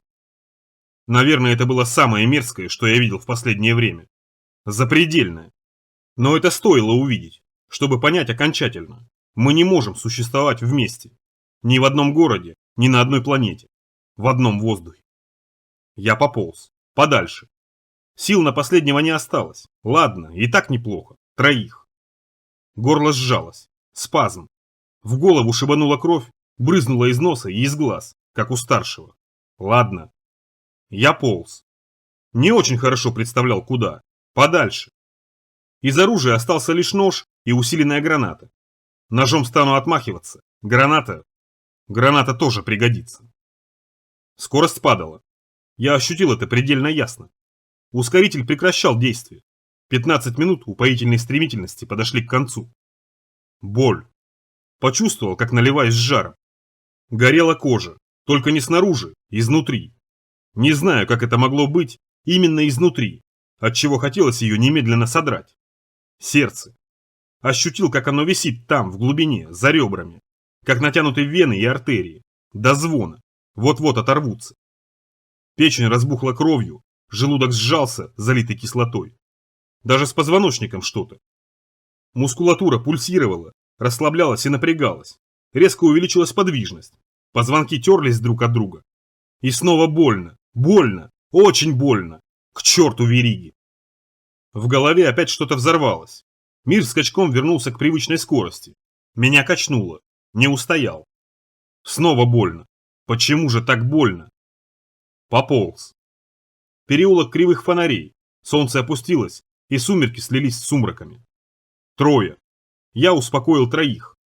Четвертый обедал. Перекусывал. Погонь питается погонью, давно известно. Вырезал когтями длинные узкие полосы, комкал их в шары и отправлял в рот. Не успевал дожевывать, и предыдущие полосы свисали из пасти черными червями. Я остановился. Передышаться не получалось совсем, легкие не сжимались. Ребра. При каждом вдохе-выдохе поломанные острые кости скребли меня изнутри. Решил не дышать. Просто ползти, ползти, а там видно будет.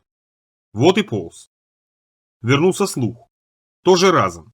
Звук вернулся, но лучше бы он не возвращался. Переулок был наполнен чавканьем. Сумрак жрал. Сумрак продолжал жрать. На меня не смотрел. Я отползал, загребая рукой. Останавливался, лежал. Про курка думал. И про Алису. Страшно. Хуже нет смерти. Все лучше, чем так. И про этого почему-то думал. Про предпоследнего. Того, который дневник записывал, а потом умер в тоске и одиночестве. И в ужасе. Грустно мне было.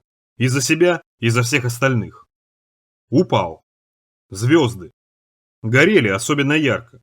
И крупные, точно любопытное небо опустилось пониже, чтобы посмотреть, что у нас тут происходит. Еще Гомер говорил, что часто такое случается. В самые страшные дни звезды сияет просто нестерпимо. Чавканье стихло. Сумрак наелся. И теперь смотрел на меня. Я знал, что он смотрит на меня. А пошел он. Все пошли. Надоели. Надоели все. Я достал гранату. Все-таки нет, не я. Не сложилось. Такое тоже бывает. История помнит победителей. Прах проигравших разносит ветер. Получи. Выдрал кольцо. Потратил на это последние зубы. Разорвал губу. Получи. Граната запрыгала по булыжникам. Я считал. 2, 3, 4, 5. Взрыв. Должен быть взрыв. Ничего. Сумрак двинулся ко мне. Разболтанной походкой людоеда. Все значит. Почему-то я вспомнил предпоследнего. Не его даже, а тоску. Того дня. Когда он ходил в кино со своим сыном и каждую секунду понимал, что дальше уже ничего не будет. Что сына он не увидит. Вот они, последние мгновения. И я сейчас тоже ощущал эти последние мгновения. Жалко мне было всех моих будущих несостоявшихся дней. Очень жалко. Но по-другому нельзя. Я дотянулся до пояса и вытащил нож. И тут же рядом возник сумрак. Возник, исчез. Запястье, боль, сломанная рука повисла, нож упал. Он схватил меня за шею, сжал и швырнул в стену. Я воткнулся в кирпичи, и это снова было больно. Только я уже не чувствовал. Хотелось, чтобы все оно уже кончилось, потому что я устал. Барахтался в грязи, скопившейся вдоль стены, а жизнь упорно не обрывалась, продолжалась. Боль – это тоже жизнь. У мрецов не болит, у кошки болит, у собаки болит, у Данилки не болит. Откуда я это знаю?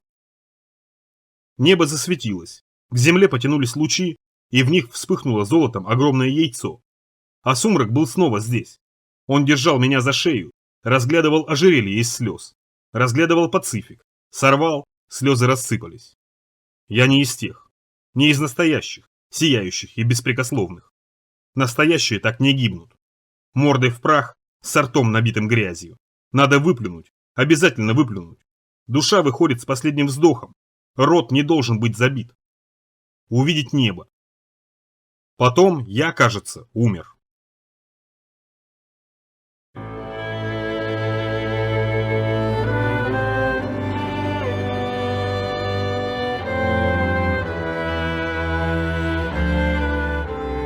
Глава 19. Вопреки. Странно как-то. Что же тебе странно? А ты разве не видишь? Пауза. Чего я должна не видеть? Шея-то сломана. Сломана? Может, вывихнута? Это у тебя вывихнуто. Тишина. Покой. Ничего. Пустота. Легкость какая-то. Ни рук, ни ног не чувствую. Точно плыву. Или в воздухе вишу. Сломана. Шея. Ребра, руки. Он не умрет, сказал третий. Гомер. А другие? Курок и еще... Пульс есть, неуверенно произнес Курок. Пульс ничего еще не значит. Это может быть... остаточное явление. Телесное электричество истекает. Может быть и электричество. Пульс хороший.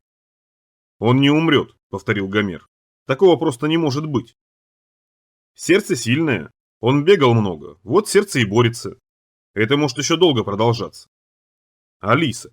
Она права. Это может еще долго продолжаться. Это точно. Ему башку почти открутили. Руки сломаны, кожа содрана и сгорела. Я думаю, что он готов. Не шевелится ведь.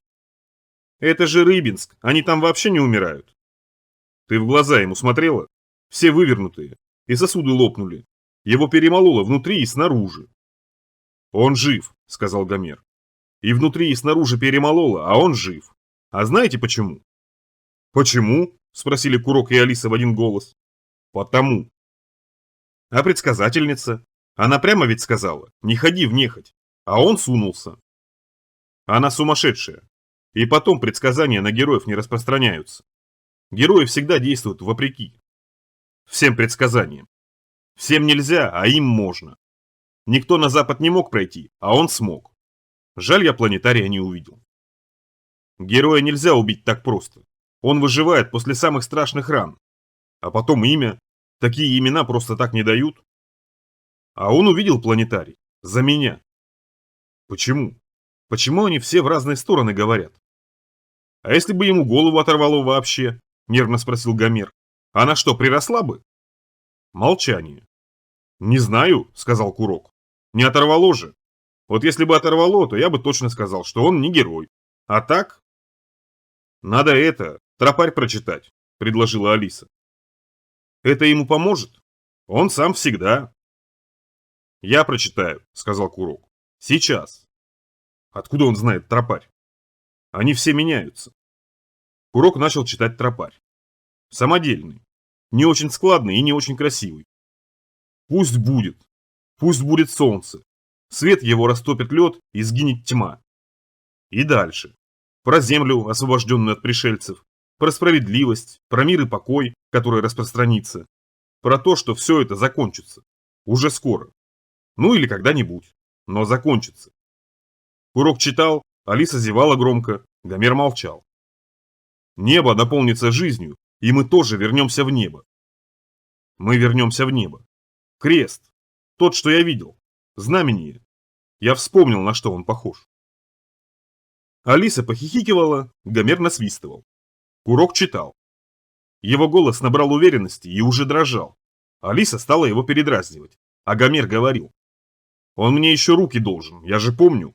Руки-то зарыл. Алиса, скажи ему про руки. Откуда он знает Алису?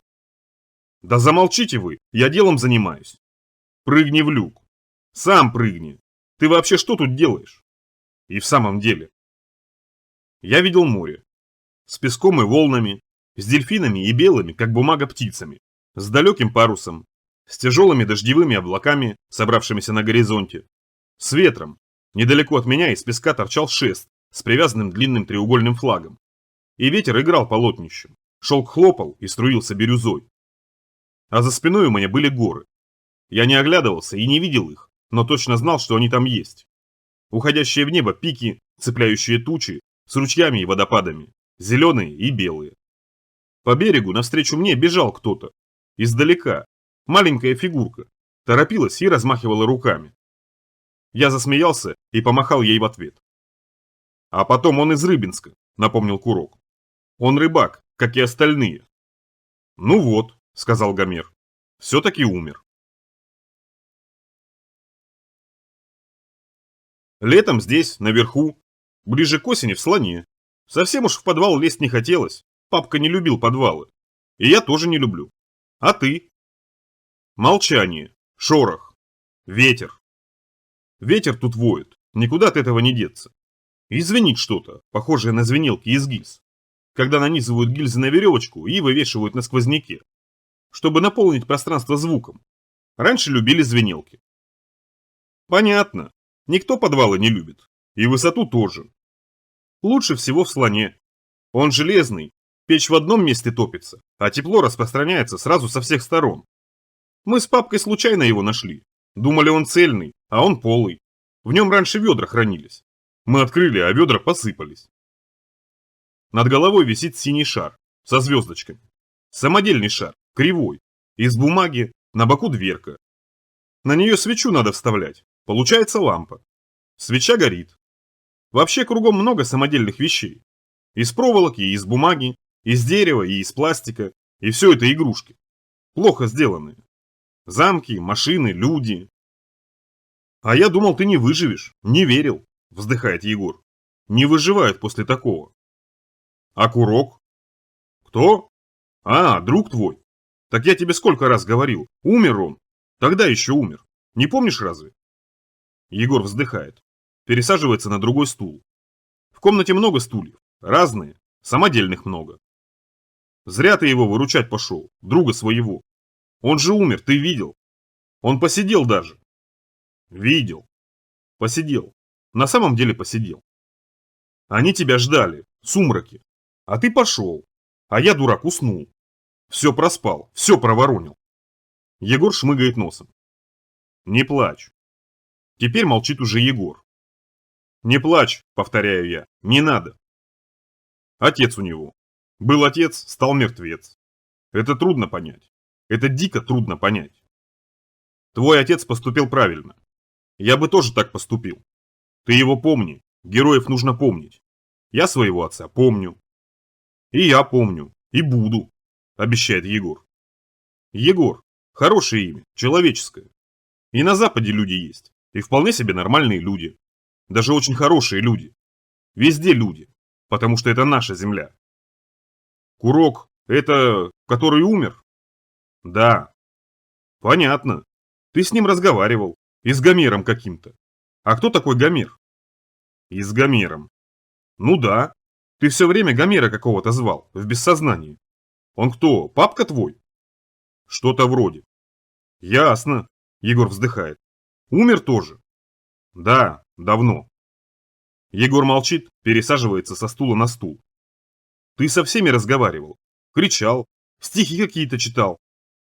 Я с трудом поворачиваю голову. Алиса сидит возле печки, смотрит в стену. С утра. Она почти всегда сидит и смотрит. В одну точку. Молчит.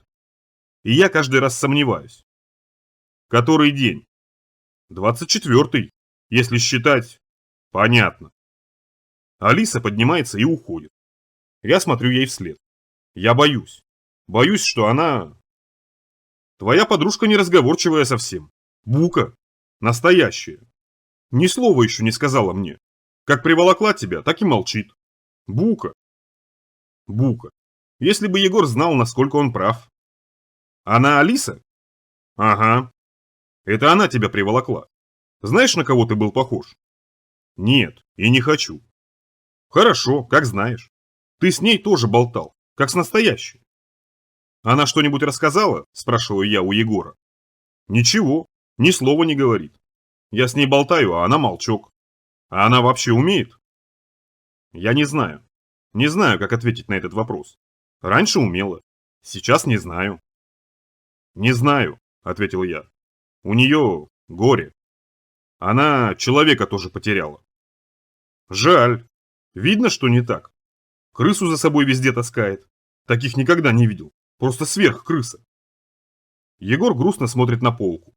На ней тоже крыса, сплетенная из нарезанных прозрачных шлангов, выкрашенная в дурацкий оранжевый цвет. Веселая. Зубы из монет сделаны, блестят. Почти все время сидит, кивает Егор на пол. Сядет и сидит, в стену смотрит. Или по крыше гуляет, или на крыше сидит. Долго гуляет? Неа, она тут все время. Как притащила, так и сидит. 2 дня от тебя не отходила. Меня не подпускала. Как посмотрит. Егор поежился. У нее глаза страшные. Я на нее смотреть не могу. И не спит она. Она спит, только с открытыми глазами. Я так и думал. Я сам иногда так сплю, потом голова болит. А это Алиса, спрашивает негромко Егор. Она без оружия ведь? Она не боится? А чего ей бояться? Ну, сумраков. Не боится. Да, Егор чешет голову. Молодец. Она красивая. Она кто? Подруга? Почти. Жизнь мне спасла. Несколько раз даже. Молодец. Пойдем гулять? Пойдем. Егор начинает вертеть колесо, и кровать превращается в кресло. Это папка сделал, рассказывает он. Специальное кресло. Оно распрямляется и обратно. Я плохо ходил, болел часто, лежал много. Вот он меня и вывозил. Тут воздух на балконе хороший, и молнии часто летают. Шаровидные. Егор показывает, какие тут летают шаровые молнии. Получается, что просто с капусту. Вывозит меня на крышу. Высота. Молнии все убивают, всю вредность. А воздух придает сил. И дождевая вода здесь чистая.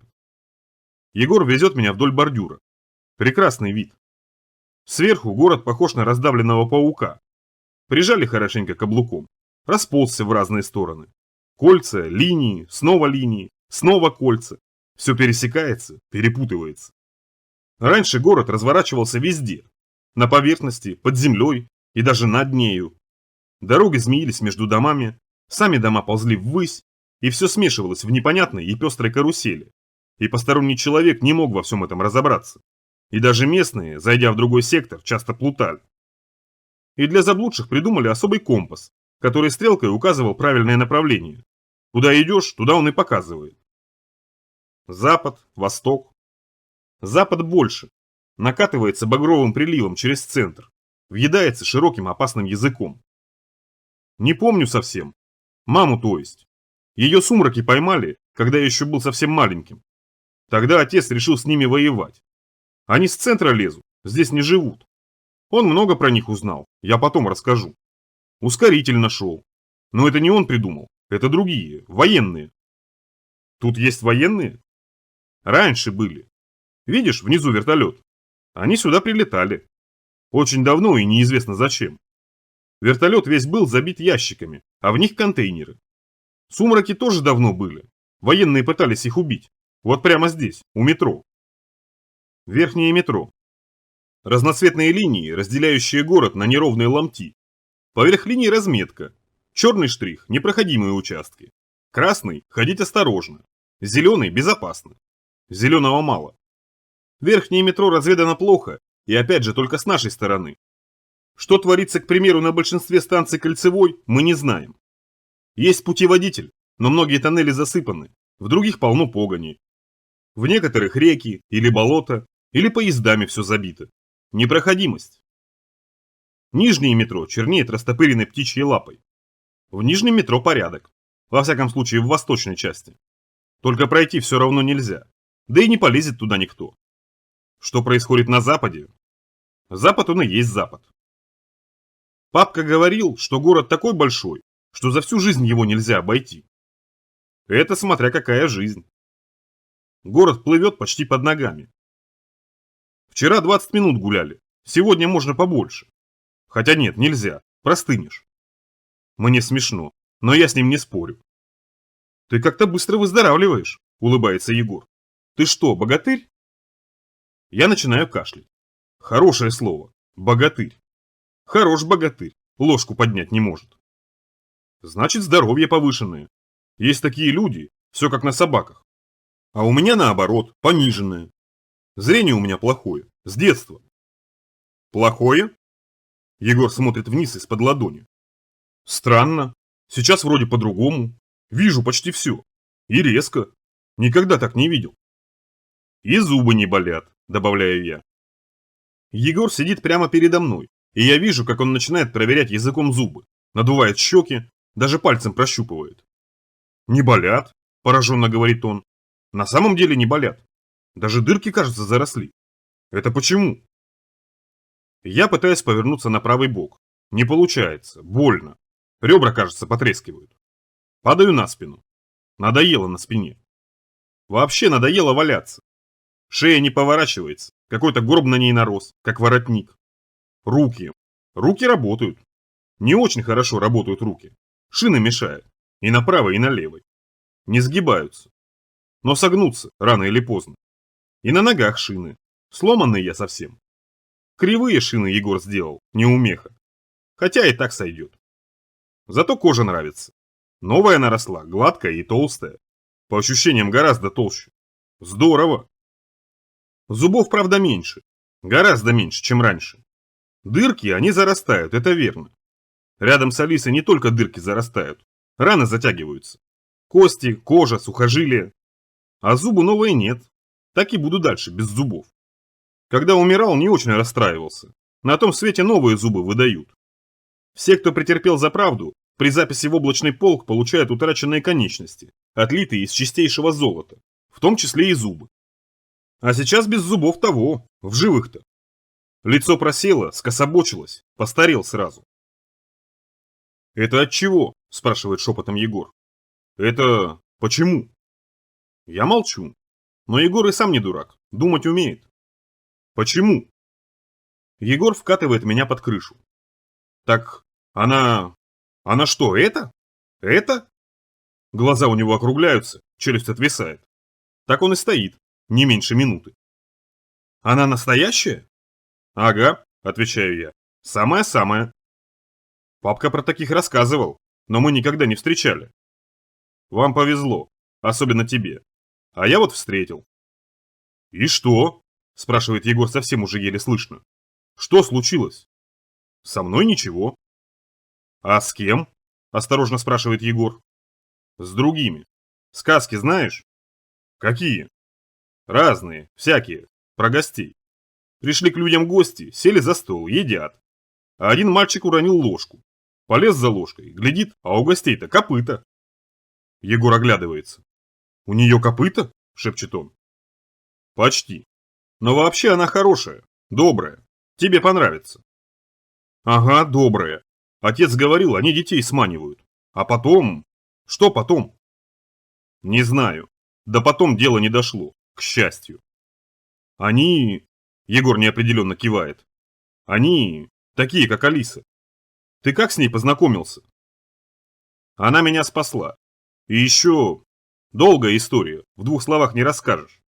Ты насчет Алисы не беспокойся, ты уже вырос. Совершенно вырос. Но лучше, так, на всякий случай, лучше тебе бороду отрастить. Тогда точно не заинтересуется». «Бороду? А если не растет?» «Лучше, чтобы росла. Знаешь, борода вообще против всякой погони лучшее средство. А Алиса? Она опасна?» Егор меняет табуретку, подсаживается поближе к дробовику. «Правильно, я бы сам так поступил». «Я не знаю. Скорее всего, нет. Она раньше любила игрушки. Она смотрела на игрушки?» «Нет. Она только в стену смотрит. Или в угол. Она точно не опасна?» «Не опасны лишь помидоры. Да и то. Она сбежала. За мной, сюда. Ясно. Появляется Алиса. Садится возле стены. С рук у нее спрыгивает крыса, начинает обход комнаты. Обнюхивает пол, стулья, все обнюхивает. Егора. А ну, иди. Он достает сухарь. Крыса нагло забирается ему на колени, отбирает сухарь, относит Алисе. Ладно, вы тут развлекайтесь, а я за водой поднимусь. Чаю хочется.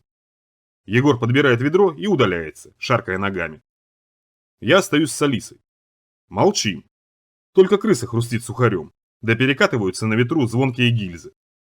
Хочется поговорить, спросить, узнать, но страшно. Ладно, потом, успеем. Моя каталка стоит рядом с полкой, на ней книги. Большие, тяжелые, в таких обычно картинки. Я дотягиваюсь до ближайшей, с трудом устраиваю ее на животе. Современные художники. Культура. Современные. Знавал я одного современного, но недолго. Листаю. Очень быстро выясняется, что время всегда одинаковое. Бойко рисовали раньше. Бойко. Почти как сейчас. Москва. Вид сверху. С птичьего полета вроде как. Тогда еще птицы летали и во множестве. Я такую же картину видел у Япита в одном из старых альбомов. Если просто смотреть, то обычная вроде как картина, город и все присущие ему признаки. Реки, мосты, кварталы, коммуникации над и коммуникации под. Все как полагается. Но есть и секрет, второе дно, неразличимое нормальным взглядом. Под изображением особая инструкция, научающая, как смотреть по-другому. Чуть скосить глаза к носу, постараться смотреть не на, а сквозь. Так, словно картинка находится чуть дальше своего реального расположения. Расслабить глазные мышцы, распустить ось зрения, и вот видно уже другое. Зеленые кишки труб и тоннелей, вываливающиеся из распухшего чрева. Острые кости подземных путей, протыкающие серую кожу асфальта. Провалы, как глубокие язвы, сквозь которые видны перепутанные сухожилия и больные бубонные вены. Черная кровь из лопнувших тромбов бензостанций. Концентрическая сыпь навсегда остановившихся в красном светофоров. Иглы энергетических мачт, как спицы экзоскелетов, стягивающие сломанные ребра кварталов. Мосты, как медицинские стяжки, скрепляющие расползающиеся части районов. Лишаи парков и мокнущая экзема забродивших прудов. Нарывы стадионов и пролежни переулков. Если осторожно отдалить альбом от себя, то видно станет окончательно.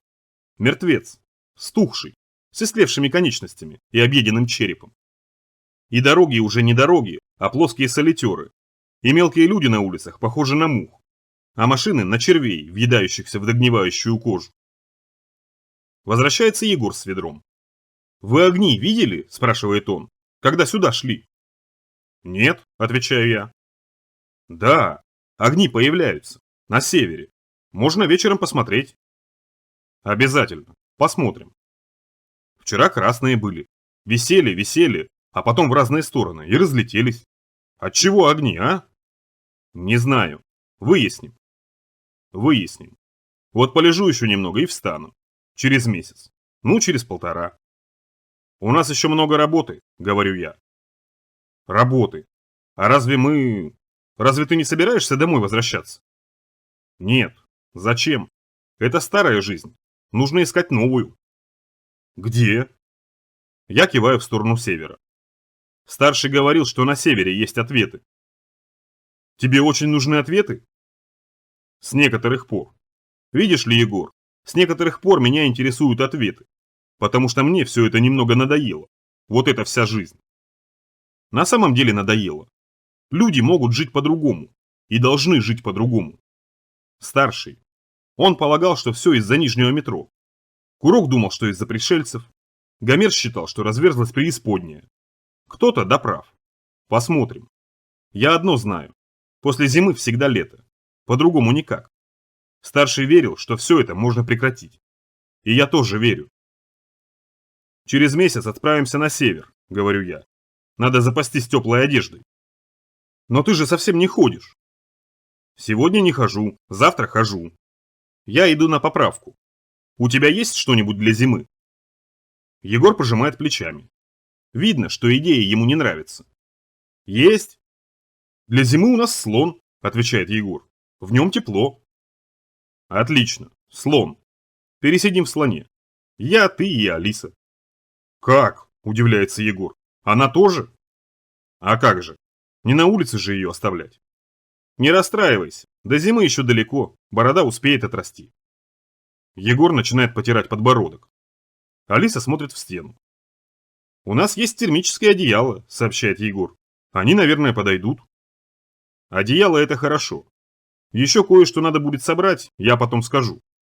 «Ладно. Тут магазин недалеко, там все есть, даже валенки». «Валенки? Здорово. Алис, тебе валенки нужны?» Алиса смотрит в стену.